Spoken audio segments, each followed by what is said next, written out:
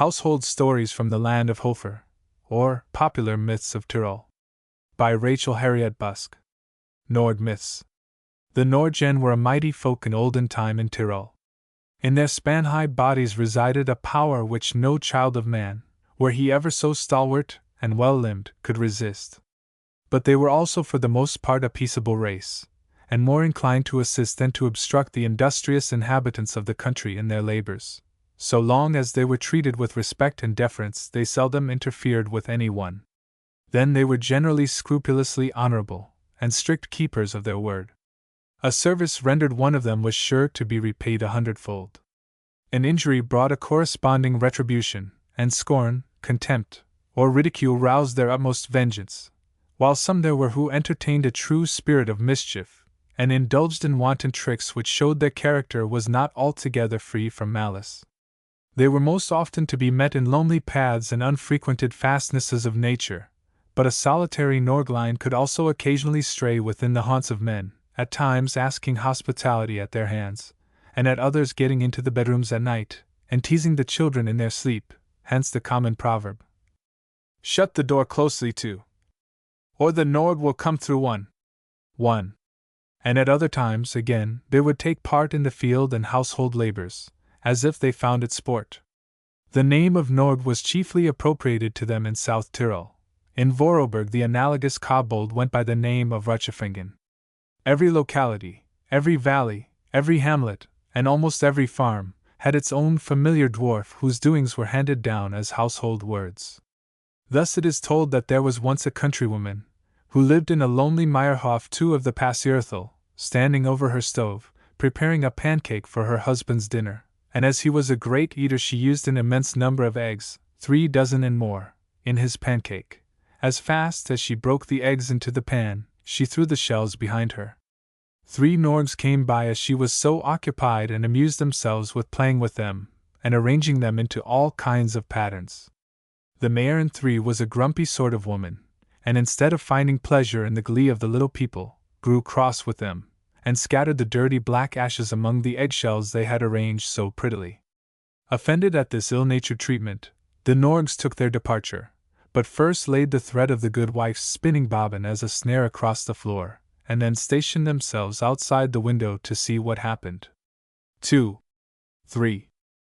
Presently the husband called to know if the pancake was not ready, and the Marin, running to satisfy him, with both hands engaged in holding the dish of the enormous pancake, caught her feet in the thread, and fell flat on the ground with her face in the dish, while the 3 Norgs completed her vexation by setting up a loud laugh in chorus. Here is another story of their doings, in which they play a different part. There was a storm in the Valley of Match, and a storm in the Valley of Match is often a terrible matter. This was one of the worst. The pitiless flood streamed down the heights, and threatened to overflow the banks of the Hochseen 4. The wind from the glacier howled dismally over the mountain sides. The people closed their doors and shutters against the blast, and listened to the roar of the elements, trembling with the thought that every moment might come the signal of the inundation which should carry them and their habitations away in its torrent. In the solidest and most important house of the straggling village, which bears the same name as the valley, was gathered the family of the richest man of the place, who had no reason to share these fears, but with singing and lively conversation chased away the dismal influence of the lugubrious sounds without. 4. Suddenly, between the angry gusts of wind, a doleful voice was heard piteously praying for help. One of the party opened the casement, and looked out, but with more of curiosity than interest, and then quickly closing it again, came back into the room with a laugh to describe the ludicrous figure he had seen. It was a little mannikin with a beard big enough for a full-grown man, his clothes drenched with the rain, and slung over his shoulder a tiny bundle tied in a handkerchief, which yet seemed to bow him down with its weight. The description provoked a chorus of laughter, and the wretched little Norg, for it was a Norg, would have been no more thought of but that his wail became more irritating than that of the wind, and at last the master of the house got up and shouted to him to go on, for it was useless to stand droning there. He was not going to open his house at that time of night, or to such a ridiculous object. But though he banged the window to as closely as possible after delivering himself of this speech, the little man's menacing couplet yet reached his ear. The reckoning day is not far away. 5.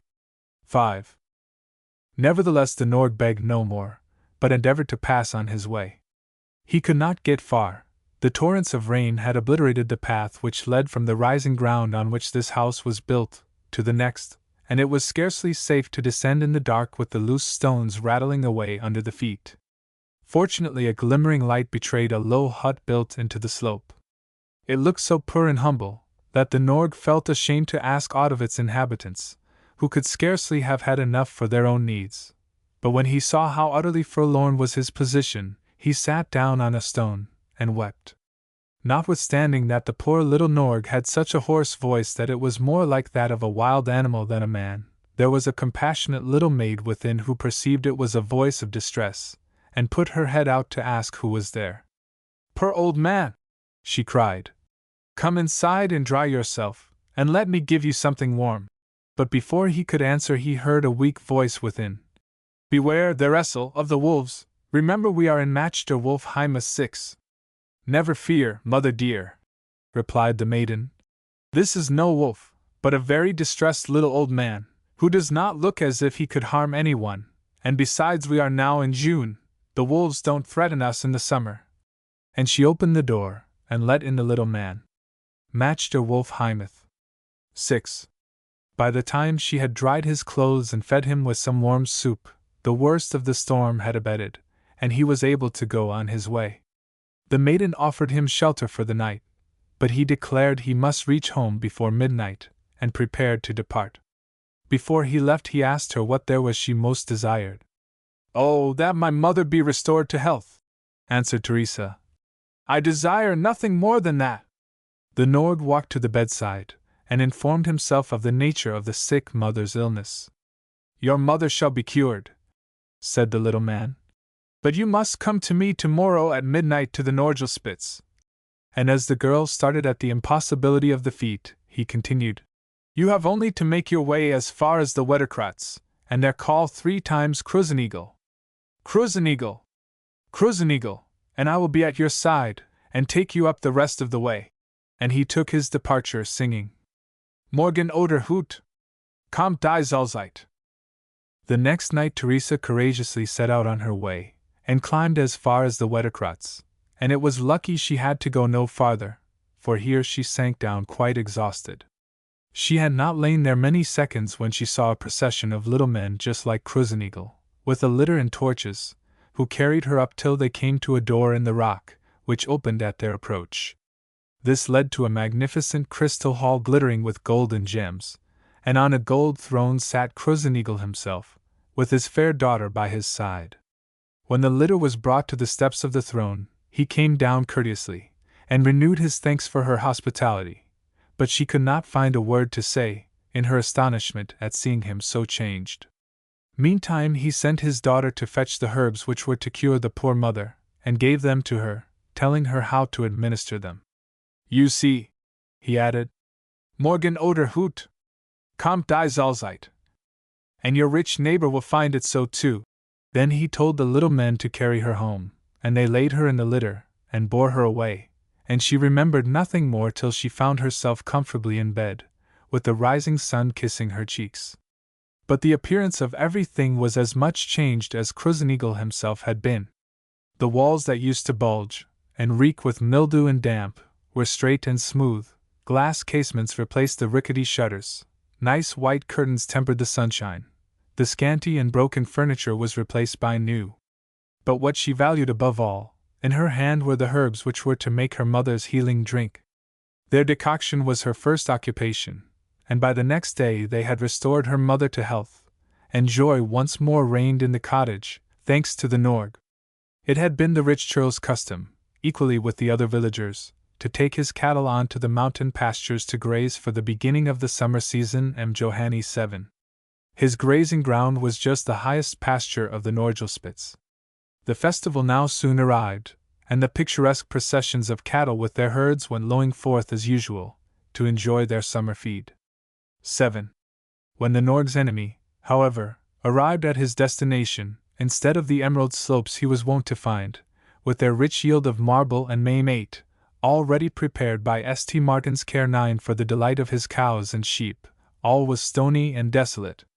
3 days they spent wandering about in search of a few blades to browse, but even this was denied them, nor ever again did the Norgelspitz bring forth anything but ice and snow. 8. 9. Of the sleek droves which had started, the envy of all beholders, few beasts lived to return. The prosperity of the once flourishing Hof had fled, and before many years were out its proprietor was obliged to leave it, a ruined man. Teresa had in the meantime married a thrifty peasant, whose industry enabled him to be the purchaser of the abandoned Hof, which he soon stocked to the full extent of former days. Ofttimes a curious grey-bearded little stranger would drop in at night to share their comfortable meal, and before he went away he would always sing his couplet: Morgen oder Hut, kommt die Zalzeit. Such occasional apparitions of the strange visitants excited the curiosity of the inhabitants of the earth to the utmost, and many a weird story was told of frightful injury happening to those who had striven to penetrate their retreat, and for a long period none had any success in the enterprise. It happened one day, however, that a daring hunter who had been led far from his usual track, and far from the country with which he was familiar, by the pursuit of a gemsbok, found himself at the entrance of a low-arched cavern. As night was about to fall and the sky wore a threatening aspect, he was glad to creep within this shelter till the light of morning should enable him to find his way home once more. He had not proceeded far within the dim corridor, when he perceived that in proportion as he got farther from the light of day the cave became brighter instead of darker. Eagerly seeking the cause of this phenomenon, he perceived that the walls were all encrusted with gold and precious stones, which emitted constant sparkles of light.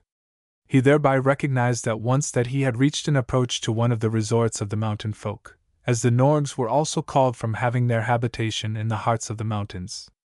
To avoid the fate of those who had ventured within the mysterious precincts, he was about to make good his escape, when he felt something soft under his feet. It proved to be a red hood or cap dropped there by one of the mountain folk, a veritable tarn cap which had the property of making the wearer invisible to men, and also enabled him to command admission to any part of the subterranean settlement. He had scarcely placed it on his head when one of the little men of the mountain came running up to look for his lost cap. Fritzl the hunter was much too cunning to give up the advantage of its possession, but with great good humor he told the dwarf he reckoned it too great an advantage to have the opportunity of visiting his beautiful territory to give it up for nothing, but he assured him he should have no reason to regret having given him admission. The dwarf could not choose but obey, and the Jaeger enjoyed the singular privilege of surveying all the hidden treasures of the underground world. Beautiful are the glories of the mountain world as seen by mortal eyes, gorgeous its colors when illumined by the southern sun, but all this is as barren darkness compared with the glories hidden within its stony recesses. Here, the sky overhead was all of diamonds and sapphires and carbuncles, and their light sparkled with tenfold glory and beauty to the light of the sun and moon and stars. The trees were of living gold and silver, and the flowers and fruit of precious stones, the grass all of crystal and emerald. There was no cold or heat, no perplexing change of season, but one perpetual spring spread its balmy air around. Lakes there were all of opal and mother o' pearl, and gorgeously plumed swans. Perpetually crossing them served the inhabitants in lieu of boats. The Jaeger's delight and admiration at all these sights won the sympathy and regard of his guide, and by degrees he grew more communicative, and explained to him the whole economy of their mode of life. He showed him how they were divided into 3 distinct classes: those wearing red caps, who were gay and good-natured, and filled with goodwill towards mankind also, notwithstanding many wild pranks; those with brown caps, whose mischief was mingled with malice rather than fun, but who yet would suffer themselves to be propitiated; and those with black caps, always gloomy and morose, who boded evil wherever they went. His guide advised him to have nothing to say to these, but with some of the red and brown he was admitted to converse. He found them pleasant and sociable, and ready enough to communicate their ideas. Some asked him questions, too, about various matters which seemed to have puzzled them in their peregrinations on earth, while others, who had never been outside their own habitations, had other inquiries to make. But some there were also who had no curiosity on the subject, but rather contempt, and one thing that amused the Jaeger in them was their incapacity to conceive many of the things he had to tell them, and particularly to understand what he could mean when he talked about death. Chiefly to keep the spiteful freaks of the black caps in check, there was a guard of warrior dwarfs, whose array was shown to our Jaeger. Formidable they must have been, for the armor of each was made out of one diamond, and they wore helmets and greaves and shields all of diamonds, and while they were thus impervious to every attack, their swords were of diamond too, and resistless therefore in their thrusts. The Jaeger could not restrain his raptures at their gorgeous show, as the colors of the gems around were reflected in this shining armor. The dwarf had nothing left to show after this, but then stood and sighed over the glories of the past. And what were the glories of the past? Inquired the Jaeger, with intense interest. The dwarf watched his interlocutor closely, and satisfied himself that his interest was not feigned. Then he paused long, as hesitating whether to unburden himself to a stranger of the sad thoughts which crowded into and oppressed his mind. A few words of sympathy, however, decided him at last. Yes, we still have some power and some riches left, and some of our ancient strength, but we have lost our kings, the kernel of our strength.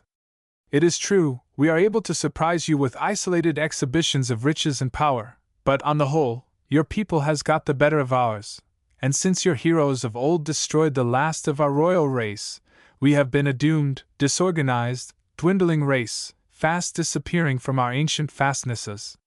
And how happened it that our people got the better of yours? How did our heroes destroy your royal race? I pray you tell me. The dwarf led the Jaeger into a delicious alcove of the opal rock, whose pure, pale luster seemed more in accordance with his melancholy mood than the garish brilliancies that had hitherto surrounded them. They laid them down on the bank, and the dwarf thus recounted the story. The rose garden of Larian, the last Nord king. The lineage of our kings had endured for countless generations, he said, and had always enjoyed the undeviating homage of our people. In our kings were bound up our life and our strength. They were the fountain of our light and the guardians of our power. The royal race was a race apart which had never mingled with the race of the governed, yet which had never failed or been found wanting. But Adelgar cast his eyes on Harel, one of the Norgenin of the common herd, and raised her to share his throne.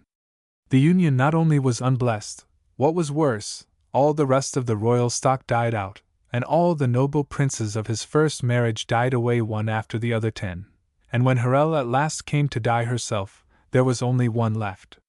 10. This was Larian, the last of his race. Adelgar looked around him with tears, for there was none left to whom he could marry his son, and he had experienced in himself the ill effects of departing from the ancient tradition which forbade him from mingling his race with the race of the governed, and he bewailed his folly. But Larian bethought him of a remedy. He determined to go out into the outer world, and choose him a wife among the daughters of its inhabitants, and bring her to reign over the mountain people and continue the royal stock. In a supreme council of the elders of the kingdom it was decided to approve what he proposed. But Adelgar only consented with much reluctance, and accompanied his permission with many conditions and counsels, the chief of which were that Larian and his suite should every one go forth clothed in a tarnhaut 11, and that he should exercise his choice in a far distant country where the ways of the dwarfs were not known, and where, whatever might befall, no friend of the bride could think of coming to his palace to seek her. For the old king rightly judged that the Christian folk would not willingly give a daughter of theirs to the Norgs. 11. Larian promised his father to attend to his injunctions, and gave orders to prepare 1,000 suits of diamond armor for his bodyguard, and 500 suits of silk attire for his pages, who were to bear the gifts with which he meant to captivate the maiden of his choice, and tarnhauts to cover them all, and above all, the presents themselves of jewels and priceless goldsmiths' works, at which the Norgen were very expert. While all these things were being got ready, Adelgar died, and Larian succeeded to the crown. However much he desired to adhere to his father's injunctions, he was forced to decide that under the altered circumstances it could not be well for him to journey to a distance from his kingdom, and to leave it long without a head. He determined, therefore, to search the neighborhood for a maiden that should please him. In the meantime, he made use of his newly acquired power to prepare a dwelling to receive her which should correspond with the magnificence of his presence, and by its dazzling luster should make her forget all that she might be inclined to regret in her earlier home. The highest title of honor was now promised to whoso of his subjects could point out to him an unexplored mine of beauty and riches. This was found in a vault all of crystal, which no foot of dwarf had ever trod. Larian was beside himself with gladness when he saw this. He ordered 100,000 dwarfs immediately to set to work and form of it a residence for his bride, to divide it into chambers for her use, with walls and columns encrusted with gold, to engrave the crystal with pleasing devices, and to furnish it with all that was meet for her service. Thus arose the great Kristallberg 12 ever famous in the lays of the Norgs, and which the cleverest and richest of the children of men might have envied. That so glorious a palace might be provided with a garden worthy of it, hundreds of thousands of other dwarfs were employed to lay out the choicest beds and bowers that ever were seen, all planted with roses of surpassing beauty, whose scent filled the air for miles round, so that, wherever you might be, you should know by the fragrant exhalation where to find the Rosengarten of King Larian XIII. Engrossed with these congenial preparations, Larian forgot all his prudence and moderation. That they might be completed with all possible expedition, the whole working community of the dwarfs was drawn off from their ordinary occupations. The cultivation of the land was neglected, and a famine threatened.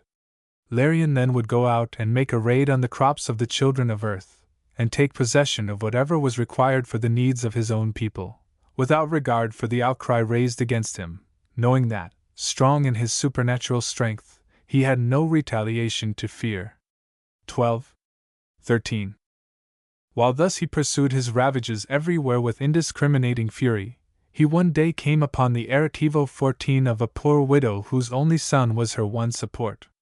The golden grain had been gathered into her modest barn just as Larian and his marauders came by. Swift, like a flock of locusts, they had seized the treasure.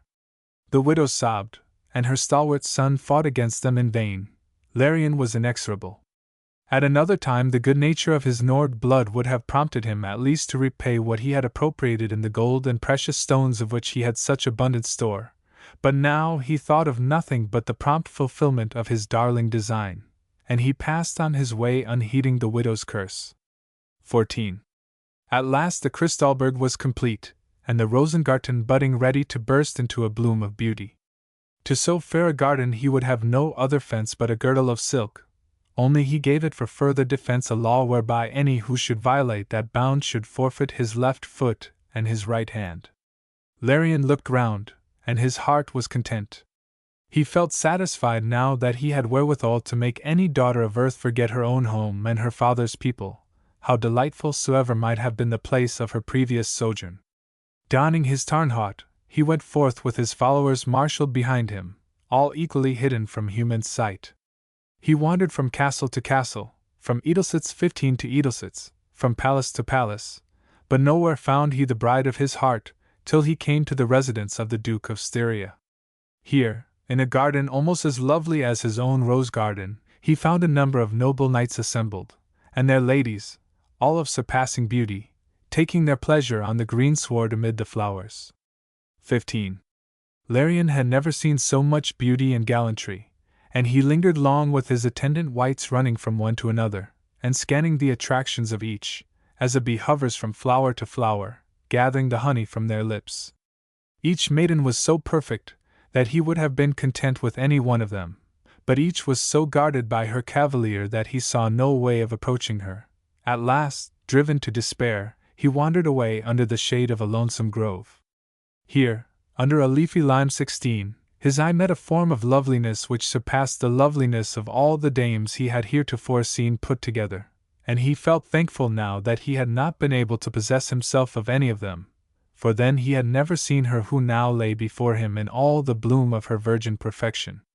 Larian, accustomed to associate his conceptions of beauty with the dazzling blaze of gold and jewels, found an entirely new source of admiration in the simple attire of the Styrian princess, for it was Simeld, daughter of Beitrolf, Duke of Styria, who lay before him, seeking rest amid the midday heat, draped only in virgin white, with wreathed lilies for her single ornament.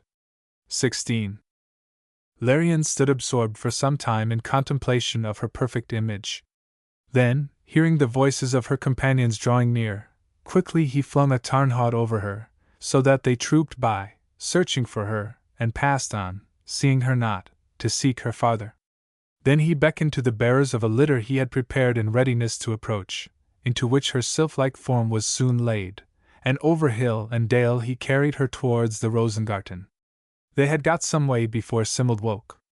Larian rode by her side, watching for her eyes to open, and the moment she gave signs of consciousness he made a sign for the quartet to halt. Quick as thought a refection was laid out on the greensward, while a band of Nord musicians performed the most delicious melody. Simmeld, enraptured with the new sights and sounds, gazed around, wondering where she was and what all the little creatures could be who hopped around ministering to her with so much thoughtfulness. Larian hastened to soothe her, but fancying that some of the Norgs were wanting in some of their due services to her, he rated them in such a positive tone of command that Simmeld began to perceive that he was the master of this regiment of ministrants, and hence she inferred that by some mysterious means she had fallen into his power, but what those means could be she was at a loss to conceive. Larian now displayed his presents, and in presenting them poured forth the most enthusiastic praise of her beauty. Simmeld's vanity and curiosity were both won, yet the strangeness of the situation, the sudden separation from her friends, her ignorance of what might be going to befall her, roused all her fears, and she continued to repeat in answer to all his protestations of admiration that she could listen to nothing from him till he had restored her to her home. "This is the one thing, sweet princess, that I cannot do at your bidding," he replied. "Whatever else you desire me to do shall be instantly executed, and it is hardly possible for you to exhaust my capacity of serving you." Then he went on to describe the magnificence and riches of his kingdom, and all the glories over which, as his bride, she would be called to reign, till her curiosity was so deeply excited, and her opposition to his carrying her farther grew so faint, that he lost no time in taking advantage of her mood to pursue the journey. In the meantime the greatest consternation had fallen on all the friends of Simmeld. The maidens whose duty it was to wait on her sought her everywhere, and not finding her they were afraid to appear before her father. The knights and nobles who had been in her company were distracted, feeling the duty upon them to restore her, and not knowing which way to begin. The old Duke Beitrolf shut himself up within the palace and wept, objecting to see any one, for his heart was oppressed with sorrow, and he refused to be comforted till his child should be restored to him. But Dietlib, Simmeld's brother, a stout young sword 17, when he had exhausted every counsel that occurred to him for discovering his sister's retreat, determined to ride to Gardena on the Gardasee, the castle where resided Hildebrand 18 the sage, renowned for wisdom, and prudence, and useful counsel. 17. 18. When Hildebrand the sage saw him come riding yet a long way off, he said to those who stood beside him on the battlements, "See Dietlib the Styrian, how he rides! His heart is full of indignation. Up, my men, there's work for us. Someone has done him a great wrong, and us it behoves to stand by him, and see him righted." Uta, Hildebrand's wife, and her daughters prepared a warm welcome for the prince, as was due, and the heroes gathered round Hildebrand held out their hands to him as to one whose integrity and valor claimed their respect. Hildebrand himself led him to his chamber, and left to no maiden the task of helping him off with his armor 19, but with his own hand lifted off his helmet and laid by his good shield. 19. Then they placed refreshing wine from the cool cellar in the rock before him, and a banquet of many dishes, as became so worthy a guest. When the tables had been removed 20, Hildebrand invited his young guest to detail the cause which had brought him. Dietlib, who was burning to tell the story of his mishap, poured out the details of his sister's misadventure, without omitting the smallest incident which could serve Hildebrand to form an opinion as to the remedy to be adopted. 20. The event was so strange that Hildebrand himself could not venture all at once to divine the nature of the injury. But he forbore also to express his perplexity, lest the bold young Styrian should be discouraged. Without therefore expounding exactly what his views were, but determining to ponder the matter more deeply by the way, the advice he propounded in the first instance was, that they should all repair forthwith to seek the aid of Bern Dietrich 21. The council was received with joyful acclamation, and loud was the clanging as every one ran to don his chain armor, for all were glad to be called to deeds of high emprise, and such they deemed were in store for them if Dietrich von Bern was to be their leader. Uta and her daughters, to whom their courage and mettle was well known, greeted them as they went forth with no sinking hearts, but gave them augury of good success. As they journeyed along, they came to a broad heath, which they were about to pass over with their train, when up sprang a man of forlorn aspect, who cried after Hildebrand, and asked his aid. Hildebrand, seeing him in such sorry plight, turned aside out of compassion, to ask what had befallen him. It was no other than the peasant, the widow's son, whom Larian had so deeply wronged, and seeing the heroes go forth in such brave array, he besought their aid against the oppressor of his mother. Some of them laughed at his wild mien and uncouth gestures, but Hildebrand the sage took him apart, and lost not a word of his story of how the Nord king lived in the heart of the mountains, of how he came out with his mighty little men, and ravaged all the face of the country, contrary to all the habits of his former life, and of how it was all because his own laborers were engaged in preparing the most magnificent palace for the reception of a daughter of earth, whom he meant to make his bride. Hildebrand now felt he knew all, and with the help of the poor countryman, the widow's son, would be able to conduct the heroes into his retreat, inflict condign punishment, and release the captive princess. How, with purely natural means, to overcome the resistless strength of the Norgs did not indeed make itself apparent. This was matter for further consideration, and sufficed to engross his thoughts for the rest of the journey. Of one thing he was satisfied, that he was right in claiming the intervention of Bern Dietrich, whose traffic with the supernatural powers 22 made him, of all the Wiggins 23, alone capable of conducting such an expedition. 23. Hildebrand and his companions were received by Theodoric with hearty welcome and hospitable care and cheer. As they sat at table, all the heroes together vied with each other in lauding the prowess of Theodoric, till they had pronounced him the bravest sword of which the whole world could boast. This was the time for Hildebrand. "No!" he cried, as he upsprang, and by his determined manner arrested the attention of all the Wiggins. "No, I say! There's one mightier than he, there's one with whom he has never yet ventured to measure his strength." "Who? Name him!"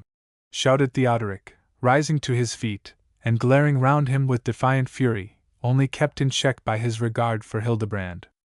"I speak of Larian, the dwarf king, the dweller in the depths of the mountains of Tirol," replied Hildebrand, in a voice of firm assurance. "The dwarf king!"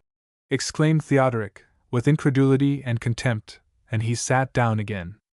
"As long as the dwarf king is suffered to live in his mountain stronghold, and to ravage the lands of the peaceful peasants, I call no man who knows of him a hero. But him who overcomes this little one, him I will call a hero indeed, above all others." "If your dwarf king were so formidable, Meister Hildebrand," replied Theodoric, "you would have told me of him before now, I ween. How has he raised your wonderment just at this time?" "Because just at this time his insolence has increased. He has built a palace surpassing all palaces in magnificence, which he calls his Kristallberg, and has surrounded it with a garden of beauty, which he calls his Rosengarten, fenced round only with a silken girdle, but of whomsoever crosses that boundary he forfeits the left foot and the right hand." The report of this boast was enough to decide Theodoric, the impetuous sword. "If it is thus he vaunts him," he cried, "he shall know that there is one will dare brave his decree, and destroy the garden his ferocity guards after the manner you describe." With that up he rose, and called for his Velson in 24, for his armor he never put off, and he called for his helmet and his horse, and before another had time to frame his purpose, he had started, without parley and without guide. 24. Only Wittick the Wigand, his boon companion, who loved to share his rash ventures, and was familiar with his moods, could bestir himself to follow before he was too far gone to be overtaken. To Tirol they rode by day and by night, without slacking rein, for their anger brooked no reprieve. They slacked not their speed for dell or mountain, and they rode 40 miles through the dense forest, but everywhere as they went along they tested the air, as it was wafted past them, to see if they could discern the perfumes of the Rosengarten. At last, as they toiled up the mountain-side, a majestic sight was suddenly opened to their view. The white shining rock of the living mountain was cut and fashioned into every pleasing device of turret and tower, diamonds and rubies were the windows, and the dome was of pure gold set with precious stones. "We have far to ride yet," said Wittick the Wigand, as he scanned the lordly place. "And yet the perfume of the rose garden reaches even hither," said the Bernaire 25. "Then we know we are on the right track," answered Wittick, so they put spurs to their horses, and rode forward with good heart. 25. They had pushed on thus many a mile when the blooming Rosengarten itself came in sight, entrancing their senses with its beauty and its odors. "What was that?" asked Theodoric, who always rode ahead, as some light obstruction made his mount swerve for a moment. "Why, you have burst the silken girdle of King Larian's Rosengarten," said Wittick the Wigand. "So now we have incurred the vengeance of the little man." "Ah," said Theodoric, as he gazed around, "let us not harm this pleasant place.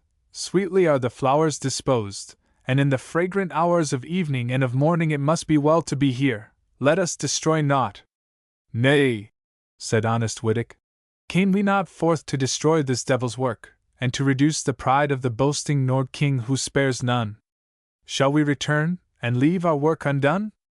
I have no such mind, nothing will I leave of what we see before us now." He dismounted to carry his threat into effect, and Theodoric, not to be behindhand, or to incur suspicion of fearing the Nord King, dismounted too. Then with one consent they hewed down, and rooted up the fair plants, till the whole garden was a wilderness, and they laid them down upon the grass to rest. As they lay, there appeared before them, coming at full speed, as on swift wings, a knightly form clad in shining armor, so that Wittick cried, "See, Lord Dietrich, who comes to visit us, surely it is St. Michael, leader of the heavenly hosts." "I see no St. Michael," answered Theodoric, sullenly. "It is one of no heavenly build, albeit he bears him so bravely. We may rue that we have loosed our helmets and shields, for methinks he regards us with no loving eye." While they spoke the rider had advanced over a good space of the way, and they could discern the manner of his bearing. His horse was lithe as a roebuck upon the wild mountain heights, and its housings of cloth of gold gave back the rays of the golden sun. The bridle was studded with precious stones, and embroidered with cunning workmanship of gold, moreover it was held in a commanding hand. The saddle was dazzling with rubies, and so were the stirrups no less. But the armor was most dazzling of all, and all hardened in dragon's blood. 26. His sword of adamant could cut through steel and gold, the handle was one carbuncle, which darted rays of light. Over his breast armor he wore a tight tunic of cloth of gold, with his arms embroidered in glowing colors. His helmet was of burnished gold and topazes mingling their yellow light, and between them many a carbuncle which by night gave the light of day, and from within it there sang pleasant voices of birds, nightingales, bullfinches, and larks, with softened voices, as if they lived, and breathed their song upon the branches of their native trees. 26. His shield was likewise of gold, and recorded many a deed of prowess of him who bore it. On it was painted a leopard, too, with head erect, as though preparing to spring upon his prey. In his right hand was a spear, and from its point floated a small red banner. 27, on which appeared two swift greyhounds intent on following the wild game. But more imposing than all this display of gold and art was the rider's majestic mien, which was as of one used to know no law but his own will, and to be obeyed by all who approached him. And yet, with all this, he was only a span high. For it was King Larian, and he wore tightly buckled his girdle of 12 men's strength. 27. Theodoric would gladly have laughed his little figure to scorn, but when he caught the fire of his eye he was fain to acknowledge he was no puny antagonist in fierce intention, whatever was his height. Nor did Larian spare angry words when he had come up with the knights, and saw what they had done. There was no epithet of scorn in his vocabulary that he did not pour out upon them. He told them their lives were forfeit for the mischief they had wreaked upon his roses, and they could only redeem them by the surrender of their left foot and right hand. Theodoric was not slow to pay back his vituperation in corresponding measure. He bid him remember what a little, wee mannikin he was, that his was not the right tone in which he ought to talk to princes. Had he ventured to ask a money compensation, it would have been impertinent enough, but what he had asked was a ludicrous pretension. "Money!" shouted the Nord, in no way disconcerted. "I have more gold at command than any three of you together. You call yourselves princes, do you? You have done no princely deed today. You have incurred the common penalty which I have decreed for all alike who trespass on my rose garden, so no more words. Hand over your horses, armor, and clothing 28, together with the left foot and right hand of each." 28. "Herr Dietrich," interposed Wittick, "is it possible you have patience to listen to the insolent railing which this little mite pours out in his folly? Say but the word, and I will punish him once and for all. It needs but to take him and his mount by the leg, with one grasp of my strong hand, and knock their heads against the stone wall, that they may lie as dead as the roses we have already strewn around." "God is exhaustless in his wonders," replied the Bernaire. "For aught we know, he has laid up within this mite's body all the strength of which he is so forward to boast, or by some magic craft he may have possessed himself of might commensurate with the riches which we can see plainly enough he has at command. If it comes to fighting, we will bear ourselves like men, but take my advice, and be not rash, for very much I doubt if we shall leave these mountains of Tyrol alive this day. Now, prince of lineage high, if I knew not your prowess before this day," cried Wittick, beside himself with indignation, "I had said you were afraid of his sword, which a mouse might wield. Shall a Christian knight shrink before any pagan hound? But 1,000 such wights as this could be overmatched by you, and without arms you could smite them down, and hang them all on the trees." "Your ideas of your powers are not weak," interposed King Larion. "You talk of one of you being a match for 1,000 such as I. Come on, and let us see how you will bear you against one tiny antagonist." Wittick's impatience knew no bounds at the challenge. Without exchanging another word with Theodoric, he sprang into the saddle, and Larion, who had chafed at being spoken of as an unworthy adversary, now drew himself up, proud to find Wittick did not scorn to meet him mounted.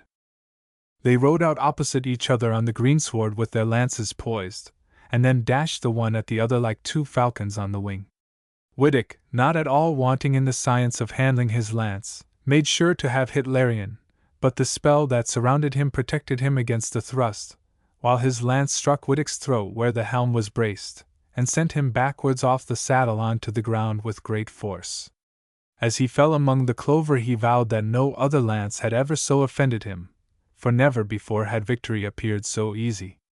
Hastily he sprang to his feet, to wipe away the shame by seeming indifference, but Larion stood before him in the long grass with his sword ready to take the forfeit he demanded, the left foot and the right hand, and would have taken it, but Theodoric deemed it time to interfere. He said he should have reckoned it a shame on him could it have been said of him that he had stood by while a companion was made to pay so hard a penalty for so small a harm. "What is a shame to you is no affair of mine," cried Larion in return. "But instead of defending your companion, it behoves you to defend yourself, for, as you had your part in the destruction of the garden, I demand my forfeit equally of you, and your left foot and right hand I must have. Stand on guard then, for I am a match for 12 such as you." The words stung Theodoric to the quick. But with what celerity soever he vaulted into the saddle, the moment had sufficed for Larion to bind fast Wittick to a tree, and gain his stirrups in time to confront his foe. "I perceive you are the Bernaire," he said, "by your shield and helm, and never have I poised lance so gladly against any foe, and never have had such satisfaction in triumph as I shall when I have you bound by the side of your companion, and when the great Dietrich von Bern shall lie in the bonds of the little Norg. Dwarf! Waste not words," cried Theodoric, in a terrible voice, his eyes flashing fire, his spear trembling in his hand with the fury that burnt within him. Before the foes could meet, however, and not a whit too soon, Hildebrand appeared upon the scene, having found his way, with the bold wolf heart who never shrank from any fight, and Dietlib the Styrer 29, by the guidance of the injured widow's son. 29. Hastily Hildebrand reached Theodoric's ear. "Fight him not in that way," he said. "He has ever the advantage with the lance, and if he hurled you from the saddle, where would be your princely honor? Never could you again reign in your hall of Verona. Dismount, and meet him on foot upon the grass, and watch for what further may be suggested to us." Theodoric gladly accepted the counsel of the sage, and, standing once more on the ground, called to the Norg to meet him there. Larion refused not, but met him with many a valiant thrust, which the Wigan parried, and returned too, as best he might, with Hildebrand's counsel, till the little man complained of the interference, without which, he swore, Dietrich had been bound even as Wittick.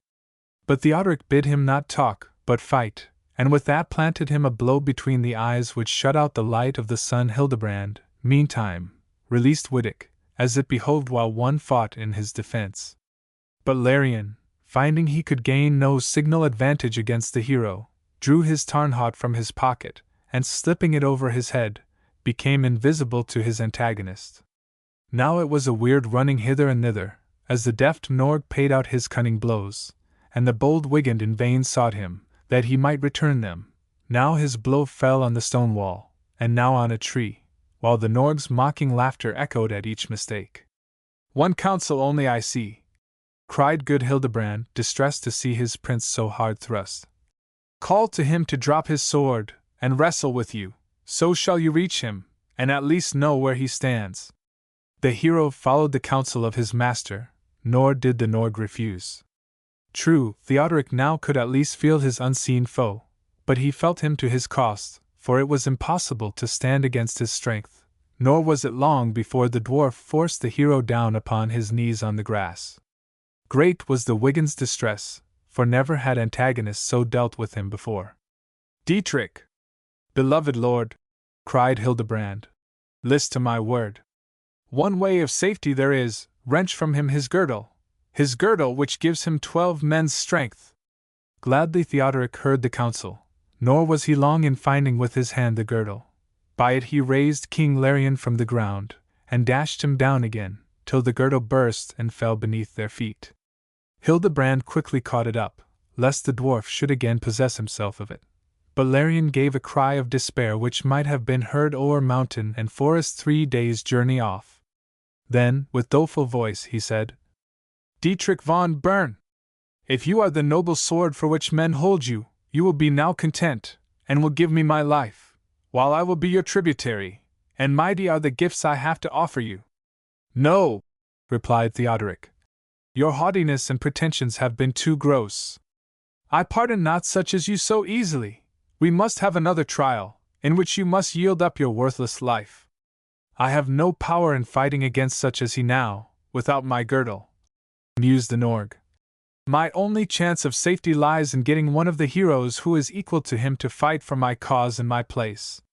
So he made up to Dietlib the Styrer, and conjured him, as he was his brother-in-law, to help him in his need, even as he loved his sister's honor. "True," replied Dietlib. "Since you confess honestly that you have my sister, it is meet that I should be your champion, and I will deliver you or die." With that he went to Theodoric, and prayed him earnestly 4 times, by his regard for knightly honor, for woman's worth, for friendship, and for virtue, 4 things which, at receiving his sword, every knight bound himself to honor, that he would spare Larion. But Theodoric was not to be moved, and each time only swore the harder that he would fight it out to the last, that Larion had offended him too deeply, and that he could not be suffered to live. When Dietlib found the embassage he had undertaken unsuccessful, and that he would have to own his failure, he grew impatient and wroth, and riding his horse up to Theodoric, he proclaimed in a loud voice, "Be it known, Prince Dietrich, highly praised, that I declare King Larion, great in power and riches, shall not be bound your prisoner, nor his life taken, that I appear here to answer for him with brotherly service, and that either he shall be let go scot-free, or in my person only shall the death blow be dealt out for him." Theodoric, unwilling to enter a feud of life and death with one of his own allies, and yet too proud to refuse the challenge, answered him nothing. But Dietlib took the Norg and hid him away in safety in the long grass out of Theodoric's sight, and then returned ready to confront him.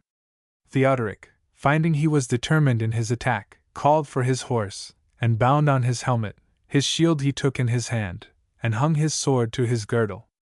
Think not I spare you more than another, Lord Theodoric, when I have found the cause I ought to defend, cried Diotlib, and his flashing eye told that he would fight his fight to the end.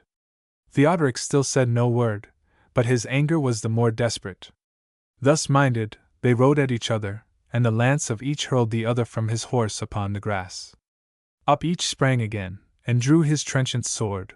The one struck, and the other pierced, till the grass all around, as high as their spurs, was dyed as red as the roses they had destroyed anon. Then Theodoric dealt such a mighty stroke on Diotlib's helmet that the fire flashed again, and he thought, "Now have I conquered him and Larion at one blow." But Diotlib, recovering from the momentary shock, struck Theodoric's shield with such force that he dashed it from his grasp. You might have heard the clash a mile off. When the bold Theodoric found he had his shield no longer, he took his sword in both his hands, and gave the Wiggins such a mighty Sturmschlag 30 that he felled him to the ground. 30. Now then, foolish man! He cried in scorn. Do you still hold out for Larion? Diotlib sprang to his feet once more with a start which made his armor ring again, and for an answer, ran at Theodoric, and tried to repeat his stroke. But Theodoric was more difficult to bring down, and answered his attack by striking him on the rim of his shield so forcibly that he loosed the band by which he held it. Meantime, Hildebrand had been occupied stirring up the other Wiggins to part the combatants, and at this moment Wittick and Wolfhart came up to Diotlib and seized him, and with main force dragged him off the field, while Hildebrand reasoned with Theodoric about the merit and friendship of Diotlib, and the advantage of compromise now that he had done enough to prove his superiority in the fight. Theodoric, who ever gave weight to Hildebrand's reasoning, agreed to be friends again with Diotlib, and to leave Larion his life and liberty, only exacting homage and tribute of him. To these terms Diotlib also agreed, and all entered the bonds of good friendship. Larion, who had watched the combat and listened to the treaty of peace from his hiding place in the long grass, gave in his adhesion, promising to pay tribute of all his wealth. And now, good brother-in-law, he said, addressing Diotlib, or brother-in-law that is to be, for Simold has not yet given her consent to be my wife, let us talk a little about your lovely sister. You are doubtless burning to know how I became possessed of her, and I know less to tell. Then he told him how he had found her under the linden tree, and had enveloped her in the tarnhaut, and carried her away unseen by mortal eye, and of how all Nordgum was subject to her, of how he had laid an empire of boundless wealth at her feet, and how, if she preferred reigning on earth, he was able to buy a vast kingdom to endow her with. Then he noticed that the day was declining, and they far from shelter, and bade them all welcome to his underground home, promising them good cheer and merry pastime. Diotlib, anxious to see his dear sister again, accepted the offer, and the other Wiggins agreed to follow him. Stern Hildebrand the sage would have preferred camping in the open air, but Theodoric told him it would be a shame on his name before all heroes if, having been so near the Nord kingdom, of which all had heard, he should have feared to make acquaintance with its economy and government. All the others were of his mind, but Hildebrand reminded Theodoric that as he whom all were ready to obey had counseled incurring the danger, he made himself responsible for all their lives. He who gave us prudence will guard our lives and honor, said the prince, and without further parley they rode on, after Larion's guidance. On they rode, through thick forest and narrow mountain path, till, as it grew dark, they came to a golden door in the rock. It opened at Larion's approach, and the moment they had passed within they found themselves surrounded by a light above the light of day from the shining stones that glittered around. Trumpets sounded to herald their entrance. As they advanced through the sparkling trees friendly birds warbled a sweet welcome, and as they neared the hall soft melodies of lutes and harps enchanted their ear. All around them the Norgs disported themselves, ready to render any service the wayfarers might require. Refreshment was all ready, as if they had been expected, and when the Wiggins had done justice to the spread, they were led each to his apartment to take their rest, which they well needed. In the morning Larion prayed them to stay and enjoy the wonders of his kingdom and taste his hospitality, whereupon new debate arose. Theodoric was disposed to trust him, and Diotlib desirous to keep friends with him for the sake of his sister, while Wolfhart was ready for any sort of adventure. But Wittick, who had tasted the effects of Larian's guile and strength, used all his persuasion to induce the others to return, and prudent Hildebrand deemed it the wiser part. At last, however, Wolfhart said scornfully to Wittick that if he was afraid to stay he could go back. He had no need to spoil their pleasure. After that Wittick said no more, but by his sullen looks he showed he disapproved the venture. Larian, seeing them doubtful, came up, and with much concern bid them have no hesitation or fear, for all they saw was at their service, they had but to command. To which Theodoric made answer that such words were princely indeed, and if his deeds accorded therewith he never would have reason to rue the league he had made with them. Then with delight Larian led them through the riches of his possessions. So much heaped up gold, so many precious stones, such elaborate handiwork none of Theodoric's band had ever seen before, and the place rang with their exclamations of wonder. But all this was nothing to the cunning feats of the Norgs, who, at a sign from Larian, displayed their various talents before the astonished eyes of the heroes. Some there were who lifted great stones bigger than themselves, and threw them as far as the eye could reach, then by swiftness attained the goal before the stone they threw. Others rooted up great pine trees, and broke them across as sticks. Others did feats of tilting and horsemanship, and others danced and leapt till the knights were lost in wonder at their agility and strength.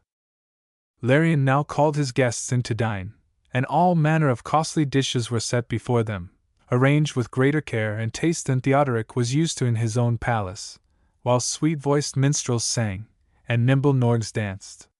In the midst of the repast, Simold, summoned by Larian, entered the hall, attended by a train of 500 choicely robed Norginnen, her own attire a very wonder of art. It was all of silk and down, and set off with ornaments of jewelry beyond compare with any on earth. Stones there were of value enough to ransom 3 kingdoms, and in her coronet one which lighted up the hall with its radiance, meet crown of her own loveliness. At Larian's courteously worded request she gave all the guests a joyful welcome, with a word of praise from her rosy lips for each, for their fame of knightly deeds. But when she saw Diotlib her joy knew no bounds. They embraced each other with the heartfelt joy of those who have been long and cruelly separated.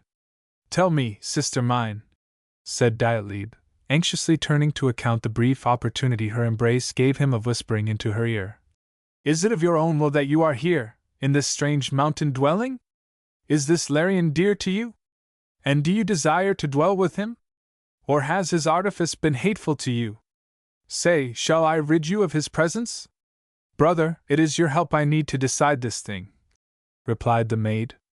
"Against Larian's mildness I have no word to say. Gift upon gift has been heaped upon me. With honor after honor have I been endowed, and every wish of mine is fulfilled ere it is born. But when I think of him of whom all our pleasures are the bounty, I feel no pleasure in pleasures so bestowed. This pagan folk holds Christ, our dear Lord, in hate, and when I think of him, I long to be again in Christendom. 31.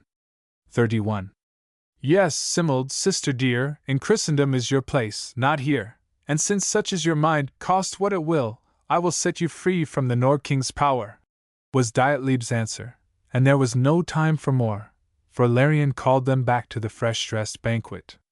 "Come, new allies but trusted friends," cried the dwarf.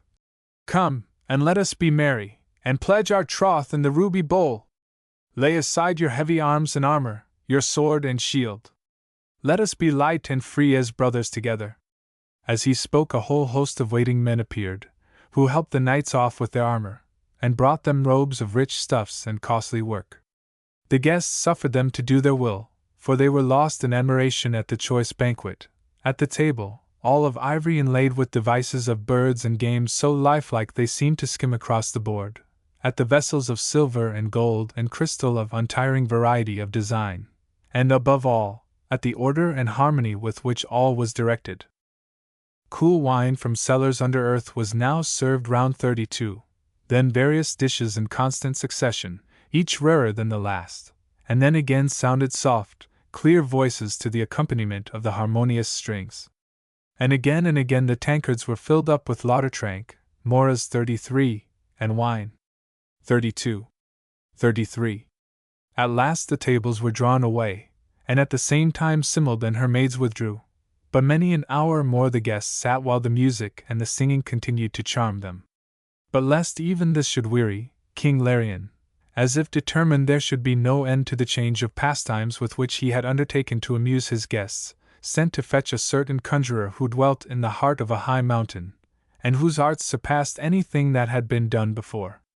The magician came at his bidding, and exhibited surprising evidences of his craft, till at last the king said, "You are a cunning man, no doubt, but there is one exhibition of your power you have never been able to give me, and I shall think nothing of your art till you can satisfy me. In this country within the mountains, these jewels fixed in vault, wall, and sky, weary one with their perpetual glare.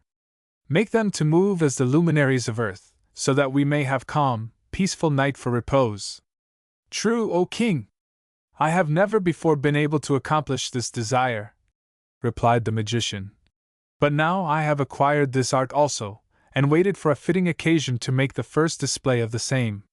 "No occasion can be more fitting than the present," answered Larian, "when by its inauguration you shall celebrate the visit of my honored guests, and also by its achievement afford them that rest from the glare of day to which they are accustomed in their own nights." "I desire but to obey," replied the magician, and forthwith he threw on to the fire that burned on a black stone before him, a powder which no sooner touched the flame than a pale blue smoke arose with pleasing scent, and curling through the hall, presently extinguished the brilliant shining of every countless jewel with which the walls and roof were set. "Now, if you are master of your art," continued the king, "let us have light once more." The magician, wrapped in his incantation, spoke not, but dropped another powder on the flame, which at once sent up a wreathing fume of rainbow hues, carrying back to every precious stone its luster. "Wondrous!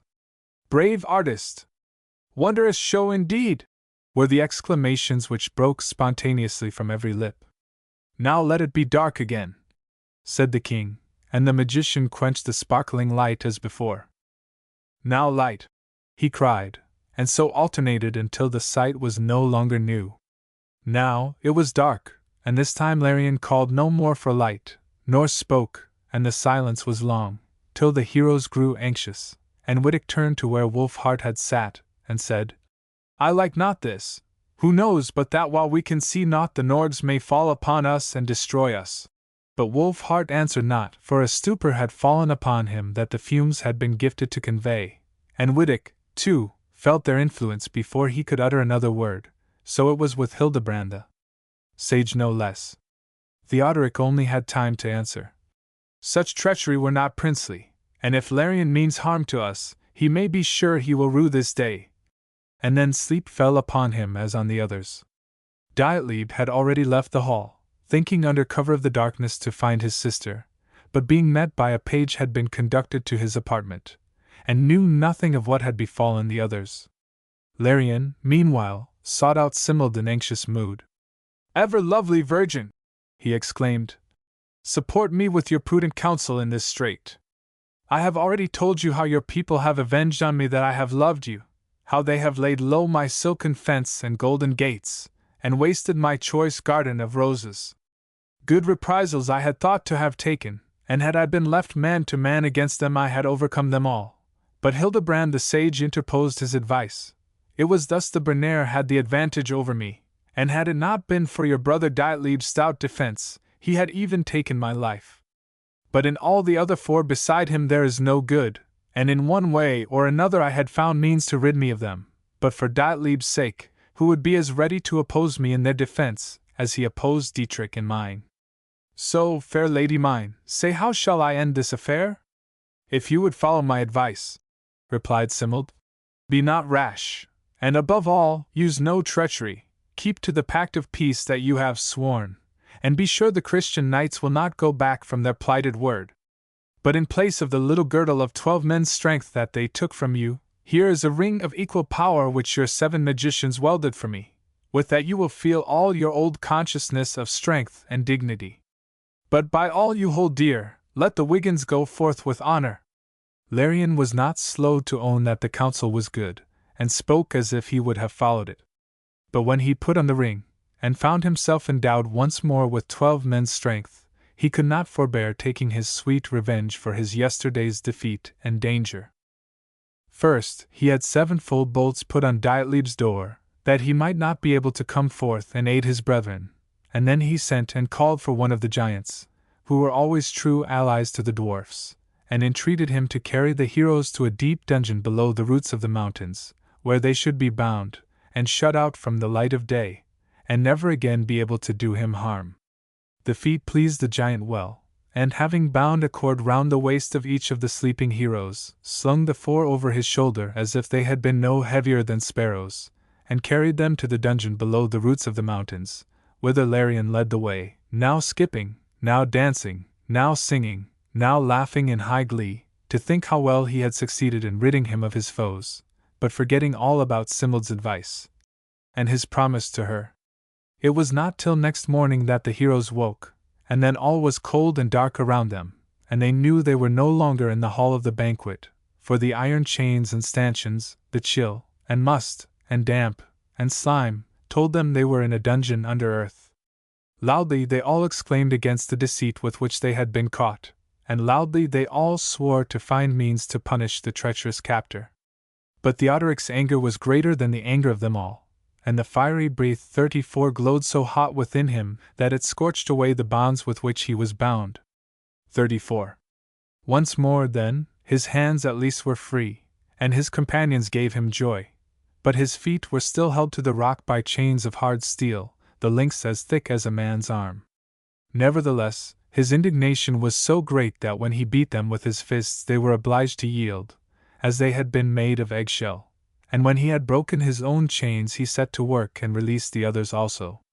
Great was their joy and thankfulness, but heaviness came down on them again when they saw themselves closed in by the cruel rock, and all their armor and weapons of defense locked up far away from them in the Norg's castle. Another day they lay there in despair, and another, for wise Hildebrand saw no way of passing through the rock. 35. Meantime Simild had grown uneasy at the silence that reigned in the palace. There was no more sound of revel and festivity, and of entertaining guests. She was no more sent for to entertain them, and Larian hid himself from her, and avoided her. In dire fear she hunted out the right key of her brother's apartment, and having covered the glowing carbuncle in her coronet, which lighted up every place, crept along silently till she had reached him. "Sister mine!" exclaimed Dietlib. "What does this mean? Why am I held fast by 7 locks? And why do no tidings of my companions reach me? Oh!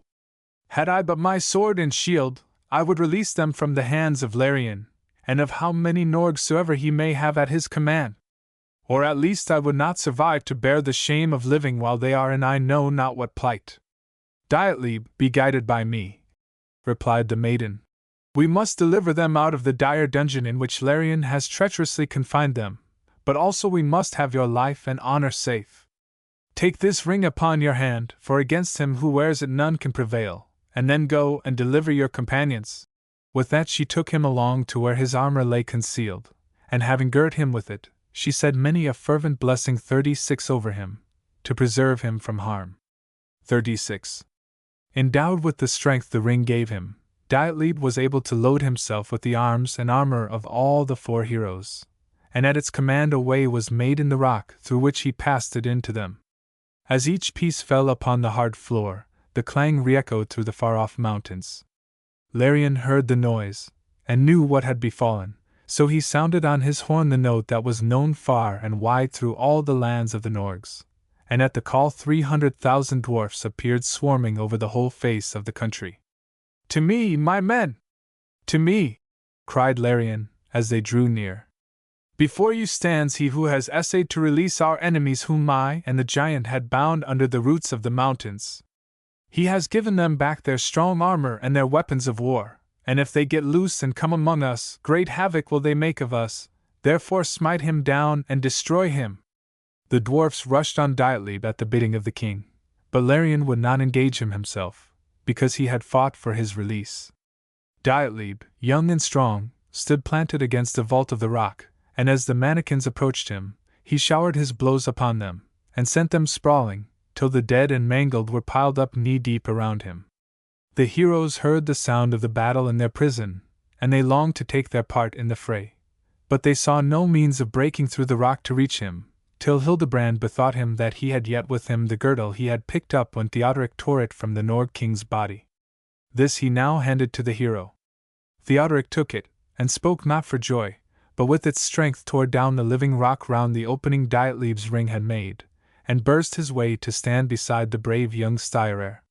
This done, scorning the girdle's strength, he cast it back to Hildebrand, trusting in his good sword alone. "Now, treacherous dwarf, come on!" he cried. "No knightly troth has bound you, but against us, your guests and allies, you have acted as one who has no right to live. Come here, and let me give you the guerdon you have earned." Larion refused not, and the two fought with fury terrible to behold. And yet Theodoric prevailed not. Then Hildebrand discerned the ring of 12 men's strength on Larion's hand, where it was not before, and knew it was a talisman, so he called to Theodoric, and said, "Dietrich, my prince, sees yonder ring upon the Nord king's hand. So shall his strength be no more increased by the powers of his magic." Theodoric, ever prone to be guided by the advice of the sage, directed a mighty blow upon the ring, so that the hoop must fain give way, and the dwarf's power went from him. "Now all your hosts, and all your arts, and all your gold shall profit you nothing more," so cried the Bernair. "But condign penalties you must suffer for your crime. My prisoner you are, nor is there any can deliver you more." The Norgs, grieving for their king's loss, trooped round Theodoric and attacked him on every side.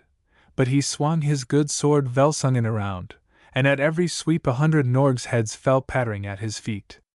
Suddenly a little dwarf came running out from the mountain rock, and seizing Larion's horn, blew on it notes, which wandered wild through all the forest trees. 5 giants lived in the forest, and when they heard those notes they knew the Norgs were in dire distress. With swift strides they came, their helmets flashed like lightning over the tops of the pines, and each brought his sword and pike of trenchant steel. The little dwarf saw his brethren mown down like grass before the scythe, and again sent forth his far-sounding notes of distress. The giants heard it, and marched over hill and dale, till they came before the mountain side. Again the little dwarf sent out his appeal, and the giants burst their way through the mountain. But albeit they came with such speed, 12,000 Norgs were meantime lost to King Larion by Velsungen's strokes. Dietlib and Hildebrand, Wittig and Wolfhart mowed down their harvest too. Now they had to prepare for another kind of attack, for in fearful array the 5 giants came down upon them, brandishing their clubs of steel. But neither could these stand before the swords of the heroes, and each several one laid low his adversary. When the Norgs saw that their king was bound, and their best fighting men destroyed, and the giants themselves without breath, they knew they could stand no longer before the Wiggins, but each turned him and fled for refuge to the mountains. The heroes then, seeing no more left to slay, went into the banquet hall, where only Simold stood, for all the Norgs had hidden themselves in fear. "Welcome, noble brother! And welcome, bold swords all!" cried the maid. "You have delivered us from this treacherous king. Now you will go home to your own land with glory and honor, and take me with you."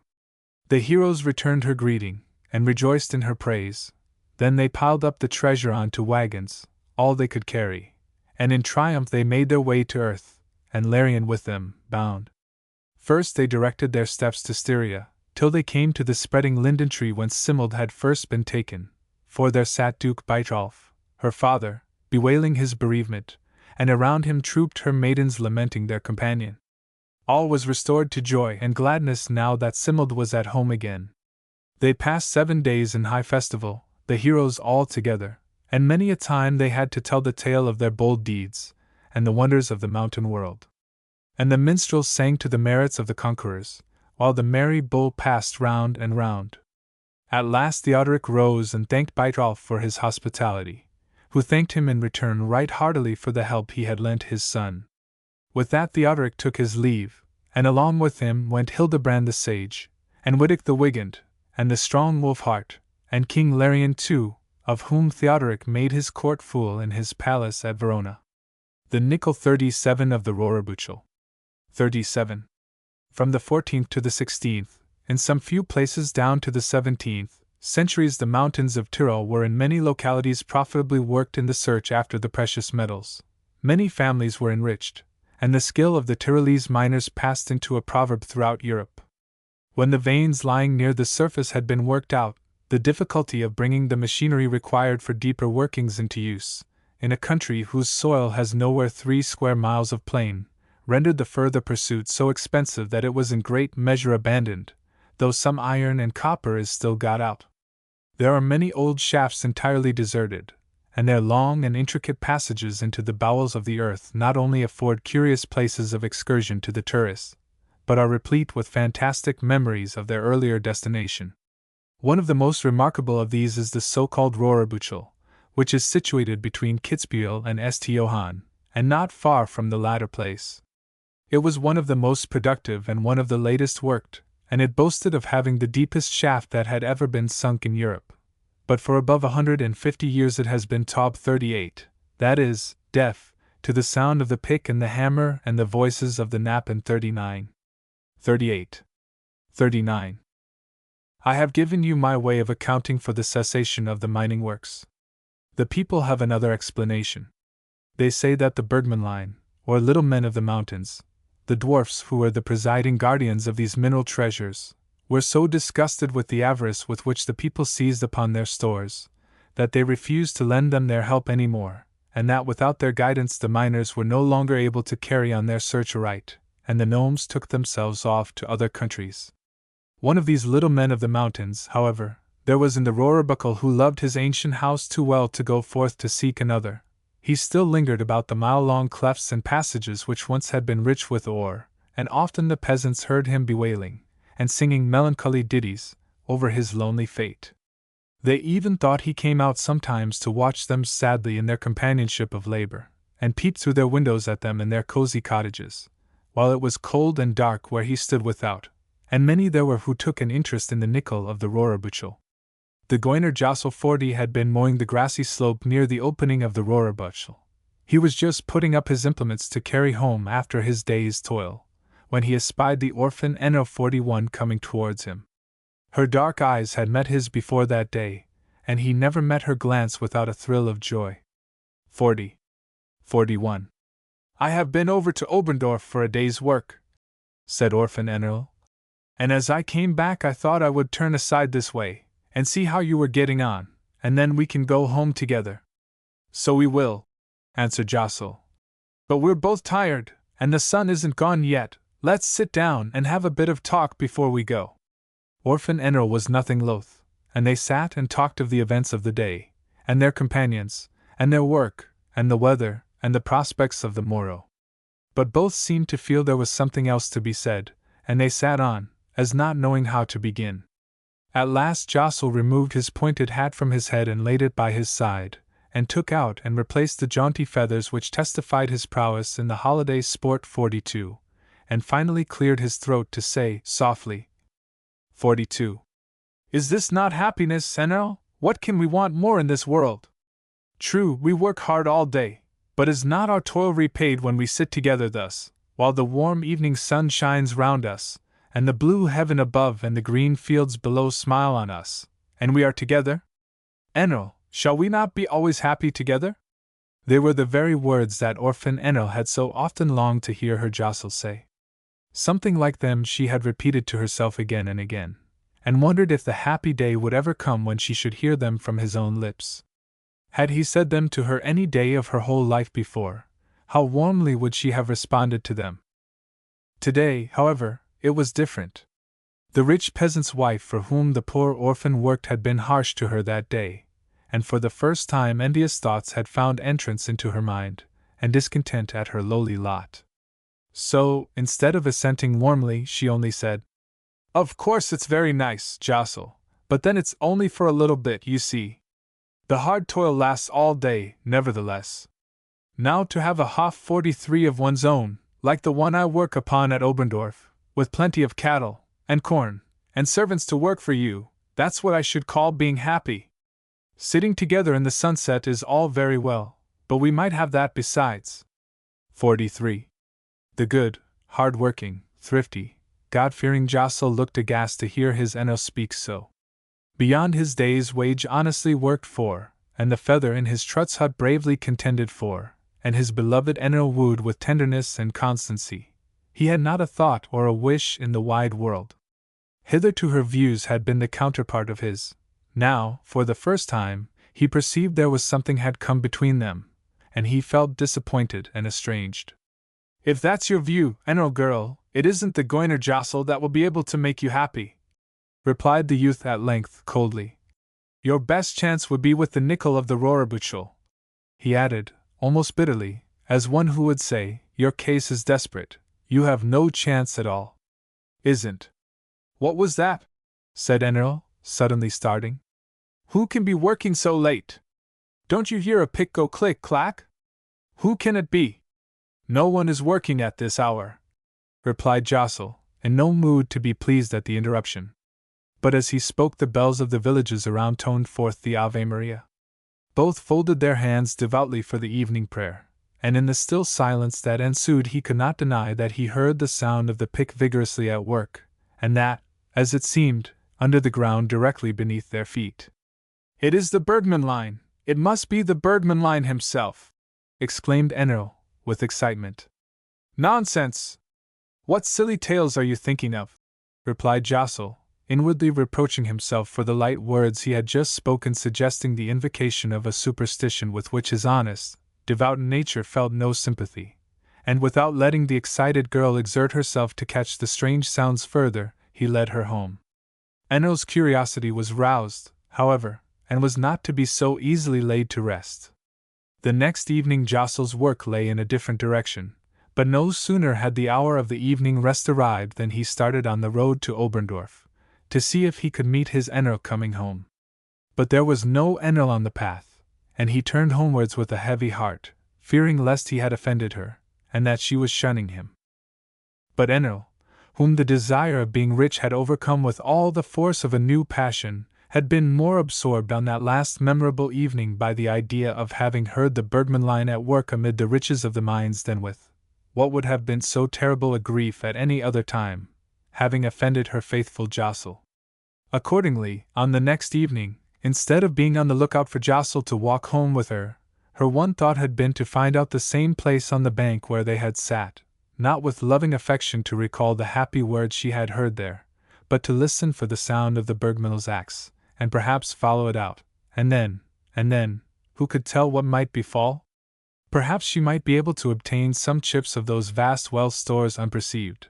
Perhaps the Bergman's heart might be open to her, who could say, but in some mode or other, it might be the way to fortune. She was not long in tracing out the spot, for she had marked the angle which the well-known outline of the mighty Sonnengebirge bore to the jagged comb 44 of the Kitzbüchlerhorn, and for a nearer token, there lay, just before her, the crushed wildflower which her Jostle had twisted and torn in his nervousness as he had brought himself to speak to her for the first time of their future. But she thought not of all that at that time. She was only concerned to find the spot, and to listen for the stroke of the Nichol's pickaxe. Hush! That was it again, sure enough. She lingers not on that happy bank, she stops not to pick up one of those wildflower tokens. Click, clack, goes the axe, and that is the sound to guide her steps. The village bells sound the Ave Maria, but the sacred notes arrest her not. The evening prayer is forgotten in the thirst for gold. 44. But Jostle heard the holy sound as he was retracing his steps mournfully from his fruitless search after her, having missed her by but a minute's interval. He heard it as he was passing a little old wayside chapel, which you may yet see, with a lordly pine tree overshadowing it, and which records the melancholy fate of some Knappen who perished in the underground workings. Jostle, who has no fear on the steep mountainside, and loves to hang dangerously between earth and sky when he is out after the chamois, shudders when he thinks of those long, dark, mysterious passages where the miners worked underground, and, as he kneels on the stone step of that wayside memorial, obedient to the village bell, involuntarily applies his prayer to all those who have to penetrate those strange recesses. Be with them, help them now and in the hour of death. Amen. If you had told him his Enil was included in that prayer, he would not have believed you then. Meantime Enil had found her way to the opening of the old mine. It has a lateral shaft through which you may walk some distance. A very long way it seemed to Enno, now breathless and trembling, but the nearing sounds of the birdmill's tool kept up her courage, and determined her not to give until she had attained the goal. On she went, groping her way with fear and trembling, and expecting every moment to come upon some terrible sight. But far from this, in proportion as she got deeper into the intricate passages of the Röhrerbüchel, the way, instead of getting darker, grew lighter and lighter. A pale, clear, rosy light played on the sides of the working, which, now that she looked at them close, she found to her astonishment were not made of rough, yellow clay, as she had thought hitherto, but of pure, sparkling gold, and encrusted with gems. It was no longer fear that palsied her, it was a fascination of delight at finding herself in the midst of those riches she coveted, but the near approach of which brought back misgivings of the danger of their possession of which she had so often heard, though without ever previously feeling an application to herself in the warning. Her curiosity far too strongly stimulated to yield to the counsel of her conscience to turn and flee the temptation, she walked stealthily on, till the faint, rosy light grew into a red, radiant glow, which, as she reached its focus, quite dazzled her senses.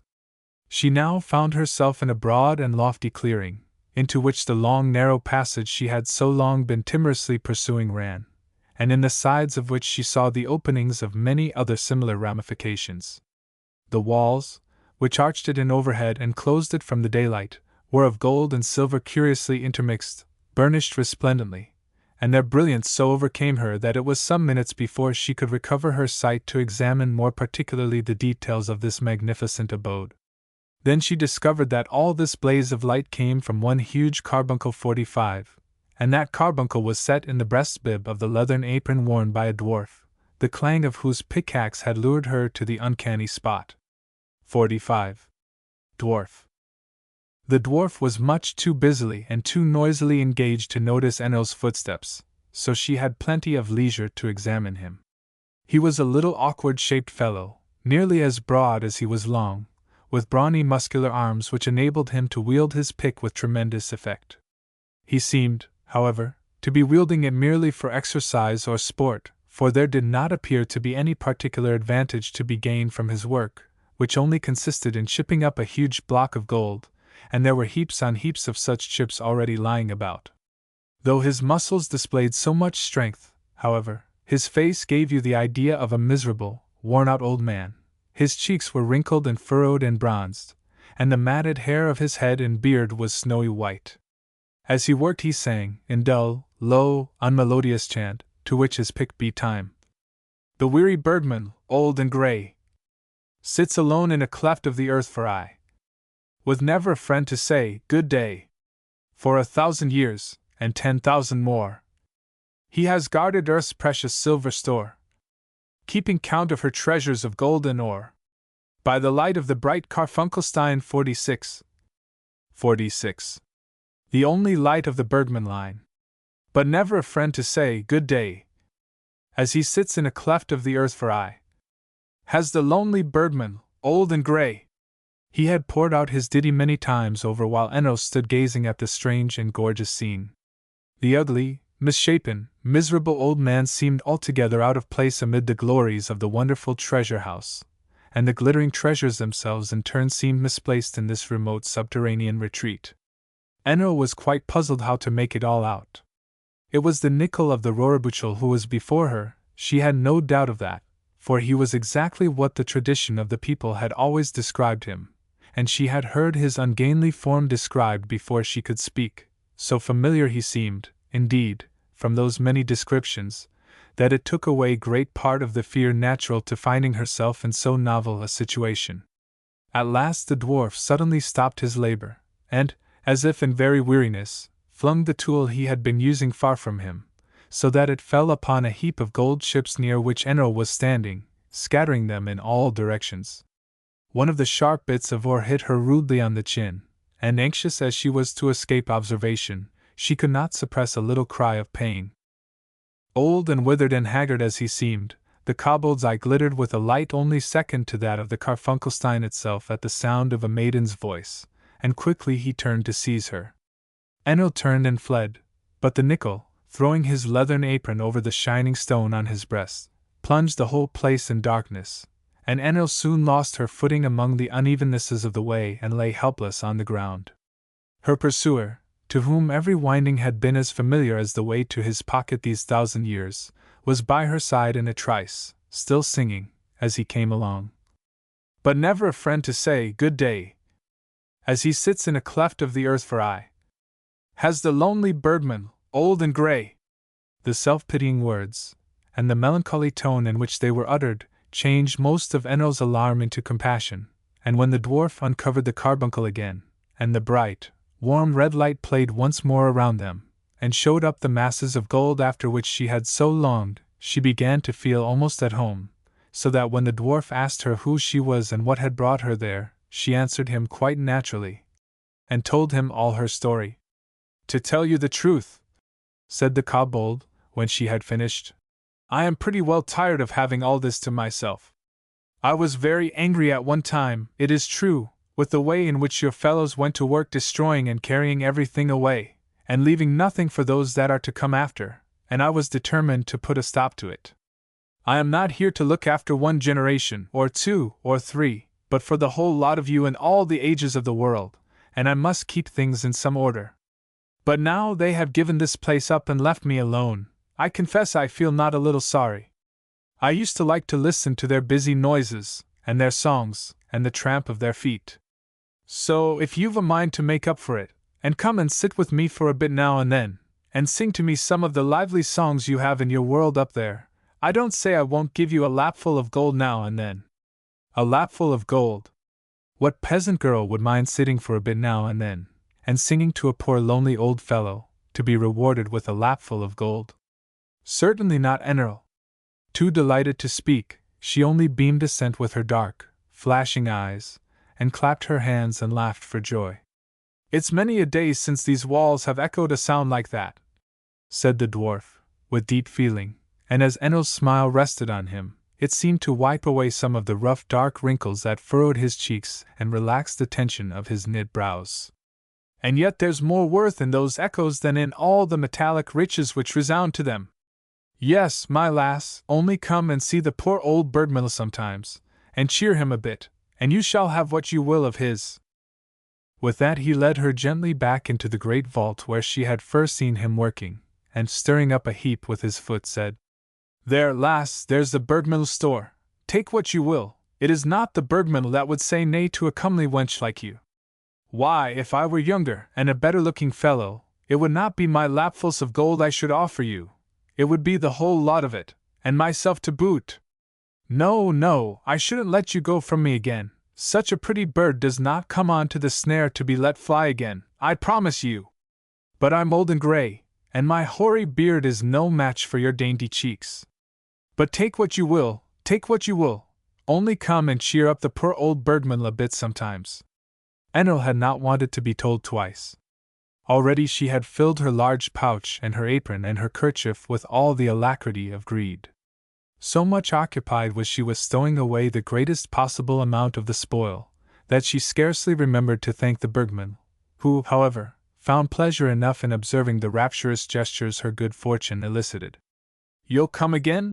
Said the kobold, as he saw her turn to go when she had settled her burden in such a way that its weight should least impede her walking. Oh, yes, never fear, I'll come again. When shall I come? Oh, when you will. Let's see, today's Saturday, isn't it? Well, next Saturday, if you like. Till next Saturday, then, goodbye, said Enil, panting only to turn her gold to account, and so full was she of calculation of what she would do with it, that she never noticed the poor old dwarf was coming behind her to light her, and singing, as he went. The weary birdman, old and grey, sits alone in a cleft of the earth for aye, with never a friend to say good day. For 1,000 years, and 10,000 more, he has guarded earth's precious silver store, keeping count of her treasures of gold and ore, by the light of the bright Carfunkelstein, the only light of the birdman line. But never a friend to say good day, as he sits in a cleft of the earth for aye. Has the lonely birdman, old and grey. Enil had no time for pity. She was wholly absorbed in the calculation of the grand things she could now buy, the fine dresses she would be able to wear, and in rehearsing the harsh speeches of command with which she would let fling at the girls whom she would take into her service, and who yesterday were the companions in labor of orphan Enno. The village was all wrapped in silence and sleep as Enno got back with her treasure. "So late, and so laden! Poor child," said the parish priest, as he came out of a large old house into the lane, and met her. "I have been commending to God the soul of our worthy neighbor Bartle. He was open-handed in his charity, and the poor will miss a friend. He gave us a good example while he lived. Enno, my child, bet fur in 47. 47. Enno scarcely returned his greeting, nor found one word of sorrow to lament the loss of the good old Bartle, for one thought had taken possession of her mind at first hearing of his death. Old Bartle had a fine homestead, and one in which all was in good order, but Bartle was alone in the world. There was no heir to enter on his goods. It was well known that he had left all to the hospital, and the place would be sold. What a chance for Enno! There was no homestead in the whole Gibeat 48 in such good order, or so well worth having, as the Hof of old Bartle. Gibeat 48. Enno already reckoned it as hers, and in the meantime kept an eye open for any chances of good stock that might come into the market. Nor were chances wanting. The illness which had carried old Bartle to the grave had been caught at the bedside of the wilder Jurgel 49. A fine young man he had been indeed, but the villagers had not called him wild, without reason, and because he had loved all sorts of games, and a gossip in the tavern, and a dance with the village maids more than work, all he had was in confusion. He always said he was young, and he would set all straight by and by, there was plenty of time. But death cut him off, young as he was, and his widow found herself next morning alone in the world, with 3 sturdy boys to provide for, all too young to earn a crust, and all Jurgel's debts to meet into the bargain. There was no help for it. The 3 fine cows which were the envy of the village, and which had been her portion at her father's death, only 6 months before, must be sold. 49. Enno was the purchaser.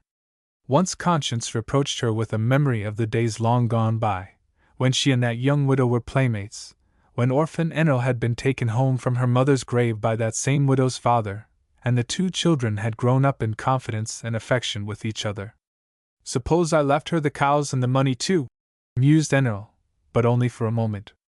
No, had they been any other cows, it might have been different, but just those 3 which all the village praised. One which had carried off the prize in the garland of roses at the last cow fight 50, and the others were only next in rank. That was a purchase not to be thrown away. Still she was dissatisfied with herself, and inclined to sift her own mind further, when she was distracted by the approach of loud tramping steps, as of one carrying a burden. 50. It was the Langr Tirol, and a goodly burden he bore, indeed, a burden which was sure to gather round him all the people of Reeth, or any other place through which he might pass. Enno laughed and clapped her hands. "Oh, Tirol, you come Erwinst 51!" she exclaimed. "Show me what you have got to sell. Show me all your pretty things. I want an entirely new rig out. Make haste. Show me the best, the very best, you have brought." 51. "Show you the best, indeed," said the Langr Tirol, scarcely slackening his pace, and not removing the pipe from his mouth, for hitherto he had only known the orphan Enno by her not being one of his customers. "Show you the best, indeed, that what you can't buy you may amuse yourself with the sight of. And when you've sold it all with your greasy fingers, who'll buy it, d'you suppose? A likely matter, indeed! Show you the best. Ha! Ha! Ha! You don't come over me like that, though you have got a pair of dark eyes which look through into a fellow's marrow." "Nonsense, Tirol," replied Enno, too delighted with the thought of the finery in prospect even to resent the taunt. "I don't want to look at it merely, not I can tell you. I want to buy it all up, and pay you your own price. Here, look here, does this please you?" And she showed him a store of gold such as in all his travels he had never seen before. "Oh, if that's your game," said the Long Peter, with an entirely changed manner. Pick and choose, my lady, pick and choose. Here are silks and satins and laces, of which I've sold the dittos to real ladies and countesses. There are. Oh, show me the dittos of what real ladies and countesses have bought! Exclaimed Enil, with a scream of delight, and the peddler, who was not much more scrupulous than others of his craft, made haste to display his gaudiest wares, taking care not to own that it was seldom enough his pack was lightened by the purchases of a real lady. To have heard him, you would have thought his dealings were only with the highest of the land.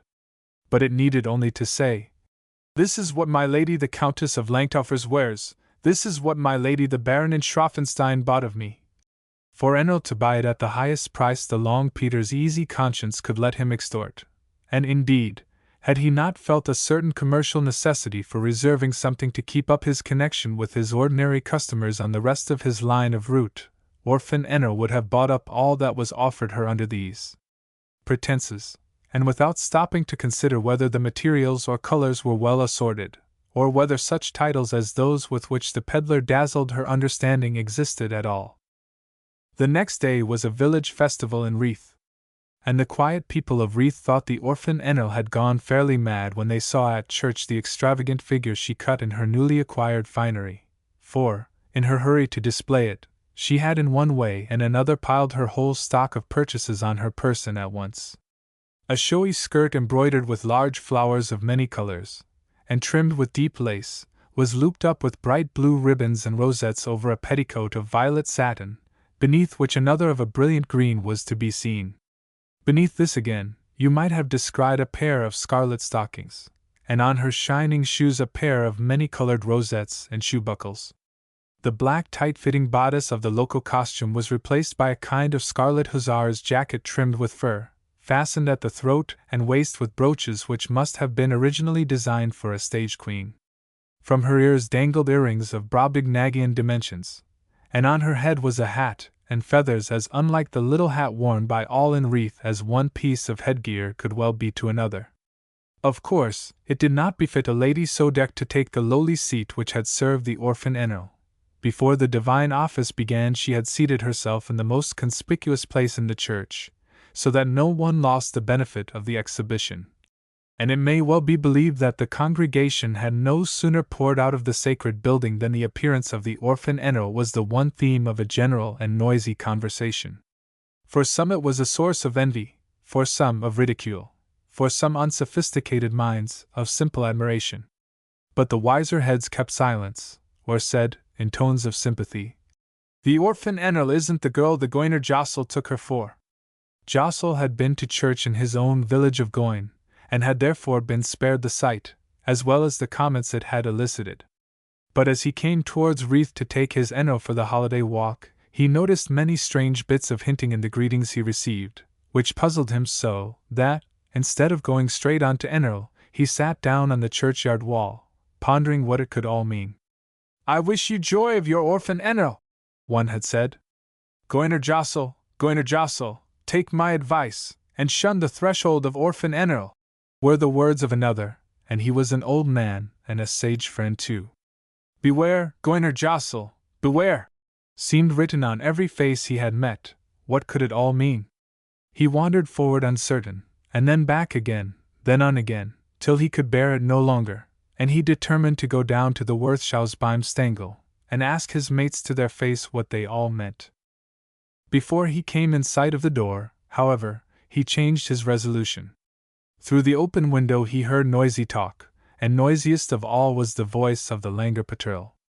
Honest Jossel had an invincible antipathy to the wheedling, the gossip, the bluster, and the evil tongue of the Langer Patrol, and he never trusted himself to join his company, for he knew a meeting with him always led to words.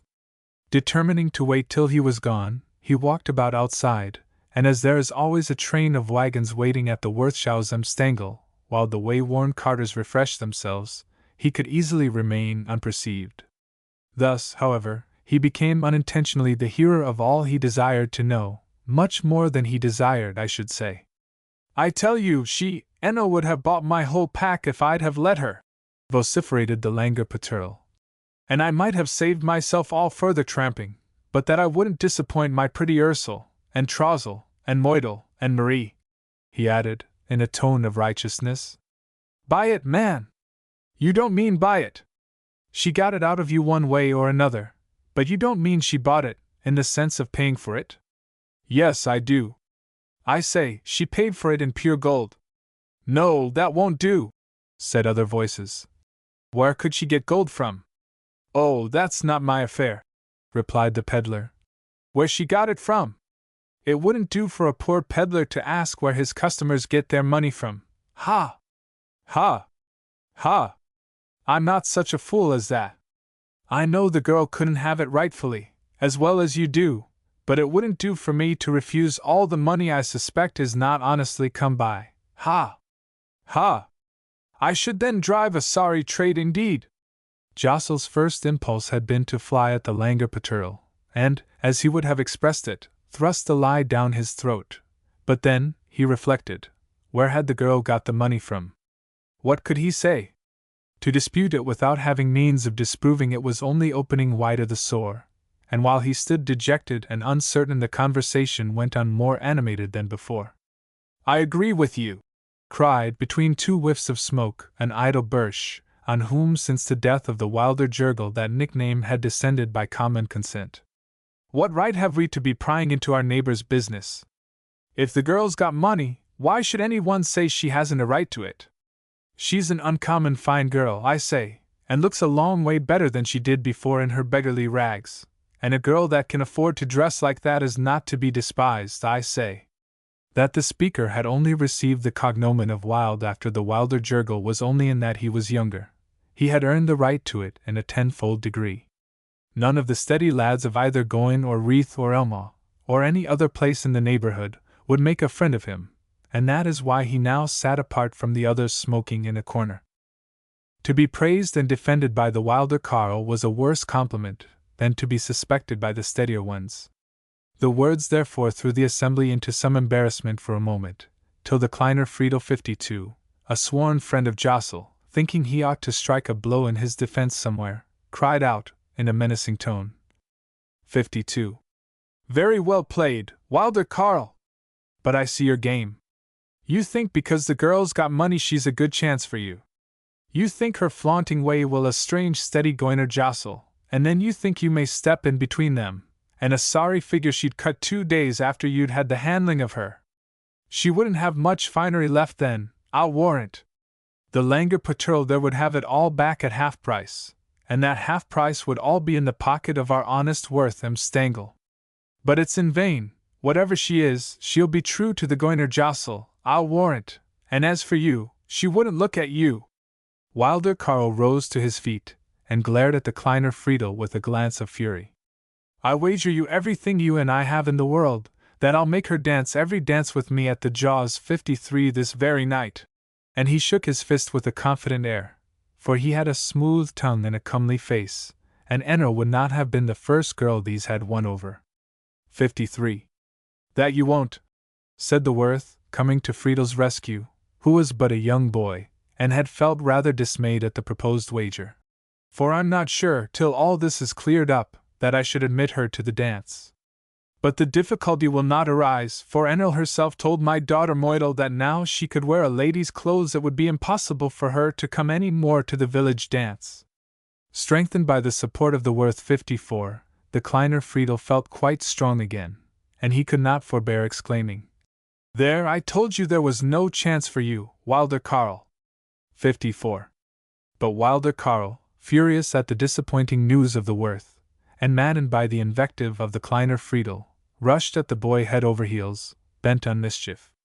But wilder Carl, though a bully and a braggart, inspired no respect, because no feather adorned his hat, and that showed he was no champion of any manly pursuit. So the whole room was on the side of Kleiner Friedel, and the bully having been turned out, and the subject of conversation pretty well exhausted, the Goyner Jossel turned slowly home. Now I don't say that he was right here. He was an excellent young man, endowed in an especial degree with Tyrolese virtues. His parents had never had a moment's uneasiness about him. No one in the whole village was more regular or devout at church, in the field none more hard-working or trustworthy, at the village games and dances none acquitted himself better, and had a note of danger to his country sounded in his time, I am sure he would have been foremost to take his place among its living ramparts, and that none would have borne out the old tradition of steadfastness more manfully than he. But of course he had his faults too. And one of his faults was the fault of many good people, the fault of expecting to find every one as good as themselves, of being harsh and unforgiving, of sulking and pining instead of having an open explanation. Now, mind you, I think it would have been much better if Jostle had, after hearing the conversation I have just narrated, gone straight on to Enel's, and had it all out with her, had heard from her own lips the truth of the matter about which all Wreath and Goyne were talking, and judged her out of her own mouth, giving her, if he could not approve her conduct, advice by which she might mend it in the future. But this was not his way. He had thought his Enel a model, almost a divinity. He had always treated her as such, talked to her as such, loved her as such. It was clear now, however, that in some way or other she had done wrong.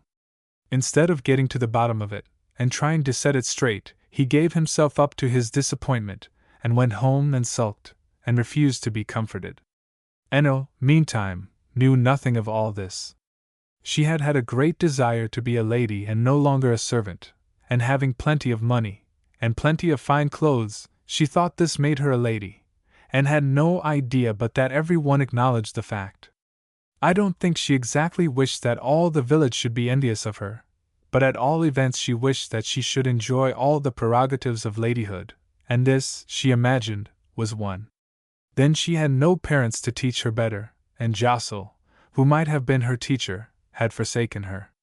But it was all too new and too exciting for her to feel any misgivings yet. She amused herself with turning over all her fine things, and fancied herself very happy. In another day or two the Hof of good neighbor Bartle was put up for sale, and another visit to the Bergman line enabled her to become the purchaser. She thus became the most important proprietor in Wreath.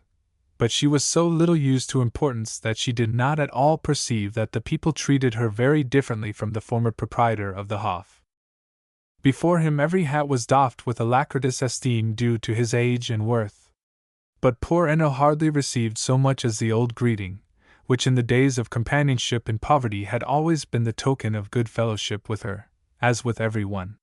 It was long before any suspicion that she was mistrusted reached the mind of Enel. In the meantime she enjoyed her new condition to the full. Weekly visits to the Rohrbüchel enabled her to purchase everything she desired, and when the villagers held back from her, she ascribed their diffidence to the awe they felt for her wealth. In time, however, the novelty began to wear off. She grew tired at last of giving orders to her farm servants, and watching her sleek cattle, and counting her stores of grain. That Jostle had not been to see her, she never ascribed to anything but his respect for her altered condition, and she felt that she could not demean herself by being united to a lad who worked for day wages. Still grandeur began to tire, and her isolation made her proud, and angry, and cross, and then people shunned her still more, and upon that she grew more vexed and angry. But worse than this, she got even so used to her riches that she quite forgot all about the nickel to whom she owed them. Her farm was so well stocked that it produced more than her wildest fancies required. She had no need to go back to the Rohrbüchel to ask for more gold, and she had grown too selfish to visit it out of compassion to the dwarf. The Bergman line upon this grew disappointed, but his disappointment was of a different kind from Jostle's. He was not content to sit apart and sulk, he was determined to have his revenge. One bleak October night, when the wind was rolling fiercely down from the mountains, there was a sudden and fearful cry of "Fire!" in the village of Wreath. The alarm bells repeated the cry aloud and afar. The good people rose in haste, and ran into the lane with that ready proffer of mutual help which distinguishes the mountain folk.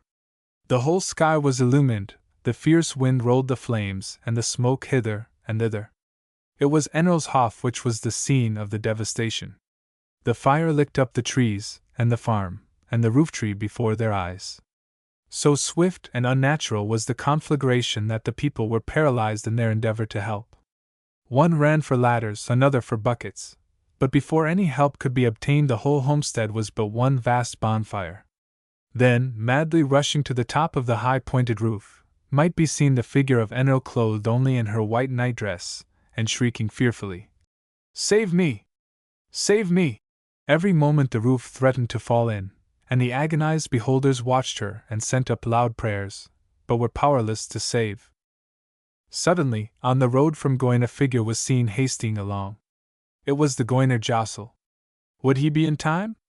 The crowd was silent now, even their prayers were said in silence, for every one gasped for breath, and the voice failed.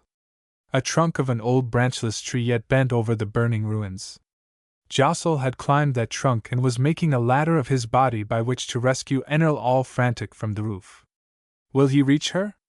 Will his arm be long enough? Will he fall into the flame? Will he be overpowered by the smoke? See! He holds on bravely. The smoke rolls above his head, the flames dart out their fierce fangs beneath him. He holds on bravely still. He calls to Enel. She is fascinated with terror, and hears him not. "Enel! Enel!" Once more, and his voice reached her, and with it a sting of reproach for her scornful conduct drives her to hide her face from his in shame. "Enel! Enel!" Yet once again, and he wakes her, as from a dream, to a life like that of the past the frenzy had obliterated. She forgets where she is, but the voice of Jostle sounded to her as it sounded in the years gone by, and she obeys it mechanically. She comes within reach, and he seizes her. But the flames are higher now, and the smoke denser and more blinding. "Jesus Maria! Where are they? They have fallen into the flames at last! Jesus, Erbarm dich 55. 55. Hawk! Hawk! Hawk 56!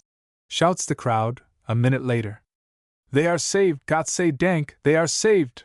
And a jubilant cry rings through the valley which the hills take up and echo far and wide. 56. On the edge of the crowd, apart, stands a little misshapen old man with gray, matted hair and beard, whom no one knows, but who has watched every phase of the catastrophe with thrilling emotion. It was he who first raised the cry that they had fallen into the flames, and the people sickened as they heard it, for he spoke it in joy, and not in anguish. In the gladness of the deliverance they have forgotten the old man, but now he shouted once more, as he dashed his hood over his head in a tone of disappointed fury. "I did it! And I will have my revenge yet!" "No, let there be peace," said Jostle, who had deposited Enel in safe hands, and now came forth to deal one more stroke for her. "Let there be peace, old man, and let bygones be bygones." "Never!" said the kobold. "I have said I will have my revenge, and I will have it." "But," argued Jostle, "have you not had your revenge? All you gave her you have had taken away. She is as she was before. Can you not leave her so?" "No!" thundered the dwarf. "I will have the life of her before I've done." "Never!" in his turn shouted Jostle, and he placed himself in front of the elf. "Oh, don't be afraid," replied the dwarf, with a cold sneer. "I'm not going after her. I've only to wait a bit, and she'll come after me." Jostle was inclined to let him go, but remembering the instability of woman, he thought it better to make an end of the tempter there and then. "Will you promise me that if I let you return to your hole in peace, you will do her no harm should she visit you there again?" "I promise you that I will serve her to the most frightful of deaths, that's what I promise you," retorted the enraged gnome. "Then your blood be on your own head," said Jostle, and with his large hunting knife drawn in his hand, he placed himself in a menacing attitude before the now alarmed dwarf. Jostle was a determined, powerful youth, not to be trifled with. The gnome trusted to the strength of his muscles, and fled with all his speed, but Jostle, who was a cunning runner too, maintained his place close behind him. The dwarf, finding himself so hotly followed, began to lose his head, and no longer felt so clearly as at first the direction he had to take to reach the Rohrbüchel. Jostle continued to drive him before him, puzzling him on the zigzags of the path till he had completely lost the instinct of his way of safety. Then, forcing him on as before to the edge of the precipice, he closed upon him where there was no escape. Yes, one escape there was. It was in the floods of the Brandenburg Lake, which roared and boiled away some 100 feet below. Rather than fall ignominiously by the hand of a child of man, the gnome dashed himself, with a fierce shout, down the abyss. And that was the last that was ever seen of the nickel of the Rorbuchel. Enil was now poorer than ever in this world's goods, but she was rich in one deep and wholesome lesson, that it is not glittering wealth which brings true happiness. The smiles of honest friends, and the love of a true heart, and the testimony of an approving conscience are not to be bartered away for all the gold and all the mines of the earth. Wilder Carl laughed with his 2 or 3 boon companions, and said, with a burst of contempt, "I've no doubt that fool of a Goiner Jostle will marry the orphan Enil now that she hasn't a penny to bless herself with." And the Wilder Carl judged right. Enil scarcely dared hope that he could love her still, and she went forth humbly to her work day by day, neither looking to the right hand nor the left, accepting all the hardships and humiliations of her lot as a worthy punishment of her folly and vanity. But one evening as she came home from her toil, the Goiner Jostle came behind her, and he said softly in her ear, "Do you love me still, Enil?" "Love you still, Jostle?" cried the girl.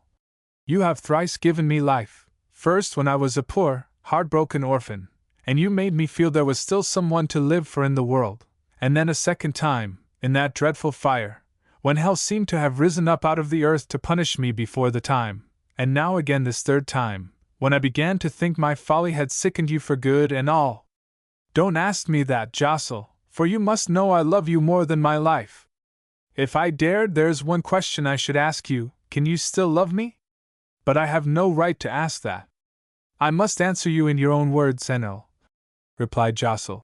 "You must know that I love you more than my life." You must, you have shown it!" exclaimed Enil. They had reached the bank near the Rorbuchel where we first saw them. The rosy light of the sunset, and the scent of the wild flowers, was around them just as on that night. "Yes," said Enil, after a pause, as if it were just then that Jostle had said the words 57. "Yes, Jostle, this is happiness. We want nothing more in this world than the warm sun, and the blue sky, and to be together. Yes, Jostle, we shall always be happy together." 57. They walked on together. As they reached the memorial of the dead miners, the village bells rang the Ave. And as they knelt down, how heartfelt was Jostle's gratitude that the prayer he had uttered at that spot once before had been so mercifully answered, and his Enil restored to him forever. The Wilder Jaeger and the Baroness. There was a rich and powerful baron who owned a broad patrimony in South Tyrol, Baron de Valle. He was not only one of the richest and most powerful, he was also one of the happiest, for he had the prettiest and most sensible woman of Tyrol for his bride. The brief days were all too short for the pleasure they found in each other's society, and they were scarcely ever apart the whole day through. Once, however, the Baron went on a hunting party through a part of the country which was too rough for the Baroness to follow him. The day was splendid, the scent good, and the Baron full of enthusiasm for his favorite sport. But what egged him on more than all these was the sight of a strange, bold hunter who bestrode a gigantic mount, and who dashed through brake and briar, and over hill and rock, as if no obstacle could arrest him.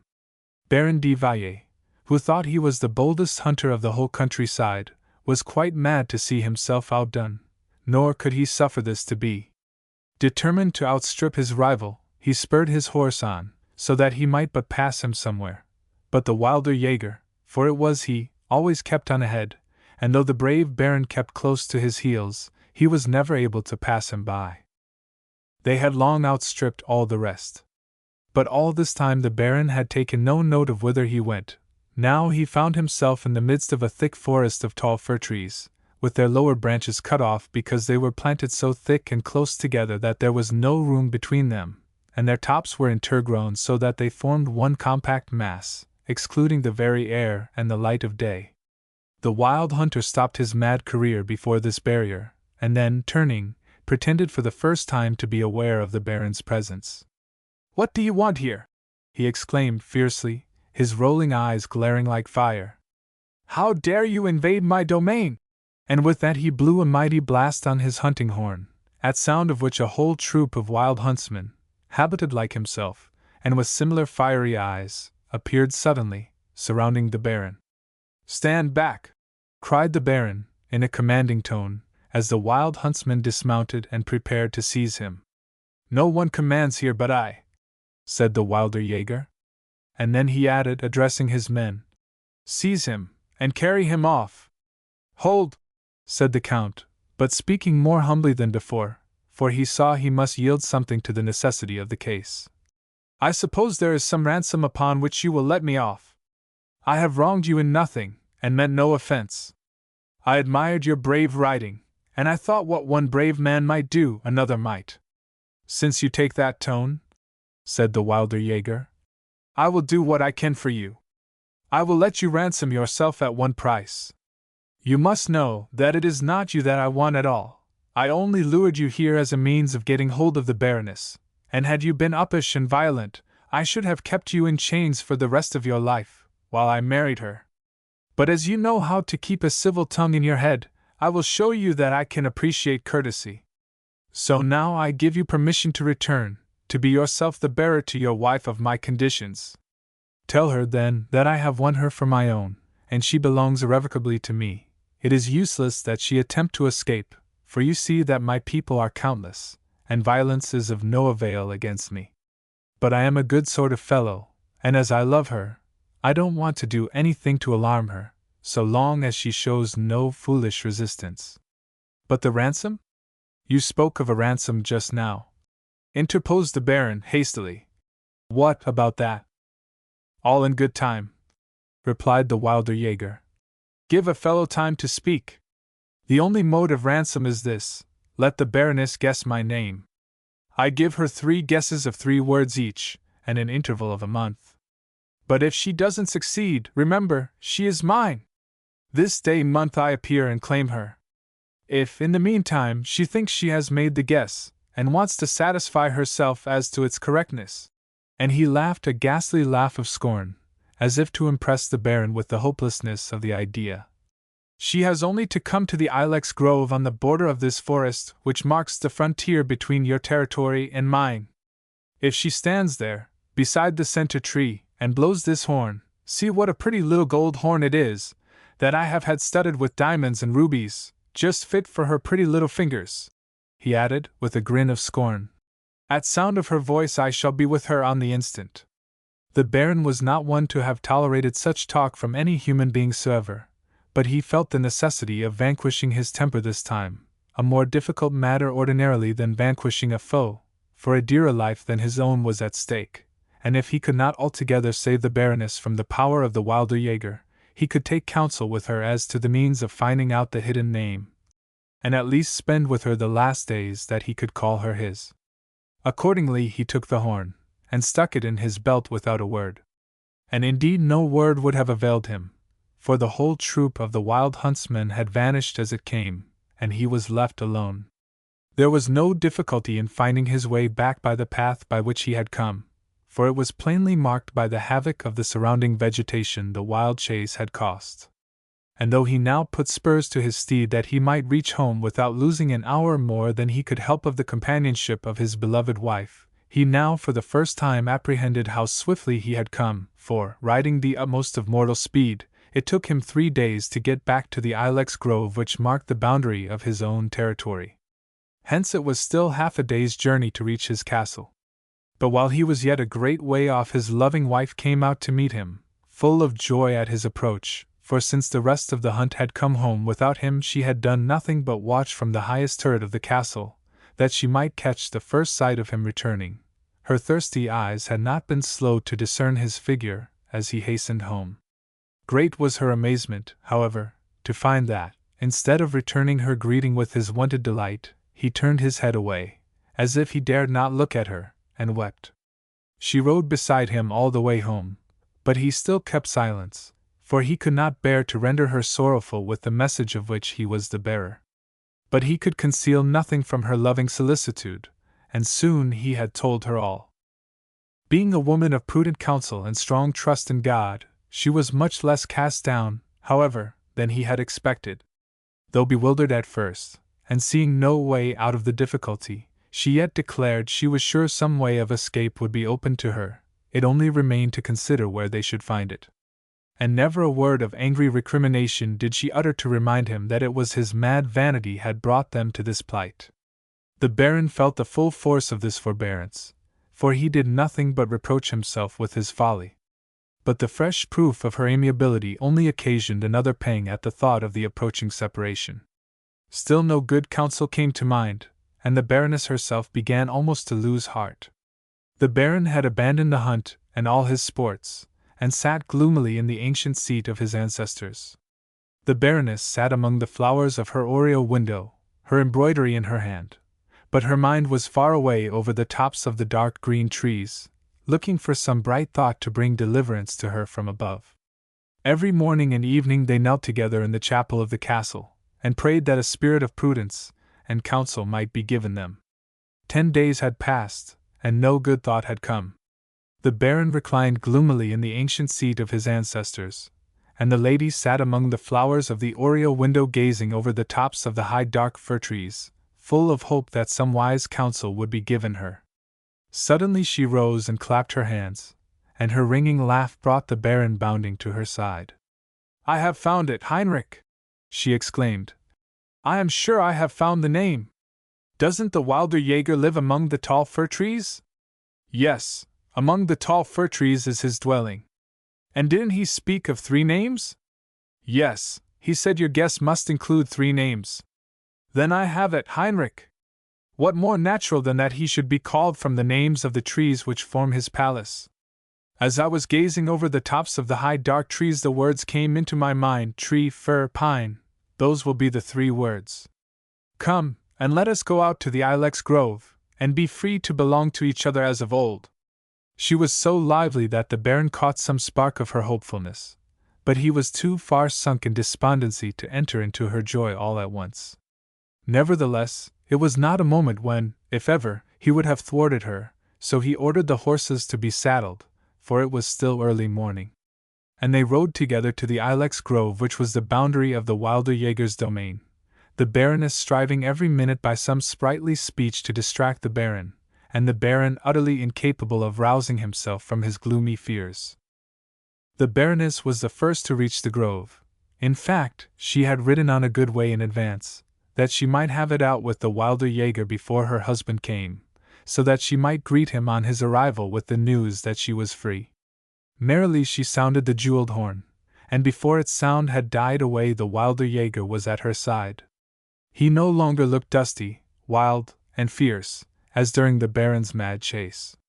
He seemed a man of noble presence, carefully dressed in a green hunting suit, with a powerful bow in his hand, and a beautiful boy to hold his arrows. In his belt was a jeweled hunting knife of exquisite workmanship, and to a cord across his shoulder hung a golden horn of similar pattern to that he had sent the Baroness, and moreover, as a further act of gallantry, he wore a scarf of red and white, the favorite colors of the Baroness. A jeweled cap shaded the sun from his brow, which a red and white plume gracefully crested. The Baroness looked astonished to find she had nothing more formidable to meet, and felt that had she not already been the wife of the Baron de Valle, she would not have found it so great a calamity to be obliged to marry the wilder Jäger. The wilder Jäger was not slow to perceive that the impression he had produced was good, and bowing towards her with courtly mien, paid her a respectful salutation, and immediately added, "Your eyes are so clever, fair Baroness, that I very much fear you are going to pronounce my name, and rob me of the happiness I had so nearly bought.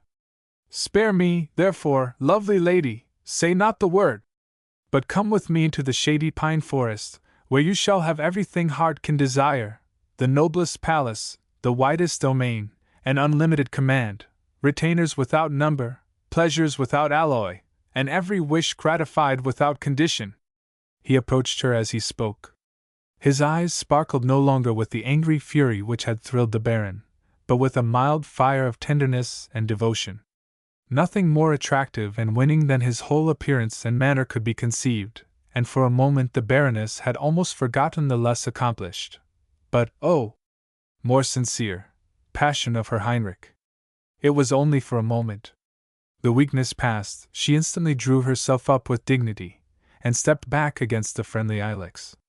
"It was not to hear such words I came," she said, "but to pronounce those which are to free me from ever having to listen to such protestations again." "Oh, say them not! Say them not!" said the wilder Jäger, throwing himself at her feet. Anything but that. Name any wish by fulfilling which I can win your favor. Name any difficult task by accomplishing which I can prove myself worthy of your love. My love, said the Baroness, striving to speak coldly, is another's already. You see, there is none to be won from me. But interrupt me no more. I have guessed your name, to discover which was to be the price of my freedom. It is. The wilder Jaeger clasped her feet in despair, entreating her not to pronounce it, but she went on, with a clear, confident voice, to utter the words. Tree! Fir! Pine! The wilder Jaeger looked up as if he did not quite understand what she meant. Now let go your hold, and let me pass, for I am free, she said resolutely. Free, say you? Said the handsome kobold, with astonishment. Free? Did you mean you thought that was my unknown name? Yes, replied the lady, in a voice of conviction. Oh dear, it is nothing like it, he answered, with glee, and yet not without a delicate regard for her disappointment. No, that is not it, nor is it likely you should ever arrive at it. So days of happiness are before us yet. He had no need to kneel to her longer, but it was joy to him to be at her feet. Dare not to speak so before me, replied the Baroness, trying to tear herself away. I know of no happiness, except with Heinrich, and I am persuaded that, though I have failed this time, it will yet be given to me to find the word which shall restore me to him completely. The Baron arrived as she finished speaking, and though he saw by the sorrowful look which now had possession of her bright face, and the triumphant mien of the kobold, that she had failed, and that she was still under the wilder Jaeger's spell, he was so incensed to find him in such an attitude that he drew his sword, and would have closed with him then and there. But the wilder Jaeger blew one note upon his horn, and in an instant he was surrounded, as before, by his myrmidons, who unarmed him, and held him bound upon the ground, while the kobold himself approached to seize the hand of the Baroness. A fiery fury took possession of him, and sparks darted from his eyes which fell smoldering among the twigs of fir. Powerless to defend his wife by force, the Baron once more mastered his anger, and reminded his adversary courteously of his promise to leave them at peace for the interval of a month. I am always ready to answer you in whatever tone you elect to adopt, said the wilder Jaeger, rising, and leaving the side of the Baroness. You see, it is useless to attempt force against me, but when you behave with due consideration, so will I. At a sign from him the sprites loosed the Baron's bonds, gave him back his sword, and held his stirrup with the most respectful care, while he mounted his horse. Depart then, unharmed, said the wilder Jaeger, since you set so much store on prolonging your suspense. I should say, it was wiser to make the best of a bad bargain and submit to your fate at once, with grace. However, I have given my word and won't go back from it. I restrain my power over you till the full end of the month, and what is more, I not only give the lady 3 guesses, but as many as she likes. For, he added, with a cynical leer, she is as little likely to guess it in 30 as in 3, while every time that she chooses to essay the thing, it gives me the happiness of seeing her. And he turned away with a peal of wild laughter which made the lady shudder. The sprites vanished as they had come, and the Baron and his wife rode sadly home, without the courage to exchange a word. If the Baroness had for a moment been won by the comely presence and devoted admiration of the wilder Jaeger, she had now seen enough reason to fear his treacherous humor, and to dread her impending fate as much as at the first. They spent the rest of the evening in prayers and tears in the chapel of the castle, and the next evening, and the next, and the days flowed by as before, but more sadly, and with even less of hope. The Baroness scarcely now dared raise her eyes so high as the tops of the tall dark trees. They fell abroad over the beautiful landscape stretched out beneath them, and the good gifts of God cropping up out of the ground, and she thought how beautiful was that nature to which she must so soon say adieu. Thus 10 days passed without a gleam of expectation. Suddenly she rose and clapped her hands, and her silvery laugh brought her husband bounding to her side. I have it this time, Heinrich, she said. And the Baron listened anxiously, but trusted himself never to speak. Said you not that the wilder Jaeger's domain was entirely among the tall dark trees? So it seemed to me it was, responded her husband. but I certainly discerned through the forest patches of ripe golden grain. Saw you them not too? The first time I rode too fast to notice them, but I do think on this last journey I saw such here and there by the wayside. No doubt, continued the lady, it is hence he takes his name. These small patches of golden grain are more worth than all the vast forests. Order the horses, for I have guessed his name. It came to my mind just now, as I looked over the harvest fields stretched out yonder. Wheat, oats, maize, that will be his name. The Baron knew her counsel had often proved right when he least expected, and even disputed it, and though he was now too desponding to expect success, he was likewise least inclined to dispute her word. So he ordered the horses round, for it was yet early morning, and they rode to the ilex grove. The Baroness, whose hopes seemed to rise as she got nearer the goal of the journey, was full of spirit and cheerfulness, and finding it impossible to work up the Baron to the same expectation as herself, rode on to accomplish her work ere he arrived. One note of the jeweled horn brought the wilder Jaeger to her presence. As she had failed before, he had less fear of her success this time, and he was proportionately less subservient and submissive. So you think you are come to give me my dismissal, beautiful Baroness? But you have no reason to repulse me so. Be assured I mean it well with you, and though there is no limit to my power over you, I shall never treat you otherwise than with honor, he said with a little scornful laugh which suited his fine features exactly, and made him look handsomer than before. And as he spoke so, his haughty tone, not unmixed with warmth and admiration, thrilled her with the notion that, after all, if it were not for her troth plighted to the Baron, it would not be so very dreadful to owe obedience to one who knew how to command so gracefully. But it was only for a moment. The weakness past, she drew herself up with dignity, and retreating against the support of the friendly ilex, said, "Silence! And remember your promise to leave me at peace till the fatal month is out. I cannot listen to you. And now for your name." The kobold bowed, with a half-mocking, half-respectful inclination, as if forcing himself to listen out of courtesy, but secure that she would not guess right.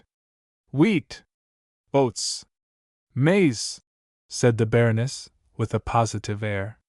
The kobold stared comically, as if doubting whether she was in earnest, and at last, as if to relieve her out of politeness, he replied, "Oh dear no, that's not at all like it." The Baroness hung her head in despair. Then, drawing herself up again, she said, "How do I know you are not deceiving me? You say this is not your name, and I have to believe you, but suppose I maintain that it is it?" "You are not fair, beautiful Baroness," replied the wilder Jaeger, with a charming dignity. "I have never deceived you, nor ever would I deceive so noble a lady. What I have promised I have kept, but in this case I have no means of deceiving you. Great as is my power, that is one thing beyond it. Could a mortal, indeed, discover and pronounce my name in my presence, I could not stand before him an instant. But this it is not given to mortals to know, and that is why I propose this difficulty to you. Should I have paid you so bad a compliment," he added, with his cynical laugh, "as to render it possible that I should lose so great a prize?" The Baron rode up while he was saying this, and shrank dumb with despair at the cruel words and the positive tone in which they were uttered. Without condescending to exchange a word with the kobold this time, he lifted his wife onto her palfrey and rode away with her in silence. It was now all over. His despondency even gained the Baroness, and she ceased to rack her brain with the hope of finding the inconceivable name. Her eye not only dared not raise itself to the tall dark trees, it had not even power to range over the landscape. With her head sunk upon her breast, she sat silently among her flowers in her oriel window, nor cared even to look at them. Only in the morning and the evening they knelt together in the chapel of the castle, and prayed that the calamity might pass away yet. The days went by, and now the last but one had come, and the Baroness trembled, for her imagination pictured the kobold coming to carry her away. But her courage did not forsake her even now, and she proposed to go out into the forest to meet her fate, as more noble than waiting for it to overtake her. The Baron, too dispirited to discuss any matter, and indifferent to everything, now that all he cared for was to be taken from him, gave a listless consent. The next morning, Having prayed and wept together in the castle chapel, they set out on their mournful pilgrimage, the young wife led as a lamb to the sacrifice. The flowers bloomed beneath their feet, and the sun shone warm overhead, the birds sang blithe and gay, all nature was bright and fresh, but with heavy hearts they passed through the midst, nor found a thought but for their own great sorrow. As they came to the borders of the forest, however, the Baroness discerned the cry as of one in distress. Forgetting for the moment her own agony, her compassionate heart was at once moved, and she begged her husband to turn aside with her, and find out the poor wretch who pleaded so piteously. In a little time they had followed up the sound, and they found one of the wilder Jäger's men tied in front of a lately lighted fire. In a few minutes more the heaped-up wood would have been all in flames, and then the luckless wight must have been slowly roasted.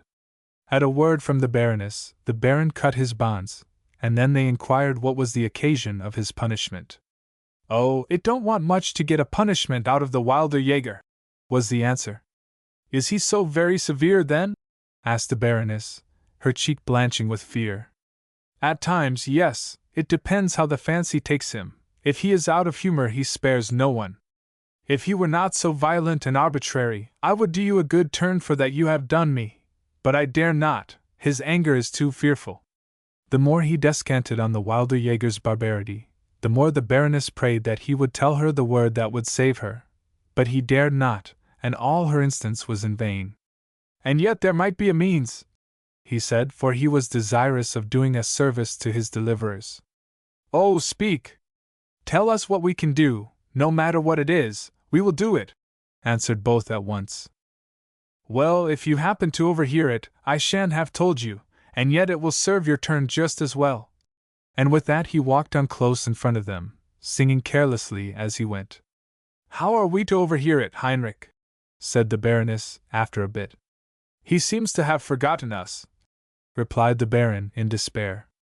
"I have been expecting him every minute to turn round and give us a hint of how he meant to help us.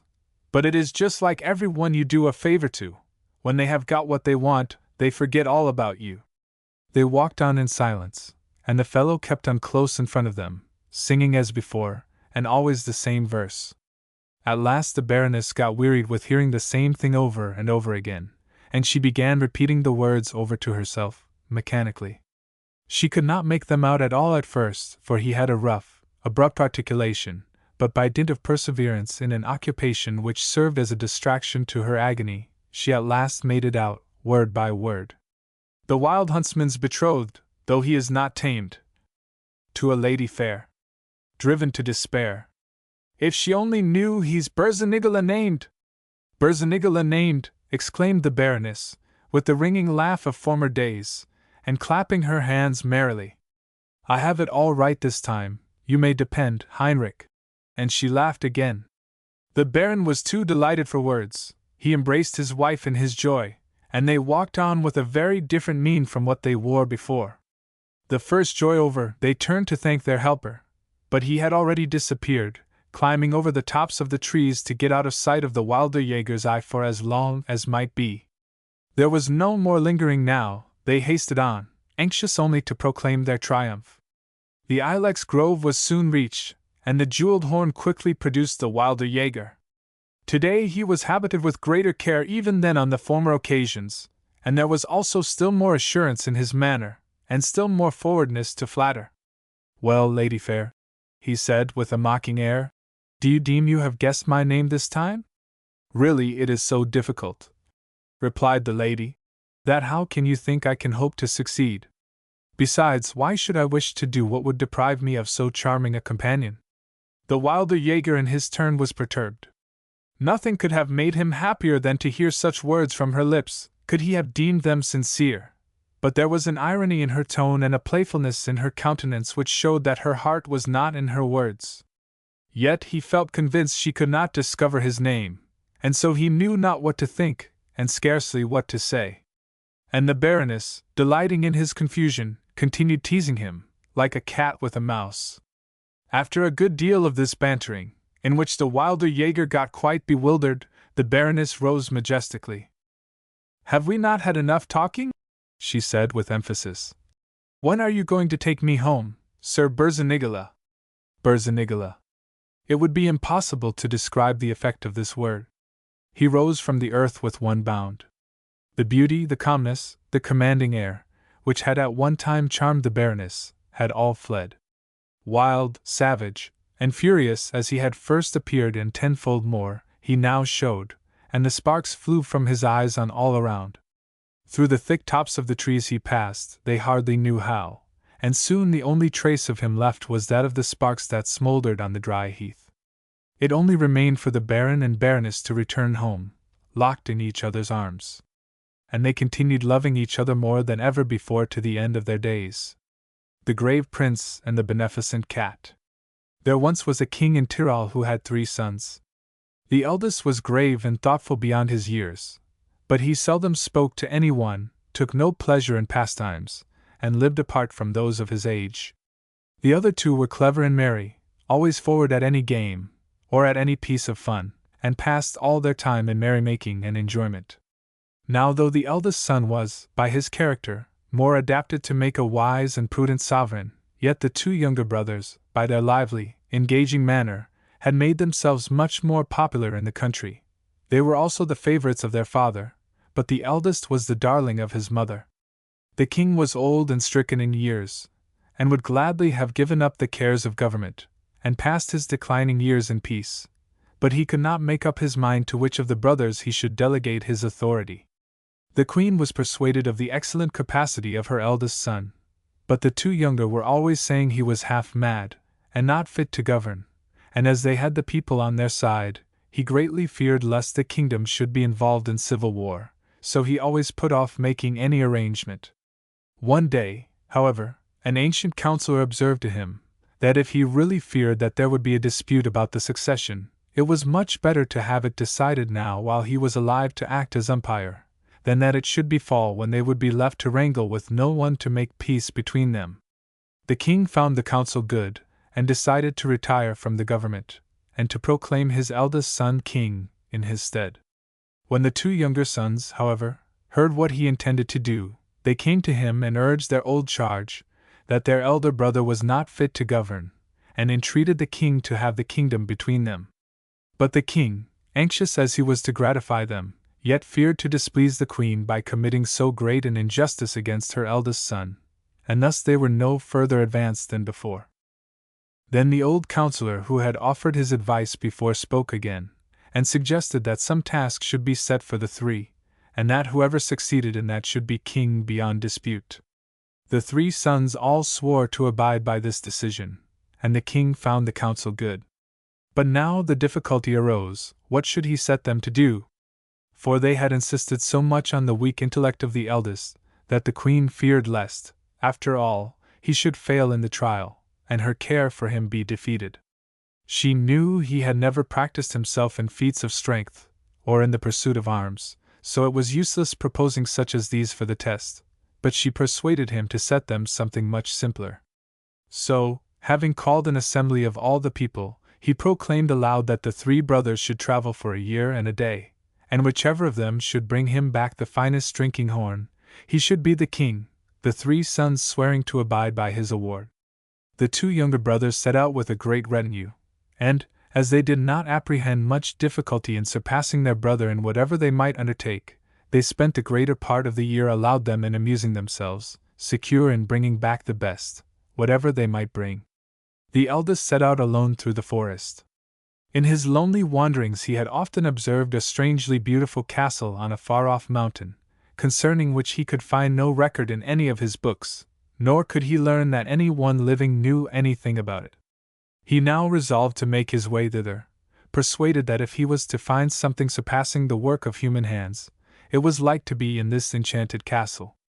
Though it was so high-placed, the way was much easier than he thought, and he was not more than 5 months getting there, so that he had ample time for exploring its precincts, and yet get back within the appointed date.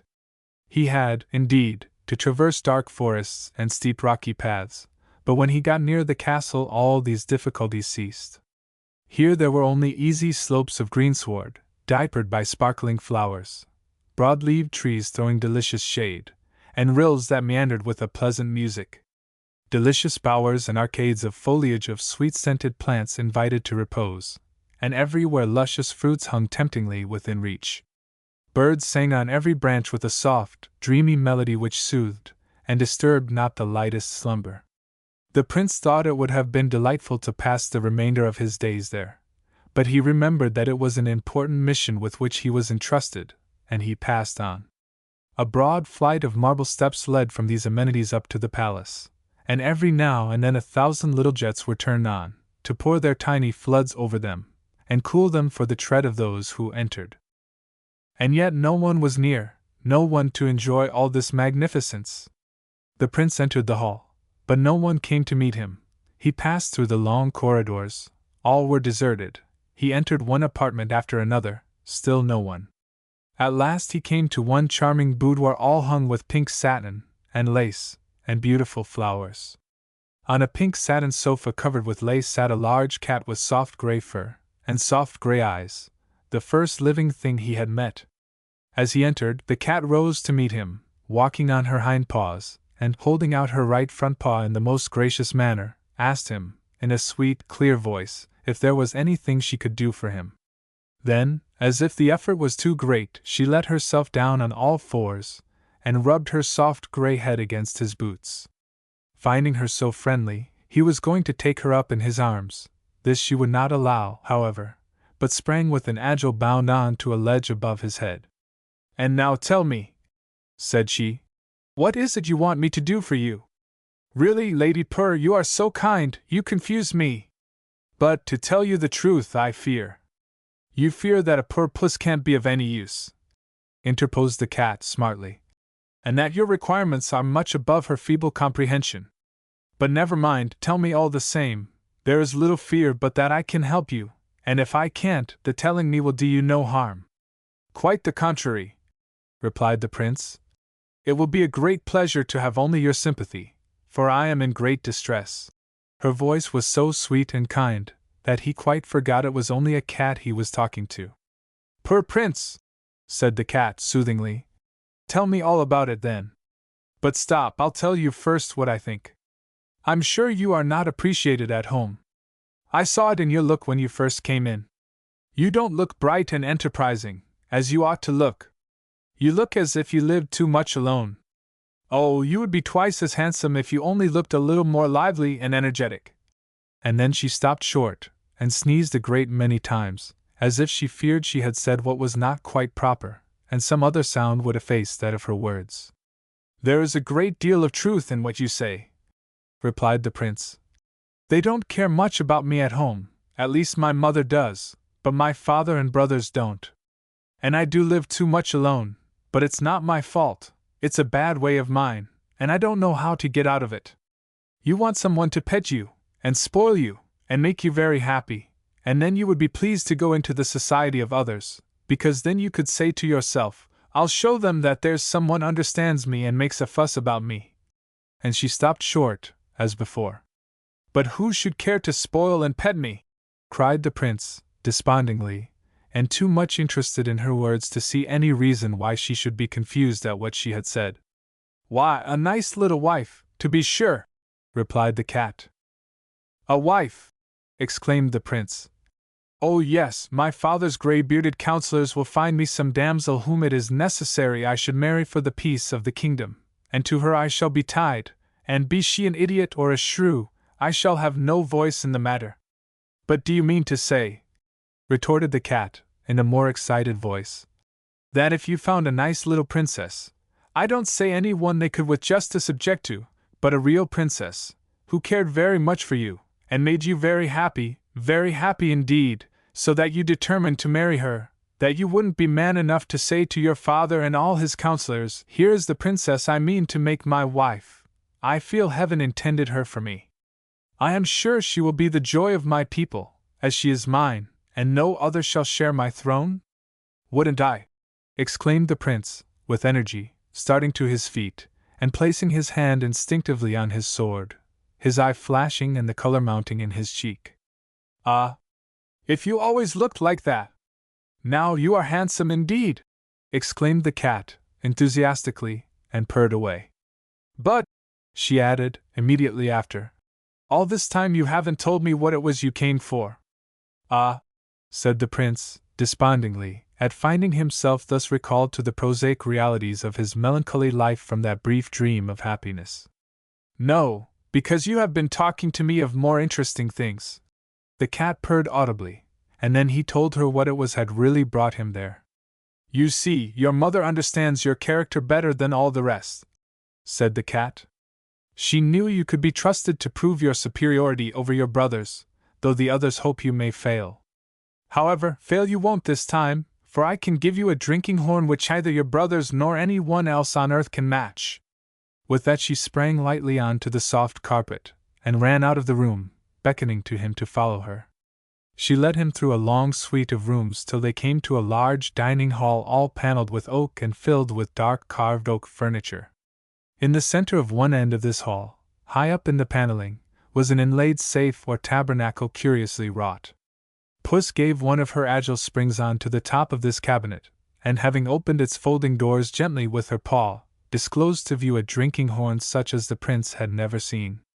It was a white semi-transparent horn, but close-grained, like ivory, and all finely carved with designs of curious invention. The dresses of the figures were all made of precious stones cunningly let in, and they sparkled with a vivid luster, like so many lamps. Then it had a rim, stand, and handle of massive gold exquisitely chased, and adorned with rows of pearls and diamonds. Kind Lady Purr, exclaimed the prince, you are right, there is no doubt of my success. But how can I ever sufficiently thank you for what you have done for me? For I owe all to you. And a little to your own discernment too, said the cat archly.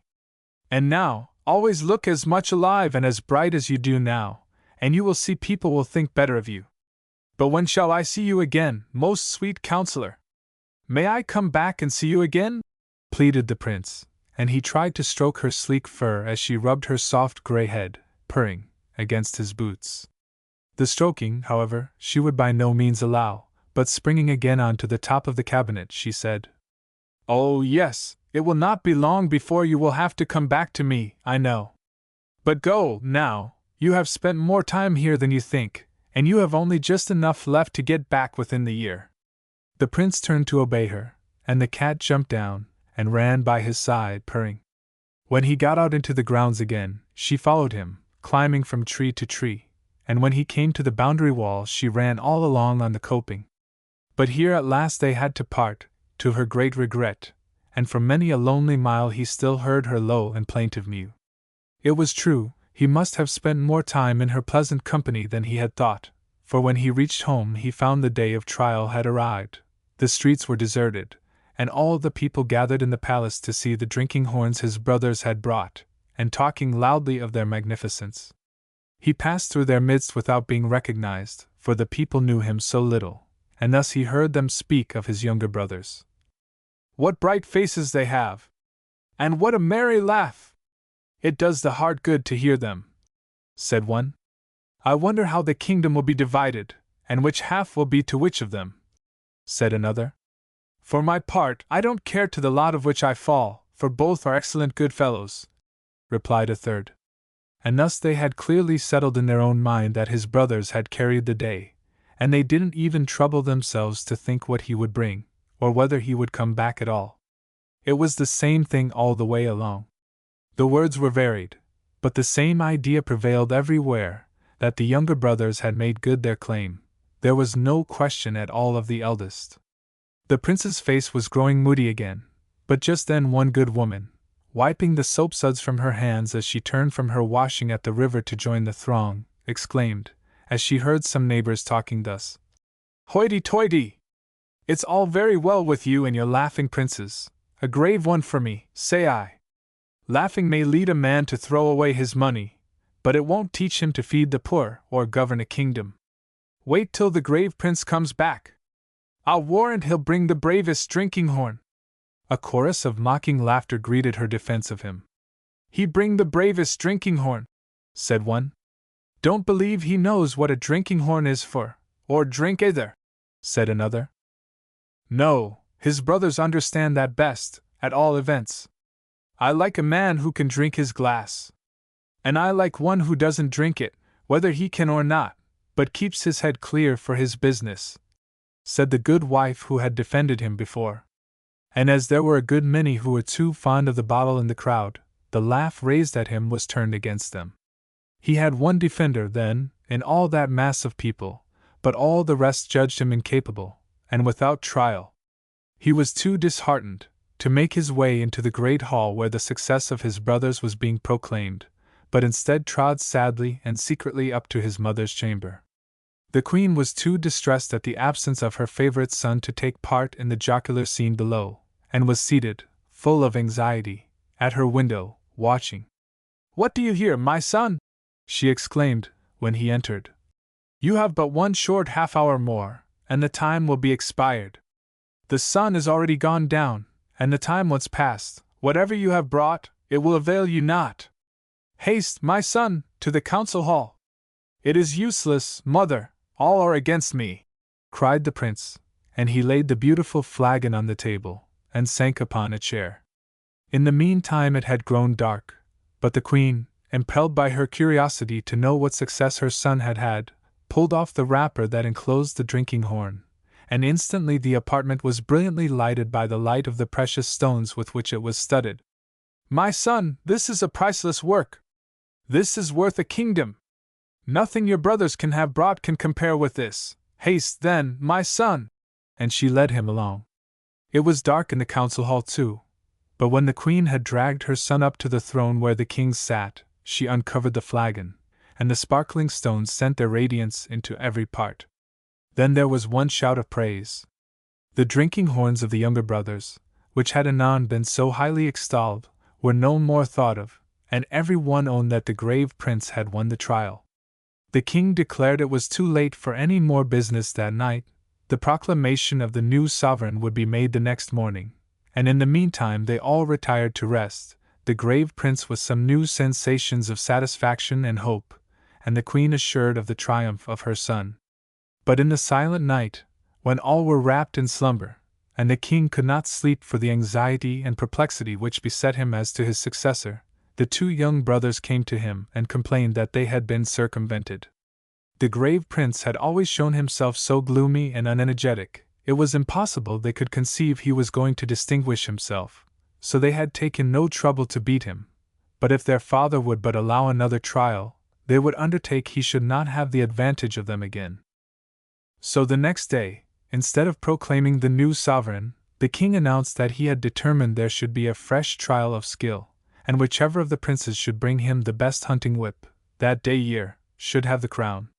The princes set off next day on their travels once more, the eldest son of course directing his towards the castle of the beneficent cat. This time he had not to traverse a file of deserted halls before meeting her. She sat looking out for him on the coping of the wall where he had left her mewing so piteously when he last parted from her. "I told you it would not be long before you would have to come back to me," she said as he approached. "What can I do for you this time?" "My brothers are discontented at being beaten with your beautiful beaker," replied the prince, gallantly, "and they have demanded another trial. This time my father sends us in quest of a hunting whip." "A hunting whip?" echoed the cat. "That is lucky, for I can suit you with one neither they nor any one else on this earth can surpass." And she frisked merrily along the path before him till they came to the stables. Then she took him into a room where all manner of saddles, and horse gear, and hunting horns were stored. But on a high ledge, at the very top of the room, was a dusty hunting whip of the most unpretending appearance. With one of her bold springs she reached the ledge, and jumped down again with this whip in her mouth. "It is not much to look at, I own," she said, as she observed the perplexed look with which the prince surveyed the present. "But its excellent qualities are its recommendation. You have but to crack this whip, and your horse will take anything you put him at, be it a river half a mile wide, or a tree 50 feet high. There are plenty of horses in the stable, saddle any of them you like, and make experience of it for yourself." The prince did as she bid him, and at sound of the enchanted whip his mount leapt with equal ease over hills and valleys. "This is a whip indeed!" exclaimed the prince, his face flushed with the unwonted exercise, and his heart beating high at the idea of being the bearer of such a prize. "Ah, that's how I like to see you," said the friendly puss. "I like to see you like that. Now you are handsome indeed!" And she scampered away, as if coyly ashamed of what she had said. It was not long before she returned, and then she invited the prince into the next room, where an elegant dinner was laid out, of which the cat did the honors very demurely. A high divan was arranged at the top of the table, on which she reclined, and ate and lapped alternately out of the plates ready before her, while invisible attendants served the viands and filled the glasses. When they had finished their meal, they went out to repose in the flowery bowers, and when the heat of the day was past, the beneficent cat reminded her guest that he must be thinking of going home, if he would not that his brothers should supplant him. "Must I go so soon, sweet Lady Purr?" replied the prince. "I know not how to part from you. It seems I should be happy if I were always with you. I have never felt so happy anywhere before." "You are very gallant, prince," responded the cat, "and you have no idea how well it becomes you to look as you do now, but the affairs of your kingdom must be your first thought. You must first secure your succession, and then we must look out for the nice little wife we talked of last time." "Ah," sighed the grave prince, "don't talk of that. That is not for me. No one beautiful enough for me to care about will ever care for me." "Not if you look desponding and gloomy, like that," replied the cat. "Do you know, you look quite like another being when you look so gloomy, and yet you can be so handsome when you look bright and hopeful.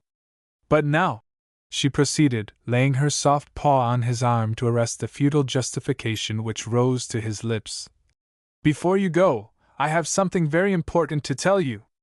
You will now go back, and with the hunting whip I have given you, you are safe to win the trial which is to establish your right to the kingdom. But there will be yet another trial exacted of you, and you will have to come back again to me.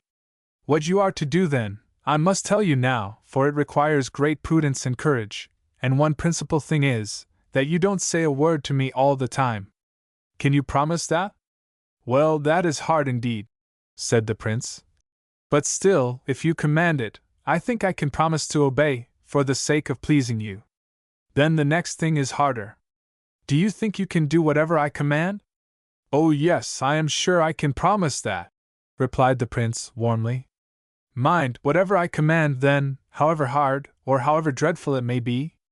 "Yes, anything, however hard, or however dreadful. But will you swear it?" "I see you doubt my courage," said the prince, half offended. "You take me for a fool, like the rest. But no wonder. I know I look like a fool. Now don't look gloomy again.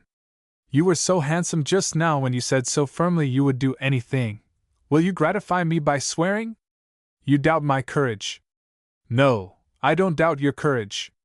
But I know how terrible a thing I have to command you, and I know how many others have failed before you. Now will you not swear, but to please me?" "Yes, I swear," said the prince, energetically, "to do whatever it may be that you tell me to do. Now, remember, you have undertaken it solemnly. This is what you must do. When you come in, you will find me sitting on the kitchen stove. You must then seize me by my two hind paws, and dash me upon the hearthstone till there is nothing left of me in your hands but the fur." "Oh dear! I can never do that!" exclaimed the prince, in great embarrassment. "But you have sworn to do whatever I told you," replied the cat. "Well, but I thought you were going to order me to do something rational, something noble and manly, requiring courage and strength, not a horrible act like this. If it is the thing that has to be done, it does not matter what it is. Besides, it does require courage, great courage, and that is why I would not tell you first what it was, because others have failed when they knew what it was. And you expect me to have less feeling and affection for you than they? No, but I expect more sense and judgment of you. I expect you to understand and believe that if I say it has to be done, it is really for the best, and that you will trust to me that it is right. And I expect that you will respect your promise, which was made without limit or exception. But now go, you have no time to lose if you want to reach home with the hunting whip in time for the trial." He rose to leave, and she followed him down the path, purring by his side. And after she had taken leave of him at the boundary wall, he heard her mewing sad adieus as he went on for many a weary mile. When the prince reached the council hall, he found, as before, that his brothers were there first, and that every one seemed to have decided that they had won the day. In fact, no one showed any curiosity to know what he would bring. As he had beaten them by his lustrous jewels before, they had fancied he would bring something of the same sort again. So, to conquer him on his own ground, they had sought out and found 2 handles of hunting whips mounted with jewels as sparkling as those of his drinking horn. When they saw him come in with the shabby old whip the beneficent cat had given him, they laughed outright in his face, and the king, in a fit of indignation, ordered him to leave the hall for venturing to insult him by bringing such a present.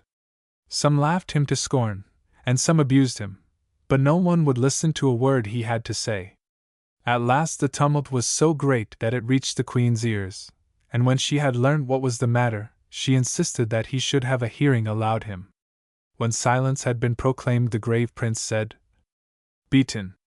It is true, my whip is not so splendid as that of my brothers, but jewels are out of place on a hunting whip, it seems to me. The handle is wanted to be smooth, so that the hand may take a firm grip of it, rather than to be covered with those points and unevennesses. The merit of my whip is not in the handle, it is in the lash, which has such excellent qualities, that you have but to crack it, and your horse will immediately take you over any obstruction there may be in your way, be it a house or a mountain, or what you will. If you will allow me, I will give you proof of its powers." Then they all adjourned to the terrace in front of the council hall, where was a fine avenue of lofty cypresses, and the queen ordered a horse to be brought round from the stables. The people had never seen the prince on horseback before, and when they saw him looking so gallant, and noble, and determined, they could not forbear cheering him, till his younger brothers began to fear that his real worth would soon be found out, and their malice exposed. Then the prince cracked his whip, and away went the horse over the tops of the high trees, seeming to scrape the clouds as he passed. All the people were lost in admiration, no one had ever seen such a sight before, and while they were wondering whether it was possible he could have reached the ground in safety from such a height, there was a murmur in the air, and they saw him coming back again over the tree-tops. With no more apparent effort than if he had merely taken a hedge, he came softly to the ground, and then, kneeling gracefully before his father on one knee, without a word of boasting or reproach, he laid the clever whip at his feet. The king raised him up, and said aloud to the people, none could deny that it was this whip that had won the trial, but that as it was now late, he must leave the ceremony of proclaiming his successor till the morrow. All went home for the night, and the old king also went to bed, but he could not sleep for anxiety, thinking of the anger and dissatisfaction of his younger sons. And presently, in the silent hour, they came to him, and said that he must allow them another trial, that it was impossible they could conceive he meant them to bring him a fantastical whip of that sort, or of course they would have brought one which could do much better things. They thought it was the beauty of the workmanship they had to look to, and so they had provided for nothing else. They urged their suit so persistently, that the king, who was now very old and weak, agreed to let them have their way. Accordingly, next morning he had it proclaimed that the 3 princes were to make one trial more, and that whichever brought back the most beautiful and virtuous princess for his wife should have the crown. The 3 princes set out again early the next morning, the 2 younger ones providing themselves with jewels and riches, and many precious things for presents, the eldest taking nothing, but walking off alone towards the enchanted castle with a heavy heart. "It is all up with me now," he said to himself. "After all, why couldn't my father have been satisfied when I had beaten them twice? Now I have to kill the beneficent cat, the only being that ever assisted me, and then I shall have no one to help me at all. They will come back with 2 beautiful princesses, and I shall come back looking like a fool, because no princess will ever come with me, and they will take my kingdom, and laugh at me into the bargain. If it was not for my mother, I would never come back at all, but it would break her heart if I stayed away, and she is the only one of them who understands me and cares for me." As he got nearer the castle, he grew more and more sad. Why did she make me swear? If it hadn't been for that, I could still have escaped doing it, but now I cannot break my oath. And he trudged on. The gardens looked more lovely than ever. The scent of the flowers seemed sweeter, and the melody of the birds more soothing. All was full of harmony, and he who had never harmed a fly must cruelly use the soft and beautiful cat who had so befriended him. He passed through the apartments where Puss had purred round him so happily, the dining room where they had had their pleasant repast together, the boudoir where she had given him such wise counsel. At last he came to the kitchen, and there, sure enough, was the cat cozily curled round, her soft grey head buried in her long grey fur. An energy and daring he had never known before seemed suddenly to possess him. He took care not to speak, for she had particularly recommended silence, but approaching her on tiptoe, seized her rapidly by her hind paws before she had time to wake from her pleasant slumber, and dashed her several times upon the hearth, scarcely knowing what he did in his horror, till he perceived that he had nothing left in his hand but the soft, limp, grey fur. He sank upon the ground in tears, and commenced laying it out tenderly before him, when he was woken from his reverie by a mellow ringing laugh, which made him look up, and there before him stood the most beautiful, fairy-like princess that ever was seen on this earth. Woken. Well done, kind prince! You have nobly kept your word. And see what I have gained thereby. Instead of that grey fur, I now have a form which will perhaps make me meet to fulfill the condition your father has imposed on you for obtaining your throne. Her voice, and the glance of her soft eyes, seemed quite familiar to him. It was the voice which had first inspired him with hope and enterprise, and the mild light which had beamed on him when he said he could be happy to be always near her in her bower. How much more now, when she appeared in such matchless guise. He remained kneeling at her feet, and asked her if it was indeed true that she could love him and be with him always as his wife. Nay, she replied, raising him up. It is I who ought to be astonished. I have nothing to refuse, for I owe you all, and as, but for you, I should still be nothing but a poor grey cat, I belong to you, and am absolutely yours. It is I who have to be astonished, and to ask you if it is possible you who have known me as a cat can really love me and regard me as worthy to be indeed your wife. You are mocking me again, I see, he replied. But you do not really think me so insensible as not to appreciate your beauty, and the prudence and generosity of which you have given me such abundant proof? No, if you will come with me, I have no fear but that I shall win the trial this time beyond all possibility of demanding another. He spoke warmly, and his face beamed with joy. The princess was leaning on his arm, and looked up in his face as he spoke. Ah, now you do look. No, I suppose I mustn't say it now. I have no longer my cat disguise to hide my blushes, she said archly, and they passed on into the reception hall. The attendants were no longer invisible. Together with their mistress they had received their forms in original life, and the corridors and apartments were filled with her people bustling to serve her. A banquet was prepared in the dining hall, and when they had partaken of it, and had regaled themselves in the bower with happy talk, the princess reminded the prince, now no longer grave, that it was time for them to be going back to his father. A great train of carriages and horses were brought round, with mounted guards and running footmen, and all the retinue which became a noble princess. The princess was carried in a litter by 6 men in embroidered liveries, and her ladies with her, and the prince rode on horseback close by her side. This time, though it was near the close of the last day, his brothers had not appeared when he reached the council hall. The king and the queen received the beneficent princess with smiles and admiration, and all the people praised her beauty, and the queen said, "There is no fear, my son, that your brothers can demand another trial this time." Before she had done speaking, a messenger was hastily ushered into the hall, covered with dust and stains of travel. He came from the 2 younger princes, and had a sorrowful tale to tell. They had striven to obtain the hands of the princesses of the neighboring kingdom, but the king was a prudent sovereign, and discerned their envious, selfish character.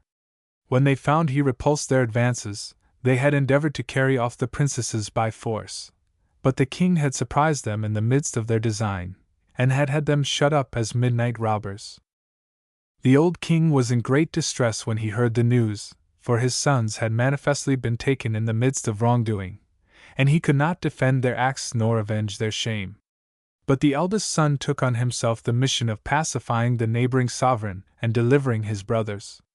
Having accomplished which, they were fain to acknowledge that he was not only victor in the trials, but their deliverer also, and they swore to maintain peace with him, and obey him as his faithful subjects.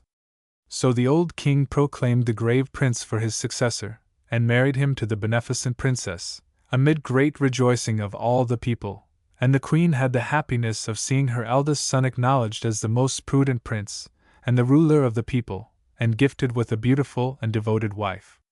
Kleinels.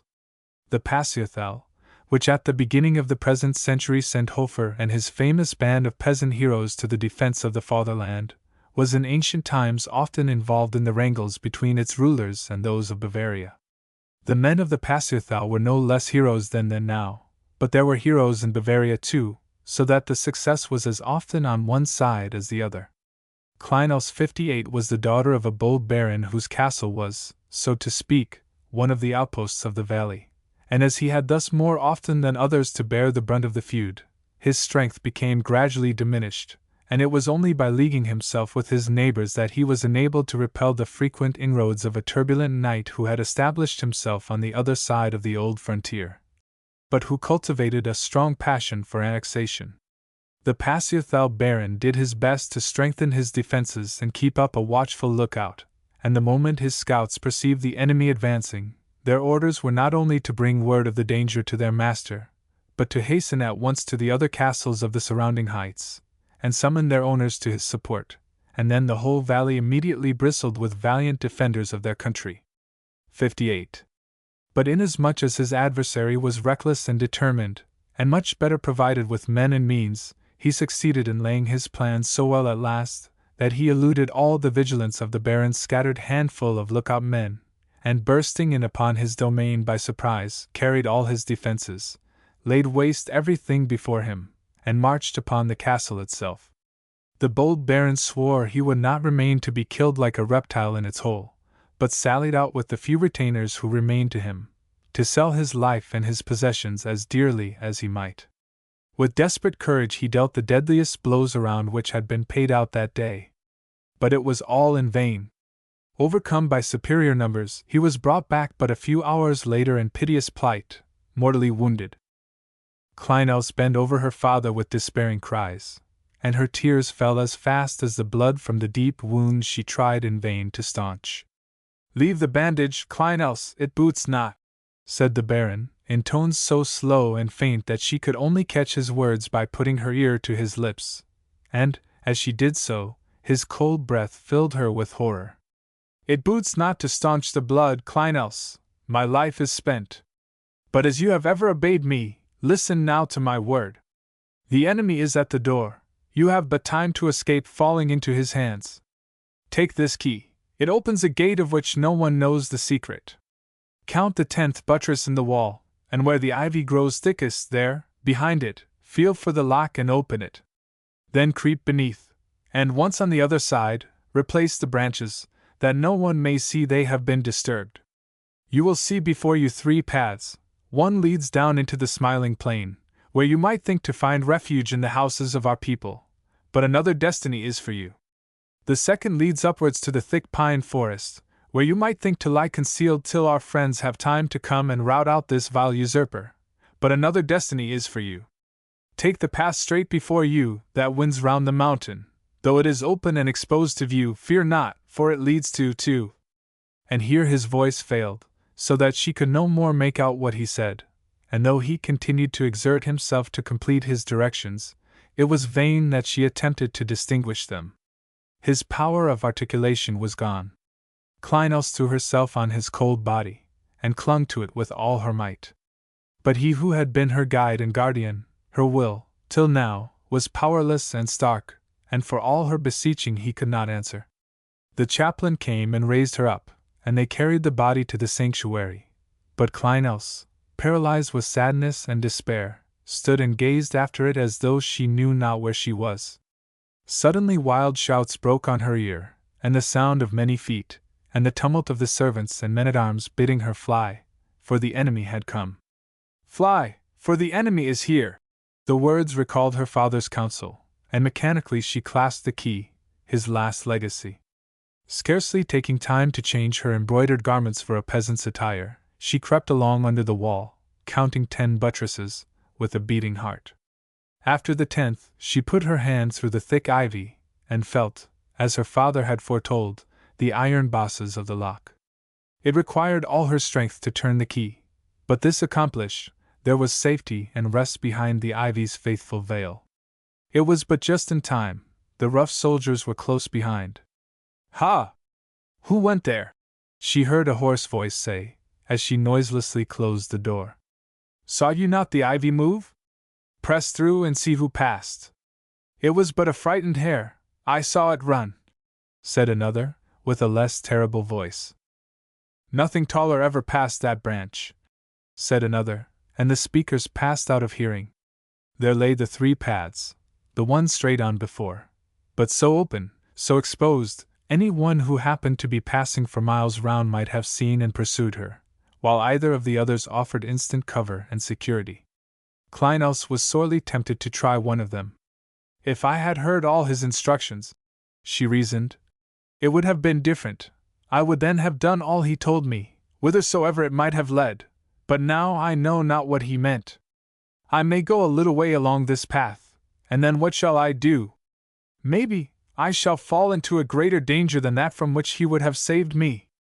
And she turned to seek the shelter of the friendly cottages in the valley beneath. But the words seemed to live in the air around her. "Another destiny is for you." Trembling and confused, she would have plunged into the hiding place of the pine forest above, but the wind that moaned through their lofty branches seemed charged with the words. "Another destiny is for you." She was thus impelled forward into the open path, and creeping close to the mountainside, she now pursued her way along it. It was with no small relief that she noticed the sun was nearly sinking behind the opposite heights, so that soon she might hope to be safe from the gaze of men. And yet, as darkness fell around, it became but the source of other fears. And the sense of her loneliness and abandonment took away her courage to proceed any farther. She leaned against the rock for support, and her tears fell fast and warm upon its stony side, piteously enough, you might have thought, to move and melt it. And so it was. For see! The hard rock yielded and made way before the noble form of a knight in armor, who said, with compassionate voice, "Maiden, wherefore these tears?" "Because my father is dead, and his enemies have taken his castle, and I have no shelter and nothing to eat," sobbed Kleinels. "If that is all," answered the noble knight, "it is easily made straight." And with that he turned to the rock and said, "Open, hoary rock!" And the hoary rock opened, and disclosed a treasure of every imaginable kind of riches stored around, jewels and coin, and shining armor, and dazzling dresses. "All this is yours, Kleinels," said the knight. "You have but to take what you will, when you will. It will never grow less. You have only to say, 'Open, hoary rock,' and these treasures will always appear at your bidding. Dispose of them as you like, only make a good use of them, for on that depends all your future happiness. I will come and see you again in 7 years, and I shall see what use you have made of my gift, but you must remember my name, or woe will be to you." So he whispered his name in her ear, and disappeared. Kleinels was so dazzled and startled that she hardly knew what to think, or whether what had happened was a dream or reality. To make sure, she said to the rock, "Open, hoary rock!" And the rock opened at her bidding as quickly as at the knight's, and disclosed its glittering treasure. But it was still hard to decide all at once what to take of it, and knowing that it was in a secure storehouse, and that it was dangerous to burden herself with much riches when traveling alone in the dark night, she only took a few pieces of money, enough to pay for food and lodging, and passed on with a lightened heart. The rock closed up as she went farther, but she took a note of the spot, so that she might be sure to know it again, and then made for the lights which appeared with friendly radiance at no great distance through the trees which now fringed the road, repeating the name of the knight to herself, as she went along, that she might never forget it. Kleinels hasted on, but was rather dismayed to find that the lights were the lights of a great castle where her money would be of no use. She could not ask for a lodging and supper for money there, and there was no other habitation near. So she put by her money again, and, with the humility befitting her way-worn aspect and lowly attire, begged the great man's servants to give her some poor employment by which she might earn a place among them. "What can a little, dirty, ragged girl like you do?" said the cook, who was just occupied in fixing the spit through a young chamois that looked so succulent and tender, one as hungry as Kleinels might have eaten it as it was. "I can do whatever you please to tell me," answered Kleinels timidly. "A proper answer," replied the cook. "Let's see if you can watch the poultry house, then. You must be up by daybreak and go late to bed, and lie in the straw over the poultry loft, and keep half awake all night to scare away the foxes, if any come, and if one's smallest chicken is lost, woe betide you! You will be whipped and sent away. Here is a piece of dry bread for your supper. Now go, and don't stand idling about." Kleinels was so hungry that she gladly took the piece of dry black bread, and went to try to sleep on the straw in the poultry loft. She had to get up at daybreak, when the cock crew, and she had to keep her eye on the brood all day, and late at night she had a piece of dry black bread for supper, and was sent to sleep in the straw of the poultry loft. Her only pastime was to recall the memory of her treasure in the rock, and repeat over and over again the knight's name, that she might be sure never to forget it. "But of what use is all my fine treasure?" she mused, "if I am never to be anything but a wretched Henenfossil 59? And what can I do? If I come out with handfuls of gold and fine clothes, they will take me for a thief or a witch, and I shall be worse off than now, and if I show them the treasure, who knows but they will take it from me? The knight said my happiness depended on the use I made of it, yet I can make no use of it." 59. So she sat and counted the hens and chickens, and repeated the knight's name, and ate her dry black bread, and supped in the straw in the poultry loft. At last Sunday came, and the glad church bells rang merrily, flinging their joyous notes all abroad, and the servants of the castle put on their best clothes to go to church. But how could Kleinels be seen among them, all in their snow-white linen and bright-colored ribbons, Kleinels, the Henenfossil, with her poor rags? "Now at last I can use my treasury," she said to herself. "I can at least get some of the pretty clothes that hang there, and go to church." So she washed herself in the mountain torrent, and braided her disheveled hair in massive golden braids, and crept round to the rock, and bid it open, saying, "Open, hoary rock!" Of all the treasures it instantly disclosed, she saw none but one beautiful garment all woven out of sunbeams and glittering with jewels of morning dew. Having put this on, and once more looking like a baron's daughter, she made haste to reach the church. The holy office had already begun, and the church was crowded right out into the porch. But when the people saw such a dazzling sight, they all made way for the lady in the shining apparel, none dreaming of Kleinels. Now the only part of the church where there was any room was at the baron's bench. For he was a young lord, and had neither mother, sister, nor wife, and all the places reserved for his family were vacant. Kleinels, moving on till she could find where to kneel, had thus to come and kneel by him. The young baron was as much dazzled at the sight as Kleinels herself had been at the treasures in the rock, and at every pause in the service he could do nothing but fix his gaze on her. As soon as it was over, however, Kleinels glided out softly, and hasting back to the rock, hung the sunbeam dress up again, and once more assuming her rags, hid herself in the poultry loft, almost frightened at what she had done. All the next week she had new subjects of thought. She felt sure the young baron had looked at her and admired her, and wasn't it more meet that she, a baron's daughter, should be kneeling by the side of the young baron than sleeping in the poultry loft, a mere Henenfossil? Ah, if that came true, if the young baron married her, then she would have someone to tell her good fortune to, someone to defend her treasure. Then she could make the good use of it the knight had manifestly intended.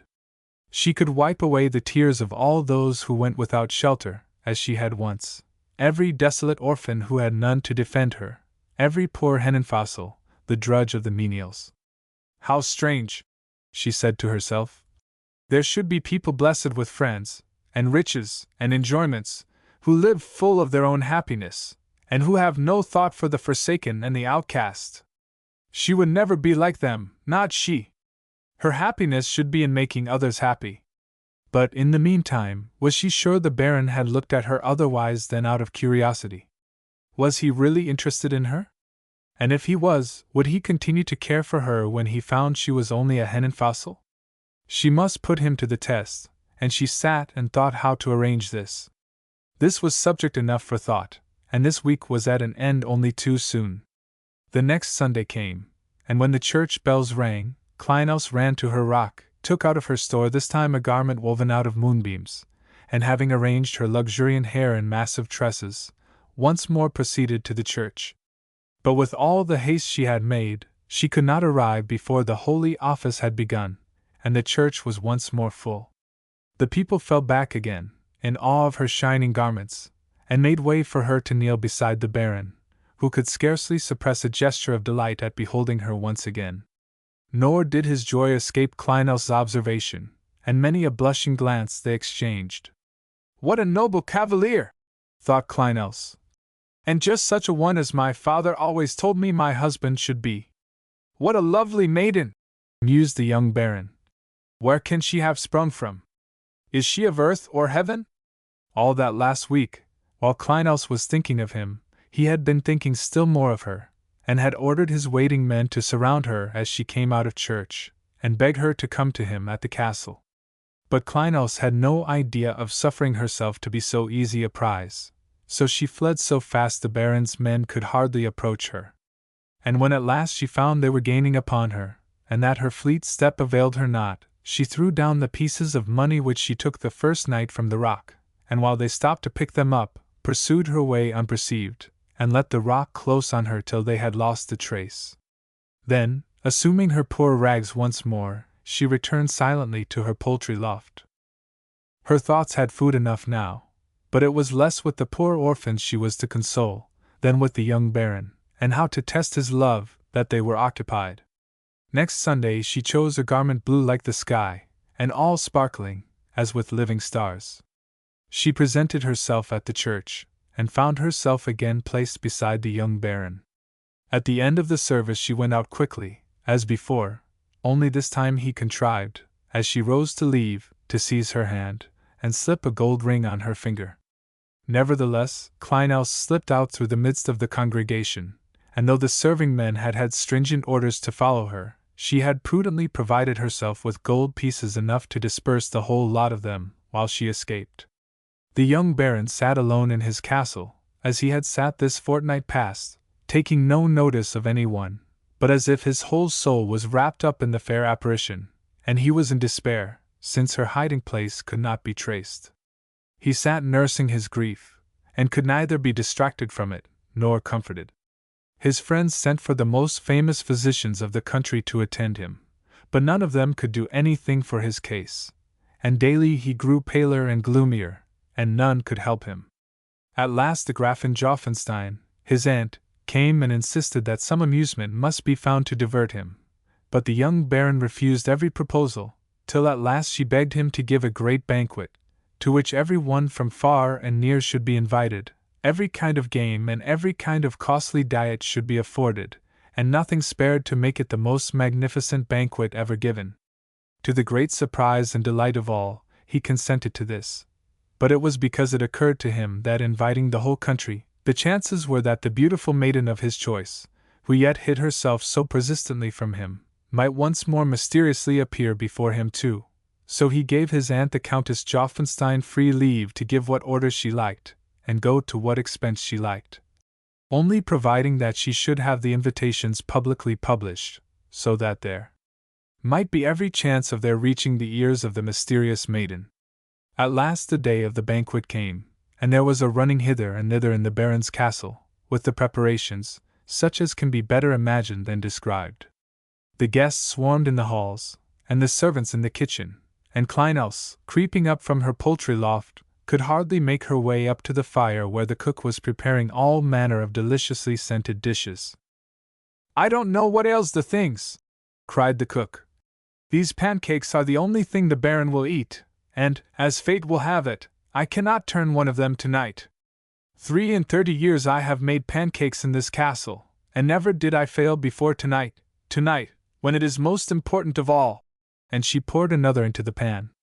But as she did so, with a hand trembling with anxiety, the oil ran over the side of the pan, and the great heat of the stove set it on fire, so that a great flame curled over the pancake, and there was nothing left of it but a black, misshapen mass.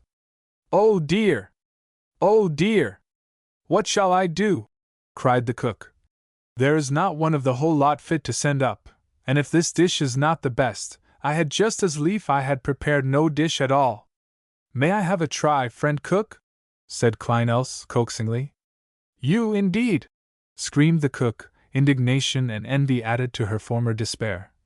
"And a little, dirty, ragged, misbegotten starveling, a vagabond, a Henenfossel like you, who never saw a kitchen, or a stove, or a frying pan, or anything else! To suppose that you can turn a pancake, when I, who have turned pancakes in this castle for 33 years, have failed! A likely matter indeed! What is the world coming to? Begone, with your impudence, and mind your hens! Ah! Now I think of it, I believe it is you that have bewitched the eggs, and that's why the pancakes won't turn. Begone, I say, out of my kitchen, and out of the poultry house too. I'll have no more of your tricks with my eggs." And she turned, with a menacing gesture at Kleinels, to try her luck once more. But at the sight of the black mass in the frying pan, she grew fairly discouraged, and throwing herself down in a chair, wrapped her face in her apron, and wept like a child. Meantime Kleinels advanced with light step to the stove, took up the frying pan, and cleaned it out in a trice, then poured fresh oil into it, and held it over the stove till it boiled. Then, while it spluttered cheerily, she deftly poured in the batter, gliding into it the ring which the Baron had stealthily put on her hand at church, and along with it, one with a magnificent diamond, which she had taken from her treasury in the rock. The boiling oil danced and chirked merrily round the cake, the batter rose as batter never rose before, and when Kleinels shifted it lightly onto the dish, it wore a bright, golden hue, matched only by her own radiant hair. The cook, waking from her stupor, was in a transport of delight at beholding the effect of her skill, and sent the dish at once to the Baron's table, while Kleinels took her place in an out-of-the-way corner to hear what should befall. Nor had she long to wait. The dish had not been gone 10 minutes, when the Baron's body servant came solemnly into the kitchen, with the announcement that the Baron demanded the immediate attendance of the cook. "It's because I kept him waiting for the pancakes, and because the one of that little hussy's making is not so good as those I have made for him all his life, and his father before him." And, all trembling and afraid, she rose to follow his messenger.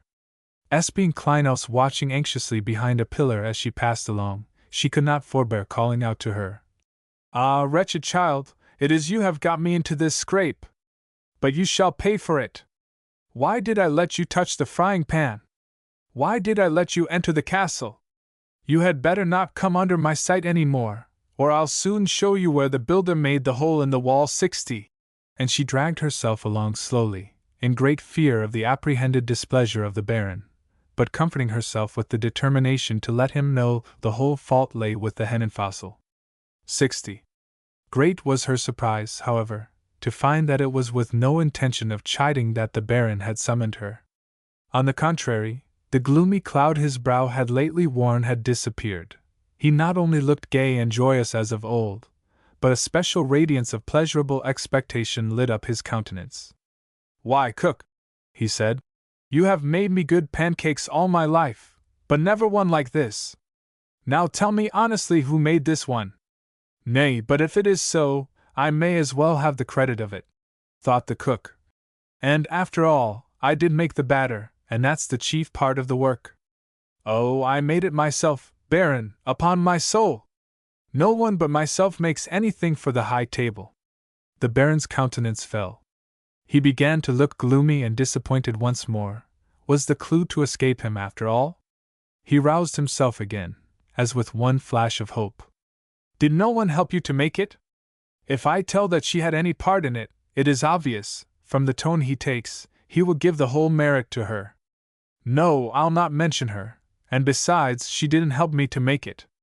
Oh, Baron, it don't want 2 people to make a pancake. I've always made pancakes for this castle these 33 years without help." And she tried to talk as if she felt hurt, and thus bring the conversation to an end. The Baron passed his hand roughly across his forehead, and stamped his foot in despair. Once more a hopeful thought flashed across his mind. "These rings," Tell me, how did they get into the pancake, if you made it? He exclaimed, in peremptory accents. Those rings? I never saw those rings before, stammered the cook, beginning to get a little confused. And what did you mutter as you passed the Henenfassel coming along, about its being all her fault, and making her suffer for it? Interposed the body servant. Ha! Said she so? Cried the Baron. Speak, woman, what meant you by those words?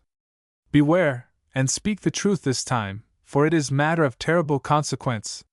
Whoever would have thought such a fuss would come of turning a pancake? Thought the cook to herself, but she said out aloud. Well, it is true, the Henenfassel did hold the frying pan while it was on the stove. I didn't know it was worth while to mention that. But what could she have to do with the beautiful rings? True, replied the servant. That can have nothing to do with it, as you say. Nay, replied the Baron. I'm not so clear of that. Let the Henenfassel, as you call her, be brought here, and let's see what account she has to give of it. But it's impossible, she isn't even a servant of the house. She is a little whining beggar brat, that I took in scarce 3 weeks ago and put in the poultry loft, to keep her from starving. 3 weeks? Exclaimed the Baron. Said you 3 weeks? Let her be brought to me instantly. But she isn't fit to come into your presence, she's grimed with dirt, and covered in rags. Reason not, but send her hither, said the Baron, his energy returning as his hopes kindled. If she is the maiden to whom I gave the ring, she is of no low birth, there is some mystery which I must penetrate. If she were nothing but a Henenfassel, whence could she have had this brilliant ring, which puts mine to shame? He mused within himself, as he waited impatiently for the maiden of his dreams to appear. Kleinels, meantime, had made no doubt that since the Baron had sent for the cook, his wisdom would enable him to discover that she must be sent for next, and had accordingly repaired to her treasury in the rock, and had taken thence a resplendent attire.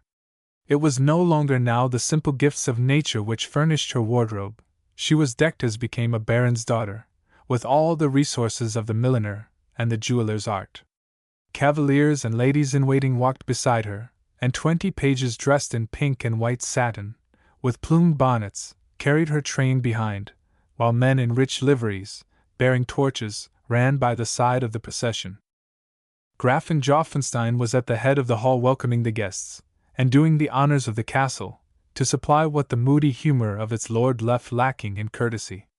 But while she courtesied to noble lords and ladies with queenly grace, and with imperceptible asides, at the same time gave directions that every one should have his due place, and that everything should proceed with the due order of etiquette, it never for a moment escaped her practiced eye that something unusual was going on in the neighborhood of the young Baron. That he should summon the cook to his presence, probably to chide her justly for some breach of the rules of her art, if such had befallen, was indeed no unreasonable distraction for the Baron's melancholy, and she hailed it as a token of returning interest in the ordinary affairs of life, which had occupied him so little of late. But when she heard him order the Henenfassel to be brought there in the midst of his guests, she thought it time to interfere. It became a matter of eccentricity, passing all bounds. Dexterously excusing her momentary absence from her guests, she accordingly made her way up to her nephew, preparing to wrap up her remonstrance in her most honeyed language, so as better to convince without provoking him.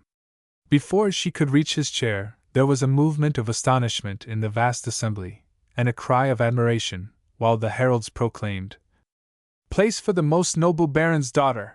And then, surrounded by her shining crowd of attendants, and glittering in her jeweled robes, Kleinels made her way with modest, but at the same time noble carriage towards the young Baron.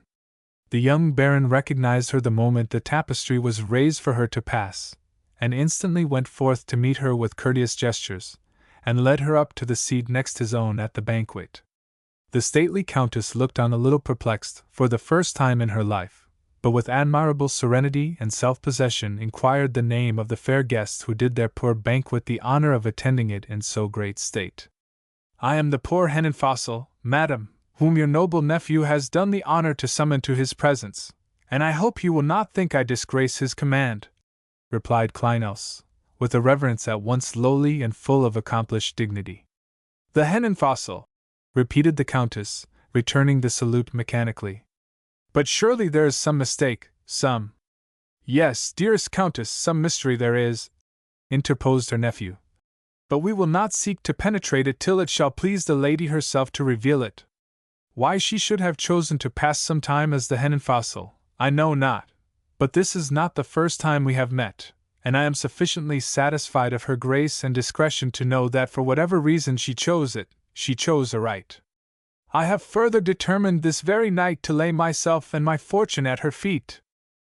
Kleinel started, with a little cry of satisfied expectation, then colored modestly and looked down. But the lady will at least favor us with her name? Urged the Countess, but half satisfied. Kleinels turned to her chamberlain with dignity, and whispered an order, and then the chamberlain stood forward and proclaimed aloud the names and titles of the deceased Baron of the Passierthal, her father. Oh, said the lady, in a tone of disparagement, methinks his was a fortune which could scarcely be united with that of my nephew. Countess! Exclaimed the young Baron, furious at the suggestion, but before he could proceed the chamberlain once more intervened. There need be no difficulty on that score, he said, and he made a sign to the attendants who were behind. They came up in brave order, 2 and 2, each pair bearing a casket in which was 1,000 crowns. 1,000 such caskets contain the dowry of the Baron's daughter, and she has priceless jewels without number. 1,000,000 crowns! Echoed the whole assembly in chorus. Was there ever such a fortune known? The Countess was absolutely speechless, and turned to participate in the astonishment of her guests. The young Baron and Kleinels, thus left to each other's conversation, were not slow in confessing their mutual love. And now all our friends are gathered round us, he exclaimed at last. What better time to proclaim our happiness? My friends, I present you the fair lady who has consented to become my bride. There was a general sound of jubilation and praise. All gathered round to felicitate the Baron, and the minstrels sang the charms of the bride. The Baron begged them all to stay with him 10 days, to celebrate the nuptials. And for 10 days there was revelry and rapture, singing and merrymaking, and when at last the guests returned home, every one carried back to his own neighborhood the tale of the surpassing beauty, riches, and grace of Kleinels. Every body had been won by her, there was no dissentient opinion, and even Grafin Joftenstein acknowledged that her nephew could not have made a nobler or better choice. When they were left alone, the days seemed hardly long enough to tell their love. Never was their happiness equal to theirs. Before the guests left, the Baron had invited them all to come back every year on the anniversary, and every year, as they gathered round, they found them more and more wrapped in each other's love.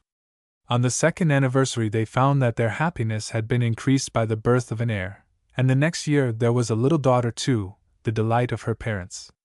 Year by year the children grew in beauty, and grace, and intelligence, and others were added to their numbers. And every one envied the unequaled happiness of the Baron and Baroness. Meantime the years were passing away, though Kleinels had taken no account of them. To her it was one continual round of enjoyment, uncrossed by any care. Each season had its own joys, and she reveled in the fresh variety of each, but counted them not as they passed. One day they sat together under a shady grove. The Baron was weaving a chaplet of roses, Kleinels was fondling her latest born upon her knee. Round them sported their little ones, bringing fresh baskets of roses for the chaplet the Baron was weaving for Kleinels, while Otto the heir, a noble boy who promised to reproduce his father's stately figure and handsome lineaments, rejoiced them by his prowess with his bow and arrow. How the time has sped, Kleinels! Whispered the Baron. It seems but yesterday that you first came and knelt beside me in your sunbeam garment. Then, just as now, it was happiness to feel you beside me. I knew not who was there, but as I heard the flutter of your drapery a glow of joy seemed to come from its shining folds, and I, who had never loved any one else, loved you from that moment as I love you now. How well you say it, love! Responded Kleinels. Yes, where is the difference between today and yesterday, and last year and the year before that? Ever since that first day it has been one long love, nothing else. Yes, well I remember that day.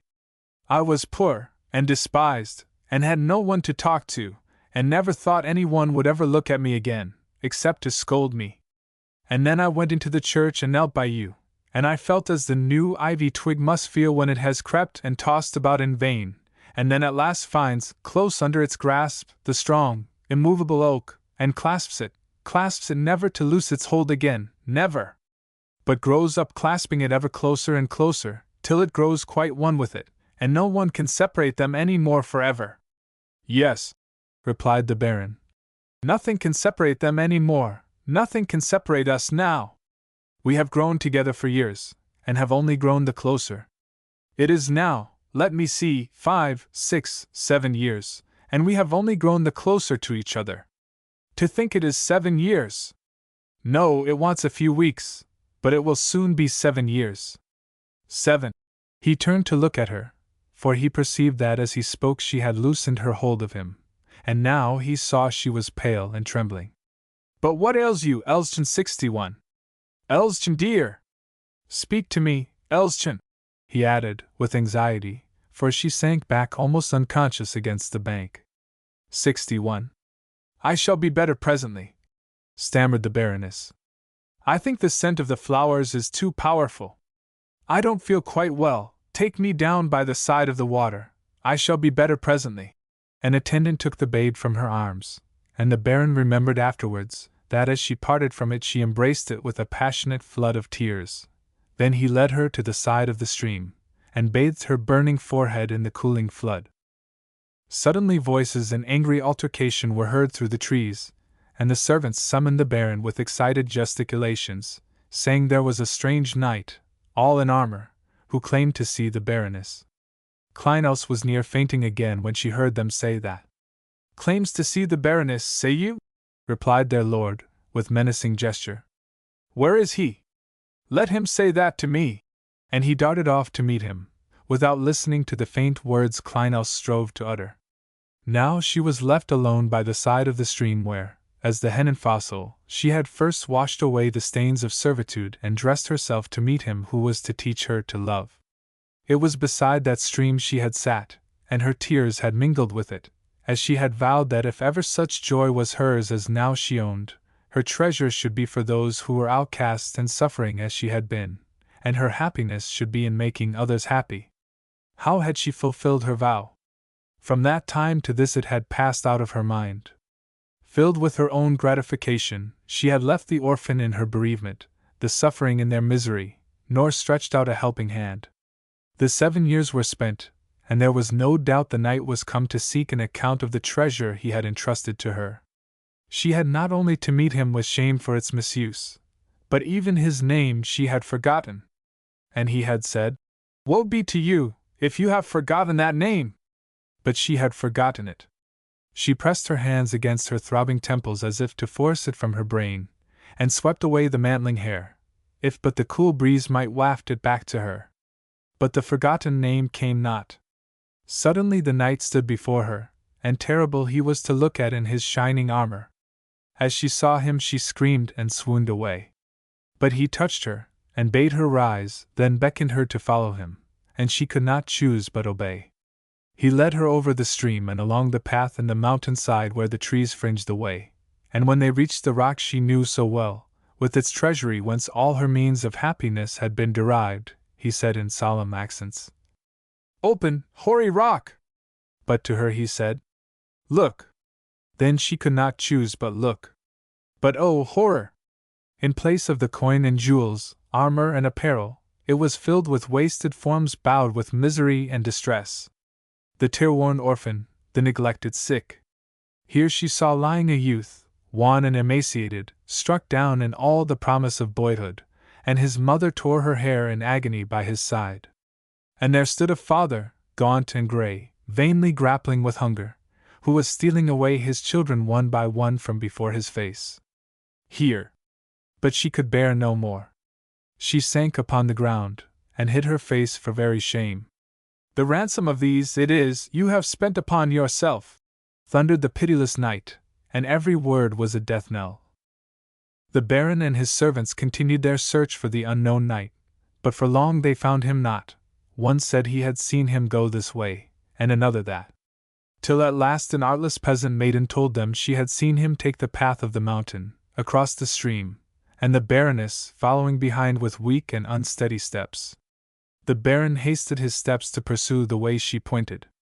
But he only found the lifeless body of Kleinels kneeling against the hoary rock. Prince Radbot 62. Radbot succeeded early to the throne of his fathers. When on his deathbed, his sire had called him to his side, and said to him, "In leaving you my kingdom, I leave you a counsel with it which is worth the kingdom itself. In all things be guided by the advice of my wise counselor Rathgeb, and you shall do well." But Radbot had a stepmother who hated him, and was determined to destroy him if possible, so she devised a plot against him, the first step of which was to get him out of the kingdom. She therefore advised that he should take a year's journey to perfect himself in knowledge of the world, before assuming the reins of government.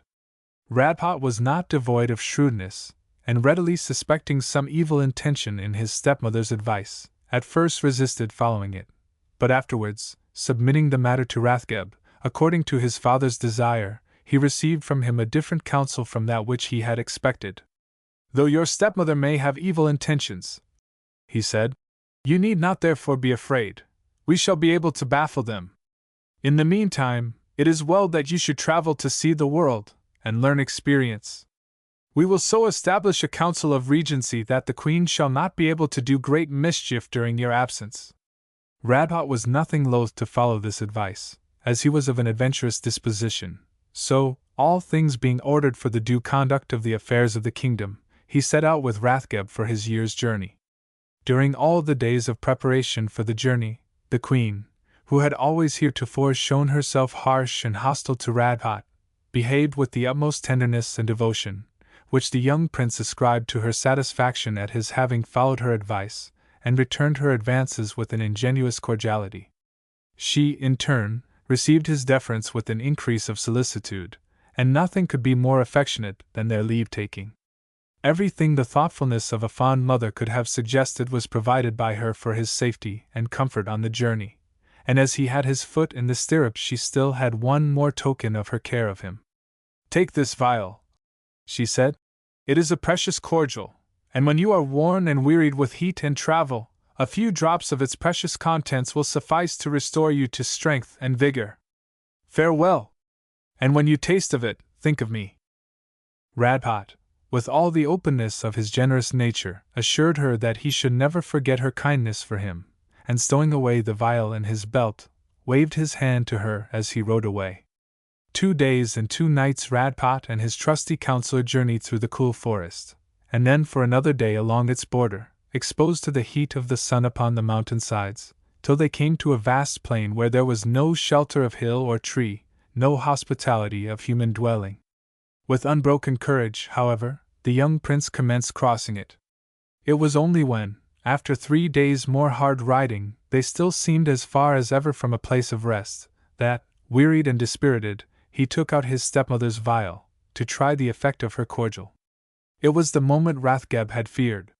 He had observed how completely the Queen had lulled Radbot's suspicions, and that every attempt at suggesting there was any hypocrisy in her conduct had appeared to vex him. To have now spoken of any danger in trying her cordial would probably have provoked his resentment. Rathgeb took another way of saving his charge. "Think you not our mounts deserve more than we to taste this precious restorative? Whatever labor we have endured, theirs has been tenfold." "True," said the good-natured prince, and dismounting, he opened the mouth of his steed, and poured some drops of the liquid on his tongue. He had scarcely done so, however, when the poor beast stretched out his long neck with an air of agony, then fell over on its side, and expired. Rathgeb left the incident to produce its own effect on the mind of his pupil, who stood gazing as one bewildered. "What can it be that killed my good horse?" he exclaimed at length. "It could not be the cordial! No, never! The Queen could not have been so base! It was that he has been so long unused to exercise, this terrible journey has overcome him, and the cordial was too late to save him." "Try it on mine," answered Rathgeb. "He is a battle charger, used to endurance, and delighting in labor. See," he said, jumping to the ground, and patting his neck, He is as fresh now as when we started, not a hair turned. Be it so, replied Radpot, not without some asperity. I would not suffer the trial, could I suspect it possible the Queen could be capable of so horrible a plot as you evidently suppose. But I cannot believe it, so give the cordial to your horse. Rathgeb took the vial, and poured not more than 3 drops on the tongue of his thirsty beast. Both watched the effect with attention akin to awe. In the first few moments no change was apparent, but Radpot was too generous to give utterance to the triumph he began to experience. Suddenly the faithful beast started as if it had been transfixed with the sharpest arrow, directed one piteous look towards the master it had served so well, and fell down lifeless by the side of its companion. There is no doubt it is as you say, Radpot now confessed, at once. Forgive me for the haste with which I spoke. Nay, Prince, there is no need of excuse. Though it behoved me to stand on guard and see no harm befell you, it became you to trust her whose duty it was to befriend, not to harm you. And now try this cordial of mine, maybe it will fulfill what the other promised. The prince gladly accepted the proffered gift, and both, wonderfully restored by its effects, continued their journey on foot. They had not gone far when 3 ravens passed them on the wing. The prince and his companion turned back to watch their flight, and saw them alight on the carrion of their dead horses, immediately after tasting of which they all 3 fell to the earth dead, by the side of the dead horses. There may be some profit to be gained from these, said Rathgeb, and going back to the spot, he picked up the dead ravens and took them with him. Their journey was without further incident, till they at last espied a welcome hut completely sheltered in the border of a vast stretch of forest land. The sight gave them courage for renewed exertion, and in a few minutes more they stood before the door. An old woman came out to ask them in, but observing the youth and noble mien of the prince, she seemed to be moved with compassion, and cried out, with great earnestness, entreating them not to come in, for the place was the resort of a band of 12 robbers, and that no one could deliver them out of their hands. They would not be home till the next day for dinner. In the meantime, by a path she indicated, the travelers could easily make good their escape. The prince would have rewarded her for her advice, and have set out again to find a safer shelter, but Rathgeb remarked to him that a prince should rather find means to overcome a danger than fly from it, and promised to carry him through this one, if he would be guided by him. Radpot, mindful of his father's desire, promised to do all he proposed. Then, when the robbers come in, do exactly as I do, said Rathgeb. In the meantime keep up your courage. And so they supped on what the old woman set before them, and went to bed and slept peacefully. The next day, an hour before dinner time, Rathgeb went into the kitchen and handed the 3 ravens to the old woman to cook, giving her very particular directions as to the sauces that were to accompany it, as if it were a dish for which they had a particular liking, and wished dressed entirely for themselves. He was still watching the confection of the dish when the 12 robbers came back. They gave the 2 strangers a friendly reception, and invited them to dinner. This, the old servant had told Rathgeb, was their custom, and that after dinner they fell upon their guests and slew them at the moment when they least expected any onslaught. Rathgeb accepted the invitation, with the proviso that he and his companion should be allowed to eat their own food, being some game they had brought down by the way. The robbers made no objection, and they sat down to table. While waiting for the repast to be brought, the robbers entertained their guests with lively conversation, in which Rathgeb joined with great show of cordiality, the young prince sustaining his part admirably. When the dishes were brought, the old woman was careful to set the 3 ravens before Rathgeb, as he had bidden her, but the chief robber interposed, and said they must really allow him to offer him and his young friend of their hospitality. Rathgeb made a little courteous difficulty, and the robber chief, whose object was not to thwart his guests in anything, but make a show of the greatest civility, said he must really consent to exchange dishes, and not deprive him of the pleasure of providing in one way or another for his guests. After holding out for some pressing, Rathgeb consented, and each set to work to help himself to what was before him, the dish which had been before the robber chief having been exchanged with that which was before Rathgeb. Rathgeb helped the prince without appearing to take any notice of what befell the robbers, and Radpot, understanding how important it was to engender no suspicion, fell with the hunter's appetite upon the viands without taking his eyes from his plate, after the manner of a famished man. Before he had devoured many mouthfuls, however, the poison of the ravens had done its work. One after another, or rather all together, the robbers fell under the table as suddenly as the horses and the ravens themselves, all but one. For one of the robbers had felt suspicious of the unusual circumstance of guests bringing their own food with them. When he pointed this out to his companions, they said it was clear there could be no guile in the matter, seeing the guests had so manifestly prepared it for their own eating. But he had abstained from incurring the risk himself, and now alone stood erect amid the dead bodies of his companions. "Draw, Prince," said Rathgeb, "and rid us of this scum of the earth. Cross not your sword with the defiled one, but smite him down as a reptile." Radbot did not wait to be twice told. Before Rathgeb had done speaking, he had hewn down the swaggering bully, who had thought to make easy work of an unpracticed foe. Radbot and his counselor lost no time in continuing their journey. The store of the robbers they left to the old woman who had befriended them, and took only a provision of wine and bread with them for their necessities by the way. Skirting along the borders of the forest, they shortly came to a fine city, where they established themselves at the first inn. They sat down in the Herrenstubchen 63 while other guests came in. "What news is there?" asked Rathgeb of the newcomers. Herrenstubchen 63. "News?" asked the person addressed. "It's always the old story here, but that's as strange for those who don't know it as any news." "What may it be, then?" pursued Rathgeb. "Why, the princess to whom all this country belongs is going on with her old mad pranks. She is perpetually propounding some new stupid riddle, promising her hand and kingdom to whomsoever divines it.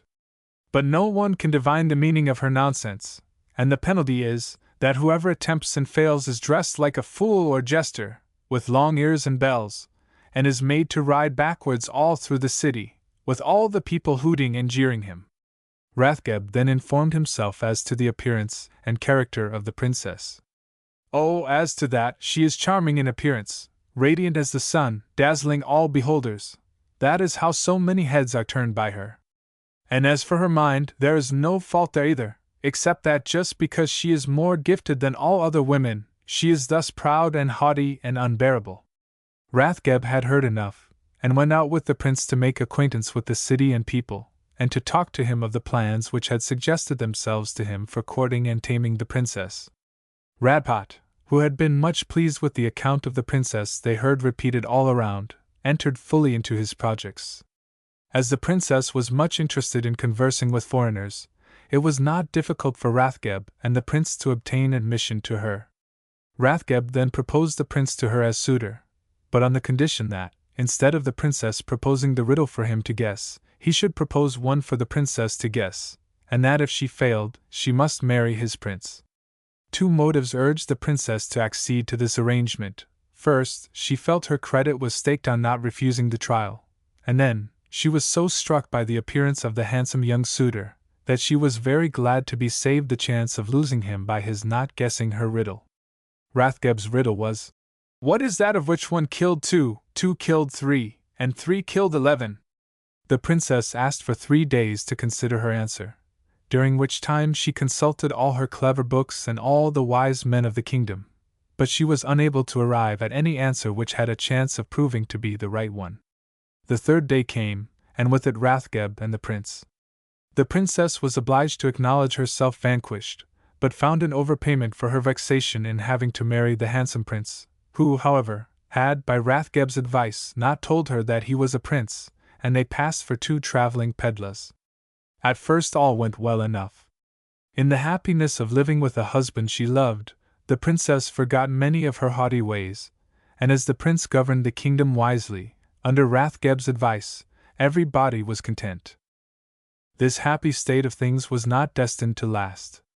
By degrees the princess's old habits of self-sufficiency, haughtiness, and bad temper came back, and Radbot found he had hard lines to keep peace with her. From day to day this grew worse, and at last he found it hardly possible to endure her continual reproaches and causeless vituperation. In the meantime Rathgeb received the intelligence from the Council of Regency that the Queen, Radbot's stepmother, was dead, and that all the people were impatient that he should return and place himself at the head of the nation. In communicating this news to the prince, the old counselor propounded a scheme for reducing his wife to a better frame of mind which pleased him well. In accordance with it, Radpat absented himself from the palace for several days. At the end of that time he returned, but instead of waiting to listen to the fierce invectives with which the princess met him on his return, he interrupted her at the beginning of the discourse by informing her that he had been engaged on important affairs which did not concern her. Before she had time to recover from her surprise at his audacity in treating her thus, he went on to say that this absence was only the prelude to a much longer one, as he was now called home by his mother, who was a very old woman, and who entreated him to remain with her during the rest of her days, that he was about to set out, therefore, to go to her, and he could not say if he should be able ever to come back again. So he must bid her adieu. The princess could not for a long time be induced to believe that he was serious, but when she really found him making preparations for his departure, without any allusion to the idea of her accompanying him, she was so softened and distressed that, but for a sign from Rathgeb, he would have forgiven her at once, and told her all. By Rathgeb's advice he determined to put her change of demeanor to the test before giving in, and he told her it was impossible to take her with him. At this, her pleading to accompany him became still more earnest. "But if you came with me, you would not have a palace full of servants to wait upon you. You would have to live in a poor hut with a cross old woman, to whom I could not bear that you should answer a cross word, however peevish she might be. You would have to live on the poorest fare, and to earn something towards the support of your life." The princess, who really loved Radpat devotedly, and was of a good and noble nature, having erred chiefly through thoughtlessness and want of self-control, accepted all these hard terms cheerfully, rather than be separated from her husband. So they set out the next day. And when they got near Radpat's capital, Rathgeb went on before to a poor cottage in the outskirts, where there lived a lone old woman whom he could trust to carry on his plan by acting as Radpat's mother, without her ever knowing who he really was. When Radpat and the princess arrived before this cottage, by Rathgeb's instruction, the old woman came out and welcomed him as her son, and Radpat introduced the princess to her as his wife. "Not much like the wife of an honest workman either," grumbled the old woman, according to Rathgeb's instructions. "That's the kind of wife a man picks up when he goes to foreign parts, a pert, stuck-up minx. But she'll have to learn to dress like a sober woman, and make some use of her fingers, now she's come here, I can tell her." The princess could have thrust these words back down the old woman's throat in an instant, but Radpat imposed silence by a severe look, and then he reminded her that she had promised submission and obedience to his mother, adding that, if she desired it, and shrank from sharing his poverty and hard fare, his friend Rathgeb would even now take her back to her own country. But the very idea of parting from him produced immediate submission, and the old lady happening to be leaning against the table, as if tired of the exertion of welcoming her son, she even fetched and placed a chair for her, and helped her gently into it. But still, bad habits cannot be changed all at once, and before the day was out Radpat had had to put on his severe look to arrest her angry answer many a time. The next morning, as soon as they had breakfasted, he said he was going out for his work as a mason's laborer, and she must choose what work she would do, as no one must be idle in his house. The princess timidly replied that she knew many kinds of fine embroidery, which she thought would sell for a great price, and as she had some such with her, she would set to work to finish a piece of it, so that Rathgeb might take it into the town and get it sold. Radpat came back in the evening, and flung down a few pence on the table, which he said was the amount of his daily wage, and told her to go out and get the supper with it. It was little she knew of how to buy a workman's supper, and what she brought Radpat was so dissatisfied with that, having dined himself in the palace, he threw it out of window, so that she had to go supperless to bed. Before she went upstairs, however, Radpat told her to show him her day's work, and when she brought it, expecting him to admire its delicacy and finish, he at once threw it on one side, saying he was sure such coarse stuff would not sell there. The princess spent the night more in weeping than in sleeping. In the morning she had to get up and prepare the breakfast, in doing which she not only burnt her hands, but by her general awkwardness at the unusual work, incurred a storm of vituperation from the old mother such as she had often been wont to bestow, while no rough word had ever been spoken to her before in her whole life. All through the day she had to attend to all the old woman's whims, and in the evening when Radpot came home it was nearly the same thing again with the supper, and he would scarcely suffer her to snatch more than a few mouthfuls, so angry he showed himself at her mistakes in the manner of preparing it. He told her, too, that so long as she did not know how to earn her food, she must not expect to have much of it. This made her the more desirous that Rathgeb should take her work to the town. When he had done so, however, he brought it back, saying no one would buy such coarse, common work there. Then she tried other kinds, each finer and more delicate than the last, but all were brought back to her with the same answer. At last they gave her a basket of common pottery, and told her to go and sell it to the poor people in the marketplace. This answered rather better than the work. There were plenty of people who wanted to buy crockery, and the most of them came to her basket in preference to others, because of her beautiful face all bathed in tears. But just as she was reckoning up what a nice sum we should now have to take home, and that it would be acknowledged she had done something right at last, a smartly caparisoned cavalier came riding past, and without heed to her cries upset the whole of her stock upon the road, smashing everything to atoms, and scattering her heap of halfpence into the gutter. She was so bewildered she hardly thought to look at him, and yet, from the single glance, he appeared so like Radpot that she almost called to him by name. He dashed away, however, so quickly, that he was out of hearing in a minute. In the evening, when she came to detail her mishap to him, he appeared to be very angry at her ill success in everything she attempted, adding, "I'm afraid you'll never be any use to a poor man. We must get Rathgeb to take you back home again."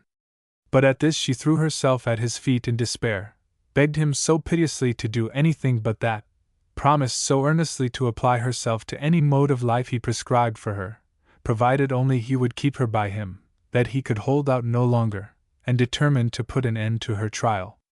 "I will give you one chance more," he said, trying to assume a tone of indifference. "You shall bring me my dinner while I am at work tomorrow.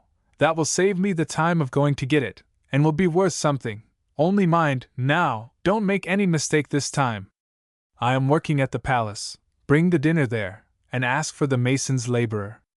The next day she took good care to have the dinner ready in time, and though she was filled with confusion at having to go through the public streets carrying the humble provision of the laborer's dinner, and every one gazing after her beautiful, tearful face, she yet went her way bravely, and came at last to the palace. The moment she asked at the door for the mason's laborer, a page was sent with her, who conducted her through suites of apartments vaster and more magnificent than those of her own palace, and while she was lost in bewilderment, the page suddenly stopped short and pointed to a drapery hanging, saying, "Pull that aside, and you will find within him you seek," and then darted away. She scarcely dared do as she was bid, but then the clocks began to strike the midday hour, and fearful of keeping her husband waiting, she lifted the drapery with a trembling hand. On a royal throne, and habited in royal state, there sat Radpot himself, Rathgeb standing respectfully by his side. The princess thought to have fainted at the sight, for she could in no way understand how they came to be there. "Come in, princess," said Radpot, encouragingly, and Rathgeb went to the door, and conducted her up to him.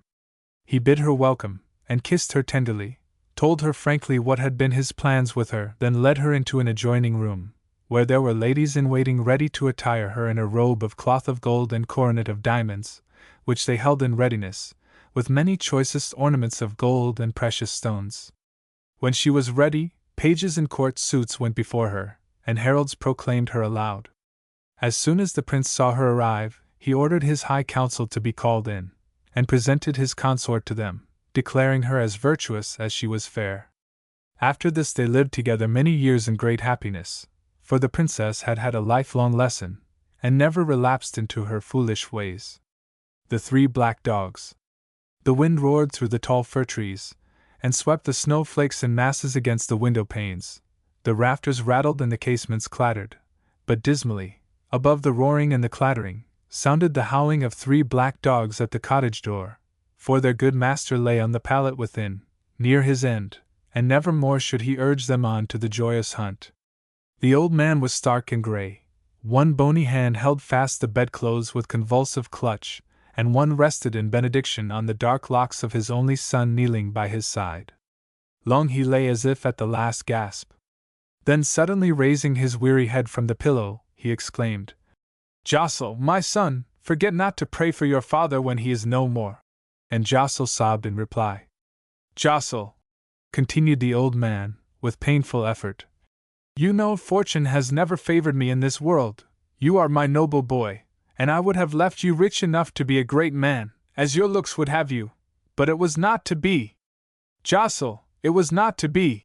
And the old man sank back upon the bed, and hid his face and wept.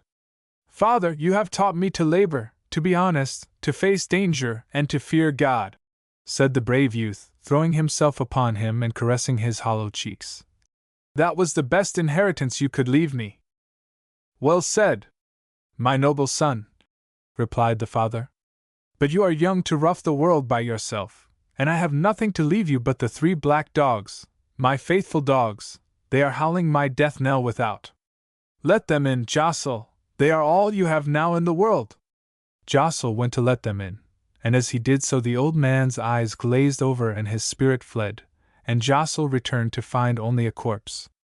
The 3 black dogs ceased their howling when they saw his grief, and came and fawned upon him and licked his hands. For 3 days they remained mourning together, and then the men came and buried the father. Other people came to live in the cottage, and Jostle went out to wander over the wide world, the 3 black dogs following behind. When there was a day's work to be done they fared well enough. Though he had so fair a face and so noble a bearing, Jostle was always ready to apply his stalwart limbs to labor, and what he earned he shared with the 3 black dogs, who whined and fawned and seemed to say, "And we are eating your bread in idleness now, but never mind, the day will come when we will earn you yours." But when there was no work to be had, when the storm beat and the winter wind raged, Jostle was fain to share a peasant's meal where he could find pity by the way, and many there were who said, "God be gracious unto thee, my son," when they saw his comely face. But the black dogs slunk away, as if ashamed that their master's son should have to beg, not only for himself, but for them also. Better times came with the spring, and then there was the hay cutting, and the harvesting, and the vintage, and Jostle found plenty of work. But still he journeyed on, and the 3 black dogs behind. At last he saw in the distance the towers of a great city, and he hasted on, for all his life he had lived in the mountains, and had never seen a town. But when he reached it, he found that though it was a vast city, it was empty and desolate. Broad, well-paved roads crossed it, but they were more deserted than the mountain tracks. There were workshops, and smithies, and foundries, and ovens, but all silent and empty, and no sound was heard. Then he looked up, and saw that every house was draped with black, and black banners hung from the towers and palaces. Still not a human being appeared either in the public squares or at the house windows, so he still wandered on, and the 3 black dogs behind. At last he espied in the distance a wagoner with his team coming through the principal road which traversed the city, and lost no time in making his way up to him and asking what this unearthly stillness meant. The wagoner cracked his whip and went on, as if he were frightened and in a hurry, but Jostle kept up with him.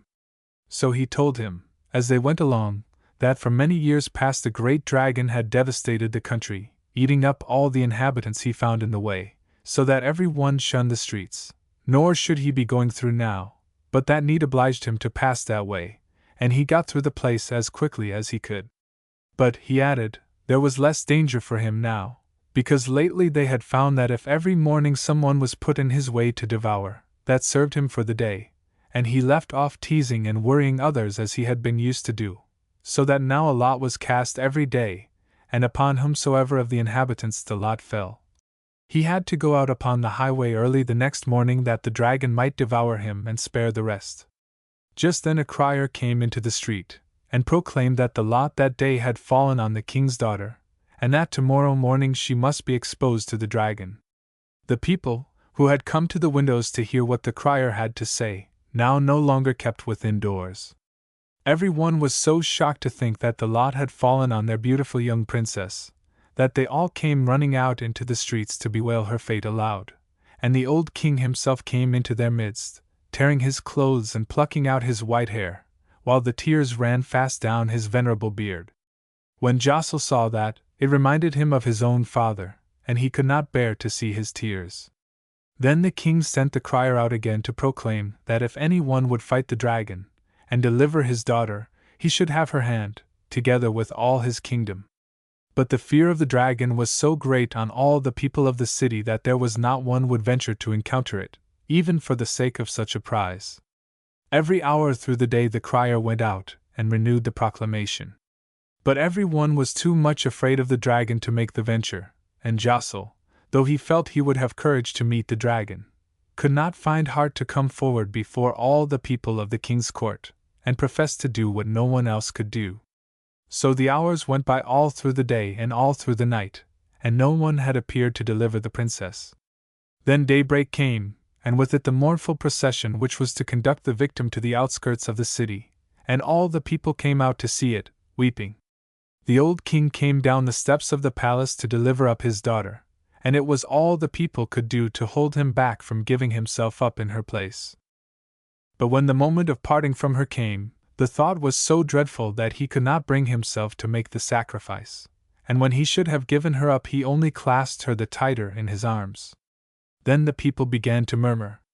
They said, "The hour is advancing, and the dragon will be upon us, and make havoc among us all. When the lot fell upon one of us, we gave up our wives, and our fathers, and our children, and now the same misfortune has visited you, you must do no less." And as the time wore on they grew more and more angry and discontented. This increased the distress and terror of the king, and he raved with despair. When Jostle found matters as bad as this, he forgot his bashfulness, and coming forward through the midst of the crowd, he asked permission to go out to meet the dragon. "And if I fail," he added, "at least I shall have prolonged the most precious life by one day." And he bent down and kissed the hem of the princess's garment.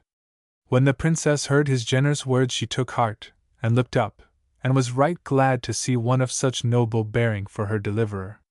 But the old king, without stopping to look at him, threw himself on his neck and kissed him with delight, and called him his son, and promised him there was nothing of all the crier had proclaimed that should not be fulfilled. The discontent of the people was changed into admiration, and they accompanied Jostle to the city gates with shouts of encouragement as he went forth to meet the dragon, and the 3 black dogs behind. If the king's daughter had been pleased with the appearance of her deliverer, Jostle had every reason to be no less delighted with that of the lady to whom he was about to devote his life. Full of hope and enthusiasm, he passed on through the midst of the people, regardless of their shouts, for he was thinking only of her, and the 3 black dogs behind. It was past the time when the dragon usually received his victim, and he was advancing rapidly towards the city walls, roaring horribly and swinging the scaly horrors of his folded tail. The fury of the monster might have made a more practiced arm tremble, but Jostle thought of his father's desire that he should be a great man, and do brave deeds, and his courage only seemed to grow as the danger approached.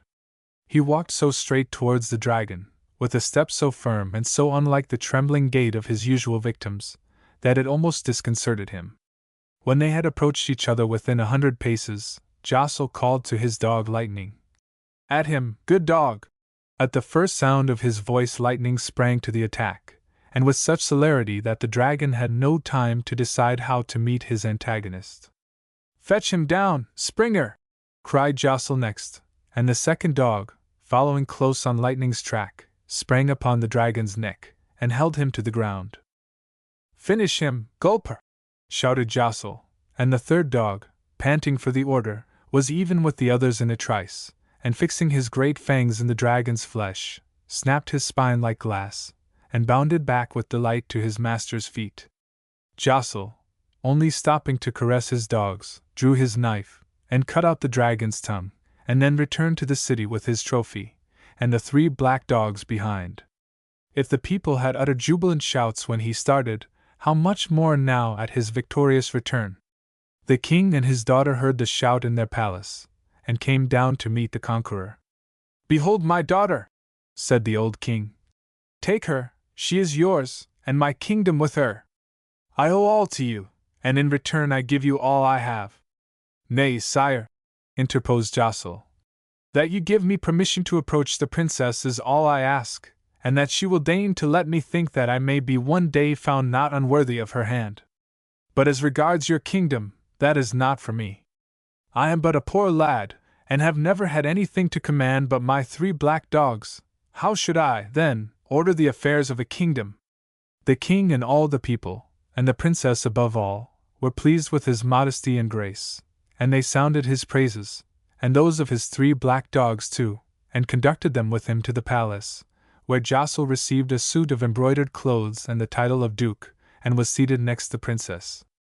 The king, finding that he was resolute in refusing to accept the crown, determined to adopt him for his son, and had him instructed in everything becoming a prince, so that he might be fit to succeed him at his death.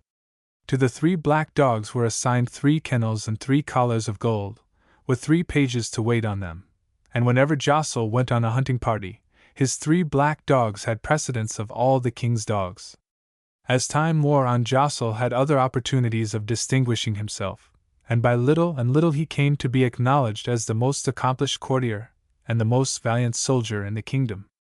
The princess had admired his good looks and his self-devotion from the first, but when she found him so admired and courted by all the world too, her esteem and her love for him grew every day, till at last she consented to fulfill the king's wish, and they were married with great pomp and rejoicing. Never was there a handsomer pair, and never was there a braver procession of lords and ladies and attendants, than that which followed them that day, with music and with bells, and the 3 black dogs behind. There are countless spots in Tyrol in which tales are traditional of brave peasants, hunters, and woodmen delivering the place out of some need or danger, symbolized as a dragon, similar in the main to the above, but with varieties of local coloring. I gave the preference to the above for the sake of the 3 black dogs. Attilia and the Death's Head, or Put Your Trust in Providence. In the little town of Schwatz, on the Inn, the chief river of Tyrol, there lived once a poor little peasant girl named Attilia. Attilia had been very fond of her dear mother, and cried bitterly when she had the great misfortune to lose her. She tried hard to do all she had seen her mother do. She swept the house and milked the cow, and baked the bread, and stitched at her father's clothes. But she could not, with all her diligence, get through it all as her mother did. The place began to get into disorder, and the pigs and the fowls fought, and she could not keep them apart, and she could not manage the spinning, and what was worst of all, she could not carry in the loads of hay, by which her mother had earned the few pence that eked out her father's scanty wages. To keep the house straight, the good man found himself obliged to take another wife, and one day he brought home the tall senil, and told Attilia she was to be her mother. When poor little Attilia heard the tall, hard, bony woman called her mother, she burst out into passionate tears, and declared she should never be her mother, and she would never pay her obedience. Now the tall senil was not a bad woman, but she was angry when the child set herself against her, and so there was continual anger between the two. When she told Attilia to do anything, Attilia refused to do it, lest she should be thought to be thereby regarding her as her mother, which seemed to her a kind of sacrilege, and when she tried to do any of the work of the house, her childish inexperience made her do it in a way that did not suit the tall senil's thrift, so there was nothing but strife in the house. Yet the good father contrived, when he came home of an evening, to set things straight, and make peace, and though Attilia had little pleasure, like other children of her years, yet she had a good woolen frock to keep out the cold, and bread and cheese and milk enough to drive away hunger, and what she valued most, a father's knee to sit on of an evening in the well-warmed room, while he kissed her and told her weird stories of the days long gone by. But a day came, a day darkened by a terrible storm, on whose evening no father came home. The long senil went out with the neighbors with lanterns and horns, but the fierce winds extinguished their lights and drowned the sound of their horns, and Attilia knelt by the side of her father's chair, praying and crying. She prayed and wept, and only slept a little now and then, all through the night, and in the morning some carters came in, and brought her father's dead body, which they had found on their mountain way, under the snow, where it lay buried. But Ottilia still knelt by her father's chair, and felt like one in a dream, while they put him in his coffin and carried him to the churchyard ground, and the sad bells mourned. "Go, child, and feed the pig!" exclaimed the harsh voice of the tall sentinel, and it sounded harsher than ever now, for there was none left to apply the curb. "Crying's all very well for a bit, but you're not going on like that all your life, I suppose?" Ottilia felt her helplessness, and therefore resented the admonition. Without stopping to consider its reasonableness, she retorted fiercely, "Child, I am no child of yours! I've told you so before 1,000 times, and it's not because my father's dead that you're going to come over me. You think you'll make me forget him by forbidding me to cry for him, but never, never will I forget him. Nor shall you forget how he made you behave properly to me." The tall sentinel had more patience with her than might have been expected, and said no more for that time, but Ottilia was not won by her forbearance, and only reckoned it as a victory. It was strife again the next day, and the next, and there was no good father to make peace. And at last the tall sentinel's patience fairly gave way, and one day, in her provocation, she drove the child from the door, and bid her never come under her eyes again. Her anger cooled, she could have recalled the words, but Ottilia was already far away up the mountain path, and out of sight, gone she knew not whither. Ottilia had no experience of want, and knew not what it was to be alone upon the mountains.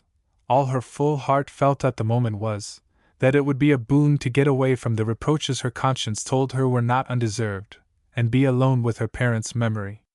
Thus she wandered on, with no more consciousness of her way than just to follow it to the spot where her father died, and which had been marked by pious custom with a wayside cross, on which was painted in vivid strokes the manner of his end. Ottilia gazed at the cruel scene till fresh tears started to her eyes, and she threw herself on the ground beside it, and cried till she knew no more where she was. Then it seemed to her as if the ground were again covered with snow, and that from under it she heard her father's voice, and he talked to her as he used to talk of an evening by the fireside, when she was on his knee after work and he made her peace with the tall sentinel. And now he brought home to her all her naughty, senseless ways, not scolding without reason, but making all allowance for the filial love which had been at the bottom of the strife. Ottilia seemed to herself to be listening to him with great attention, but her heart misgave her. She was ready to own now that she had been very wrong, very unreasonable, and she felt really sorry for it all, so sorry that, had her home still been his, she felt that she could have brought herself to obey Sentinel, so that she might not grieve him. But now that he was not there, suppose he should require of her that she should go back now and live with the tall Sentinel, all alone. But he did not require it of her, or, at all events, in her excitement she woke with his last words sounding in her ear, which were nothing more severe than, "Put your trust in God, and all will yet be well." The sun had already sunk behind the mountains, the chill night air began to penetrate Ottilia's clothing, and hunger stared her in the face. She felt very humble now, but she had no mind to go back. She rose and walked on, for numbness, as of death, was creeping over her, and she knew the mountain folk said that to yield to that lethargy of cold was death. On she walked, and the darkness gathered thicker and thicker round her, but she thought of her guardian angel, and she was not afraid. Still the way was weary, and the air was keen, and her strength began to fail. Then suddenly, on a neighboring peak, she descried the broken outline of a castellated building standing out against the now moonlit sky. Gathering fresh force from hope, she picked her way over steep and stone, guiding her steps by the friendly light which beamed from a turret window. She had had time to realize her whole desolation. If heaven vouchsafed her another chance of finding a home, she mentally resolved, she would behave so as to win its blessing, with all her might. When at last she reached the castle gate her courage once more began to fail. What would the great people at the castle say to a poor little half-starved peasant girl, who came without friend or warrant to disturb their rest? "Where is your trust in Providence?" said a voice within, which sounded like a memory of her father's, and rekindled her courage. A horn hung beside the broad portal, and when, after many timorous efforts, Ottilia had succeeded in making a note resound, she stood anxiously wondering what stern warder or fierce man-at-arms would answer the summons. None such appeared, however. But after some moments of anxious waiting, the window whence the friendly light beamed was opened, with noise enough to make her look up, and then, what do you think she saw? Nothing but a death's head looking out of the window. Almost before she had time to be frightened, it asked her, in a very kindly voice, what was her pleasure. "A night's lodging and a bit of bread, for the love of Christ," said Ottilia faintly, and then she looked up again at the death's head, and she could not resist a sense of horror and faintness that crept over her. "Put your trust in God," whispered her father's voice, and she made an effort to stay her teeth from chattering together. Meantime, the death's head had answered cheerily enough. "Will you promise to carry me up here again faithfully, if I come down and draw the bolt for you, and let you in?" And scarcely knowing what she said, Ottilia gave an assent. "But think what you are saying, and swear that I can rely on you," persisted the death's head. "For, you see, it is a serious matter for me. I can easily roll down the steps, but there are a good many of them, and I can't get up again by myself." "Of course you may rely on me," now answered Ottilia, for she saw it was but her bounden duty to perform this return of kindness, and conscience seemed to have a reproach for her courageous alacrity, saying, "The tall sentinel never required of you anything so hard as this." "I know she didn't," answered Ottilia humbly. "And this is my punishment." All this time the death's head was coming rumbling down the stone stairs, and a hard, dismal sound it was. Clop, clop, clop, first round the turret's spiral, then roll along the long echoing corridor, and then clop, clop, clop once more all down the broad main staircase, then another roll, and finally clump, bump. It came against the massive door. Ottilia felt her heart go clop, clop, clop, clop too, but she struggled hard, and the cold, and the faintness of hunger made her yet feel rejoiced to hear the death's head take the bolt between its grinning teeth and draw it sharply back. The great door flew open, and Ottilia trod timidly within the welcome shelter. The memory of her father's fate was fresh upon her, and the death's head was less terrible than the pitiless snow. Not without some difficult mental struggles Ottilia faithfully fulfilled her promise. A temptation, indeed, came to let the skull lie. It could not pursue her. It could not possibly climb up all those stairs, though it could roll down them. Besides, it had declared its incapacity for the task. She could let it lie and enter into possession of the castle. It was clear there was no one else there, or the skull would not have put itself in danger by coming to the door. But honest little Ottilia repelled the thought with indignation, and bending down, she picked up the skull, and carried it carefully up the stairs folded in her apron. "Lay me on the table," said the death's head, when they got into the turret chamber where the light was. "And then go down into the kitchen and make a pancake.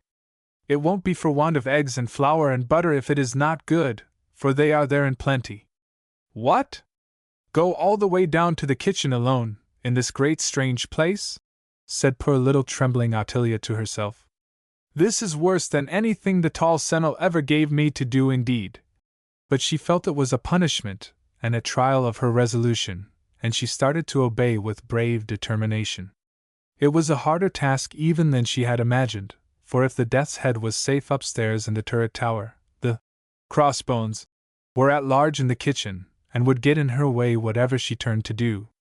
True, her impulse for a moment was to turn and scream, and run away, but there came her father's voice, bidding her trust in God. "And besides," she said to herself, "what is there so very dreadful about the sight of dead bones, after all? And what harm can they do me?" So she took no notice of what was going on around her, but beat her eggs and mixed her batter, and put it on to fry, till the appetizing odor and the warmth of the fire brought back life and renewed her courage.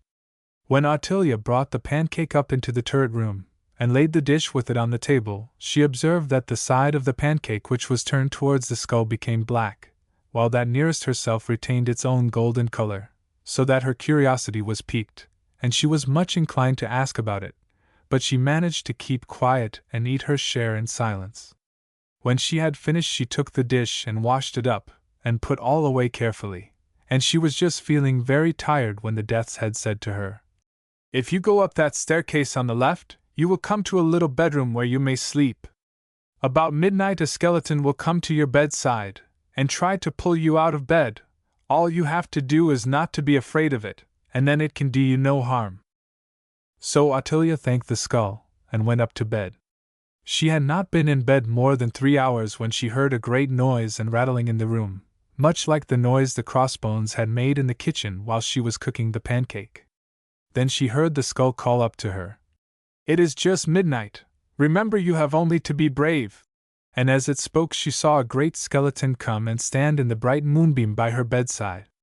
It stretched one of its long bare arms out towards her, and pulled off the bedclothes with one bony hand and seized her by the hair with the other.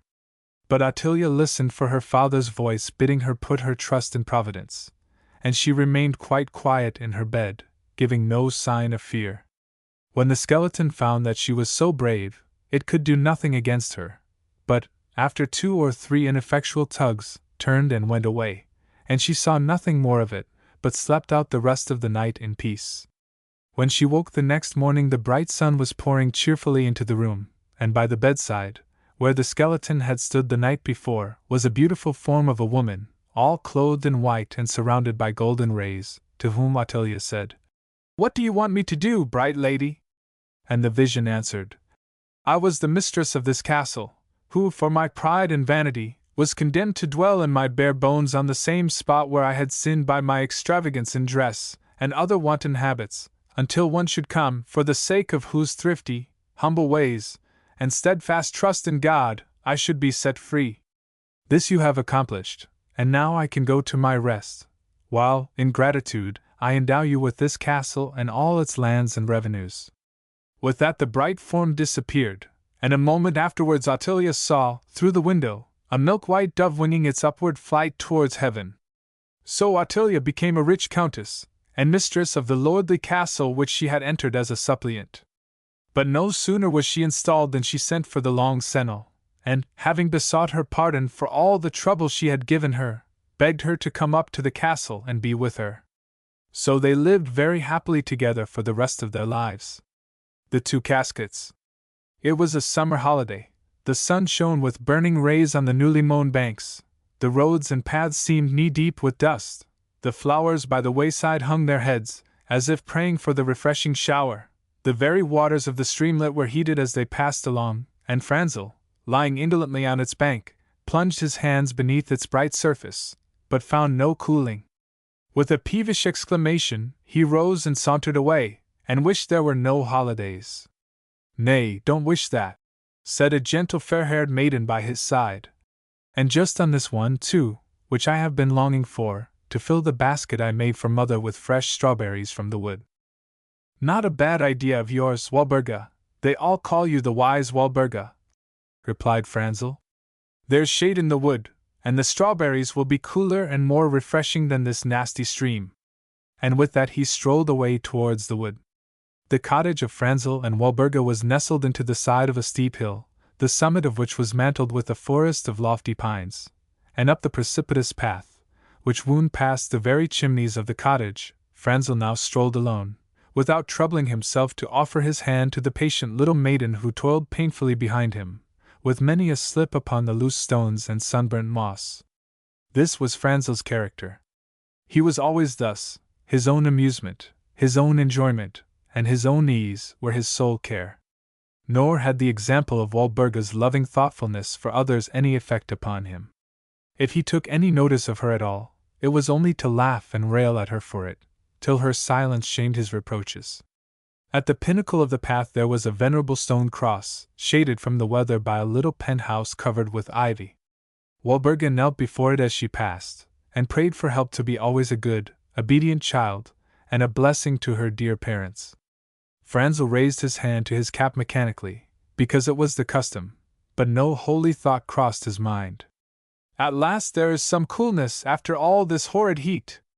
And now we are close to those nice refreshing strawberries. These were his only ideas. To Walburga, as she knelt, there came sweet lessons she had been taught to associate with the cross, of abnegation of self, obedience to higher powers, and loving devotion to others. Franzel looked with all his eager eyes to discern the bright red berries where the shade lay diapered with the light darting between the thick clothing of the pine trees, without so much as casting a glance at the sacred token. "Oh, what a splendid haul!" he cried, and plunged through the thick leafage to where the ripe, rich berries clustered closest, and without troubling himself to learn whether Walburga was as well supplied, began helping himself to his heart's content. Walburga lined her basket with fresh green leaves, and laid the strawberries in tasteful order upon them, only now and then taking the smallest and most worthless for herself. Though possessed with different objects, both were equally eager in the pursuit, and they pushed deeper and deeper into the thick pine forest, Walburga always keeping near Franzel, by reason of her tender, confiding spirit, which loved to be near those dear to her, though he, intent on his own gratification, had no cheerful word to enliven her. At last they came to where the dark pines closed thick overhead, so thick that no golden rays pierced through. All was shade and silence. But here the strawberries were no longer ripe and red, for there was no sun to bring them to maturity, so Franzel peevishly turned to go, and Walburga followed gently behind. Suddenly their progress was arrested by a bright light, brighter than the burning summer sun shining beneath the gloom of the dark pines, and in the center of that light stood a beautiful queen, and the light seemed to come from the diadem on her forehead and the garments that encompassed her. "What are you doing here?" she said in soft, sweet accents, addressing herself to Walburga. And Walburga, dropping her eyelids with maiden modesty, replied, hardly able to force her voice above a whisper, "Gathering strawberries for Mother dear." The beautiful lady smiled a smile of approval, and the bright light seemed brighter when she smiled, and a sweet and balmy breeze stirred the air when she spoke again. "Here, my child," she said, "take this casket." And she handed her a casket made just like the strawberry basket she had woven for her mother, only it was all of pure gold filigree, and in place of the piled-up strawberries, it had a lid of sparkling carbuncles. "Take this, my child, and when you open it think of me." "And what are you doing?" she said, with something less of mildness, to Franzel, who, having his hat full of strawberries, was so busy devouring them that he had not even noticed the beautiful present his sister had received. Nor did he stop now even to reply to her, but between throwing away one chuck and picking out another fruit, he muttered rudely, "I should think you might see that, without asking." The beautiful lady looked at him sadly, and tears like pearls fell fast down her fair cheeks, as she gave him a dark iron casket, with the same words she had used to Walburga. The light disappeared, and the fair lady was seen no more. "Who can that bright lady be? And what can these caskets be that she has given us?" said Walburga, timidly. "Let us come home quick, and show them to Mother." And she ran onwards gaily, calling out, "Mother, Mother dear, see what I have got." "Stuff!" replied Franzel. "I'm not going to wait for that. I want to see what's in them now." But Walburga had passed on out of hearing. He pulled the lid off his dark iron casket, and immediately there wriggled out two great black ugly snakes, which grew bigger and longer, dancing round him, nor could he escape from their meshes. Then, finally, they closed their coils tightly round him, and carried him away through the thick, sunless forest, and no one ever saw him again. Meantime Walburga was making her way home with all the speed she could down the dangerous mountain track, her strawberry basket in one hand and the golden casket in the other.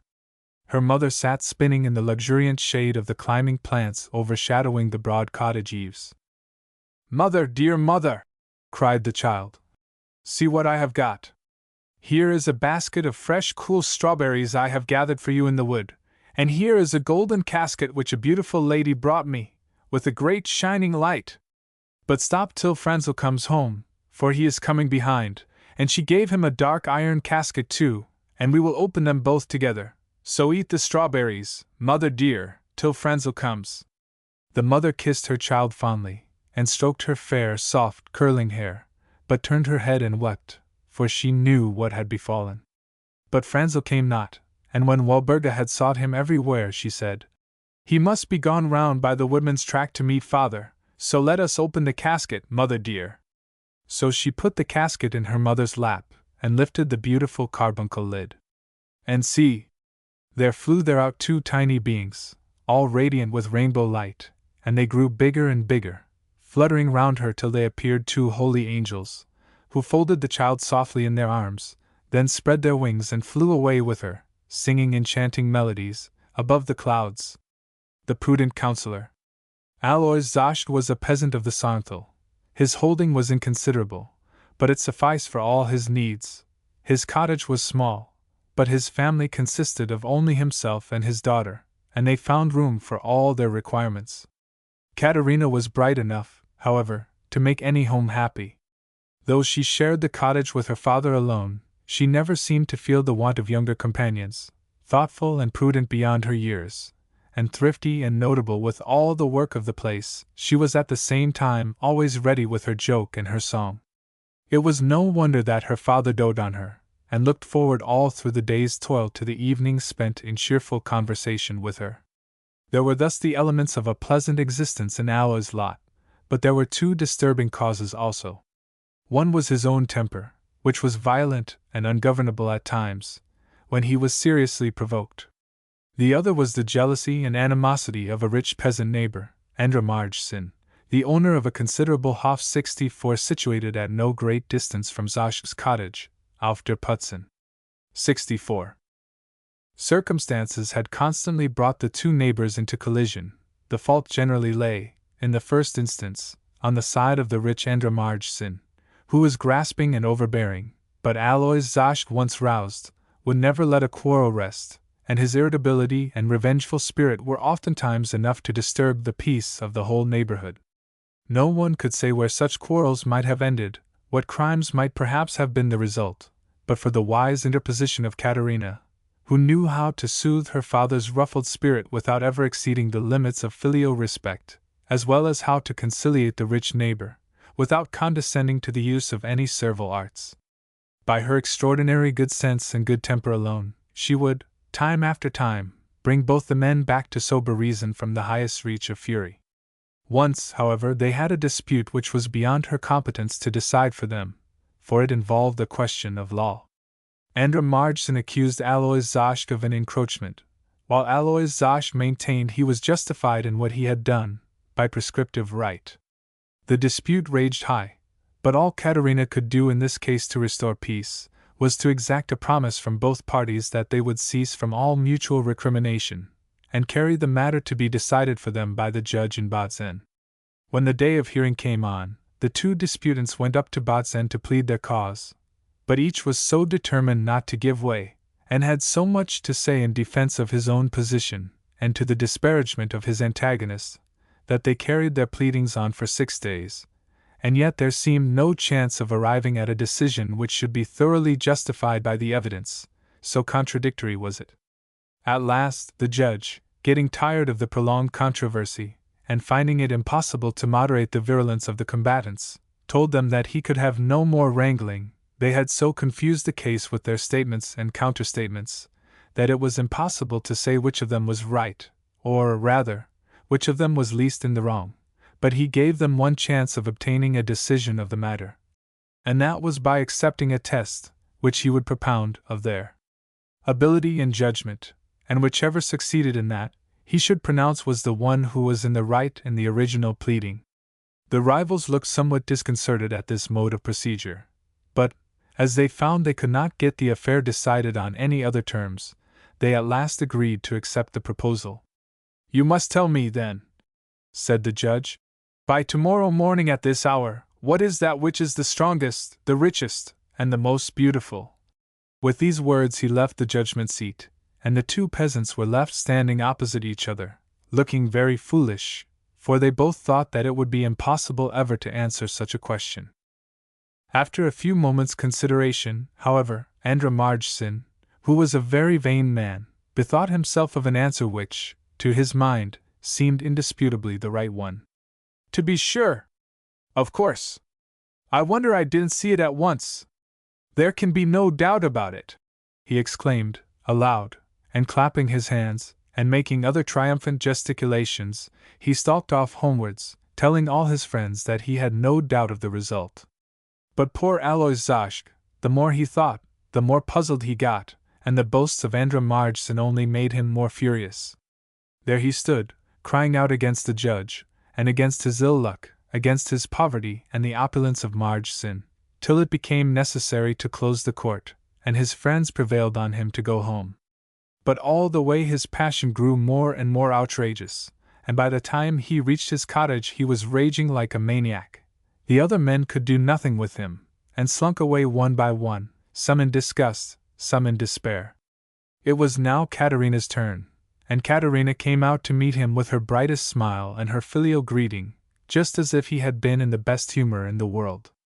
But for the first time, the sight of Katerina seemed rather to increase than allay his anger, for he found her dressed in all her festal attire, a proceeding which was quite out of character with his present disposition. There was he, worn out with the long dispute, the weariness of the delayed decision, the provocation of his enemy's insulting mien, and still more, perhaps, by his own ill humor, and there she stood, all smiles and bright colors, as for a joyful occasion, the white Staatshaupt 65 coquettishly set on her braided hair, the scarlet bodice tightly embracing her comely shape, with "Follow my lad 66" streamers from her shoulder knot, the bright red stockings showing under her short black skirt, and the blue apron over it, in place of the white apron of working days. Could anything be more incongruous? Was it not enough to increase his madness? 65. 66. Nevertheless, Katerina's judgment so uniformly approved itself to his better reason that, the first impulse past, he gulped down the rising exclamation of annoyance until he had heard what Katerina had to say. "Well, father, so you're all right. And I'm the first to congratulate you," she cried, and flung her arms round him with an embrace, of which, even in his present state of excitement, he could hardly resist the tenderness and effusion, and as if she did not perceive the traces of his ill humor. "Right, wench! What mean you? All wrong, you should say." "No, no, I mean it is all right, and it only remains for you to hear it pronounced by the judge tomorrow, and haven't I put on my gala suit to celebrate your success?" "Success? Speak! What mean you?" cried Aloys eagerly, his stormy vexation melting away before the sunbeam of her encouragement. "Why, what has the judge told you to do, to decide the case?" asked Katerina, who had heard it all from a neighbor who came home hours before, while Aloys was still standing perplexed in the court. "That I should tell him by tomorrow morning," replied Aloys, softened already by her consoling manner. "What it is which is the strongest, the richest, and the most beautiful, and how am I ever to guess all that? And what's more," he continued, relapsing into his former state of vexation, "that fellow Andra Margeson has guessed it already, and is gone off proclaiming his triumph." "No, father!" exclaimed Katerina, with a mocking laugh, all of fun, however, not of scorn. "You don't mean to say you believe that great bully Andra Margeson could have guessed the right answer?" "But he said so. He went off telling everyone so," rejoined Aloys positively. "Oh, you dear, good, simple father! Do you really believe it is so because he boasts of it? Do rest easy, he's not got it." "Well, but if he hasn't, I haven't either. How am I to guess such captious absurdities? Why couldn't the man judge the thing on its merits, instead of tormenting one to this extent?" And Aloys was getting cross again. "Why, it is the best chance in the world, you couldn't have been more favored. As to Andra, he'll never guess it. Now just think what answer you'll give." "Oh, I should never guess any, if I thought till doomsday. But you," and he started with the clever thought, "you, of course, who always find a way out of everything, what do you say?" "Why," answered Katerina, readily, "what is stronger than the earth on which we stand, which bears up our houses and buildings, our rocks and mighty mountains, which all our united efforts could not suffice to move 1 inch from its place, and on which we all rest secure, confident that none is strong enough to displace it? What more beauteous than spring, with its fresh, soft tints on sky and mountain, on Alp 67 and mead, on blossom and flower, spring, with its promise and its hope? And what richer than autumn, with its gifts which make us glad for all the year, its bursting ears of grain, its clustered grapes, its abundant olives and luscious fruits?" 67. "Katerina, girl, I believe you've found it," said her father, with enthusiasm. my bonny girl has saved me this time also!" And he clasped her in his arms. Though misgivings would come back when he recalled Andrea's assurance, he yet went to bed happy in the consciousness of at least having a good chance of not being beaten. In the morning he was up betimes, and having taken great pains to learn what he had to say from Caterina, who walked a good stretch of the way through the valley with him, he arrived at the court in tolerably good humor. Andra was there before him, and in high good humor too, taking for granted that, as the richer and more important man, and moreover, as the victor, so he felt assured, he had the right to speak first.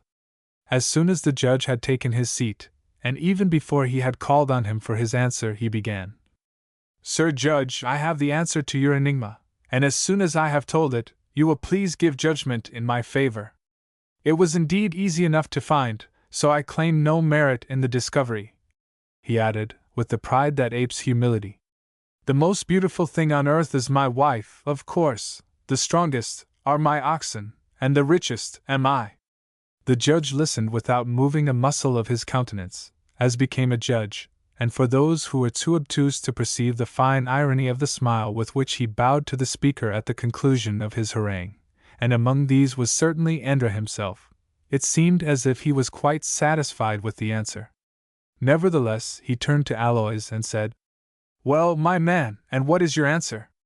"But the judgment, good Sir Judge! Would your honor be pleased to pronounce the sentence in my favor, seeing I have given your worship the answer?" interposed Andra Margeson, fussily. "Gently and fairly," replied the judge. "Wait only a little, we must hear what friend Aloys has to say. He might have an answer, you know, and anyhow, we must give him the opportunity." Andra chafed, but could not resist, and, at an encouraging word from the judge, Aloys stood forward and repeated word for word the answer Caterina had taught him. Though the judge had preserved his imperturbability through the expression of Andra's silly bombast, this answer of Aloys was too much for his composure. He had only proposed the enigma as the means of getting rid of a perplexing case. He had no idea but that both peasants would bring an answer of which he could easily expose the folly, and thus, either having fulfilled the prescribed terms, the case would fall through of itself, and he be saved from further trouble. But he saw nothing to reply to Alo's solution of his question, nor any means of escaping from giving judgment in his favor. Everybody acquiesced in the justice of the decision, and even Andra himself had nothing to say, but, crestfallen, and in very different style from his confidence of the day before, he made his exit while people were yet engaged with the discussion of Alo's success, so as to avoid alike scorn and condolence. The session over, the judge called Aloys aside, and inquired how he had come to find so accurate an answer, upon which Aloys, who burnt to proclaim the merit of his child, at once referred the honor to Caterina. "That is it," replied the judge. "I have often seen the girl at church, and am not surprised that so comely a form is inhabited by so clever a mind. Now go home, and tell your daughter that if she finds out the way to come to me without any clothes on, and yet not naked, not by day, and yet not by night, and by a way which shall be neither a high road nor yet a bypath, I shall take the opportunity of her so coming to ask her to be my wife." Aloys lost no time in returning home to tell the good news to his daughter. "I suppose you'll find one of your clever ways of doing it, though, for myself, I confess I don't understand a word of it. But do you really mean that good, noble, handsome judge really means to make his wife of a poor peasant girl like me?" "He might do worse," answered her father, with archness and pride. "But there is no doubt he was in earnest. You should have seen the fire in his eye when he spoke. In that case, you may depend I will find the way to fulfill his directions, trust me for that." Nor was she long in finding a way which satisfied the judge completely. She took off all her clothes, and then covered herself with fishing nets, this for the first condition. Then, for the second, she timed her journey in the dusk of evening, which is neither called day nor night, and for the third, she had previously had the road covered with boards, and upon these she walked, so that she neither trod the high road nor yet a bypath. Delighted at acquiring such a prize, and having so clever a maiden for his future companion through life, the judge married Caterina before the end of the month. There were great rejoicings at the wedding, to which all the countryside was invited, and then the poor peasant girl was installed in the judge's house. The judge, however, had exacted of her one condition, which was that she should never interfere with any of her clever suggestions in any case brought before him for decision, but let justice take its free and uninterrupted course. Years passed by happily enough. The judge rejoiced more and more every day over the wisdom of his choice, and Katerina sedulously observed the condition imposed upon her, and never interfered with her husband's dealings in the court. Nevertheless, it happened one day that a peasant whom she had known from her infancy had a case before the judge which was nearly as perplexed as that of her father had been, and despairing of making his right apparent, the peasant came to Katerina, and begged her, by their lifelong friendship, to give him one of those good counsels for which she had been so famous at home in the days gone by. Katerina urged her promise to her husband, and for a long time refused to break it, but the wily peasant contrived to work on her vanity so effectually, that at last, in an evil moment, she consented this once to give her advice, exacting first a promise he would never tell any one she had done so. The case was this. Her friend Senner 68 had been visited in the night by a Saligen Fräulein 69, who had promised to milk his cow for him, and every one knew that when a Saligen Fräulein milked a cow, it gave 3 times as much milk as the wont. But being a poor man, and having only one cow, he eked out his living by taking in cows to graze on his allotment, and he also only had one milking pail. The Saligen Fräulein, therefore, when she had milked his pail full, had been obliged to take a pail belonging to the man to whom the other cows belonged, who was a rich man, and had a store of all sorts of utensils. But the milk being in one of his pails, his Senner swore that it had been milked from one of his cows, and refused to give it up, though he had no right to it whatever, and he had declined payment for the use of the pail. 68. 69. Though the case had been argued since the first thing that morning, they were no nearer arriving at a decision. Now the disputants had been ordered to stand back while another case was called, but it would come on again immediately, and in the meantime the poor peasant entreated Katerina's counsel as his only chance of rescuing his milk before it turned sour. "I see one means, I think, of bringing him to his senses," said Katerina, after she had yielded to her poor friend's importunity. "When your case is called on again, show as much indifference about the result as you have hitherto shown anxiety. Then tell your adversary that during this interval, which you spent in the shade of the woods, a Saligen Fräulein had appeared to you and advised you not to use any of the milk the one who appeared to the Senner had milked for you, because she was a mischievous one, and the milk she milked was bewitched, so that all who drank of it, or of any milk mixed with it, were it only one drop of it, would be turned into asses. Then add, but of course, if your pailful is really the milk of your own cow, you have nothing to fear, so there's an end of the dispute. Then he will probably be so frightened by the threat of this calamity that he will probably have nothing more to do with the pail, and that will suffice to prove that it is not the milk of his cow, and expose his deceit." The peasant was so delighted with the wise counsel that he hardly knew how to thank his benefactress, and readily gave her the promise she required of not letting any one know he had even seen her. He had scarcely got back to the court when the case was called on again. The peasant carried out the advice he had received with great shrewdness, and found it answer completely. Everybody applauded the craft by which he had confounded his would-be oppressor, and the judge himself was very much pleased to see the end of such a troublesome case. A few minutes' thought, however, suggested to him that there was more than a peasant's shrewdness in the matter, and he was not slow to discern the guiding of his wife in it, so he called the peasant apart, and had little difficulty in wringing from the simple clown a confession of who had been his prompter. The discovery made the judge set off homeward in great anger. His wife had broken her promise, the fundamental condition of their union, and he would have nothing more to say to her. Out of his house she must go, whithersoever she would, but far away out of his sight.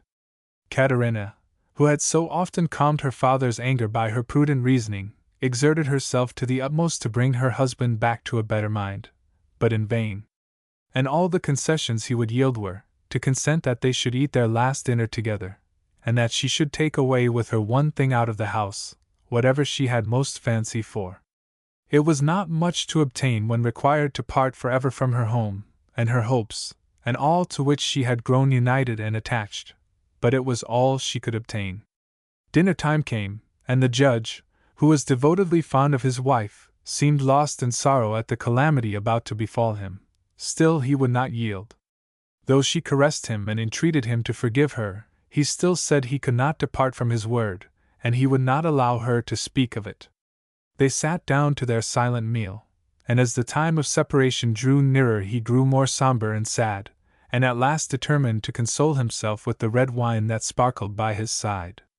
Katerina encouraged him to drink, and as his bottle got exhausted deftly replaced it by a full one, so that he was quite unconscious of the depth of his potations.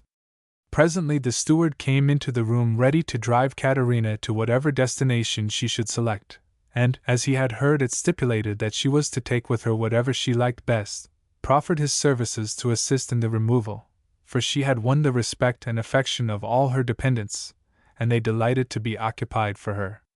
Katerina rose to depart, thanked the man for his attention, and, in answer to his question as to the object she would take with her, pointed to her husband, who now lay helpless across his settle, his head drooping over the table. The steward could scarcely believe his eyes, but Katerina had a way of giving orders which did not admit of being questioned. The first surprise over, too, it struck him as a capital device, and he entered heartily into the spirit of the scheme. With the help of a couple of serving men the judge was deposited safely in the lumbering old carriage, and Katerina having taken her place beside him, they drove away by her direction over one of the worst and most uneven roads in the neighborhood. The shaking of the vehicle presently awakened the sleeper, who was, of course, quite at a loss to conceive where he was, but perceiving that he cut a rather silly figure, was ashamed to ask his wife, who sat by his side as if there was nothing amiss, and said nothing. At last his curiosity got the better of his self-respect, and he begged her to tell him what all this trundling and shaking meant. Katerina in a few words recalled to him his cruel decree, at the same time reminding him of his promise that she might take with her what she liked best, and throwing her arms round him, asked him if there could be any doubt as to what that could be. The judge perceived that his wife had once more shown her sense and judgment, and was not sorry to find she had contrived this opportunity of making up their difference. On renewing her petition for forgiveness, he frankly gave her his pardon, and they drove back home to live together in love and union to the end of their days. The geese herds. There was once a peasant who had 3 sons, Karl, Stefan, and Joseph, but, as he was very poor, they often had scarcely enough to eat, and were always complaining. So one day he told them that they should go out, one at a time, into the world, and see whether they could do better for themselves than he could do for them, and, having drawn lots which should go first, it fell upon the youngest. Joseph was not altogether sorry to see a little of what the world was made of, and started with break of day next morning on his travels. He went begging about the country, but for a long time could find nothing to make a living by. At last he came to a splendid mansion on the borders of a large forest. When he asked his usual question, whether there was any place vacant for him, the servants took him into the big house, and, after conducting him through a number of apartments, each more beautiful than the other, he was ushered into a vast hall, all paneled round with carved wood, with windows of painted glass, and filled with handsome furniture. Reclining in an easy chair, sat an aged nobleman, the owner of the mansion, who, when he heard Joseph's request, took compassion on him, and told him he would take him into his service, beginning with giving him a very easy employment, and if he proved himself faithful in that, he would promote him to something higher. At first, then, he would only have to keep his geese, but there was one condition he would bid him observe. Joseph was so delighted with the prospect that he hastily interposed a promise of obeying it, before it was even uttered. And that condition was, that if at any time he should hear any music or singing in the forest, he should never listen to it, however much he might be inclined, for that if he did, he would inevitably lose his place. Joseph repeated his promise, and swore that he would never listen to the music.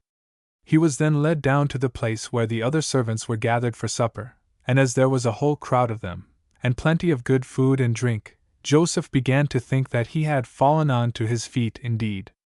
After supper, Joseph was shown into a tidy little room as big as his father's whole cottage, where was a nice little white bed, and a suit of clothes ready to put on when he got up.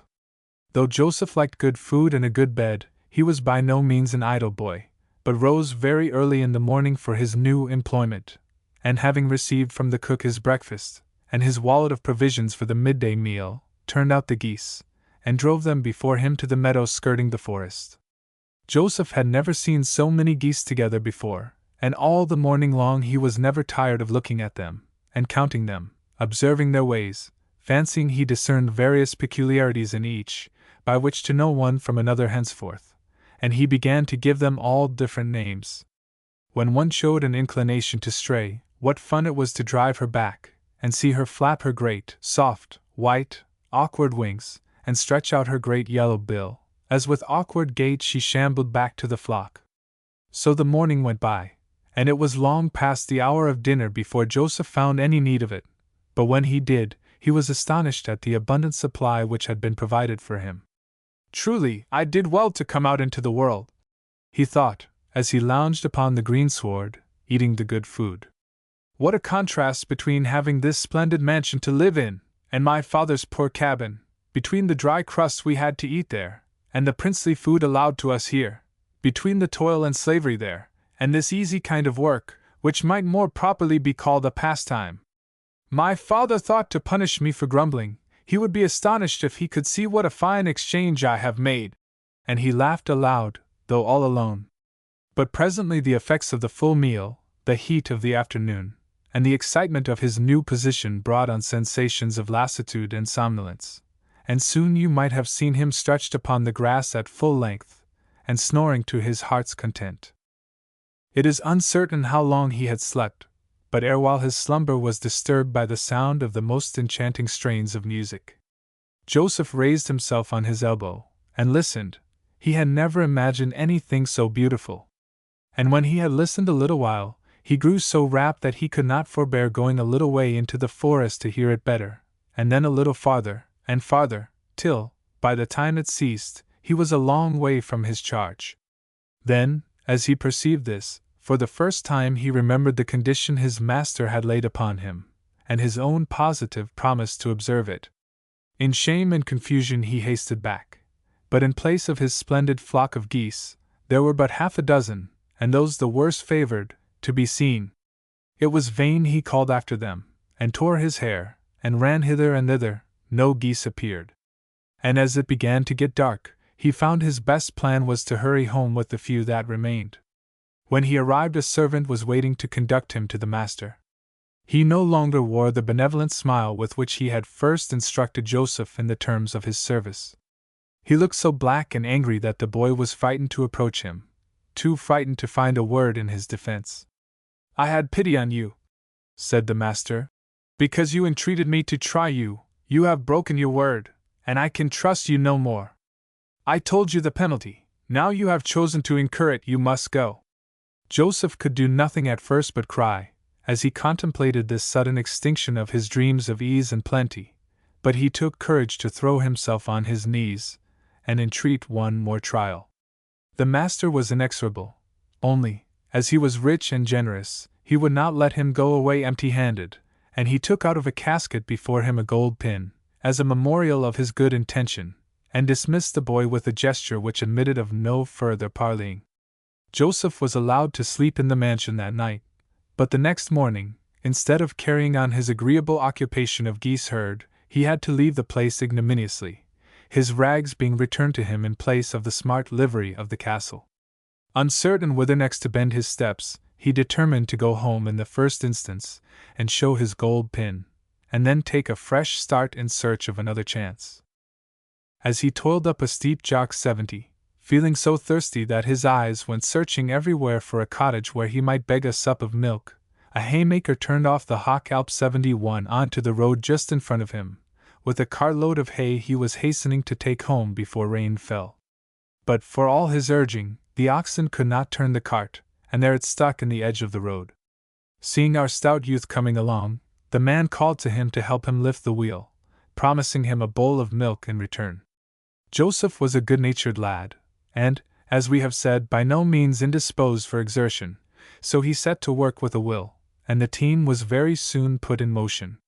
He traveled on by the side of the cart, and when they reached the hof for which it was destined, Joseph received a bowl of milk, which refreshed him for the rest of the journey. 71. As he got near his father's cottage, he went to take out the gold pin with glee, to have it ready to display. Great was his vexation, therefore, at discovering he had it no longer, nor could his searching bring it back any more than the geese. Joseph burst into tears, and joined the family meal at home, which was just prepared as he arrived, with his head low bowed, as if he sought to hide himself for very shame. When his father saw him in such melancholy plight, his compassion warmed to him, and he asked him kindly what had befallen. Joseph told all his adventures, crying afresh as he came to the narration of how he had lost on the way the gold pin, to display which he had come home before starting in search of another chance of employment. "Such chances don't grow as thick as blackberries," said Stephen, the second son. "Instead of your going in search of another, I'll go to the same grand house, and I won't lose such a fine situation for the sake of Tweedledum, I can tell you. And whatever I get for wages, you may depend, I won't stick it in my belt where it is sure to be brushed away, but on the brim of my hat, to be sure." Joseph, who had had enough of trying to provide for himself, and was not sorry to be at home again, even with its scanty means, made no objection, and their father, thinking it well Stephen should have his experience of life too, approved the plan. Stephen set out next morning, therefore, and by following Joseph's directions soon discovered the stately palace for which he was bound. The noble owner received him as kindly as Joseph, and sent him out to the same employment, first binding him to observe the same condition. Stephen readily promised to keep it, and was formally installed into his office of geese herd. All went well enough at first, as with Joseph, but it was at an even earlier period of the day than with him that his curiosity was roused by the fairy-like music. Then he, too, followed it through the forest, and when it ceased at sound of the church bells ringing the Ave, he found not more than 3 or 4 geese left of all his flock. On his return the master was full of anger at his breach of trust, and inexorably resolved to turn him away, but not to let him go empty-handed. He gave him a little lamb to take home. Stephen was pleased enough with his prize, but was somewhat embarrassed as to the manner of carrying it safely home. He had declared that whatever he got he would bring home on his hat, and though he had never thought of so embarrassing a present falling to him, at the time he spoke, he resolved to keep his word, and so used his best endeavors to fix the little creature round the brim. He carried it thus great part of the way in safety, but having to cross a somewhat rapid stream, a projecting bough of a tree lifted his hat from his head, and both hat and lamb fell in, and were carried fast away by the torrent. Stephen came back even more crestfallen than Joseph, and having told his story, Karl, the eldest, with great indignation at the carelessness of his brothers, declared that he would make the trial next. He would not stick his prize in his belt or his hat, not he. He would carry it by a string, and then it couldn't get loose, and as for the music, he had no fear of being led away by that. Joseph, indeed, had had some excuse, as the strains took him by surprise, but to be so foolish as Stephen, after the warning example of another, was perfectly contemptible. He couldn't be so silly as that, not he. He started on his way betimes, and toiled along not without some misgivings lest he should find so good a post already occupied by another. But it was not so. The owner of the mansion gave him the same reception, the same charge, and the same warning as the other two, and, full of confidence in his superiority, he went forth to his work. The weather was cool, and he had no need to seek the shade of the forest trees, and for more than a week he brought the full tale of geese home day by day. What idiots those were to throw away their place for the sake of a little music, he thought to himself one day later. I told them I should not be so foolish, not I. I told them I shouldn't be led away by it, and I haven't been. But it was hotter that day, and in the afternoon, when the sun's power was greatest, forgetting the warning of his brother's example, or rather setting it at defiance, with the assurance that though he sought the shade he need not listen to the music, he crept within the border of the cool forest, and lay down. He had hardly done so when his senses were rapt by the delicious but deceitful strains. "The woods must be full of fairies!" he cried. "This can be no earthly music. I must follow it up and see what manner of instruments they are, for never on earth was heard the like." But as he went on, the music always seemed farther off, and farther again, till at last the church bells rang the Ave, and the music ceased. Then Karl woke to a sense of his weakness and folly, and though he ran every step of the way back to his geese, only 2 were there. Though he had now found the same fate befall himself as his brothers, in all particulars, yet he could not forbear searching for the lost geese. But of course it was in vain, and he had to return to the castle with but 2. Nothing could look more miserable, or more ludicrous, than this diminished procession, Karl at the head of his 2 geese, who had gone out in the morning with such a goodly flock. He would have gladly slunk away without exchanging a word with any one, but he could not escape being taken before the master, who scolded him in the same words in which he had chided his brothers, but gave him a fine rich cake to take home. The cake was round, and it was very inconvenient to attempt to secure it by means of a string, but Karl had declared he would bring home his reward that way, and so it was a point of honor with him to do it. But passing by a Hof, on his way home, where was a large and powerful watchdog on guard, he set off running to escape its grip. This was the very way to attract the beast's notice, however, and off it set in pursuit, much faster than Karl's legs could carry him away, and then, having jumped upon him and knocked him down, seized his cake, and devoured it before his eyes. Karl had now to go home as empty-handed as his brothers, and as full of tears, but his father comforted him, and checked the rising jibe of his youngers by reminding them that all had failed equally. So they all joined in a good-humored laugh in which there was nothing of bitterness.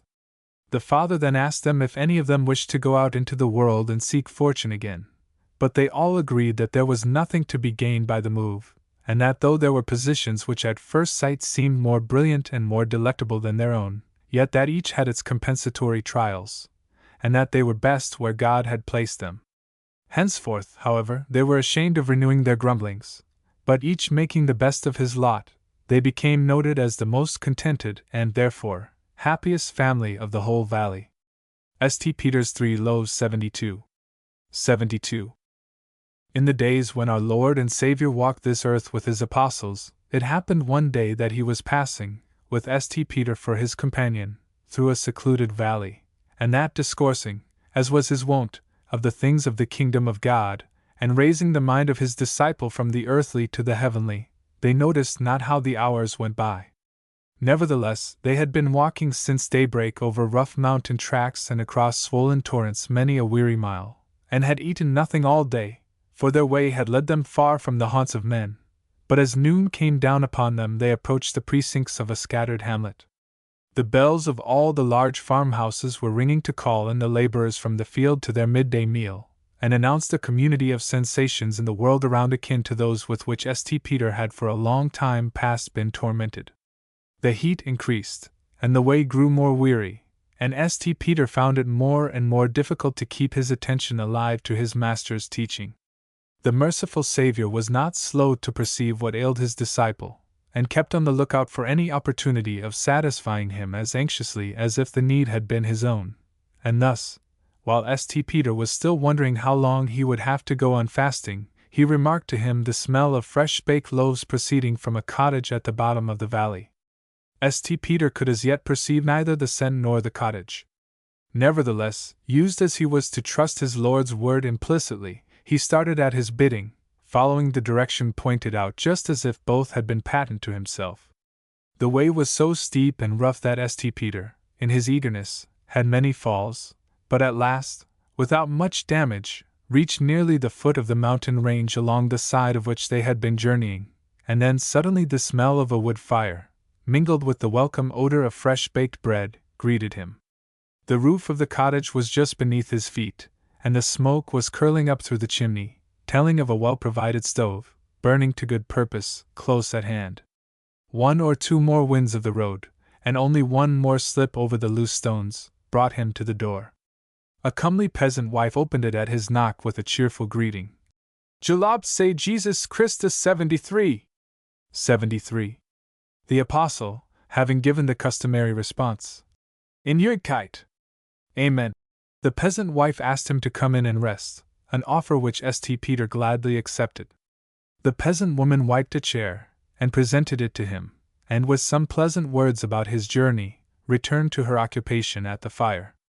The moment had just arrived when she should take her loaves from the oven, and nothing could smell more tempting to a man whose appetite was seasoned by a long walk in the fresh mountain air. "Good woman, I come from far, and the whole of this blessed morning," he exclaimed, speaking as one of the people. "I have tasted nothing, nor my companion," he added, with some embarrassment lest he should seem encroaching, yet full of anxiety to provide for his master's needs as well as his own. "Tasted nothing all this morning," exclaimed the compassionate peasant wife, scarcely leaving him time to speak. "Poor soul! Why didn't you say so at first? Here, take one of these loaves. They are the best I have, and if humble fare, are at all events quite fresh. And your companion too, did you say? Take one for him also." And then, as if she found so much pleasure in the exercise of hospitality that she could not refrain from indulging it further, she added, "And take this one too, if you will, maybe you may want it before the journey is out." St. Peter thanked her heartily for her generosity, and hasted to take the loaves to the master, that he might bless and break them. But as they were hot, being just out of the oven, he had to wrap them in the folds of his coarse grey mantle, to be able to hold them without burning his hands. As he toiled up the steep, the thought came to him, "It will most likely be long before we have a chance of meeting with provisions again, and I always seem to want food sooner than the master. I might very well keep this third loaf under my cloak, and then in the night, while he is lost in heavenly contemplation, and I am perishing with hunger, I shall have something to satisfy it. I do him no wrong, for he never feels these privations as I do, at all events," he added with some misgivings. "He never seems to." With that he reached the place where he had left the Savior. He was still kneeling beneath the shade of a knoll of pines. As St. Peter approached, however, though he was not turned so as to see him coming, he rose, as if he knew of his presence, and coming to meet him, asked him cheerfully what success he had in his catering. "Excellent success, Lord," replied St. Peter. "I arrived just at the right moment. The woman was taking the loaves out of the oven, and being a good-hearted soul, she gave me one, and when I told her I had a companion with me, she gave me another, without requiring any proof of the assertion. So come, and let us break our fast, for it is time." But he said no word about the third loaf, which he kept tight in a fold of his mantle under his arm. They sat down on a rock by the side of a sparkling rivulet, hasting along its way to swell the far-off river, and its cool crystal waters supplied the nectar of their meal. St. Peter, who had now long studied in the school of mortification of his master, was quite satisfied with this frugal repast, and, no longer tortured by the cravings of nature, listened with all his wonted delight and enthusiasm to every word which fell from the Lord's lips, treasuring them up that not one might be lost. It was true that he could not suppress some little embarrassment when the thought of the third loaf occurred to him. "But," he said to himself, "there could be no possible harm in it. The woman had clearly given it to him. His Lord didn't want it, and he was only keeping it for his needs. True, if he were to suspect it, he would not quite like that, but then, why should he? He never suspects anyone." Never had the Savior been more familiar, more confiding. St. Peter felt the full charm of his presence, and forgot all his misgivings, and the cause of them, too, in the joy of listening to him. Then came a friendly bird, and hopped round him, feeding on the crumbs that had fallen. The Savior, as he watched its eagerness, fed it with pieces from his own loaf. Another bird was attracted at the sight, another, and another, and another, till there was a whole flock gathered round. The Savior fed them all, and yet he seemed to take his own meal too. "It is just as I thought," St. Peter reasoned with himself. "His needs are not as our needs. Decidedly I do him no wrong in keeping the loaf for my own," and he felt quite at ease. The simple repast was at an end, the birds chirped their thanks and flew away, and the disciple and the master rose from their rocky seat. St. Peter, leaning on his staff, set out to resume the journey, but the Lord called him back. "Our Father in heaven has fed us well, shall we not thank him as is our wont?"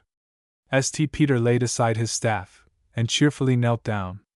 But as he has dealt with particular loving kindness in the abundance with which he has provided us this day, let us address him with arms outstretched, in token of the earnestness of our gratitude," continued the Savior, and as he spoke he flung his arms wide abroad, as if embracing the whole universe and its Creator, with an expression of ineffable love.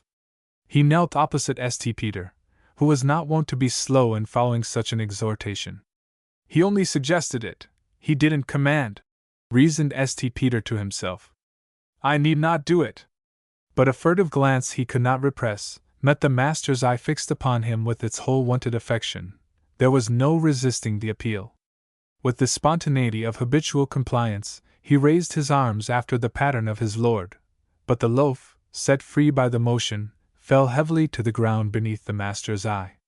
The Master continued praying, as though he had perceived nothing, but St. Peter's cheeks were suffused with a glow of shame, and before they proceeded farther he had told him all. The two cousins of St. Peter 74.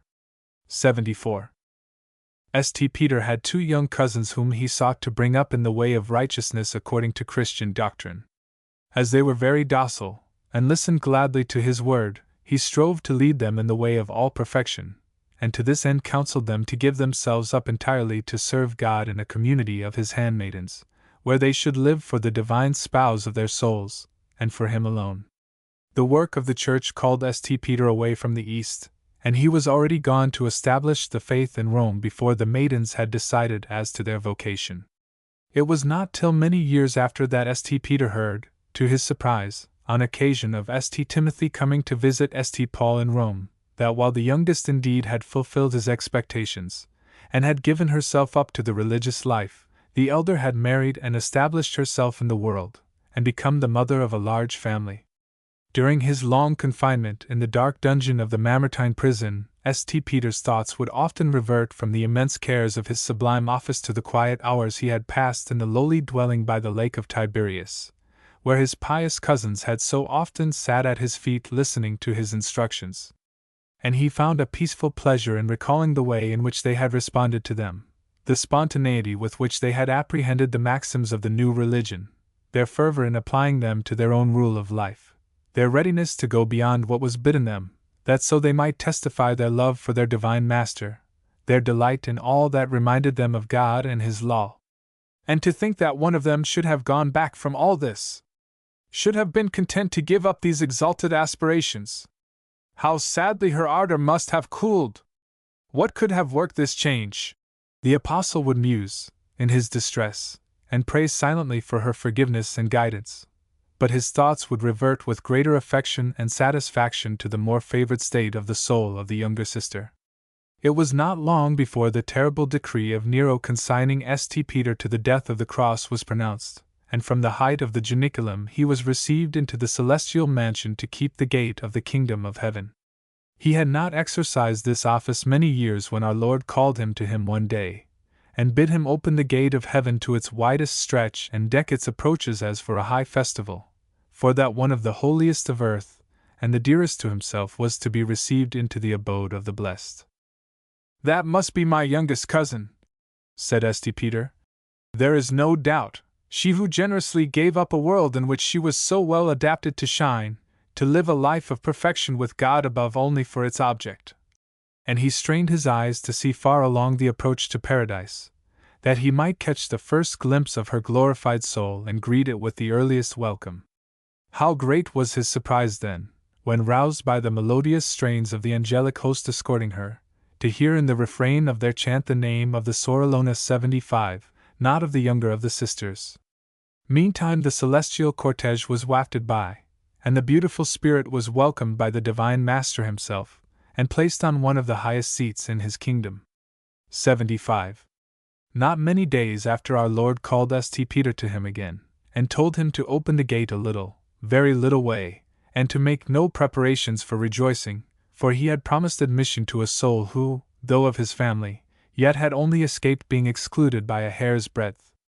St. Peter went away perplexed, for he knew there was no one of his family who could be coming to heaven just at that time except the younger of the two cousins, and how could the Lord's words apply to her? He durst do no more than open the gate a very little way, but stationed himself opposite that small cleft to obtain the earliest information as to who the newcomer really was.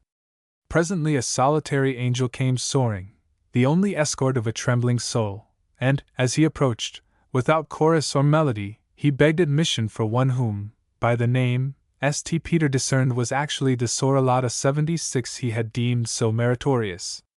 With great difficulty, and by the help of the angel who conducted her, and of St. Peter himself, she succeeded in passing the sacred portal, and after she had been led to the footstool of the heavenly throne in silence, he who sat on it pointed to a very little, low, distant seat, as the one assigned to her.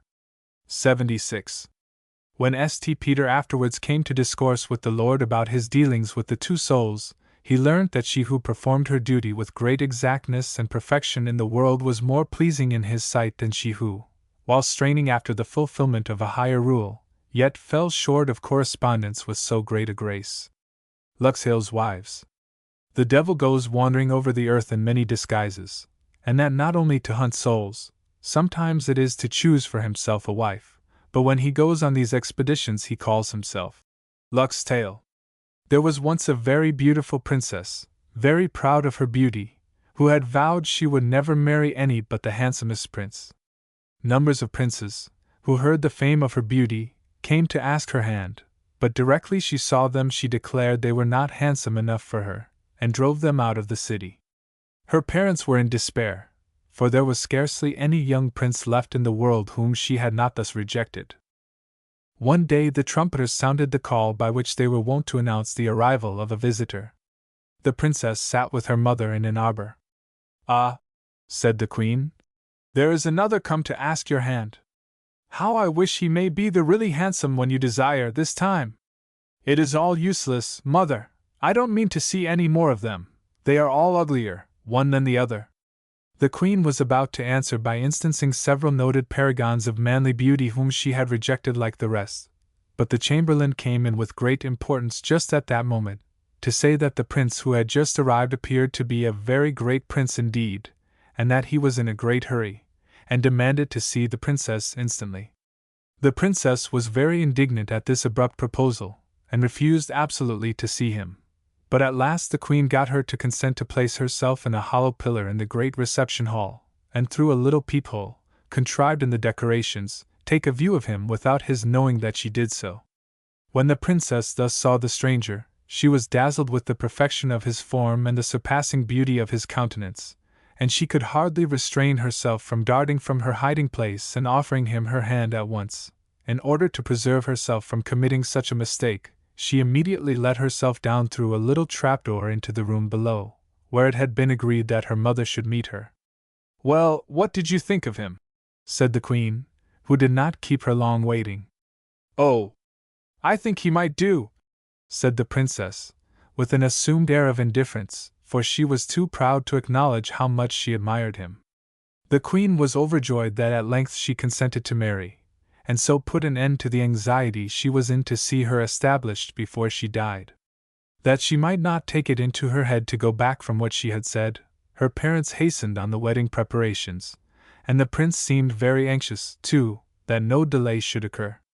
As soon as the festivities were over, he handed his bride into a magnificent gold coach, and drove off with her, followed by a retinue which showed he was a very great prince indeed.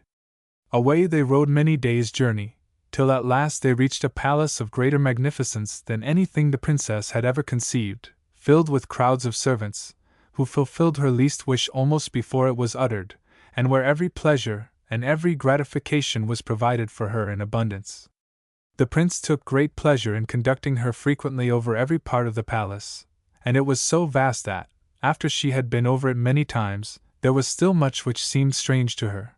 But what was strangest of all was, there was one high door, all of adamant, which the prince never opened, and the only cross word he had spoken to her was once when she had asked him whither it led. After some time it happened that the prince had to go on a considerable journey, and before he left he confided to his wife the keys of all the apartments in the palace, but she observed the key of the adamant door was not among them, and ventured to ask why it was not. "Because no one passes through that door but myself, and I advise you not to think anything more about that door, or you may be sure you will repent it." And he spoke very sternly and positively. This only whetted her curiosity still more, and she was no sooner sure he was at a safe distance than she determined to go down and see if some of the keys would not open this door. The first she tried in it showed there was no need of any, for it was unlocked and pushed open at her touch. It gave entrance to a long underground passage, which received a strange lurid light from the opening at the far end. The princess pursued the ominous corridor with beating heart, and, when she reached the other end, made the frightful discovery that it was the entrance to hell. Without losing a moment, she rushed upstairs, regained her own apartment, and sat down to contrive her escape, for she now perceived that it was the devil, disguised as a beautiful prince, that she had married. As she sat, pursued by 1,000 agonizing thoughts, the gentle cooing of 2 pigeons in a cage soothed her, and reminded her of home. Her father's fondness had suggested that she should take the birds with her that she might have the means of communicating to him how it fared with her in her married home. Quickly she now wrote a note to tell him of the discovery she had made, and begging him to deliver her. She tied the note to one of the pigeons, and let them fly.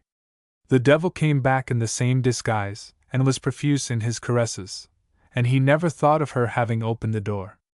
But all the princess's affection and admiration for him were gone, and it was with the greatest difficulty she contrived to keep up an appearance of the fondness she had formerly so warmly and so sincerely lavished. Meantime the pigeons went on their way, and brought the note home. The king and queen were having dinner on the terrace, and with them sat a young stranger, named Berthold, conversing with them, but too sad to taste the food before him. He was one of those the princess had rejected without seeing, but as he had seen her, he was deeply distressed at the present separation. The pigeons flew tamely in narrowing circles round the king's head, and, at last, the one which carried the note came fluttering on to the table before him. He would have driven them away, the rather, that they were all distressed and bleeding, and with scarcely a feather left, but the young stranger's eye discovered the note, which was quickly opened and read. "Oh, help me! What can I do?" exclaimed the king. "Give me some counsel. How can I ever reach the devil's palace, and how could I fight him, if even I did get there?" "May I be permitted to undertake the deliverance?" asked the stranger. "Oh, in heaven's name, yes!" cried the king. "And shall I have your permission to pay my addresses to her when I bring her back?" "Why, she will be yours of right, if you succeed in rescuing her, altogether yours. That must depend on herself. Nevertheless, if I have your consent to ask her in marriage, that is all I desire." "Go, and succeed!" devoutly exclaimed the king. "And whatever you stand in need of, be it men or money or arms, you have but to command, and everything shall be given you that you require." But the prince, who knew not what sort of enemy he had to encounter, or which way he had to go, knew not what assistance to ask for, but set out, trusting in God and his own good sense to guide him. As he passed out of the castle enclosure, his eyes were rejoiced to see lying on the ground some of the white feathers of the carrier pigeons, and then he perceived that, not having been duly matched, they had fought all the way, and that the whole track was marked with their feathers. But as they, of course, had come by the directest course, it led him over steep precipices and wild, unfrequented places. Still Berthold pursued his way through all difficulties without losing courage, and ever as he went pondering in his own mind with what arts he should meet the devil. He was passing through a desolate stony place, which seemed far from any habitations of men, when he saw a man crouching by the wayside, with his ear close against the rock. "What are you doing there?" said Berthold. "I am listening to what is going on in the devil's house," answered the man. "For my sense of hearing is so fine, it carries as far as that." "Then come with me," said Berthold. "I will find work for you which shall be well repaid." So the man left off listening, and walked on behind him. A little farther on, he observed a man sitting on a ledge of the precipice, with his back to the road, and with all the world before him, and he gazed out into the far distance. "What are you staring at?" said Berthold. "I am gazing into the devil's house," said the man. "For my sight is so sharp, it carries as far as that." "Then come along with me, I will give your eyes work that shall be well paid." said Berthold. So the man left off gazing, and turned and walked behind him. But stop, said the prince. Let me have some little proof that you are as clever as you say. If you can see and hear into the devil's house, let me know what the devil's wife is doing. Then the first man crouched down with his ear against the rock, and the second man sat himself astride on a jutting projection of the precipice, and gazed abroad over the open space, Berthold taking care that they should be far enough apart not to communicate with each other. What do you see? He said, when the second man had poised himself to his own satisfaction.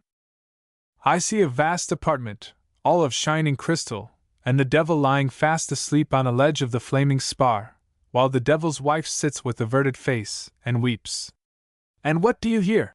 He said, returning to the first man. I hear the devil snore like the roaring of a wild beast, and I hear great sighs of a soft woman's voice, and every now and then she says, Why was I so foolish and haughty, as to send away all those noble princes whom I might have learned to love? And above all, Berthold, whom I would not see, and whom my mother said was better than them all, and I would not see him. If I could but see him now, how I would love him!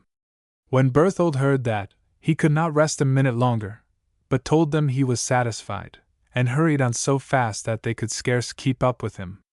On they went thus, and presently they saw a man amusing himself with lifting great boulders of rock, which he did so deftly that no one could hear him move them. You have a rare talent, said Berthold. Come along with me, and I will pay your service well. So the man put down a great mass of rock he had in his arms, and walked on behind the prince. Presently there were no more pigeons' feathers to be seen, and Berthold wrung his hands in despair at losing the track. See, said the man with the sharp sight. There they lie, all down this steep, and along yonder valley, and over that high mountain. It will take 3 months to traverse that valley. But it is impossible to follow along there at all, cried all the men. But Berthold said they must find their way somehow. While they were looking about to find a path to descend by, they saw a great eagle soaring round and round, flapping her wings, and uttering plaintive cries. I'll tell you what's the matter, said the man with the sharp hearing.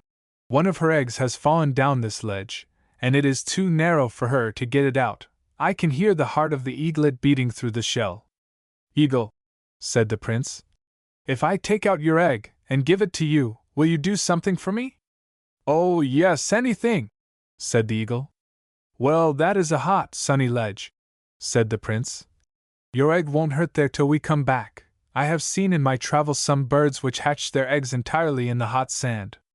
Now you take us all on your back, and fly with us along the track wherever you see the pigeon's feathers, and wait a few minutes while we complete our business there, and then bring us back, and then I'll take your egg out of the fissure for you. That's not much to do, said the eagle. Jump up, all of you.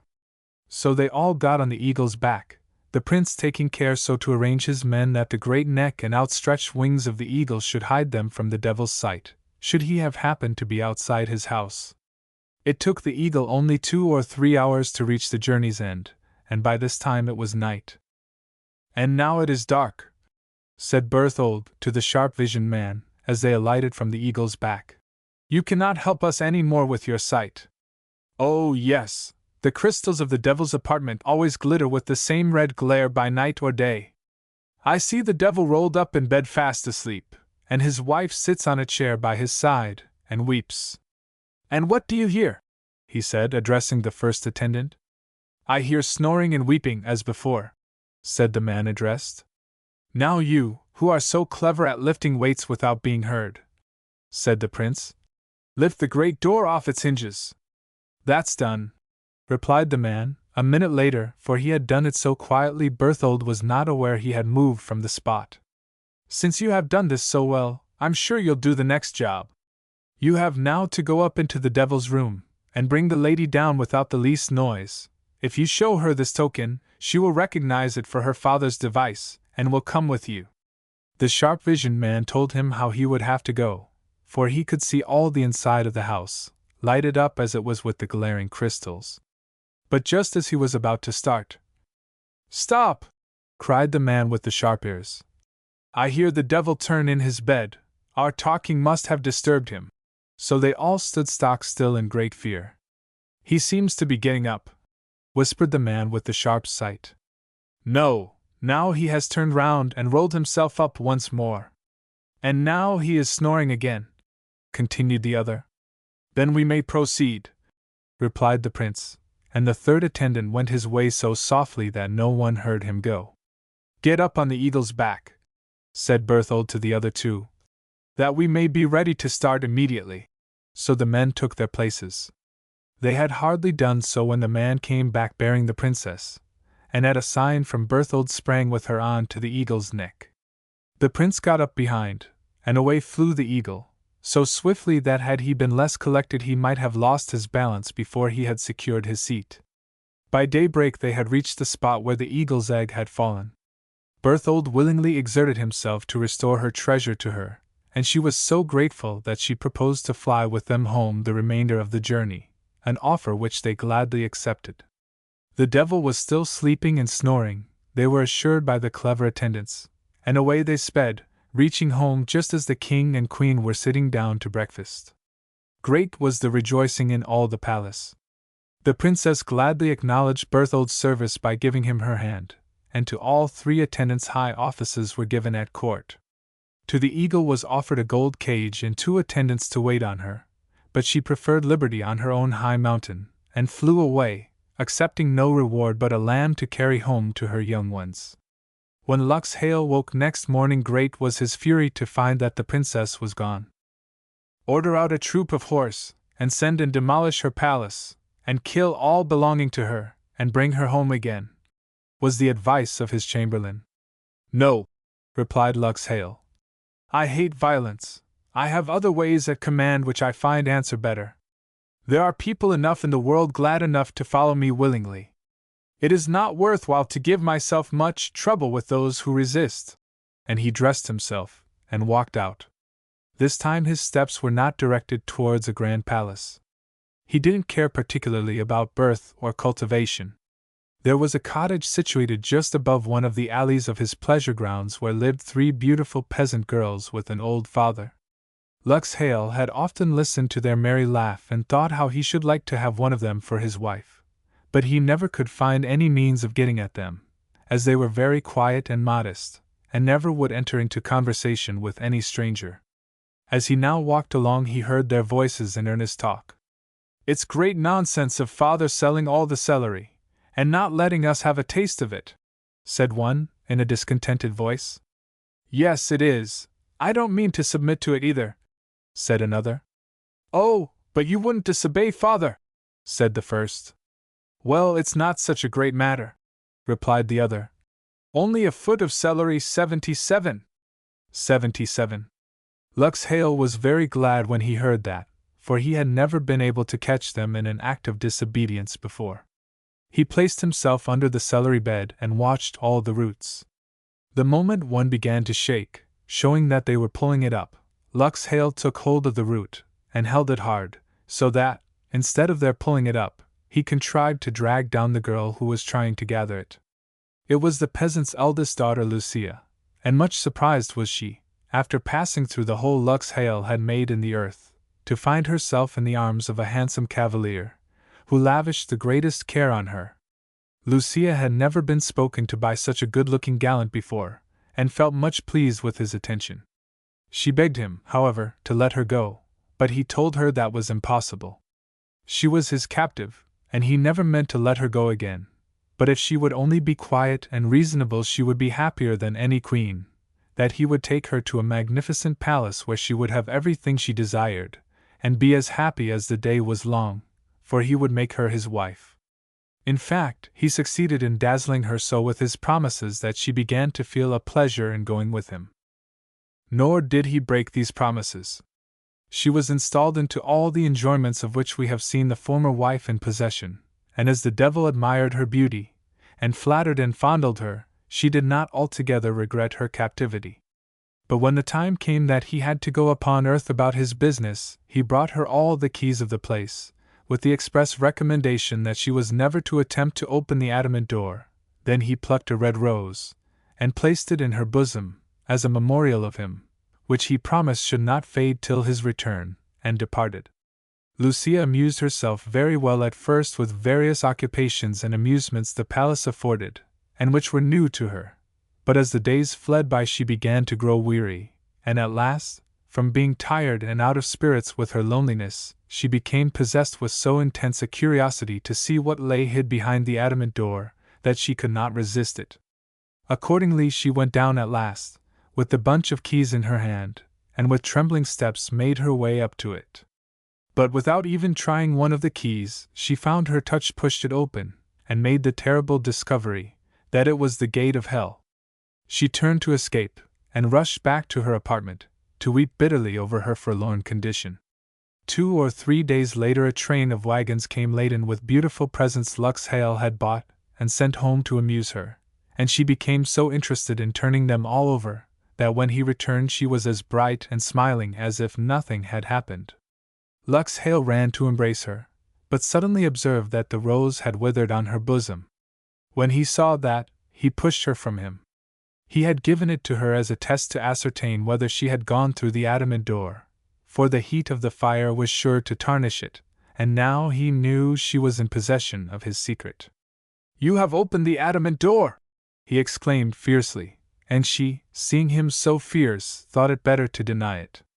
"It is useless to deny it," he replied, "for nothing else would have tarnished that rose." And saying that, he dragged her down to it and thrust her within its enclosure, saying, "You wanted to know what there was behind the adamant door, now you will know all about it." Lux Hale now had to look out for another wife. He at once bethought him of Lucia's sisters, and went pacing up and down under their garden, as before. The 2 sisters were talking with some warmth. "I don't see why father should have forbidden us to look through the trellis," said the voice which had spoken first on the former occasion. "Nor I," said the other. "And I don't mean to be kept in that style either," said the other. Quick as thought the devil transformed himself into a serpent, and worked his way up through the earth to the other side of the trellis, where he waited till the maiden put her head through, as she had threatened. She had no sooner done so than he caught her in his coils and carried her down under the earth. Before she had time to recover from her surprise, he had transformed himself back into the handsome cavalier who had charmed Lucia. It was the second sister, Orsola, and her opposition to his advances was as easily overcome as Lucia's. She lived in the palace as Lucia had done, and learnt to feel great delight in its pleasures. At last the day came when the devil had to go upon earth about his business, and he left her with the same charge about the adamant door, and placed a red rose on her breast, which he promised should not fade till his return. After a time her weariness induced Orsola to peep through the fatal door, and the hot blast which escaped as she opened it would have been sufficient to drive her away, but that it came charged with the sound of a familiar voice. "Lucia!" she screamed, in a voice thrilled with horror. "Orsola!"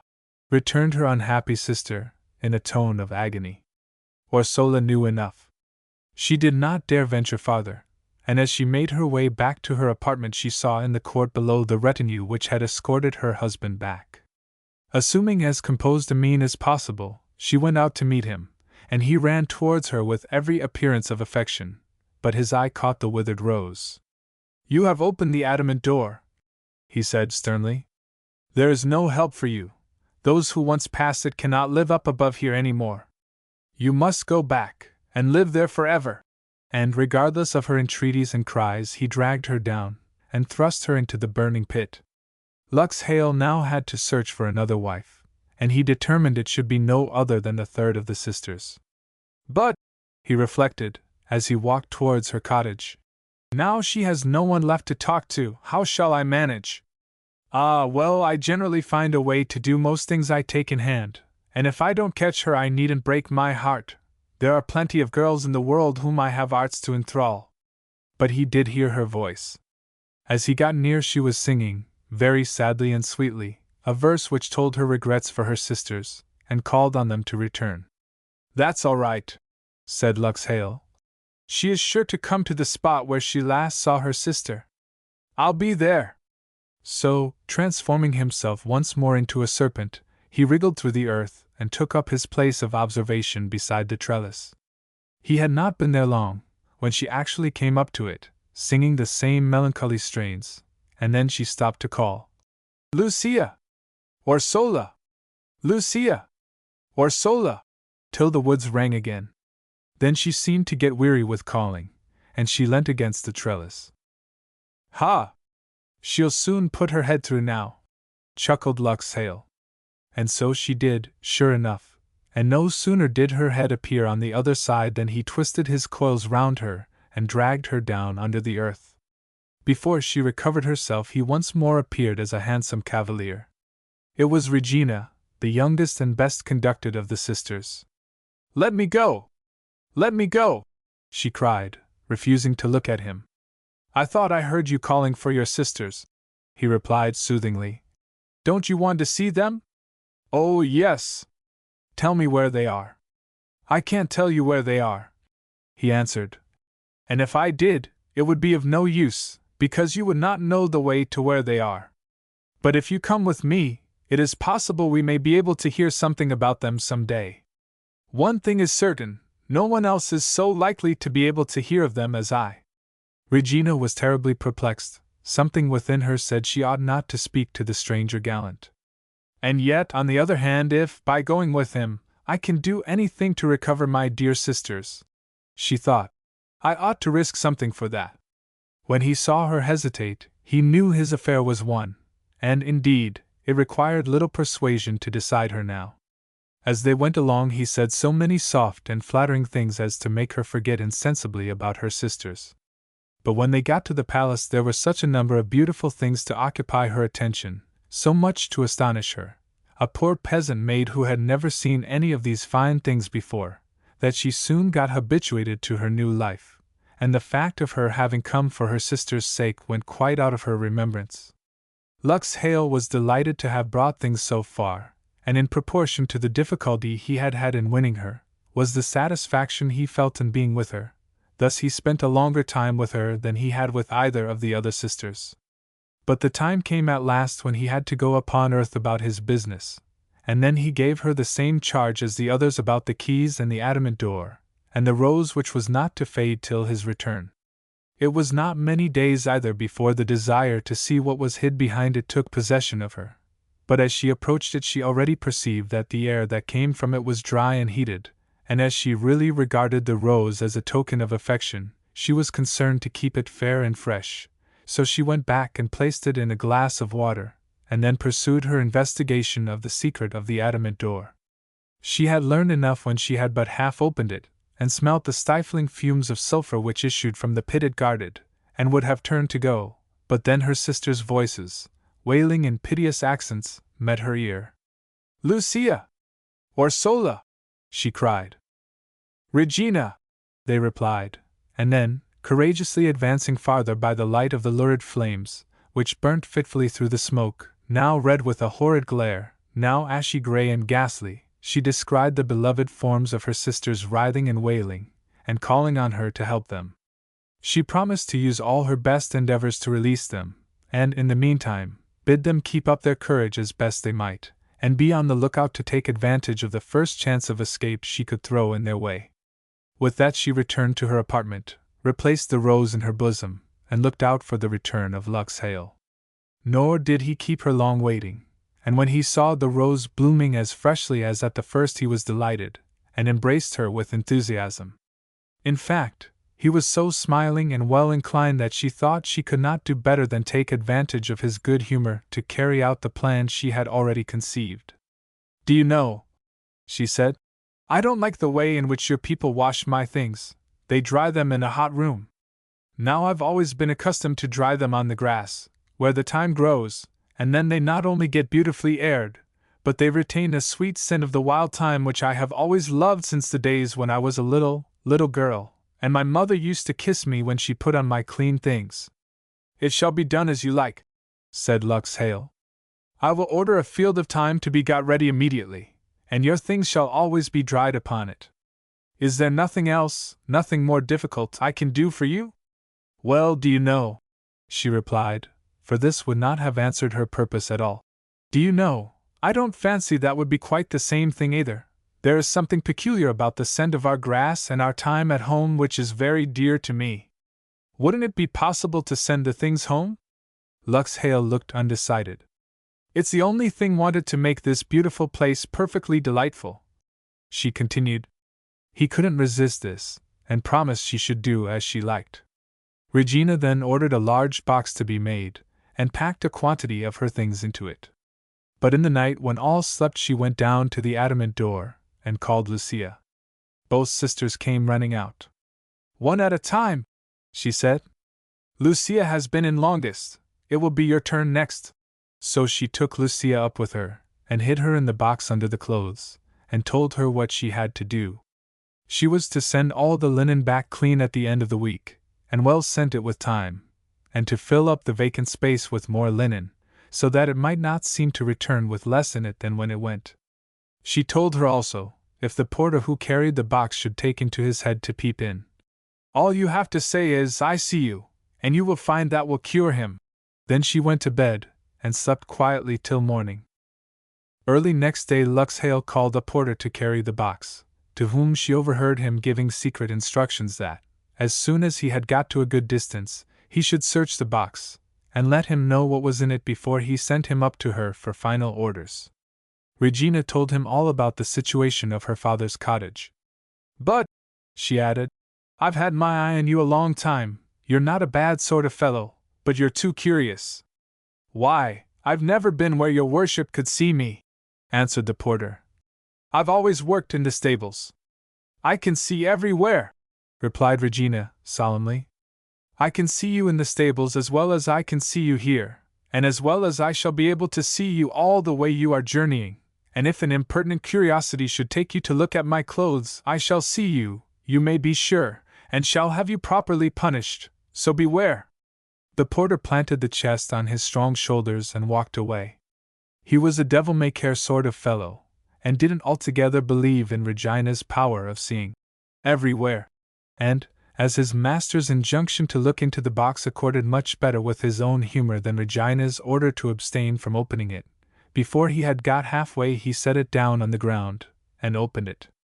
"I see you," said Lucia, from within, and her voice was so like her sister's that the fellow made no doubt it was Regina herself who really saw him as she had threatened, and clapping the box to again in a great fright, lifted it on to his shoulders with all expedition. "I've brought your daughter's linen to be washed," cried the porter, when he arrived at the cottage, to the father of the devil's wives, who was in his field, breaking Indian corn. "I've got a message to carry about 100 miles farther, and shall be back by the end of the week, so please have it all ready for me to take back when I call for it." The good peasant gave him a glass of his best Kuchelberger 78, and sent him on his way rejoicing. 78. He had no sooner departed than Lucia started up out of the box of linen, and hastily told her father all the story. The peasant's hair stood on end as he listened, but they felt there was no time to be lost. All the linen Regina had sent, and all that remained in the cottage, was washed and well scented with thyme, and packed smoothly into the box for the porter to take back with him. They had hardly got it all ready when he came to the gate to ask for it. "Here you are," said the peasant, and the porter lifted the box on to his strong shoulders, and made the best of his way home. "What did you find when you looked into the box?" asked the devil, the first time he could catch the porter alone. "Oh, nothing whatever but dirty linen," replied he, too much of a braggadocio to confess that he had been scared by a woman's voice. After receiving this testimony, the devil made no sort of obstacle any more to his wife sending a box home whenever she would, and as soon as she collected sufficient to justify the use of the large chest, she ordered the porter to be ready overnight, and then went down and called Orsola. Orsola came quickly enough, and was packed into the linen chest as her sister had been, and with the same instructions. "Only, as I don't mean to stay here much longer behind, there is no reason why we should lose all our best linen, so don't send a great deal back this time, but fill up the box with celery, of which Lux Hale is very fond." The porter, feeling somewhat ashamed of his pusillanimity on the last occasion, determined this time to have a good look into the box, for the effect of his fright had worn off, and he said to himself, "It was only a foolish fancy, I couldn't really have heard it." so he had hardly got halfway when he set the box down and lifted the lid. "I see you!" exclaimed Ursula, in a voice so like Regina's that the lid slipped out of his hand and fell upon the box with a crash which startled Ursula herself. He loaded the box on his shoulders once more, nor stopped again till he reached his destination. Hearty was the greeting of the two sisters and their father as soon as he was gone, and then they set to work to get the washing done. "The weather has been so bad," said the father, when the porter returned, "that we could not dry all the linen, please to say to your mistress, but we hope to have it ready to go back with next week's. Beg her acceptance, however, of the celery which I have packed into the box in its place." "Did you look into the box this time?" said Lux Hale, as soon as he got the porter alone. The porter did not like to acknowledge that he had been scared by a woman, and so declared again that there was nothing in the box but linen. It was more difficult to arrange for her own escape, but Regina had a plan for all. The box had now gone backwards and forwards often enough for the porter to need no fresh directions, so she told him overnight where he would find it in the morning, and he, finding it seem all as usual, loaded it on his shoulders, and walked off with it by the usual path. He had not performed half the journey when he determined to have a serious look into the box this time, and be scared by no one. Accordingly he lifted the lid, but this time the words, "I see you," came out of the box so unmistakably in Regina's voice, that there was no room for doubt of her power of seeing him, and with more haste than ever he closed it up again, and made the best of his way to the peasant's cottage. Both sisters and their father greeted Regina as their good angel and deliverer when she stepped out of the box, and they went on talking over all their adventures with no need to make haste, for Regina had brought away with her money and jewels enough to make them rich for the rest of their lives, so that they had no need to work any more at all. When the porter returned to ask for the linen chest, the peasant came out with a humorous smile, and bid him tell his master that they had not time to do the washing that week. "But what shall I tell my mistress?" asked the man. As he said so, Regina and her sisters came into the room, striking him dumb with astonishment. "No, you had better not go back to him," she said, compassionating him for the treatment that would have awaited him, had he returned without her. "Lux Hale would doubtless vent his fury on you for my absence. Better to stay here and serve us, and you need not fear his power as long as you keep out of his territory." After this, Lux Hale determined to give up young and pretty wives since they proved sharp enough to outwit him, as he had before given up rich and titled ones, who were like to have knights and princes to deliver them. This time he said he would look out for a bustling woman of good common sense, who had been knocked about in the world long enough to know the value of what he had to offer her. So he went out into the town of Trient, and fixed upon a buxom woman of the middle class, who was just in her first mourning for her husband, and mourned him not because she cared for him, for he had been a bad man, and constantly quarreled with her, but because, now he was dead, she had no one to provide for her, and after a life of comparative comfort, she saw penury and starvation staring her in the face. He met her walking in the olive yard upon the hill whence her husband's chief means had been derived. "And to think that all these fine trees, our fruitful Arativo, and our bright green Prativo 79, are to be sold to pay those rascally creditors of my brute of a husband," she mused as she sat upon the rising ground, and cried. "If he had nothing to leave me, why did he go off in that cowardly way, and leave me here? What is the use of living, if one has nothing to live upon?" 79. The devil overheard her, and perceived she was just in the mood for his purpose, but took care to appear to have heard nothing. "And are you still charitably mourning because the devil has taken your tyrant of a husband?" "Not because he has taken him, but because he didn't take me too, at the same time," answered the woman, pettishly. "What? Did you love the old churl as much as all that?"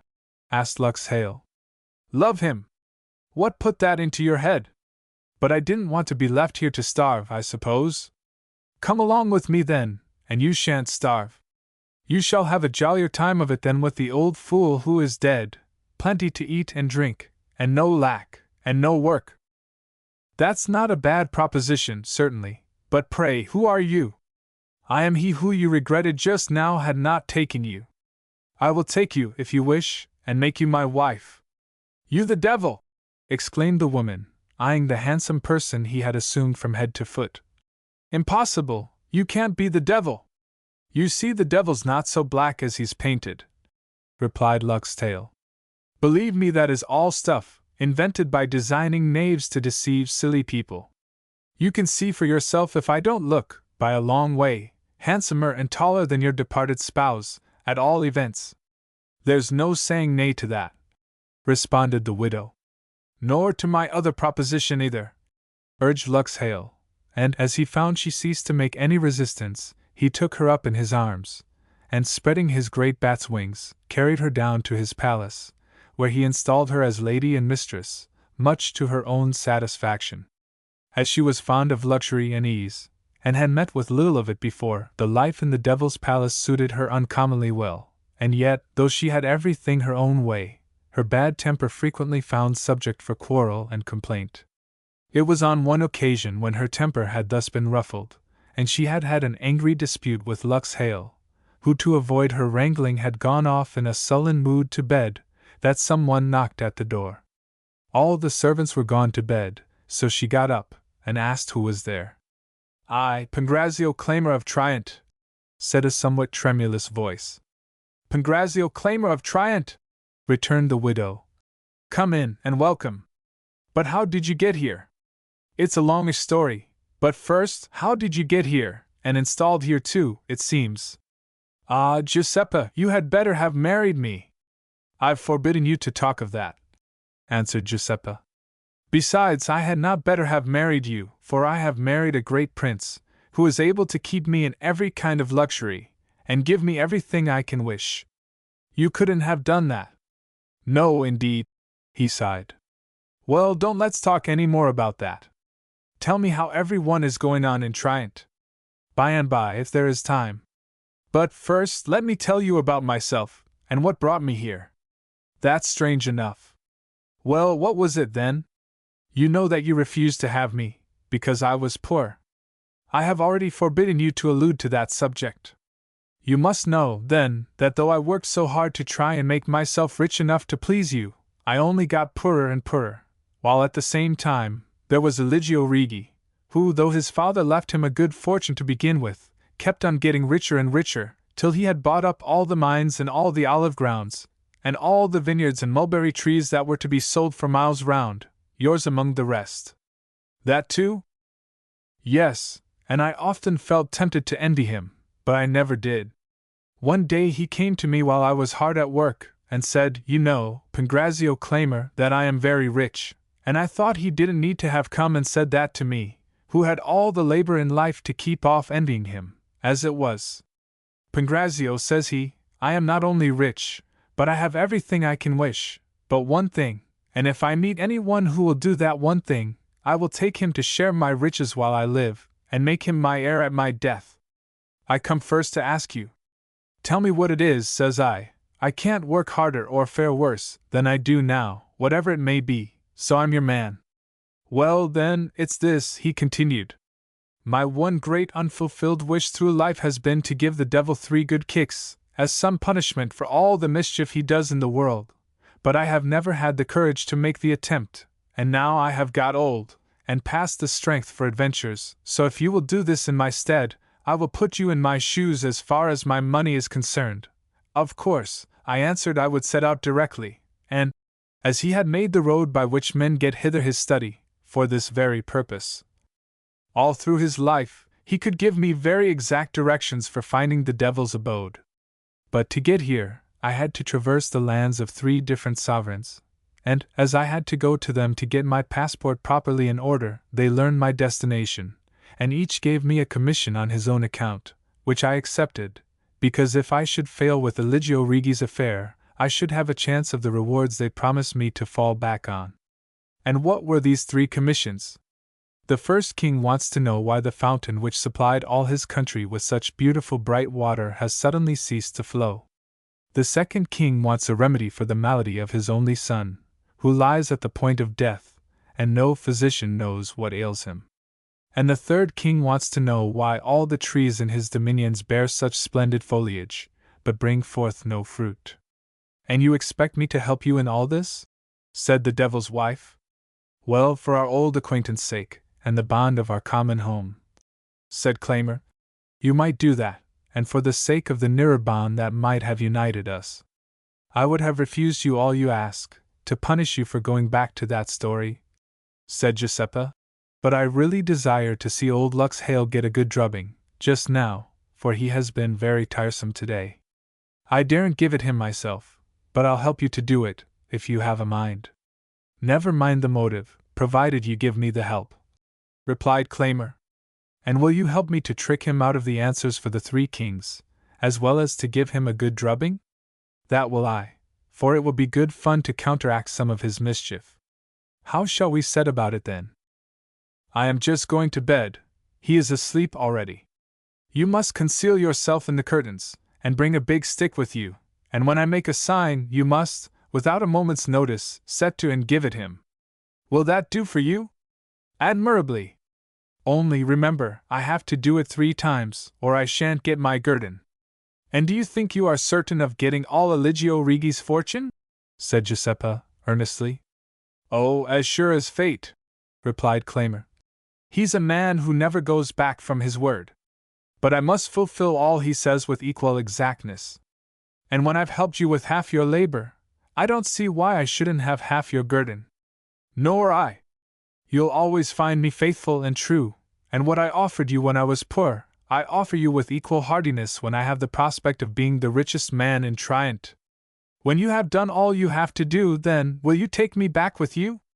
Nothing would make me happier than your consent to come with me. And when I'm rich enough to be well fed and clothed, you'll find I'm not such a bad-looking fellow, after all. Ah, you'll never be so handsome as Lux Hale. But then I don't half trust him. One never knows what trick he may take into his head to play one. I think I should have more confidence of being able to manage you. Then it's agreed, you come back with me? Yes, I believe it's the best thing, after all. And now we must make haste and set about our business. She crept upstairs with soft steps, and Claimer still more softly after her. The devil was sleeping soundly, and snoring like the roar of a wild beast. Giuseppa stowed Claimer away in the curtains, and went to bed too. When she heard what she reckoned one of the soundest snores, she lifted the bed curtains, and whispered, "Now's your time!" Claimer did not wait to be told twice, but raised his stick, and as Giuseppa lifted the bedclothes, applied it in the right place, with a hearty goodwill. Lux Hale woke with a roar of pain, and Claimer disappeared behind the curtains. "Forgive me, dear lord," said Giuseppa. "I had such a strange dream, that it woke me all of a start, and I suppose made me knock you." "What did you dream about?" said Lux Hale, thinking to catch her at fault, but Giuseppa had her answer ready. "I thought I was traveling through a country where all the people were panting for want of water, and as I passed along, they all gathered round me, and desired me to tell them what had stopped their water from flowing, saying, 'You are the devil's wife, so you must know,' and when I couldn't tell them, they threw stones at me, so that I seemed to have a hard matter to escape from them." The devil burst out into a loud laugh, which absorbed all his ill humor, as he heard this story, and Giuseppa made a sign to Claimer to pay attention to what was to follow. "You see, you never tell me anything," she continued, pretending to cry. "I never know anything about your business, and you see, all those people expected I knew everything my husband knew, as other wives do." "I didn't suppose you'd care to know anything about it," replied Lux Hale, trying to soothe her. "And really there was nothing to tell. It's an everyday matter. There was a pilgrimage chapel near the city, to which the people used to go in procession every year, and as long as they did that, I never could get past to get at the fountains. But now they have left off the procession, and so I got by, and had the fun of stopping the water." Claimer winked to Giuseppa, to show he understood what the remedy was, and Giuseppa said no more, so that the devil very soon fell off to sleep again. When he began to snore again very soundly, she lifted the bedclothes, and made the agreed sign to Claimer. Claimer came forward, and applied his stick with a hearty will in the right place, and the devil woke with a shout of fury. "Oh, my dear husband!" cried Giuseppa, deprecating his wrath by her tone of alarm. "I have had another dreadful dream." "What was it?" growled the devil.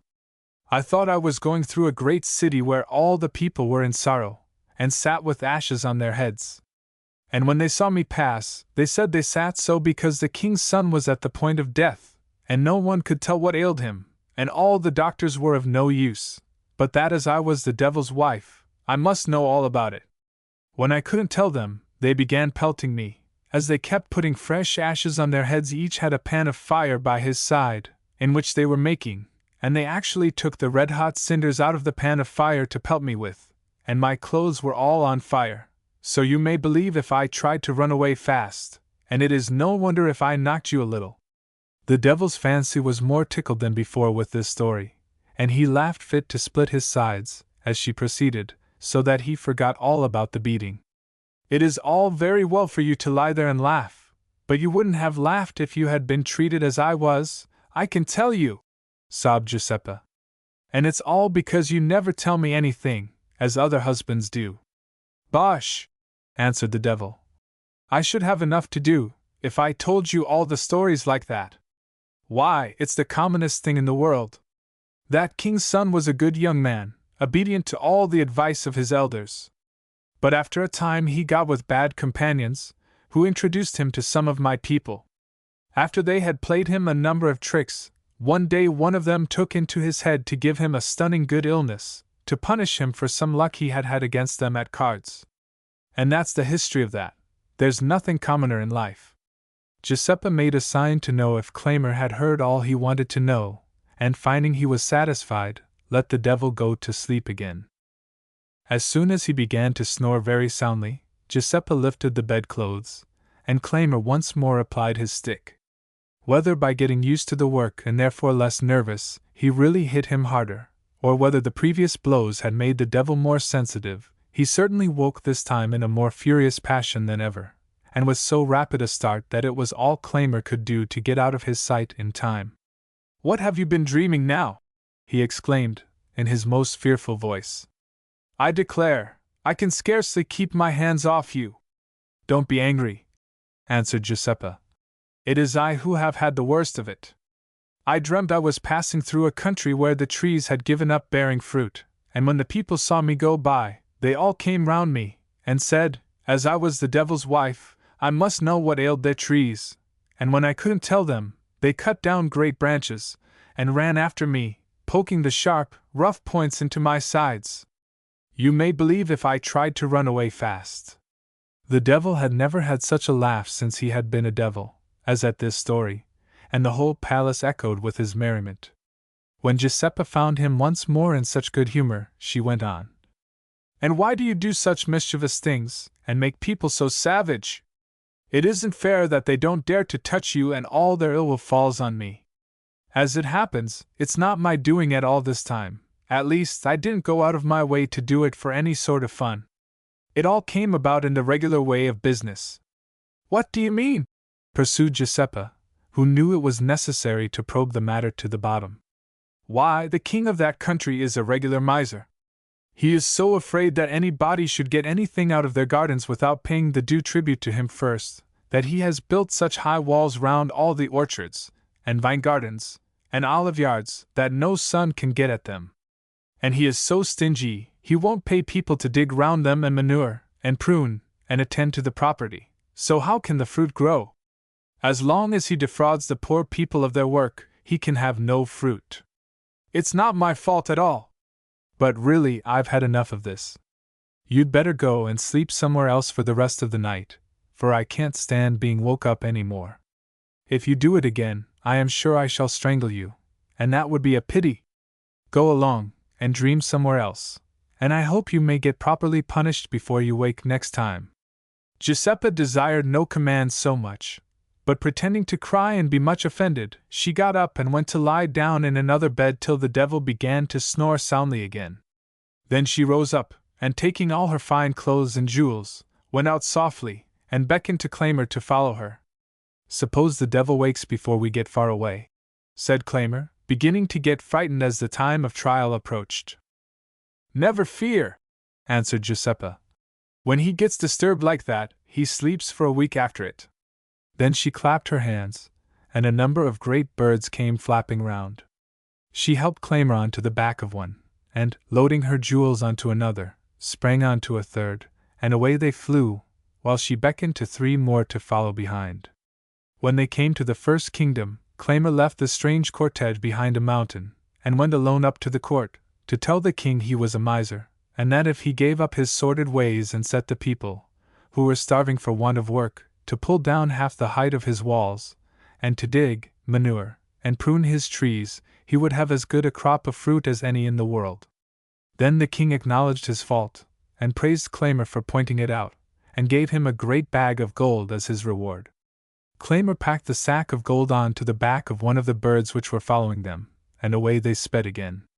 When they arrived at the second kingdom, Claimer hid his cortege in a pine forest, and went alone to the court, to tell the king that if his son would give up his bad companions, and live according to the advice of his elders, he would be all well again as before.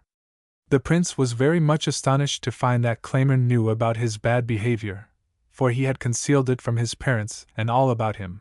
But this convinced him that he must be right in what he said, so he promised to alter his life and behave according to the wise counsel of his elders in future. From that moment he began to get better, and the king, in joy at his restoration, gave Claimer a great sack of gold, which he laid it on to the back of the second bird, and away they flew again.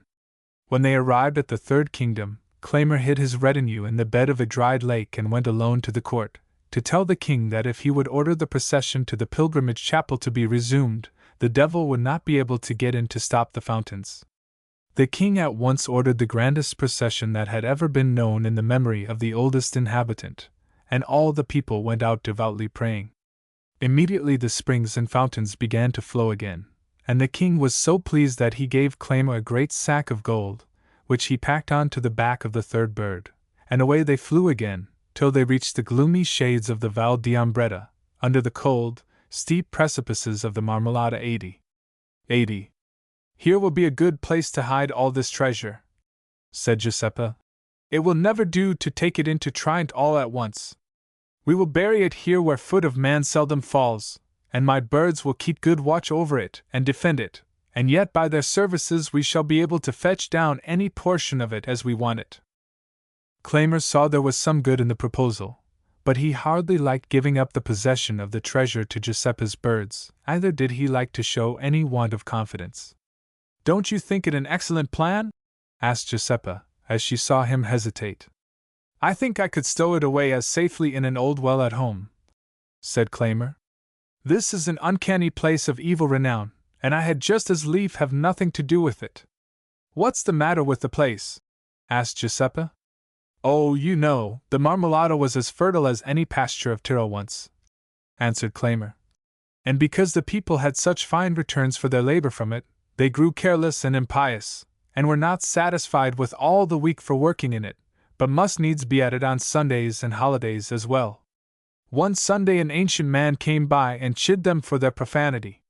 'Go along with your old wives' stories,' said a rich proprietor who was directing the laborers. 'Sunday and working day is all alike to us. We have sun and rain and a fine soil, what do we want with going to church to pray?' And they sang, 'No sang el feng en ti table. Ei autri sol pra 81. 81. The old man lifted up his finger in warning, and passed on his way, but as he went it came on to snow. And it snowed until it had covered all the ground, covered all the hay up to the top, covered over the heads of the laborers and their masters, snowed so deep that the sun has never been able to melt it away again. A curse is on the place, and I had rather have nothing to do with it. Oh, I've lived long enough where curses abound to care very little about them," answered Giuseppe. "Or I could tell you the real story about that, for you've only got the wrong end of it. But it doesn't do to think of those things. The only way is to laugh at all that sort of thing, and make yourself jolly while you can."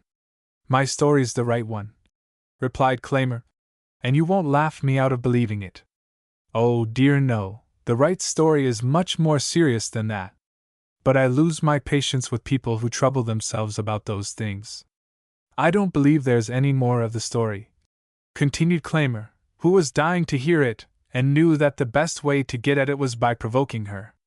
Had he merely begged her to tell it, she would have found a perverse pleasure in disappointing him. Giuseppa was very easily provoked. The right story proves itself, she cried pettishly, and Claimer chuckled aside to see his plan succeed. Your way of telling it only accounts for the snow. How do you account for the ice? Oh, there's no way of accounting for that, replied Claimer, with a malicious laugh. Yes, there is, rejoined Giuseppa, fairly caught.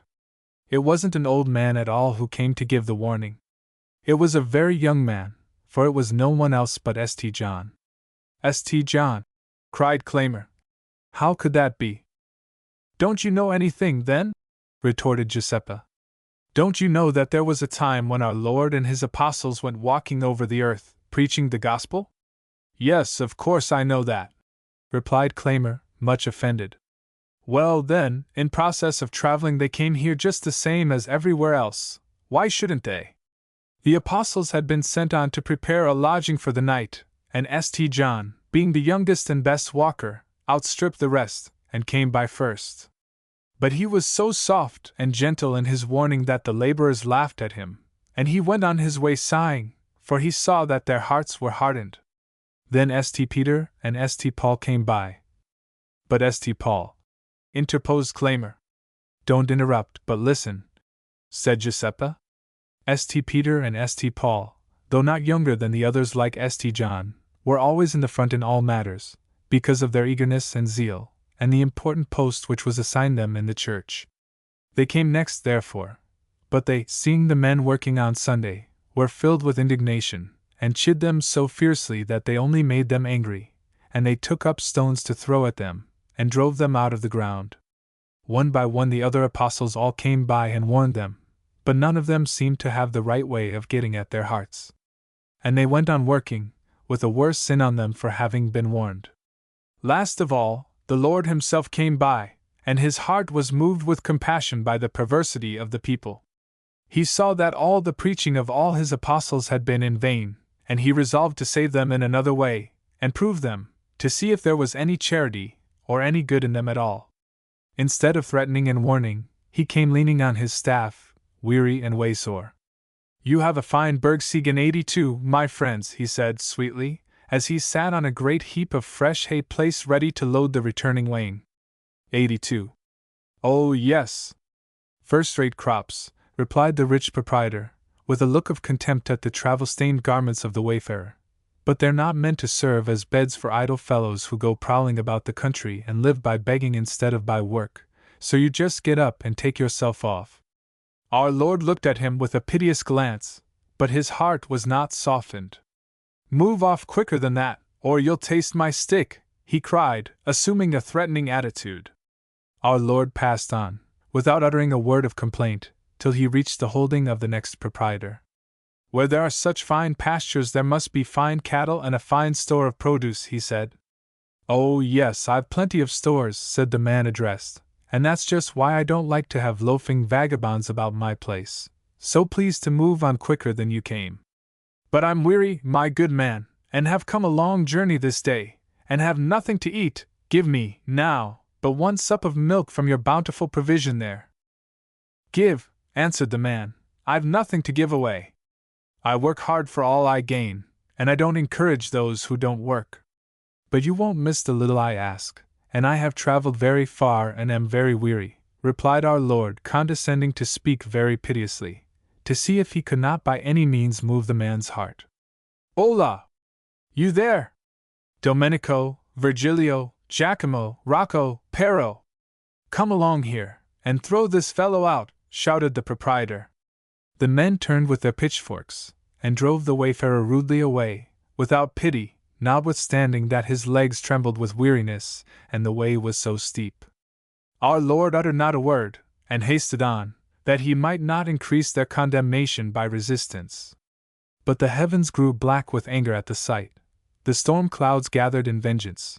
Grey and leaden, mass above mass, they thickened over the devoted peak of the Marmolada. The sun ceased to smile, and a horrible darkness fell around. Closer and closer lowered the clouds, till they fell, enveloping the mountain top with white fields of snow. Nay, cried the Saviour, compassionately, Father, stay thine hand, and for a moment the convulsion of the angry element was stilled. They knew not what they did, he pleaded, and he passed down the path to the next holding. See, he said to the proprietor, who was watching the strange storm with some alarm, see how terrible are the judgments of God. Give him praise for the blessing he has poured out on you, and save yourself from his anger. What have I to do with the misfortunes of others? Everything goes right with me. But it may not always. Be wise betimes, and render praise to God. What do I know about God? Answered the man. I've enough to do with taking care of the earth. I don't want to puzzle my head about heaven. All good gifts are from heaven, replied the Lord faintly, and he sank upon the ground exhausted. See, cried a woman who had come out with her husband's dinner, see, he has fallen. Will you do nothing to restore him? And she ran to raise him up. Let him lie, said her master, pushing her roughly away. It were better the earth were rid of such idle fellows. He had filled up the measure of his iniquity.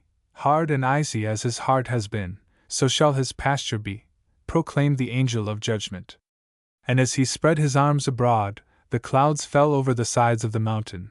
The cold blast turned them into ice, and it became a barren glacier forevermore.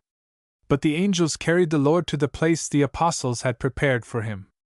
And the woman who had pitied him alone escaped and recorded this story. A shudder had fallen over Claymore, and he seemed hardly inclined to break the silence which reigned around. There was not a bird to chirp a note, nor a leaf to flutter, nor a blade of grass to gladden the eye. Meantime they had reached the Fasithal, which, though so fruitful farther along, is scarcely more smiling at its east end.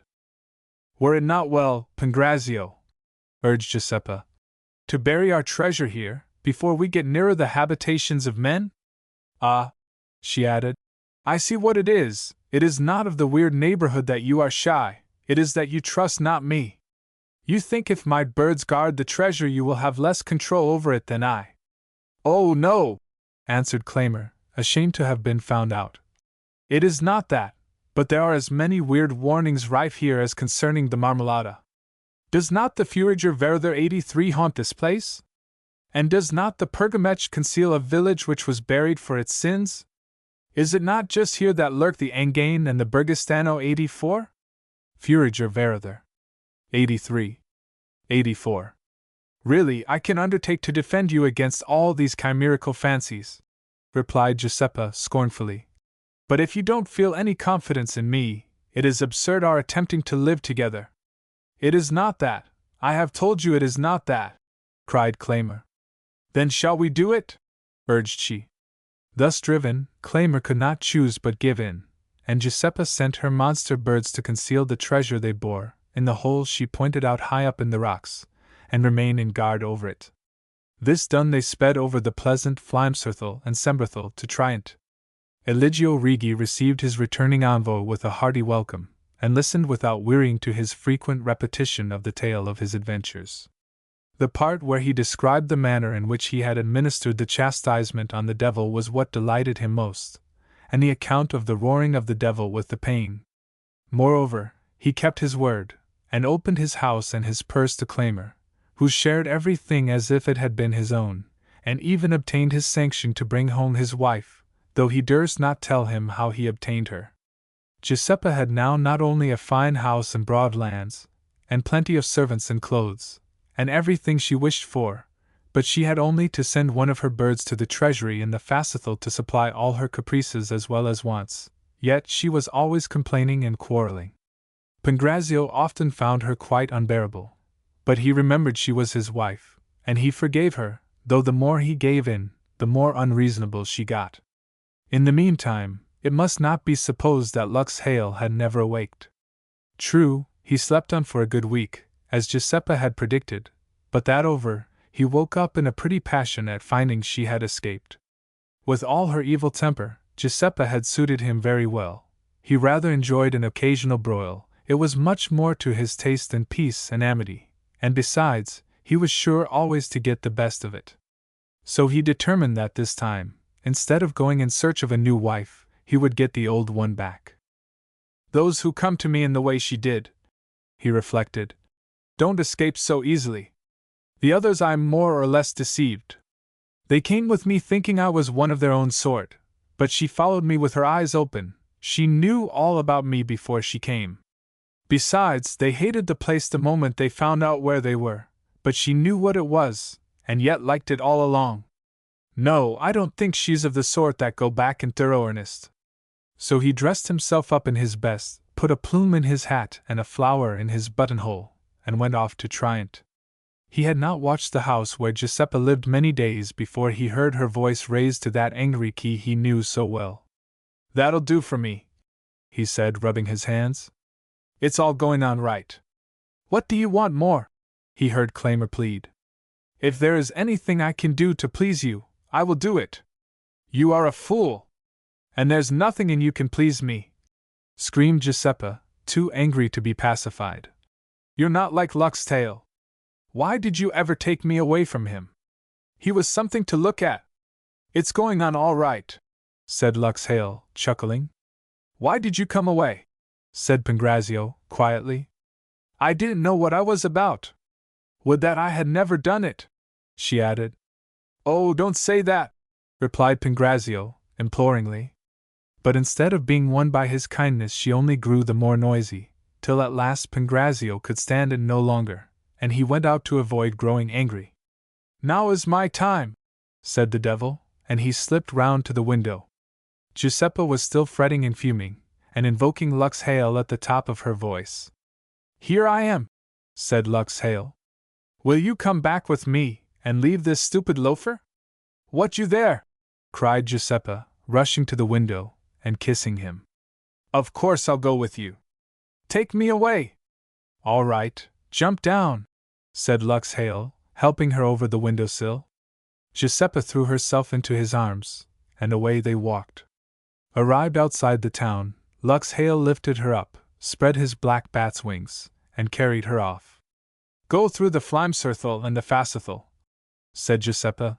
"I've got something to show you there." "Anything to please you," answered Luxtail. "Oh, it's not to please me," cried Giuseppa, taking offense.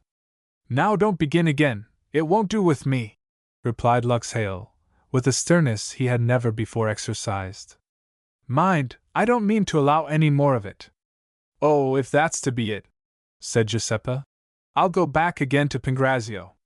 "No, you won't," replied Luxtail. "You don't go back any more, I'll take good care of that. And now, what did you want to come by the Fassethal for?" "Only because it's the way I passed with Pangrazio, and it renewed a sweet memory of him." "That won't do for me." "What was the real reason?" "What will you give me if I tell you?" "Nothing. But if you don't tell me, I shall know how to make you." Giuseppa's courage failed her when she heard him talk like this. She knew she had given herself to him of her own will, and so she belonged to him, and she could not help herself, and now, the best course she could think of was to tell him of the treasure, and trust to the good humor it would put him in, for he was very avaricious, to get her forgiveness out of him. Claimer came back from a walk outside the town, where he had gone to get cool after his wife's scolding, just in time to see Luxtail spread his wings and fly away with Giuseppa in his arms. He called to her, but she did not hear him, and all he could do was to stand watching them till they were out of sight. He came back so gloomy and dejected that his friend Eligio Righi was quite distressed to see him. He was so sympathizing, indeed, that Pangrazio could not forbear telling him the whole story. "Then, if that is so, you need not regret being quit of her," moralized his sage friend. "She was no wife for an honest man. And as for the treasure, you have enough without that. It was but ill-gotten gain which came to you for knowledge obtained from such a source." Zovanen Senzapora 85, or The Boy Who Went Out to Discover What Fear Meant. 85. Zovanen was a bold boy, and never seemed to be afraid of anything.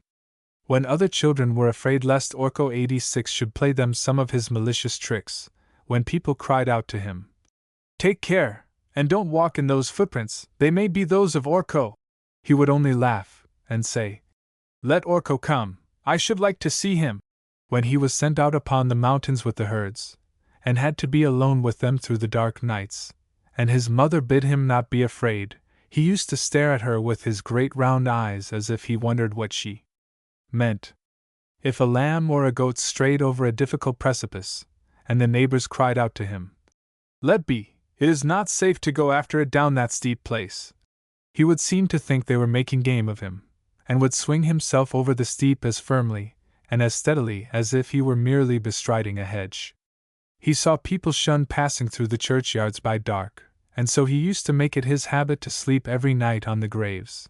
And as they said they were afraid of being struck blind if they slept in the moonlight, he would always choose to lie where the moonbeams fell.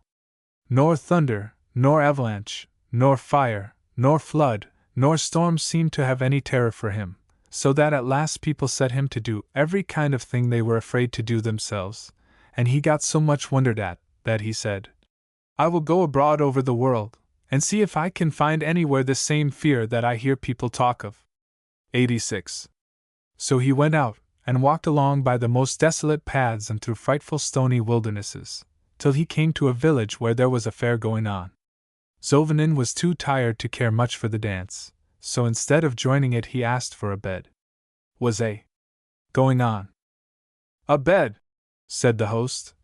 "That's what I can give you least of all.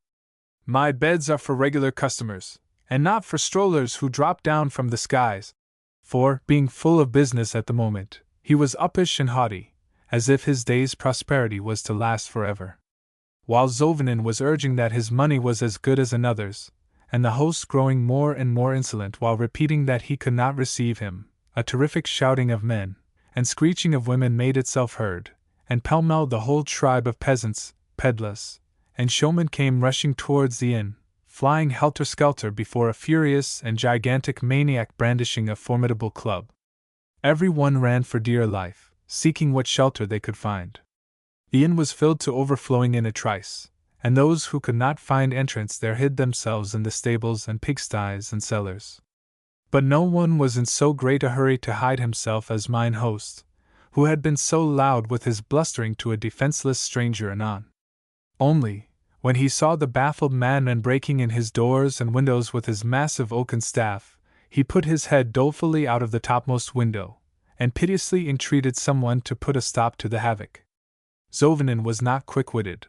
All this noisy scene had been transacted, and it had not yet occurred to him to move from the spot where he originally stood.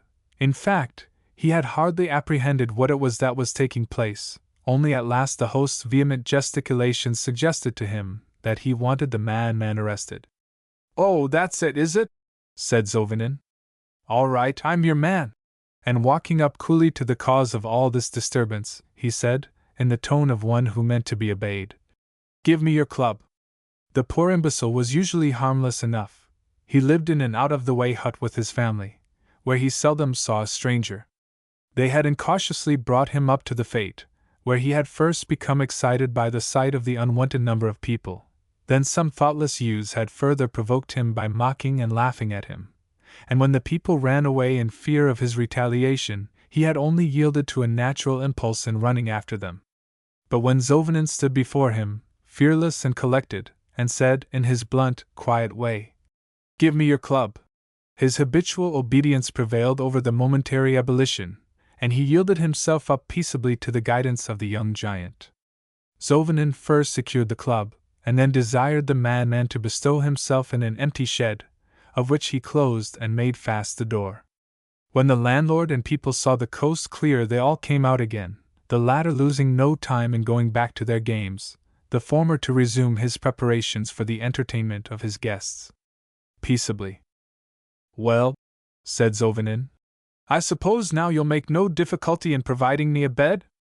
I think that's the least you can do for me, after my befriending you as I have. I have earned it, if any one has." "What? You think that's such a great feat, do you?" said the landlord, who, deeming the madman well secured, felt no compunction in disowning Johnny's service. "Do you suppose any other couldn't have said, 'Give me your club,' just as well as you? Perhaps you would like to try," replied our hero, and he went to unbar the shed door. "For heaven's sake, no!" screamed the cowardly landlord, preparing to run away. "Don't let him loose on any account. I'll do anything for you sooner than that." "Well, you know what I want. It's not much, and reasonable enough," replied fearless Johnny, relaxing his hold of the door. "But that's just the one thing I can't do," lamented the host. My beds are bespoken to customers who come every year to the fair, and if I disappoint any of them I'm a ruined man. Very well then, here goes. And Zovinin once more prepared to open the shed door. Oh no, stop! Roared the landlord. Perhaps there is a way, after all. Ah! Ejaculated Johnny. I thought as much. There is a room, in fact a whole suite of rooms, and a magnificent suite of rooms I daren't give to anyone else, but I think they will do for you, as you are such a stout-hearted chap. Where are they? Said Johnny.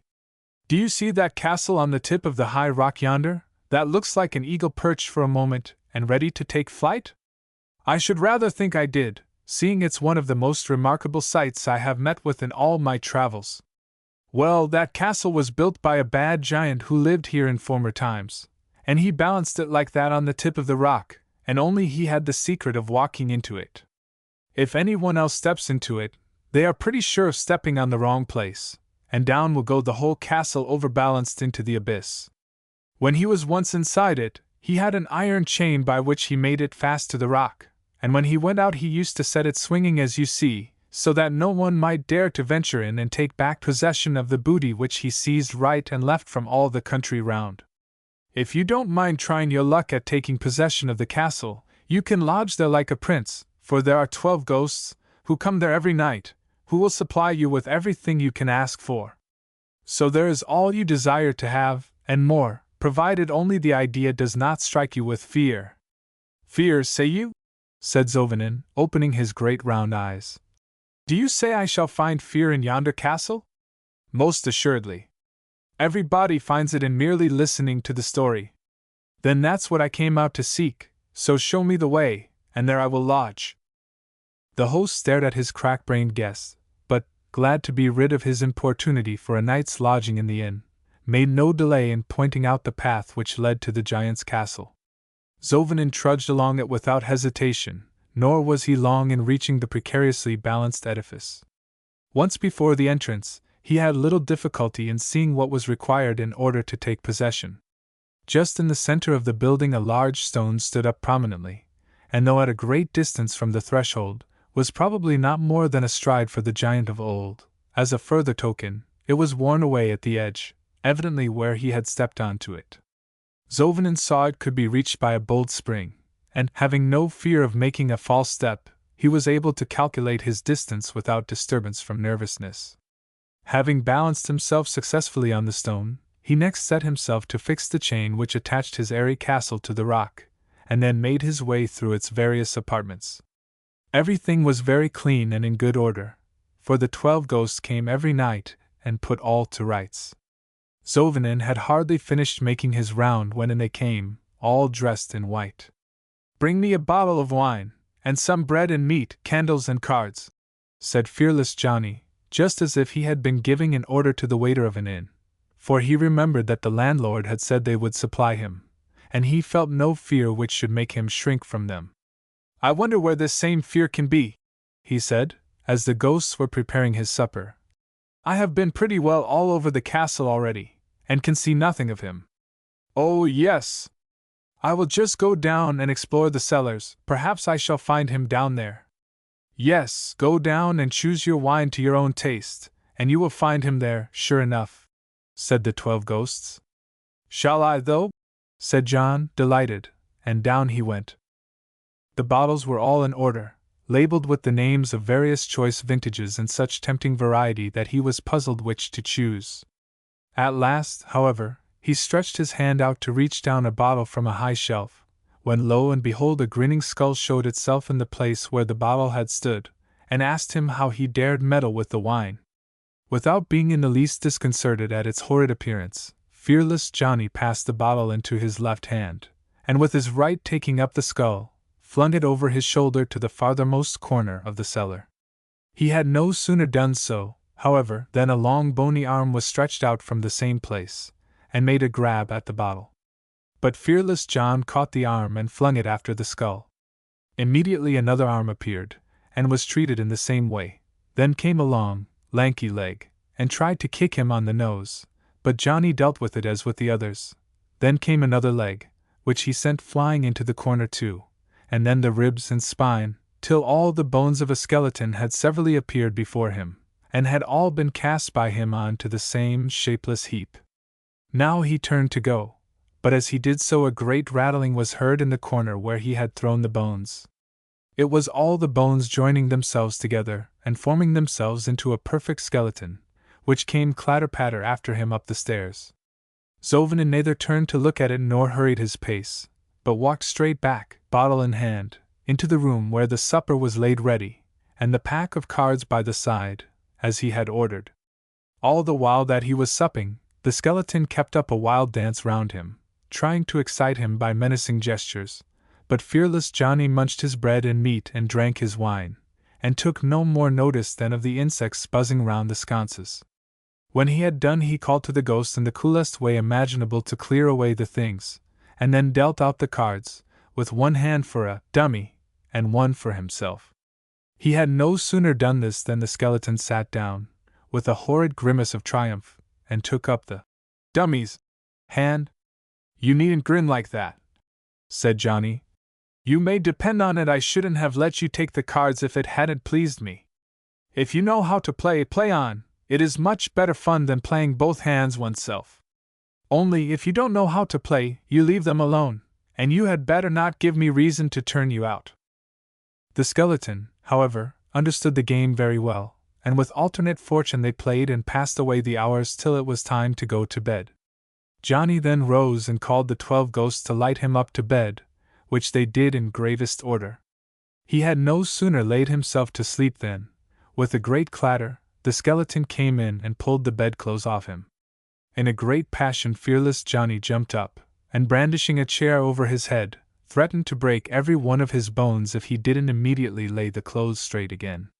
The skeleton had no defense for his bones, and so could not choose but obey, and Johnny went quietly to bed again. "It was a pity I didn't ask the poor fellow what ailed him, though," said Johnny, when he was once more alone. "Perhaps he too is tormented by this fear that every one thinks so much of, and wanted me to help him. Ah, well, if he comes again I will ask him." And with that he rolled himself up in the quilt, and went to sleep again. An hour had hardly passed before the skeleton came in again, and this time he shook the bedpost so violently that he woke Johnny with a start. "Ah! There he is again!" cried Johnny. "Now I'll ask him what he wants." So he jumped out of bed once more, and addressed the skeleton solemnly in these words: "Anna Materina, stammi lontana tre passi. Ye raccontami la tua pena 87. 87. Then the skeleton made a sign to him to follow it, and led him down to the foundations of the castle, where there was a big block of porphyry. "Heave up that block," said the skeleton. "Not I," replied Johnny. "I didn't set it there, and so I'm not going to take it up." So the skeleton took up the block itself, and under it lay shining 2 immense jars full of gold. "Take them, and count them out," said the skeleton. "Not I," said Johnny. "I didn't heap them up, and so I'm not going to count them out." So the skeleton counted them out itself, and they contained 10,000 gold pieces each. When it had done, it said, "I am the giant who built this castle. I have waited here these hundreds of years till one came fearless enough to do what you have done tonight, and now I am free, because to you I may give over the castle. So take it, for it is yours, and with it one of these jars of gold, which is enough to make you rich, but take the other jar of gold and build a church, and let them pray for me, and learn to be better men than I." With that he disappeared, and fearless Johnny slept quietly for the rest of the night. In the morning, when the sun was up, and the birds began to sing cheerily on the branches, the landlord began to feel some compunction for having abandoned such a fine young birch to a night by himself among the unquiet spirits. So he summoned all his courage, and all his servants, and all his neighbors, and thus prepared, he led the way up to the haunted castle. Finding that it was firmly fixed by the chain, they all entered in a body, for none durst be the first, and the entrance, having been made for the giant, was big enough for all. Zovinen, having had such a disturbed night, was still fast asleep, but their footsteps and anxious whisperings woke him. In answer to all their questionings he gave an account of what had happened to him, but still complained that, after all, he had not been able to find fear. Zovinen was now a rich man, and had a mighty castle to live in where he might have ended his days in peace, but he was always possessed by the desire of finding out what fear was, and this desire was too strong to let him rest. The neighbors, however, told him he might find fear out hunting, and many were the hunting parties he established, and wherever the wild game was shyest, there he sought it out. Once, as he sprang over a chasm, his horse made a false start, and was plunged into the abyss, but fearless Johnny caught at the bough of a birch tree that waved over the mountainside. The branch cracked, and it seemed as if nothing could save him, but fearless Johnny only swung himself onto another on the ledge below, and climbed back by its means to the path. Another time, as he was pursuing a chamois up a precipitous track, a great mass of loose rock, detached from the height above, came thundering down upon him. An ordinary hunter, scared at the sight, would have given himself up for lost, but fearless Johnny stood quite still and let it bound over his head, and he came to no harm. So he still was unable to find fear. After some years, therefore, he once more went abroad to seek it. This time, however, he provided himself with a fine suit of armor and a prancing charger, and a noble figure he cut as he ambled forth. After a long journey, with many adventures, he came one hot day, as he was very thirsty, to a fountain of water in the outskirts of a town, and as he dismounted to drink he observed that the whole place looked sad and deserted. The road was grass-grown, and the houses seemed neglected and empty. As he went up to the fountain to drink, a faint voice called to him from the wayside, "Beware, and do it not! Think you that we all should be lying here dying of thirst if you could drink at that fountain?" Then he looked round, and saw that, as far as I could reach, the banks of the wayside were covered with dying people heaped up one on the other, and all gazing towards the fountain. "Know you not," continued the weary voice, "that a terrible dragon has taken possession of all the fountains, and that the moment one goes to drink of them he appears, as though he would eat you up, so that you are bound to run away for very fear?" "Fear!" cried Zovinen. "Is fear here at last?" And he joyfully ran to the side of the well. All the weary, dying people raised themselves as well as they could, to see what should befall him who was not afraid of the terrible dragon. But fearless Johnny went up to the fountain's brim to dip his hand into the cooling flood. Before he could do so, however, the terrible dragon put his head up through the midst, with a frightful howl, and spewing fire out of his nostrils. Zovinen, instead of drawing back, instantly took out his sword and, with one blow, severed the monster's head from the trunk. Then all the people rushed to the fountain, hailing him as their deliverer. But ere they had slaked their thirst, the dragon, which had sunk back into the depth of the water, reappeared with a new head, already full grown, and more terrible than the last, for it not only spurted out fire from its nostrils, but darted living sparks from its eyes. When the people saw this they all ran away screaming, and Zovinen was left alone. But, as usual, he did not lose heart, and with another well-aimed blow sent the second head of the monster rolling by the side of the first. The people came back, and began to drink again when they saw the huge trunk disappear beneath the surface. But it was not many minutes before another head cropped up, more terrible than either of the preceding, for it not only spurted fire from its nostrils and darted living sparks from its eyes, but it had hair and mane of flames, which waved and rolled abroad, threatening all within reach. All the people fled at the sight, and Zovinen was once more left alone with the monster. Once more he severed the terrible head, and after this the dragon was seen no more. "That must be very wonderful blood out of which 3 heads can spring," thought fearless Johnny, and he filled a vial with the dragon's blood, and journeyed farther. After a time he came to the outskirts of another town. It was not deserted like the last. The streets were full of people making merry. In fact, every one was so very merry that they seemed a whole community of madmen. Another might have been afraid to encounter them at all, but not so fearless Johnny. He spurred his horse and rode right through their midst. But for all his seeming so fearless and self-possessed, the people got round him, and seized his horse's bridle, and dragged him from the saddle. "What do you want with me, good people?" cried Zovinen. "Let me hear, before you pull me to pieces." When they found him so cool, spite of the wild way in which they had handled him, they began to respect him, and loosed their hold. "If you want to know," answered one, "it is soon told. We are all in this town wholly given up to amusement.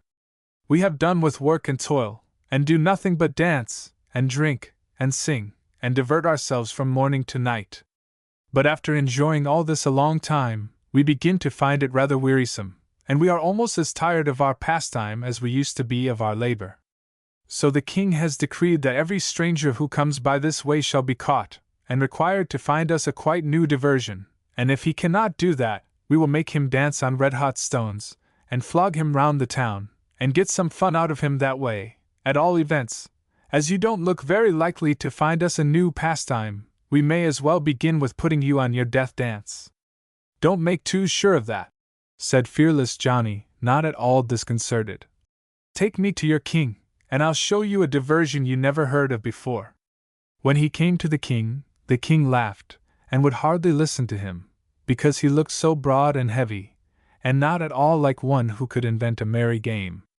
But Johnny protested that if they would let him cut off anyone's head, he would stick it on just as before, and the man should be never the worse. The king was greatly delighted with the idea, and most anxious to see the performance, promising that he would not only let him go free if he succeeded, but would load him with honors and presents into the bargain. Zovinen professed himself quite ready to prove his skill, but no one could be found who was willing to let the experiment be tried on him. This angered the king greatly, and at last he called forward his jester, and ordered Zovinen to make the trial on him. The jester, however, objected as much as any one else, only, as he belonged entirely to the king, he could not disobey him. "But think, your majesty," said the poor hunchback, "what will your majesty do without his jester, if this quack does not succeed in his promises?" "But I shall succeed," thundered fearless Johnny, and he spoke with such assurance, that the king and all the people were more desirous than ever to see the feat, and cried to him to commence.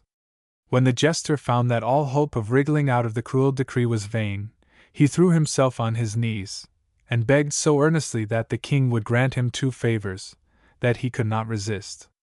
The 2 favors were, that he should have the satisfaction of repeating the trick on Johnny, if he allowed him to try his skill on him, and also that he should first give proof of what he could do on the ape, with whose pranks he was wont to amuse the king. The king and Zovinen both agreed to the 2 requests, and the poor ape was brought forward, and delivered over to make the first essay. Zovinen did not keep the breathless multitude long in suspense. With one blow he severed its head, threw it up high in the air, that all might see it was well cut off, and then placed it on again, smearing in some drops of the dragon's blood by way of cement. The head and trunk were scarcely placed together again, with the dragon's blood between, then the ape bounded up as well as before, and just as if nothing had been done to him, but, on the contrary, finding himself the object of great attention, and excited by the shouts of the people, he sprang and gamboled about from side to side with even greater alacrity than his wont. "Now, Sir Hunchback," cried Zovinen, "it is your turn. You see it's not very bad, so come along, and no more excuses." "Go it, Hunchback," said the king, and all the people shouted, "The Hunchback's head! The Hunchback's head!" with such vehemence that it was evident there was no means of getting out of the trial. It was true, Zovinen had proved he could put a head on again, but the jester shrank from the cold steel nevertheless, and it was only with a look which concentrated all his venom that he yielded himself up. Fearless Johnny struck off his head in a trice, then threw it up high in the air, as he had done the ape's, and then cemented it on again with the dragon's blood as well as ever. "Now for you!" screamed the hunchback, when he found his head back in its right place once more. Zovinen had no fear, but sat down on the ground instantly, so that the hunchback might reach him more conveniently. "This is all you have to do," he said. "Take my sword in your 2 hands, and swing it round across my throat. Then pour the contents of this vial over the stump of the throat, and clap the head down on it again." "Yes, yes! I think I ought to know how it's done, as well as you," answered the dwarf, hastily, and he swung the sword round with a will, sending Johnny's head rolling at the king's feet. The people caught it up and handed it round, and it might soon have got lost in the crowd, but that the king shouted to them to bring it back, because he wanted to see it stuck on again. So they gave it back to the jester, and he smeared the rest of the dragon's blood over the stump of the throat, but in putting the head on, took care to turn it the wrong way, which, as he managed to bend over Johnny's recumbent body, no one observed till he rose to his feet. Then all the people screeched, and yelled, and shouted, so that John could not make out what was the matter, but, getting angry, demanded his horse, that he might ride away from them all. The king ordered his horse to be brought, and Johnny sprang into the saddle, and the cries of the people made the beast start away faster even than Johnny himself wished. Only Johnny could not make out why he seemed to him, for all his urging, always to go backwards. At last he got quite away from the shouts of the people, into a calm, quiet place, where there was a lake shut in by high hills, which, with the mulberry trees, and vines, and grassy slopes, were all pictured in the lake's smooth face. Zovanin was hot with his ride, and so was his mount, so he walked him into the shallow water, while he himself dismounted, and bent down to drink. At the sight that met his gaze in the water, a shout burst from his lips more terrible than the shouts of all the people.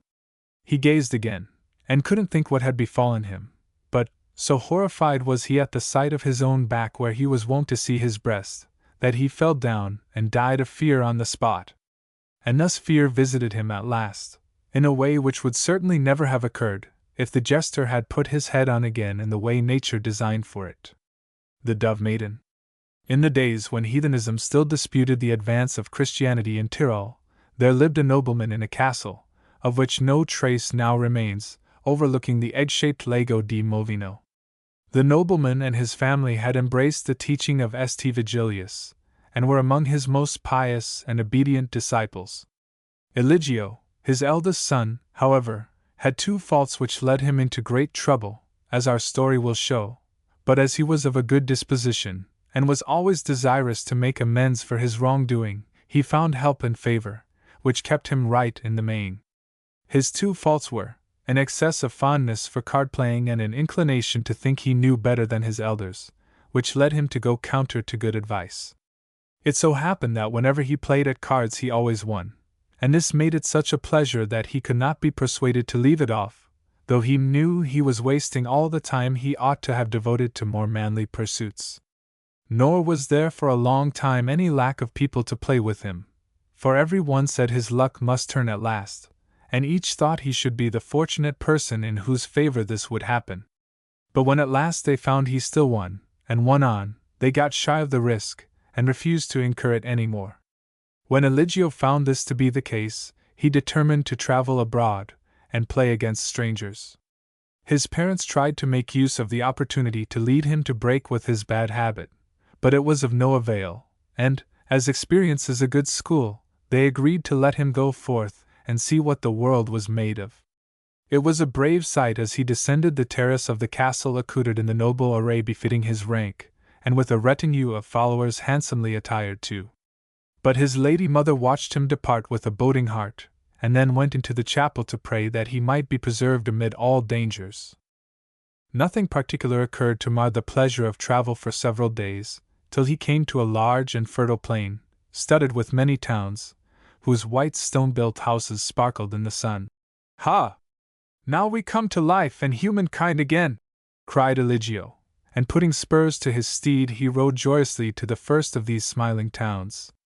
It had no lofty towers, no heaven-pointing spires, nowhere was seen the sign of the saving cross, which from boyhood he had been taught to reverence, and to see planted everywhere before him in consecration of every affair of life. But there were sounds of mirth and revelry, as of a perpetual feast, and all around the place was gay with dancers and mummers, musicians, dice-throwers, and card-players. Eligio wandered about till he saw a number of these making up a fresh party, and courteously asked to be allowed to join them. They accepted his company willingly, and fortune favored him as usual. Again and again he tried, and it was always the same. It was as much as his train of followers, numerous as they were, could do to gather in and take charge of all his gains. The stranger's unvarying luck became the talk of the place, and all the people collected to see him play. Towards evening there came amid the crowd a tall man of serious mien, who, having watched his play with much attention, said to him, as he saw him complete a game which gave him once more the benefit of a considerable haul. "Truly, you are an expert player, young man. I had thought myself hitherto the best of our countryside, but I doubt me if I should be right to measure my skill with yours. However, you must be tired with your long travel and with the excitement of the day's play, and if you will honor my poor board with your presence at dinner, I will ask you afterwards to let me try my power against yours with the cards." Eligio thanked him for his courteous speech, and assured him he should have the greatest pleasure in doing as he wished. The stranger then led him to his abode, which was appointed with a sumptuousness such as had never entered into Eligio's dreams in his mountain home. Marble courts and fountains, surrounded by bowers of exquisite flowers, formed the approach, and then they passed beneath endless seeming arcades of polished marble into a vast alcove encrusted with alabaster of many colors, the dim light only reaching through its clear golden veins, no sound disturbing its still repose but the cool murmur of a fountain which fed a marble lake. Here noiseless attendants advanced, and having helped Eligio and his host to undress, afforded him a delicious bath, complete with ministrations of unguents and scents, very different from the plunge into the icy waters of the Lago di Movino, which was his greatest luxury at home. They now arrayed him in an entirely new suit of superb attire, and then, to the sound of hushed music, led him and his host through the arched corridors to a banqueting hall, where everything of the choicest was ready laid. Nothing could have been more delightful than the charming and accomplished conversation of his hospitable entertainer, who, when the long succession of various viands was at length exhausted, proposed that they should repair to an upper room and commence their game. Delighted as Eligio had been with his extraordinary entertainment, he was yet burning to try his luck with his obliging host, and accordingly followed him with alacrity to a divan spread on the roof, having for its only covering a leafy pergola 88, and lighted by lamps contrived with such art that they seemed to be the very bunches of grapes themselves which gave the rays. 88. The cards were brought, and the friends set to work. The first game was a long one. The host seemed to be in great fear of not succeeding, and pondered every throw. Eligio played in his own rough and ready style, expecting luck to come as it always had. He never troubled himself how. But this time luck did not come to him, and his entertainer was the winner. The stakes were large, but his hospitable friend had been so urbane throughout that he could not show any ill will. His attendants were called in, and paid the debt. The winner put up the cards as though he did not wish to play again. "Come, you must give me my revenge," said Eligio. "Oh, certainly, if you wish it," he replied, and they played again. This time Eligio paid more attention to his style, and calculated every card he played, but it was of no use, he was beaten again. Caring more for the disappointment than the loss, he saw the money counted out without a sigh, but the unusual sense of having been overcome rankled in his mind. He had offered to play high because it seemed required by the princely character of the house where he had been so sumptuously received, and of all the treasure he had brought with him, and of all he had won through a day's undeviating luck, there only remained enough to repeat the stakes. Nevertheless, he pledged the same sum once more, and they played again. This time fortune seemed to have come back to him. All went right up to the end. Eligio's heart felt lightened. So luck was coming back, was it? He played with an interest which he had almost ceased to find, but his adversary threw down his last card which reversed everything, and once more he was the winner. Eligio called in his followers, and ordered them to pay out the last farthing of his treasure, but even this distressed him less than having nothing more to stake, whereby to have a chance of retrieving his luck. "Let be," said his new friend soothingly.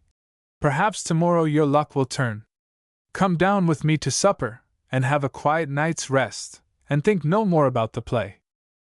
"I can't rest, and I can't eat," said Eligio. "I can do nothing till my luck turns. I must stake something. Ah, there's my horse, but that's not enough. Put along with it all my retainers. If I lose, they shall be yours and serve you." "Since you insist, I have no objection," said his host. "My men know their service well, and will not shame you if you win and I have to render you an equal number of them. And for your horse, I can match him, how good soever he may be, with the swiftest Arab in the whole world." Eligio sat down, hardly heeding his words, intent only on re-establishing his success. But his pains were vain. The game went against him like the last, and scarcely mastering his vexation, he called in his retainers and told them they had passed into the service of the new master. But this only left him in the same position as before. Still he wanted to retrieve his fortune, and again he had no stake. "Leave it for tonight," recommended his host. "Better times will come with the morrow."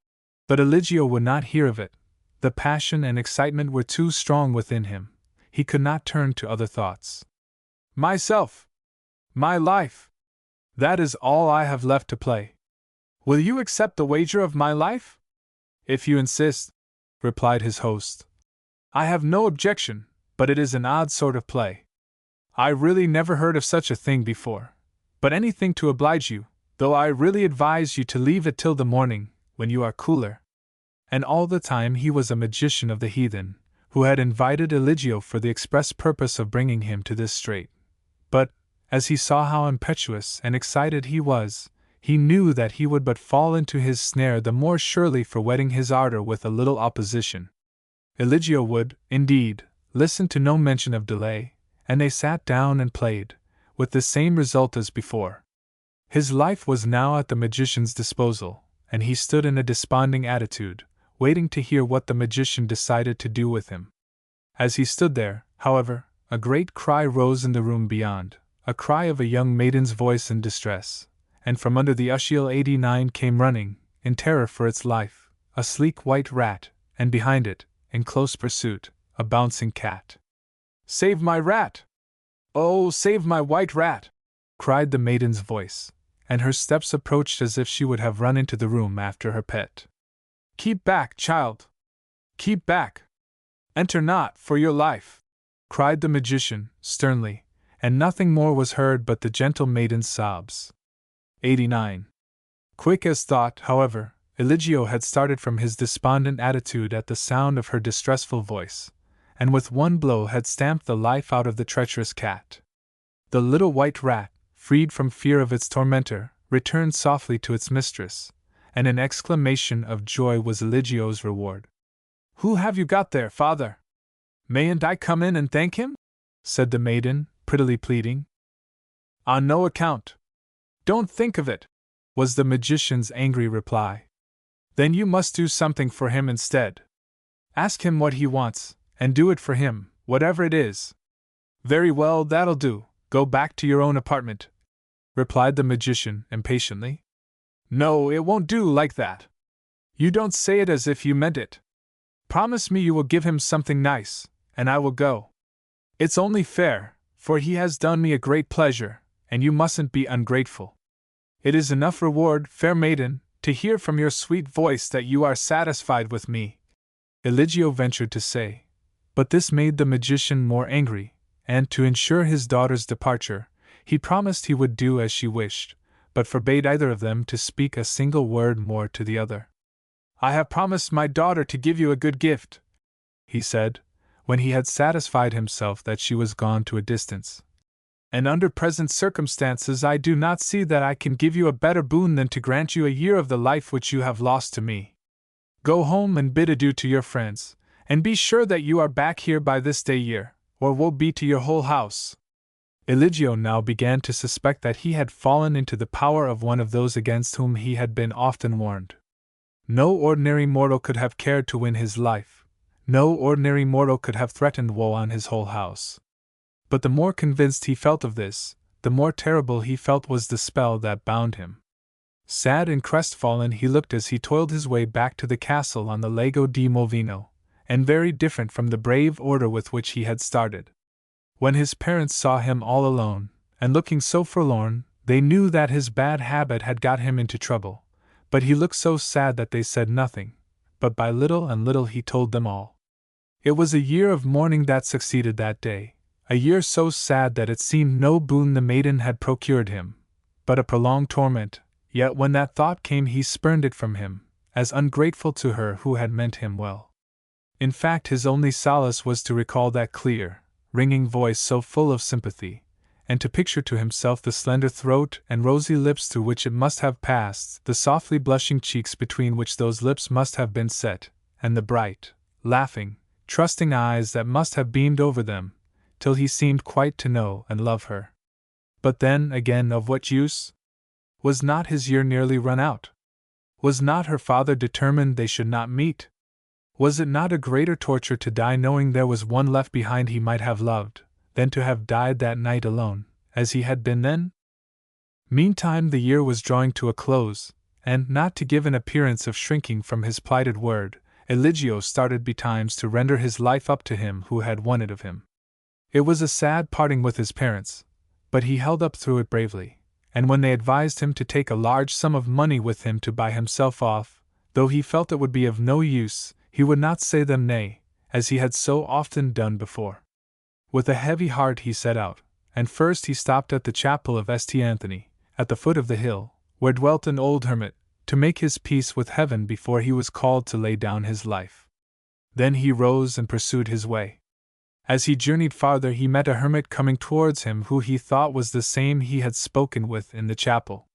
"Tell me, father," he said, "how comes it that you, whom I left behind me in the chapel, are now coming towards me on the road?" "I am not the hermit whom you left behind you in the chapel," replied the advancing figure, gravely. "But I have heard all you confided to him, for I am St. Anthony, and because I am satisfied with the good disposition I have observed in you, I am come to give you help." Eligio fell on his knees full of thankfulness, for never had he felt more in need of help than now. "Something I know, my son, of the ways of these men who hunt the lambs of our flock to destroy them, and I am minded to save you from the one into whose power you have fallen, and with you the fair maiden whose voice charmed you in his house." Eligio started with joyful surprise, and clasped the saint's feet in token of gratitude. "She is not his daughter, as you have supposed," continued the saint, "but a child of our people, whom he stole from us. And now you must attend to my bidding, and do it exactly, or you will fail, and lose her life as well as your own." Eligio felt the reproach, for he knew how often he had preferred his own way to the advice of his elders, but he was humble now in his distress, and listened very attentively to the directions prescribed to him. "Continue this public road towards the city," then said St. Anthony, "till you get to the last milestone, then count the 10th tree that you pass on the right hand and the 11th on the left hand, and you will see a scarcely perceptible track through the brake to the right. Follow that track till you come to a knoll of ilex trees, there lie down and rest. But tomorrow morning awake at daybreak and lie in wait, and you shall see a flock of white doves come before you. They will lay aside their feathers and hide them, but you must watch them very closely, for they are the magician's daughters. But among them will be she whom I commission you to deliver. You must observe where she puts her feathers, for the maidens will all then go away for the rest of the day in their own natural form. As soon as they are gone, take her feathers from their hiding place and possess yourself of them. In the evening they will all come back and resume their dove form and fly away, but your maiden will continue seeking hers. Then come forward and tell her that you want her help to overcome the sorceries of the magician. Remember this well, my son, and for the rest do as she bids you." So saying, the saint raised his hands in blessing, and passed on his way to the chapel, where he had to instruct the hermit in the conduct he had to pursue in the manifold dangers with which he was surrounded from the malice of the heathen. Eligio walked briskly along, once more filled with the hope and energy incident to his youth and character. "Why should I count the trees?" he said to himself. "Surely it will do if I look out for the track when I come to the break." But the terrible warning he had had was too recent that he should forget its lessons already. "Perhaps it's better to keep to the letter. The saint laid great stress on my doing exactly as he bid me. It is better to be on the safe side, for another worthier life than mine is concerned with me, this time." So he walked on steadily till he came to the last mile, and then counted the trees conscientiously, till he found the path through the brake, and made his way to the ilex grove, where he laid him down and slept peacefully. But long before daybreak he was awake with the anxiety not to be behindhand, and closely he watched for the arrival of the enchanted doves. With the first streaks of daylight they came flying, as the saint had predicted, and having flung off their covering of white feathers, each sought out a snug place under the heather where to deposit them. It required close watching, indeed, to make out which was his maiden. But, as they all chatted together, after the manner of maidens, Eligio knew he could trust himself to recognize her voice, and guided by that, he kept his eyes hard fixed on her whose tones he recognized, that he might be sure to distinguish where she lay by her disguise. It was not light enough to satisfy himself whether her features corresponded with the idea he had built up in his own mind, but the grace of her form, as she passed by in her simple white, loosely flowing dress, with a chaplet of roses for her only ornament, only made him the more anxious to behold her face. The maidens walked away, and Eligio took possession of the feathery covering, which he laid up in his bosom as a precious token, and took it out again and gazed at it, and kissed it, and laid it by again 1,000 times, for it was his only solace through the long day of waiting. At last evening came, and he resumed his post of observation. The maidens returned, each sought out and resumed her dove's feathers and flew away. Only the one was left, seeking hers in vain. Then Eligio came forward, and said, respectfully, "Fair lady, I know what it is you seek, and I will help you to find it, but first promise to do me a great favor." The maiden started, for she too recognized his voice. Their eyes met, and both owned, in the depth of their own hearts, that the other bore the very image which for a year past their fancy had conjured up. "That will I willingly, good sir," she replied in her sweetest tones. "For, and I mistake not, I owe you a debt of gratitude before today. The treacherous cat that you killed so opportunely was no cat, but a cruel Ungananite, and the white rat concerned me so nearly, because it was no rat, but my dear nurse, whom the magician turned into a rat when he stole me from my father's house. So believe if I was not anxious to save her, and if I ought not to be grateful to him who preserved her to me. So tell me, what can I do to help you, and whatever it may be, I will do it to the utmost of my power." 90.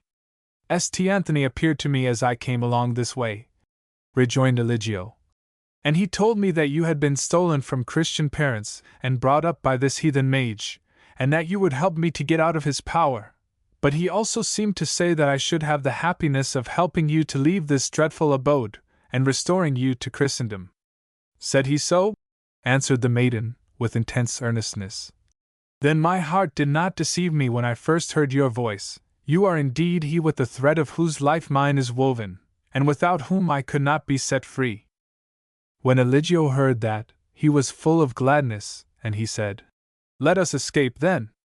What should prevent us from leaving this country together?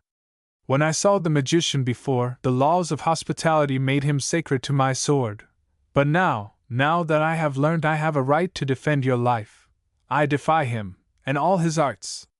"You are brave, I see, and it is well," she replied. "But it is not so you can discard his power. By your own error you gave him power over you, and now you are his. You can only be free by his will." "By his will!" cried Eligio in despair. "Then shall I never be free. Art must be met by art," she continued. "His art is all round you, though you see not its meshes, and by art we must bring him to renounce his claim on you. Trust me, and I will show you how it is to be done. He would force me to learn his arts when I begged him not, and now I know many things which will serve us. I can see the threads of his toils woven all around you. You cannot escape from them till he speaks you free. Tell me, then, what I must do," said Eligio, and he mentally resolved as he spoke that he would this time implicitly obey what she told him. She remained thinking for a time, as if reckoning out a problem. Then she said, "For this first time I must act. On the fatal day you must present yourself according to your oath. I will take care to be with him when they tell him you are come, and when I hear your name, I will plead, as I did before, that he should not sacrifice you at once, but give you some hard trial in which, if you succeed, he shall speak you free. To silence my importunity, he will agree to this, intending to give you so hard a trial that you should not succeed. But you come to me in my bower, cooing 3 times like a dove for a signal, at this same evening hour, and tell me what it is, and I will find the means in my books to carry you through the trial. So that, whatever he proposes to you, be not disconcerted, but accept and undertake it with a good heart. And now, give me my dove's feathers quickly, for already they will be questioning why I am so long behind. And without waiting to let him take so much as another gaze at her, she assumed her dove's shape, and flew away. The next day Eligio went, with a lighter heart than he had borne for a long time past, to give himself up to the magician. The magician, won over by the maiden's importunity, offered him his liberty on condition of his performing successfully the difficult feat that he should impose on him. "Anything you please to impose on me, I am ready to perform," replied Eligio. The magician smiled, with a ghastly, sardonic smile, while he paused, and tried to think of the most terrible trial he could impose. "Since you were here last," he said at length, "I have grown a little deaf, and I am told that the only cure there is for me is the singing of the phoenix bird. The first thing you have to do is to find me the phoenix bird, that its singing may heal me. I will do my best, and hope I may be the means of curing your malady," said Eligio, courteously, but the magician, seeing him of such good courage, began to fear he really might succeed, and added, hastily, "But mind, I only allow you 3 days for your search." "3 days are but little to find the phoenix bird," replied Eligio. "Nevertheless, I will do my best." And without waiting to listen to any further restrictions, he started on his way, saying, "If I have only 3 days, I have no time to lose." At the approach of the evening hour, Eligio found his way to his maiden's bower, and having attracted her attention by cooing 3 times like a dove, told her what was the trial the magician had imposed. "The phoenix bird," she said, and she looked rather blank. "He has chosen a difficult task indeed. But wait a bit, I think I can find it out." And she went back and took down scroll after scroll, and turned them over so long, that Eligio began to fear that she would not be able to help him after all. At last she came back to him, looking grave. "It is more difficult even than I thought," she said, "and 3 days is but short time to do it in. You must start this night, without losing a minute. Set out by the stony path outside the town, and ride ahead till you come to a forest, where a bear will come out upon you. The moment you see him, spring from your horse, and cut its throat with your hunting knife, but if you hesitate a moment he will fall upon you, and devour you. If, however, you kill your horse dexterously, as you will, the bear will be satisfied with its flesh. You must wait standing by till he has eaten his fill, and watch for the moment when he is about to turn away again, then spring on his back, and he will take you to the castle where the phoenix bird is kept. But if you lose that particular moment, he will return to his cave, and you will never have a chance of reaching the phoenix bird. Rely on me, your directions shall be punctually obeyed," said Eligio, and he stooped to kiss her hand. But she would not allow this, and told him he had not an instant to spare. Eligio mounted his horse, and rode away over the stony path outside the city, and pursued it all night, till at daybreak he reached the thick forest, when a bear came out upon him. Eligio sprang deftly from his horse, and plunging his hunting knife into his throat, flung the carcass across the path. The bear fell upon the dead horse, and Eligio watched for the moment when he should have finished his repast. But, as he was long about it, he thought to himself, "Why not jump upon him at once? And then I shall be ready to start with him when he has done, without so much anxiety about catching the right instant." So said, so done, but the bear was not at all the docile animal he had expected. "Don't disturb me when I'm feeding," he growled, and shook our hero off into a bed of nettles. Eligio owned to himself he would have done better to follow the directions of those wiser than he, and waited, with as much patience as the stinging of the nettles would allow him, till the brute was ready to start, and then made a bold leap onto his back, which made him turn round. "Well sprung this time," growled the bear. "And as you have managed that part of the business so well, I have no objection to do what you require. But you must attend to what I have to tell you. Keep your seat steadily, for I have to go swiftly, but speak not a word, and when I bring you to the palace where the phoenix bird is kept, look not to the right hand or the left, but walk straight before you, through terrace, and galleries, and corridors, till you come to a dismal, deserted-looking aviary, where the phoenix bird evermore sits on his perch. Put this hood over him, and bring him away with you, but listen not to the songs of the other birds all around, and above all, touch not the golden owl which sits in the shade above." Eligio promised to attend to all the bear told him, and took a firm seat on his back. The bear bounded away with an awkward gait, but Eligio was an accomplished cavalier, and was nothing daunted. After many hours' rough riding, they came to a vast palace, which he understood by the bear's halting was the abode of the phoenix bird, so he dismounted, and walked straight along the terraces, and galleries, and corridors, till he came to a sorry aviary where 1,000 birds of gay plumage fluttered and chirped around. Faithful to his promise, Eligio stopped to look at none of them, but walked straight up to the perch of the phoenix bird. When, however, he saw him, he began to reason in place of obeying. "What can be the use of taking a shabby old bird like that? He looks like a fowl plucked ready for cooking. Surely, some of these gay plumaged birds are better worth taking." And then his eye caught the golden owl snugly ensconced in the shady bower above. "Ah! That's a bird worth having, that is now! That's worth coming a perilous journey for, something to be proud of when you've got it. That's the bird for me!" And springing upon a ledge of rock, he threw the hood the bear had given him over the head of the golden owl, and brought it down. He had scarcely touched the golden owl, however, when the whole assemblage of other birds, which had taken no notice of him before, suddenly began screeching forth their highest notes. Their cries brought a crowd of servants, who surrounded him and held him fast, while the lord of the palace came down, and severely asked an account of his conduct. Eligio told his story with a frankness which, in some measure, conciliated the old lord, but the offense was too great to be passed over.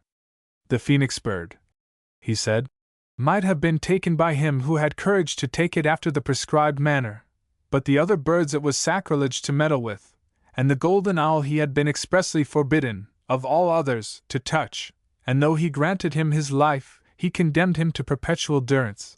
The servants dragged him off to a deep dungeon, where he had nothing to do but to bewail his folly. Night fell around, and nothing could be more hopeless than his position. His cell was hewn out of the earth. The iron door through which he had been thrust had been made fast with bolts and chains, and the only window which admitted the free air was strongly fitted with iron bars. Eligio was generous enough, in his utter desolation, to grieve more over his unfulfilled mission and wasted opportunities, than over his personal hardships. "Oh, my beautiful dove maiden!" he exclaimed. "Shall I, then, never see you again? Must you be left for aye to the power of the horrid pagan enchanter, because I, by my insensate folly, have failed in restoring you to the brightness of the Christian faith?" And when he thought of her fate, he wept again. "St. Anthony! St. Anthony!" he cried a little after. "You befriended me once, give me one chance again. This once but send me forth again with the mission of liberating her, and then let me come back and pass my life in penance. But let not her suffer through my fault." By a mechanical instinct he had placed himself near the window, as the type of freedom to him, and now he thought he heard a low grunt on the other side of it, close to his ear. The sound was not melodious, but yet he fancied there was something friendly in its tone. He raised himself up, and saw 2 white boar's tusks between the bars. His solitude was so utter that even the visit of a wild boar was a solace of companionship, but much greater was his pleasure when he found that his uncouth visitor was grubbing up the earth round the iron bars and the stones which held them, and had already loosened one. "How now, good boar!" cried Eligio. "Are you really come to release me?" "Yes," said the boar, as he paused for a moment to take breath. "St. Anthony has heard you, and has sent me to give the fresh chance you ask for, and if you this time but keep your promise, and do as you are bid, he will not exact the performance of the lifelong penance you offer to perform, but after you have released the dove maiden, you shall live with her the rest of your life in holy union and companionship." In a transport of delight Eligio set to work to cooperate with the boar in unearthing the massive stanchions, and when they had loosened 3 he was able to force himself through the narrow opening. "Now return to the aviary," said the boar. "Look neither to right nor left, but bring away the phoenix bird, and speak not a word, but mount on my back, and I will carry you back to the city. But make all haste, or the 3 days will have expired, and then all will be lost." This time Eligio followed his instructions implicitly, and got back to the town just in time to present the magician with the phoenix bird before the expiring of his 3 days' grace. The magician was surprised indeed to find he had been successful, but could not recall his word, so he was forced to pronounce him free, and Eligio immediately repaired to the Dove Maiden to thank her for her succor, and to ask what was next to be done to set her free too, that they might go away together to Christian lands, and live for each other in holy union. "As for me," replied the maiden, blushing, "I shall be free by virtue of your freedom when you have performed one trial well, and without altering according to your own ideas the directions prescribed for you. And now the first thing is, to obtain the release of my dear nurse from the horrid form in which the magician has disguised her. To keep her in that shape, she is forced to eat a live mouse every week, and as nothing else is given her that she can eat, and as she is very ravenous by the time the week comes round, she is forced to eat the mouse. But if the mouse be killed by a sword consecrated to Christian chivalry, and it is dead before she eats it, the spell will be broken, and she will resume her natural form." Eligio said this was an easy matter. She had only to tell him on what day the feeding took place, and where. "It has its difficulties, too," replied the Dove Maiden. "For if any blood of the mouse be spilt, the magician will know that I have instructed you, and he will play us some bad turn. To prevent this, you must cut the mouse in two by drawing your sword towards you. Then all the blood will be caught on the sword, and you must make the rat lick it off afterwards." Then she showed him where the mouse was brought, and told him to be on the watch at sunset that very night.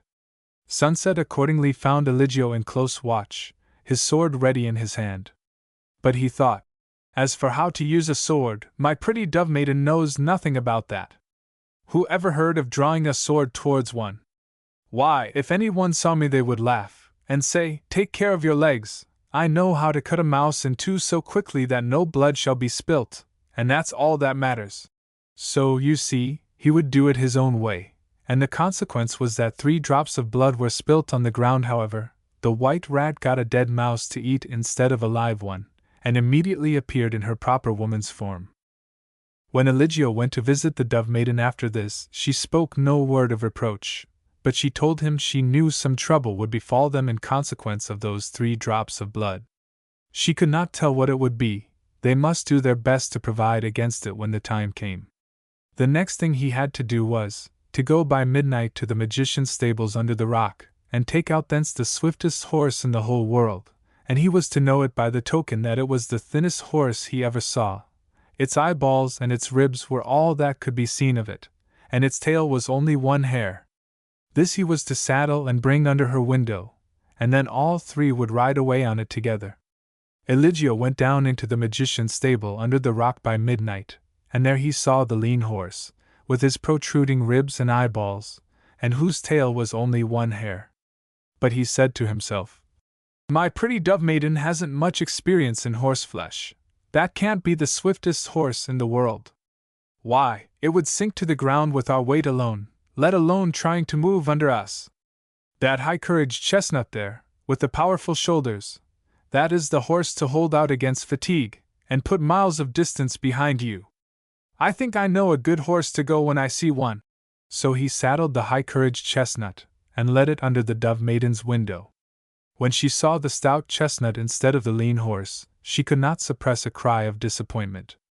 "What have you done?" she said. "You have left the swiftest horse in the world behind, and now the magician can overtake us, nor can we escape him." Eligio hung his head, and stammered out a proposal to go and change the horse. But she told him it was too late. The stable door was only open at midnight. He could not now get in till the next night, and if they left their escape till then, the magician would find out the disenchantment of the white rat, and from that suspect their scheme, and would then surround them with such a maze of difficulties, that it would take her years to learn how to solve them, whereas she had promised St. Anthony to have nothing more to do with the books of magic, but to burn them all, and go and live with a Christian husband. Far from all these things. There was nothing to be done, therefore, but to start at once with their best speed, only keeping on the watch for the pursuer, who would inevitably come. Away went the high-couraged chestnut, with the speed of the wind, and as if his threefold burden had been light as air, But how swiftly soever he went, the lean horse was swifter, and before the end of the second day's journey they saw, at no distance, his fire-darting eyeballs and smoking ribs, and his tail of one hair stretched out far behind. When the Dove Maiden saw the magician coming after them on this weird mount, she called to her companions to jump down, and she turned the horse into a wayside chapel of St. Anthony, and herself into a peasant girl weaving chaplets on the grass outside. "Have you seen a chestnut steed pass this way, with a young man and maiden, pretty child?" said the magician, bending low over his horse's neck to pat the peasant girl's cheek, but without recognizing her. The Dove Maiden started aside from his touch, but she answered, "Yes, good sir, they are gone into the chapel, and if you will go in, there you will find them." "Oh, I've got into the land of the Christians, have I?" said the magician to himself. "I think I had better make the best of my way home, and not trust myself there." So he mounted his fiery steed, and rode away. Then the Dove Maiden restored herself and her companions to their former shapes, and they soon reached home, where Eligio was received with joyful acclamations by all. But to his intense surprise and disappointment, his mother did not welcome his beautiful Dove Maiden with anything like satisfaction. "That is because of the 3 drops of the mouse's blood incautiously spilt," she whispered, when he deplored it to her. "But I have a spell against that also. Let me into your mother's room when she is asleep, tonight, and I will anoint her eyes with an ointment which shall make her look on me forever after with a loving glance." It was done as she said, and next morning Eligio's mother received her lovingly to her arms as a daughter. After this, the Dove Maiden burned her magic books, and her nuptials with Eligio were celebrated with great rejoicings throughout the valley. They lived together for the rest of their days, in holy union, and the poor Christians of the whole countryside blessed their charity. Griselda. Long, long ago, in the days when the light of Christian teaching yet struggled with the gloom of heathendom, there lived in the Edelstitz of Rugburg, by Bregenz, a most beautiful maiden, Griselda by name. So fair she was that, from far and near, knights and nobles came to ask her hand, but though she was not proud or haughty, she would have none of them, because there was not one of them all that came up to her expectations. It was not that she said they were not good enough for her, but high or noble, or rich or renowned, as they might be, they all failed to satisfy her longings, and with gentle words and courteous demeanor she dismissed them all. And yet she looked out with hope, too, that the next should supply the bright ideal of her heart, but when that other came he always still fell short of what she had imagined. One evening she went out to walk amid the dark pines, where the golden light of the setting sun gleamed between their bare stems. At the foot of one of them lay a poor way-worn beggar woman, fainting with hunger and fatigue. Griselda was full of compassion for her sad state, and sent her maidens to fetch restoratives, and ministered them to her with her own hands.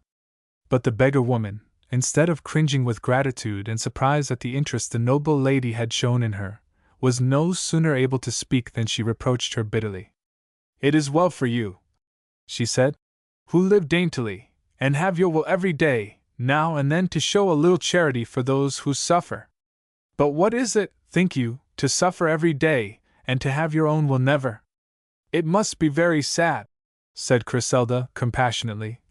"That is not your case, I hope? How can you know it is sad? How can you hope anything about it?" retorted the beggar woman, sternly. "You who know not what it is to suffer. Believe me, it is not fine clothes and a grand palace, a beautiful face, or deeds of fame which make one great. Those to whom all these things appertain are, for the most part, little worth. To do well is so easy to them, that what merit have they to boast? The truly great is one who suffers, and yet does well, who goes through toil and travail, sorrow and grief, and bears it in silence, and in secret, and has no fame and no praise of men to sound sweetly in his ears." Griselda listened to her words full of excitement, for it seemed as if a chord in her heart had been touched which none had ever reached before. And the picture the old beggar woman had drawn was nearer her mind's bright ideal than any image she had approached heretofore. "What, then, is this same travail and grief?" she asked, with simplicity. "If you really desire to know with good desire," answered the beggar woman, "take this end of a hank of yarn, and follow its leading, winding it up as you go along, till you come to the bobbin, where it is made fast, and when you arrive there you will know what travail and grief are. But you must go forth alone. Griselda dismissed all her maidens, and taking the yarn, cheerfully followed the steep path through which it led. On it led her, and on and on. Her light garments were rent by the thorns and briars, and her hands and delicate cheeks too. Her feet were cut by the stones of the way, and her knees began to tremble with fatigue. Darkness fell around, and loneliness crept over her, with fear, for she had never been in the forest by night alone before. But still the yarn led on, and it was thick night before she reached the bobbin, where it was made fast. When she reached the place a dim light gleamed around, and in the midst of the dim light a Kreuzstockling 91, and on the cross, one fairer than the sons of men, but wan and way-worn, even as the fainting beggar-woman, his brow rent by thorns, even as her own, his knees bent with weariness, his body wasted by want. 91. But in his face the majesty and sweetness she had sought so long, the perfect ideal of her heart, which none who had approached her had ever presented before. "This, then, is he for whom my soul longed!" she cried, and clasped her hands. "I have found him, and will not leave him more! But who is he? What does he here? And is it he who knows travail and grief? In truth, have I known travail and grief?" He sighed, and the silvery tones of his plaintive voice filled her with unutterable joy. "And, in truth, must all those who would abide with me know travail and grief too?" She strained her ears that she might hear those sweet notes again, but she listened in vain. Only its echoes seemed to live on in her heart, as though they would never die there. But without, there was no sound, save of the terrible Fen 92 moaning through the tall black pines, and drifting round her masses of heaped-up snow, which had long lain by the wayside. Even the Kreuzstockling she saw no more, nor the dim light, nor knew how to find the way home. All alone, with terror only for her companion, she stood and wondered what that cross could mean, and who he could be who hung thereon. Soon she ceased to wonder, for numbness crept over her, an unconsciousness which was not sleep. 92. When she opened her eyes again the grey light of morning had fallen around, and there was a sound as of men in deadly combat. A terrible sound, yet less terrible than the deathly stillness of the night. It was a hermit and a giant who strove, as men who give no quarter, and yet neither prevailed against the other. The giant was accoutred in burnished steel, and his polished weapons flashed with angry fire. The hermit bore no arms, or rather, those he bore were invisible, for when he wielded them you saw the giant shrink, though you saw not the blow, and in like manner, many a stroke of the giant's sword was harmlessly warded off, though no shield was seen. "Wherefore fight you so furiously?" said Griselda at length. "Put up your arms, and be at peace." "We fight for you, fair maiden," said both, speaking together. "For me!" cried Griselda. "Yes, even for you," said the giant. "Anon you were lying here asleep, and I would have carried you to rule over my castle, when up started this puny man in brown, and dared me to lay finger on you, until you have pronounced which of us you approve, either can prevail.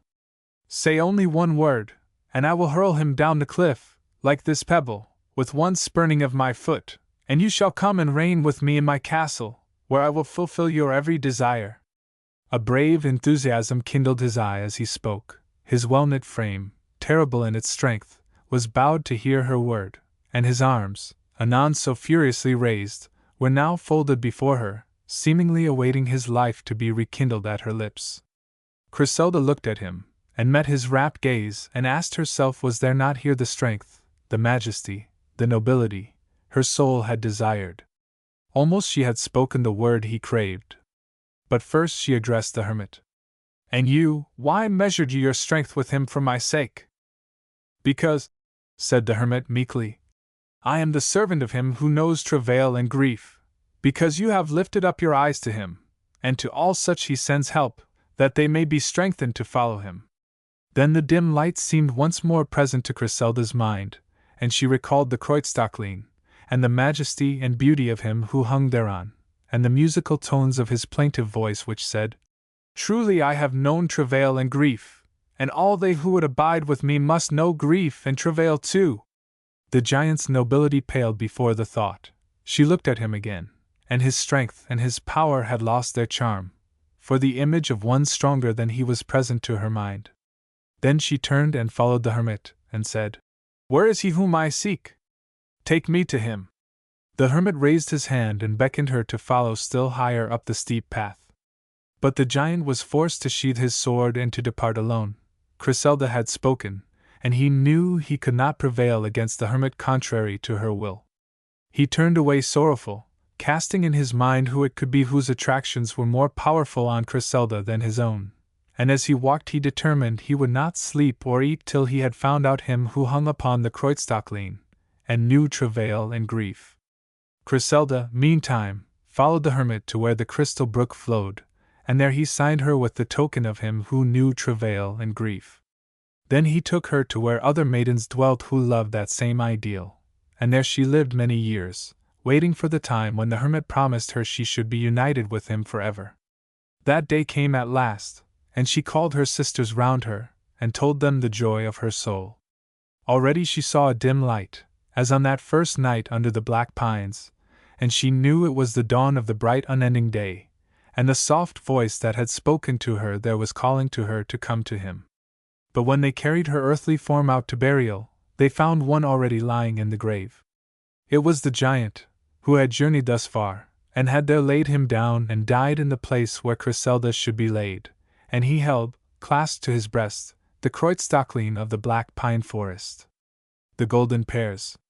There was once a poor peasant of Burs who had nothing in the world but 3 sons, and a pear tree that grew before his cottage.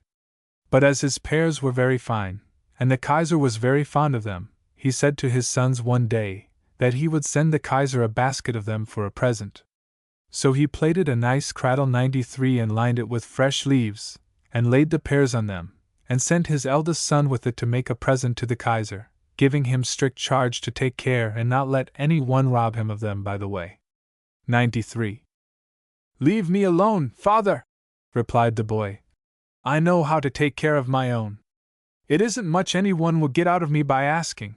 I can find as good an answer as anyone." So he closed up the mouth of the basket with fresh leaves and went out to take the pears to the Kaiser. It was autumn, and the sun struck hot all through the midday hours, and at last coming to a wayside fountain, he sat down to drink and rest. A little doubled-up old woman was washing some rags at the same fountain, and singing a ditty all out of tune. "A witch, I'll be bound," said the boy to himself.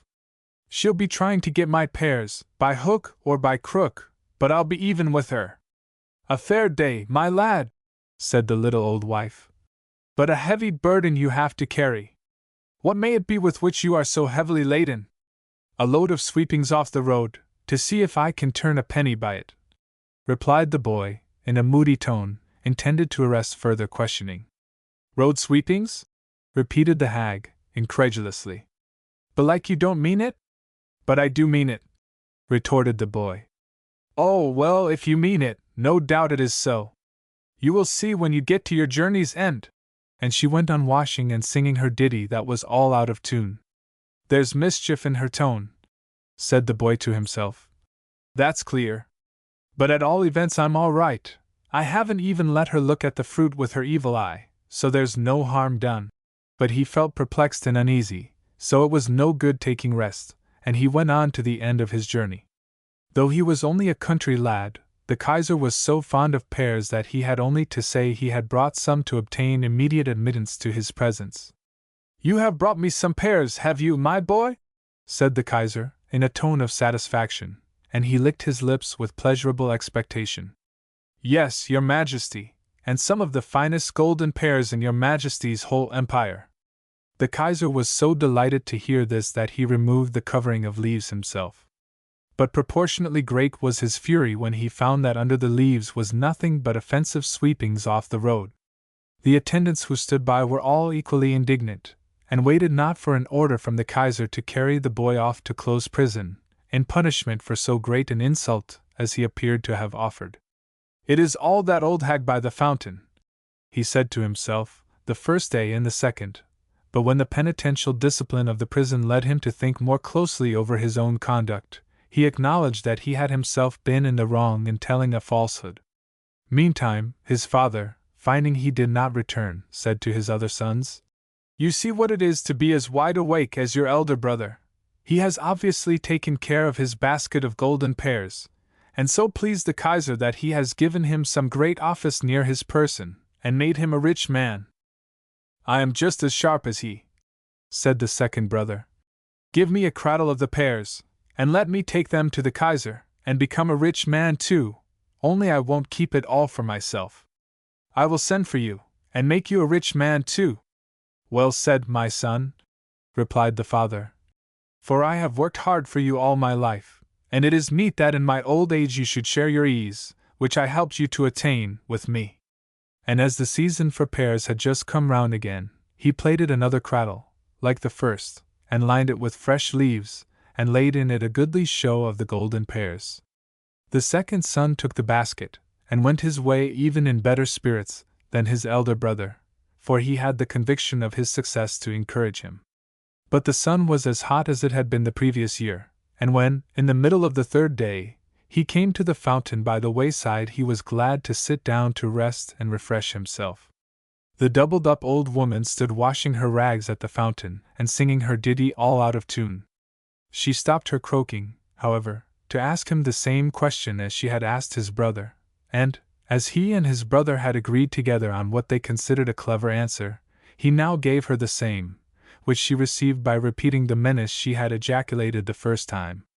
And when he brought his basket to the Kaiser, it also was found to be filled with street sweepings instead of pears. With even more of indignation they hurried him off to prison, putting him in the next cell to his brother. Meantime the year was wearing away, and the promised tidings of good fortune not reaching the father, he got very uneasy. The third son had no pretension to the sharpness his brothers boasted. He was a very dull boy, and often had to endure being laughed at by the others for his slow parts. "What a pity it is you are so heavy and stupid," his father now would often say. "If I only dared trust you, how glad I should be to send you to see what has befallen your brothers." The lad was used to hear himself pronounced good for nothing, and so he did not take much notice of these observations at first, but seeing his father really in distress, his affectionate heart was moved, and he one day summoned courage to say he would go and see if he could not find his brothers. "Do you really think you can keep yourself out of harm's way?" exclaimed his father, glad to find him propose to undertake the adventure. "I will do whatever you tell me," replied the lad. "Well, you shan't go empty-handed, at all events," said the father.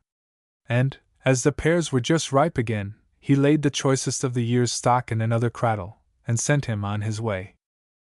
The boy walked along, looking neither to right nor left, but with his heart beating, lest he should come across the harm, out of the way of which he had promised to keep himself.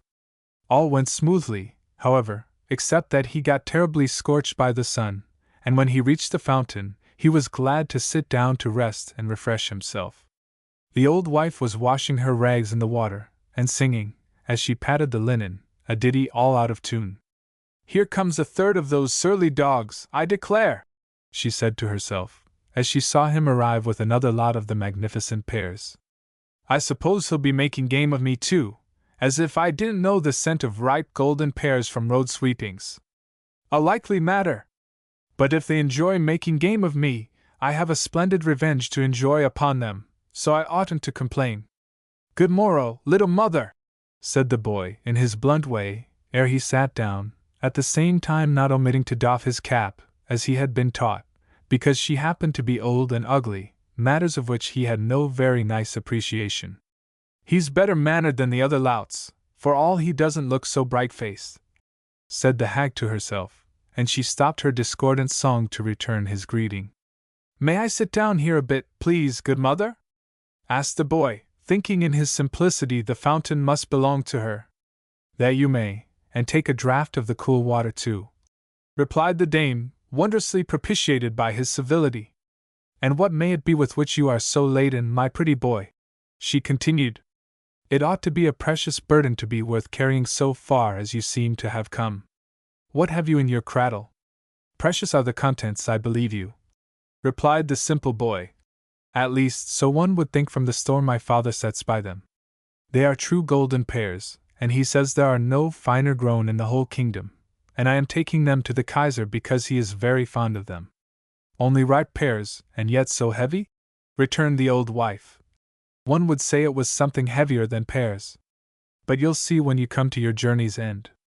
The boy assured her they were nothing but pears, and as one of his father's injunctions had been not to lose time by the way, he paid the old dame a courteous greeting and continued his journey. When the servants saw another peasant boy from Burs come to the palace with the story that he had pears for the king, they said, "No, no! We have had enough of that. You may just turn round and go back." But the poor simple boy was so disappointed at the idea of going back to be laughed at for not fulfilling his message, that he sank down on the doorstep and sobbed bitterly, and there he remained sobbing till the Kaiser came out. The Kaiser had his daughter with him, and when she saw the boy sobbing, she inquired what ailed him, and learned it was another boy from Burs come to insult the Kaiser with a basket of road sweepings, and asked if they should take him off to prison too. "But I have got pears," sobbed the boy, "and my father says there are no finer in the empire." "Yes, yes, we know that by heart. That's what the others said," replied the servants, jeering, and they would have dragged him away. "But won't you look at my pears first, fair lady? The pears that I have brought all this long way for the Kaiser? My father would be so sorry!" For he was too ignorant to feel abashed at the presence of the princess, and he spoke to her with as much confidence as if she had been a village maiden. The princess was struck by the earnestness with which he spoke, and decided to see the contents of his basket. The moment he heard her consent, he walked straight up with his cradle, quite regardless of the whole troop of lackeys, strong in the justice of his cause. The princess removed the covering of leaves, and discovered that what he had brought were golden pears indeed, for each pear, large as it was of solid shining metal. "These are pears indeed worthy to set before the Kaiser," she said, and presented them to her father. The Kaiser was pleased to see his favorite fruit so splendidly immortalized, and ordered the pears to be laid up in his cabinet of curiosities. But to the boy, for his reward, he ordered that whatever he asked should be given. "All I want is to find my 2 brothers, who hold some great office at court," said the boy. "Your brothers hold office in prison, if they are those I suspect," said the Kaiser, and commanded that they should be brought. The boys immediately ran to embrace each other, and the Kaiser made them each recount all their adventures. "You see how dangerous it is to depart from the truth," he said, when they had done. "And never forget that, with all your cleverness, you might have remained in prison to the end of your days but for the straightforward simplicity of him you thought so inferior to yourselves." Then he ordered that the tree which brought forth such excellent pears should be transplanted to his palace, and to the father and his 3 sons he gave places among his gardeners, where they lived in plenty and were well content. How the poorest became the richest. 94. There was once a poor peasant, named Talan, who lived in a poor cottage in the Walserthal, a valley of Vorarlberg. He was as poor in wits as in fortune, so that he was continually making himself the laughingstock of his neighbors. Yet, as he possessed a certain sort of cunning, which fortune was pleased to favor, he got on better in the long run than many a wiser man. Plodding along steadily, and living frugally, Talan, in process of time, laid by enough money to buy a cow, and a cow he bought without even stopping to consider that he had no means of pasturing it. The cow, however, provided for that by her own instinct. There were plenty of good pastures in the neighborhood, and the cow was not slow to discover them. Wherever the grass was freshest and sweetest, thither she wandered, and by this token Talan had no difficulty in finding her out at milking time, and in the whole country round there was no sleeker or better favored animal. But the neighbors at whose expense she fed so well in course of time grew angry, and finding remonstrance vain, they met together and determined to kill the cow, and that none might have to bear the blame of killing her more than another, every one of them stuck his knife into her. By this means, not only was poor Talan's cow destroyed, but even the hide was riddled with holes, and so rendered useless. Nevertheless, Talan skinned his cow, and plodded away with the hide to the nearest tanner, as if he had not the sense to be conscious that it was spoilt. The tanner was not at home, But his wife was able to decide without him that there was no business to be done with such goods, and she sent him away with a mocking laugh, bidding him remember she dealt in hides, and not in sieves. Talan, however, had come a long way, and having no money to buy food, he begged so piteously for a morsel of refreshment that the good wife could not refuse, and having spread a table before him with good cheer, went on about her business. Talan, delighted with the spread, determined to do justice to it, and as he sat and ate he saw the tanner's son, an urchin full of tricks, hide himself, while his mother's back was turned, in an old corn bin which stood before the door. He went on eating and drinking, and watching the corn bin, and still the boy never came out, till at last, he rightly judged, he had fallen asleep. Meantime, having finished his meal, he turned to take leave of the tanner's wife, and then, as he went away, he said, quite cursorily, "If you have no use for that old corn bin yonder, it's just the thing I want, you may as well give it to me, and you won't have sent me away empty-handed." "What? You want that lumbering, rotten old corn bin?" cried the tanner's wife, and she laughed more heartily than even at the riddled cowhide. "And you would carry it all the way home on your shoulders?" The peasant nodded a stupid assent, without speaking. "Then take it, pray, and be welcome, for I just wanted to get rid of the unsightly old rubbish." Talan thanked her, and loaded the chest on his shoulder, but carefully, lest he should wake the child too soon. And carefully he continued to walk along with it till the tan yard was left far, far out of sight. Then he stopped short, and setting the corn bin down with a jerk calculated to wake its inmate, he hollowed out, "I be going to fling the old corn bin down the precipice." "Stop, stop! I'm inside!" cried the child, but with a tone of conviction that he had only to ask to be let out. This was not Talan's game, who wanted to give him a thorough frightening, so he shouted again, taking no heed of the child's voice, "I be going to fling the old corn bin down the precipice." "Stop! Stop! I tell you, I'm inside it," repeated the boy, in a louder tone, thinking he had not made himself heard before. "Who be you? And what be you to me?" replied Talan, in a stupid tone of indifference. "I be going to chuck the old corn bin down the precipice." "Oh, stop! For heaven's sake, stop!" screamed the now really affrighted child. "Stop, and spare me! Only let me out, and mother will give you ever such a heap of gold."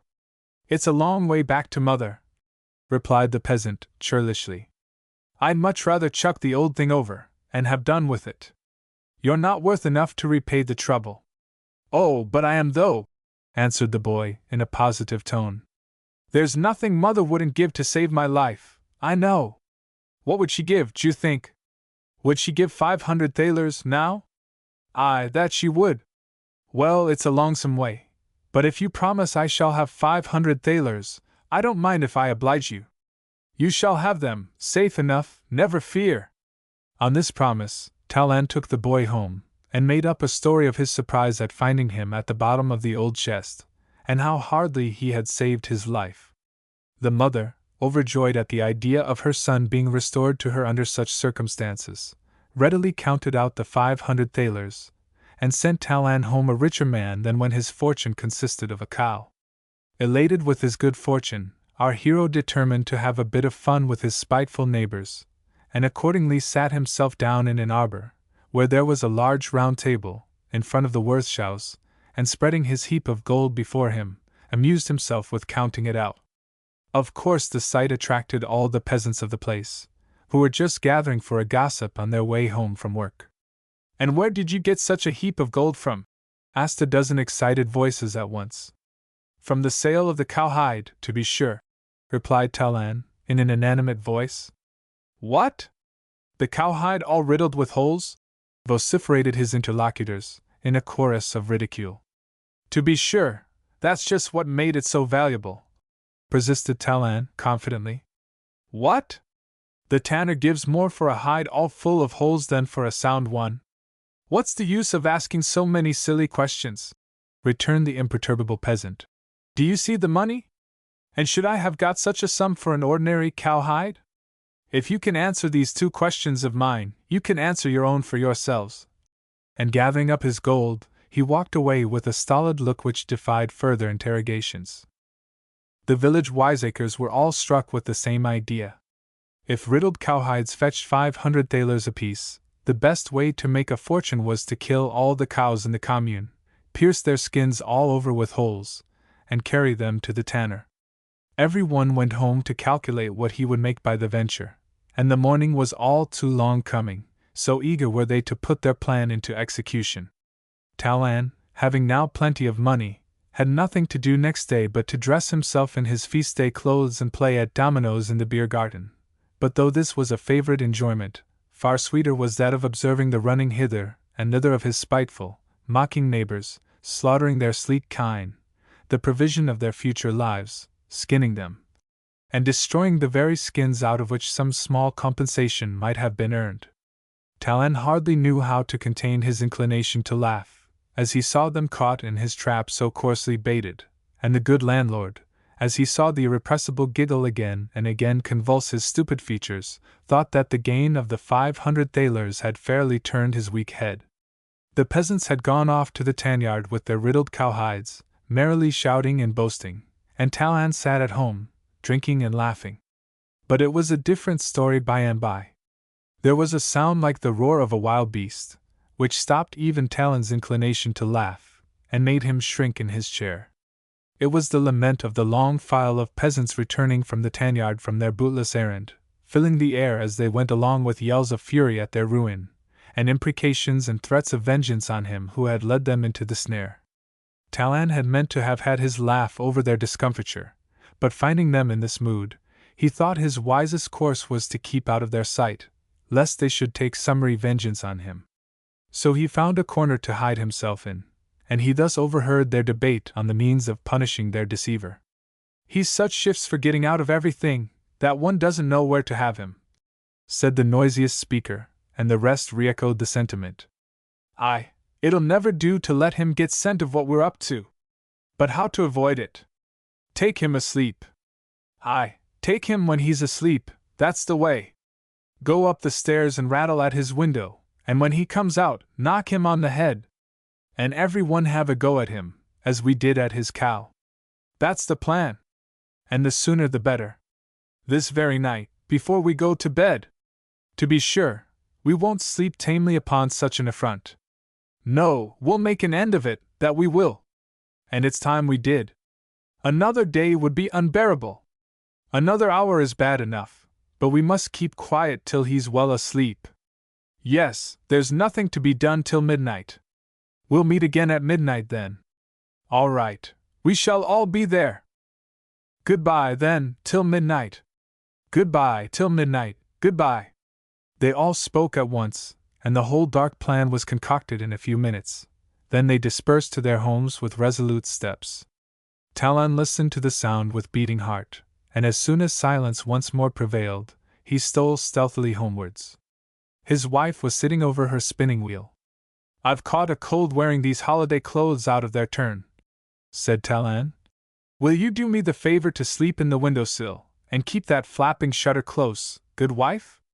"With all my heart," responded the compliant spouse, and thus disposed, they went to rest.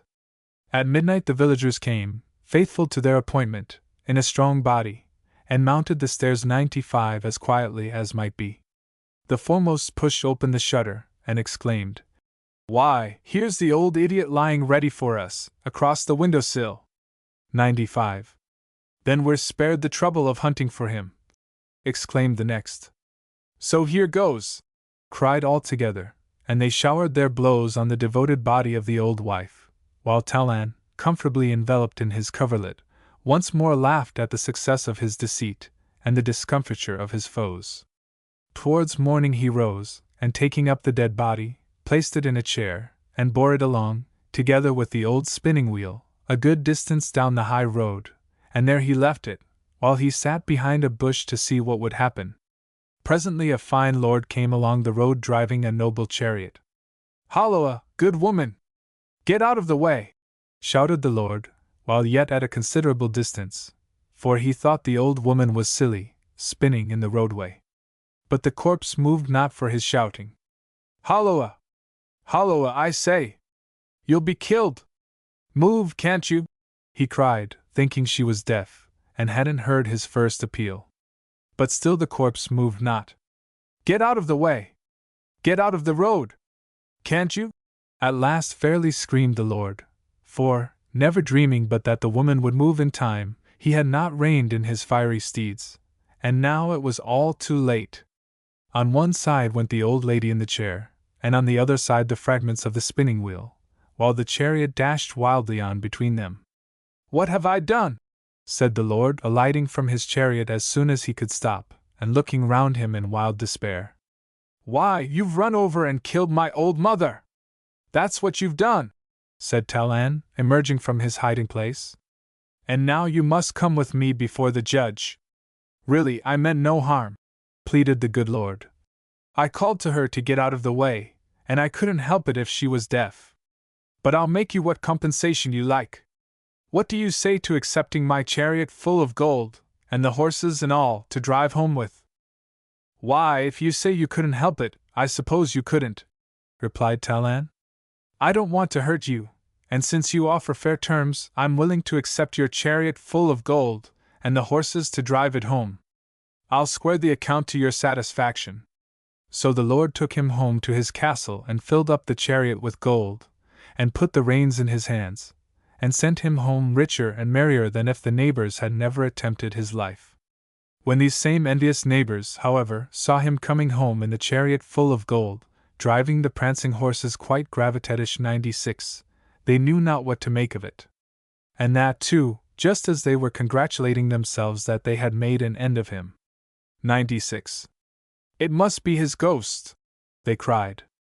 There was no other way of accounting for the reappearance. But as he drove nearer, there was no denying that it was his very self in flesh and blood. Where do you come from? Where did you get all that heap of money from? And what story are you going to palm off on us this time? Were questions which were showered down on him like hail. Talan knew how easily they let themselves be ensnared, and that the real story would do as well this time as any he could make up, so he told them exactly what had happened, and then whipped his horses into a canter which dispersed them right and left, while he drove home as gravitatish as before. Nor was he wrong in expecting his bait to take. With one accord the peasants all went home and killed their wives, and set them, with their spinning wheels before them, all along the road. Of course, however, no lucky chance occurred such as Talan's, no file of noblemen driving lordly chariots, and silly enough to mistake the dead for the living, came by, and while Talan was rich enough to marry the best woman in the place, they had all to bury their wives and live alone in their desolated homes. To have been so tricked was indeed enough to raise their ire, and the only consolation amid their gloom was to meet and concoct some plan for taking signal and final vengeance. This was at last found. They were to seize him by night, as before, but this time they were not to beat him to death in the dark, but keep him bound till daylight, and make sure of their man, then bind him in a sack and throw him over the precipice of the Hoch Gerak.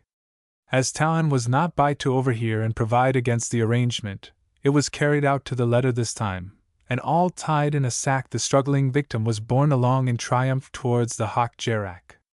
They had already passed the village of St. Gerald, and the fatal gorge forced through the wall of living rock by the incessant world-old wear of rushing torrents was nearly reached. Talan, paralyzed with fear and exhaustion, had desisted from his contortions for very weariness. The Hausergruppe 97 of Felsenau, standing like a sentinel on guard of the narrow hollow, had yet to be passed. It was near midday, and the toil of the ascent had been great.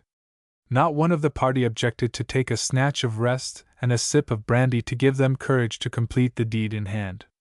Hausergruppe 97.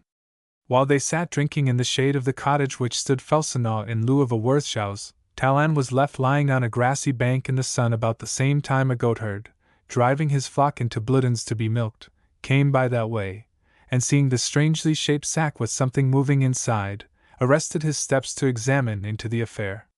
Talan, finding someone meddling with the mouth of the sack, hollowed out, "List ye! I'll have nothing to do with the princess." "What princess?" inquired the goatherd. "Why, the princess I was to marry. Bean't you the king?" What king? Again asked the goatherd, more and more puzzled. I can't talk while I'm stifled in here, replied Talon. Let me out, and I'll tell you all about it. The curious goatherd released the captive from the bag, and he told his tale as follows. The king has got a beautiful daughter, so beautiful that such a number of suitors come after her she cannot decide between them all. At last the king got tired, and said he would decide for her, and this morning he proclaimed that whoever could bear being carried about for 7 hours in the sack should have her, be he peasant or prince. So I thought I might try my luck at it as well as another, and those chaps you hear talking in the little house yonder have been carrying me about for 3 hours, but I can't stand more of it, and away I go. And he looked up anxiously to see if the bait had taken, for he wanted the other to propose to get into the sack, as, if he had walked away and left it empty, he knew the villagers would pursue and overtake him. Nor was he mistaken in his calculation. It doesn't seem so hard to bear, said the goatherd, after some moments' consideration. Would you like to try? Inquired Talon anxiously. It won't be so bad for you, as, if you get in now, the men won't perceive we have changed places, and you'll get the benefit of 3 hours for nothing. You're really very kind, responded the goatherd, drawing the sack over him. I don't know how to thank you enough. I'm sure I can stand 4 hours easily enough, for the sake of being reckoned a king's son at the end. I shan't want the goats, however, when I'm married to a princess, so pray take them at a gift. Only make fast the cords of the sack so that the men may not perceive that it has been meddled with. Talon tied up the sack exactly as it had been before, and drove home the flock of goats.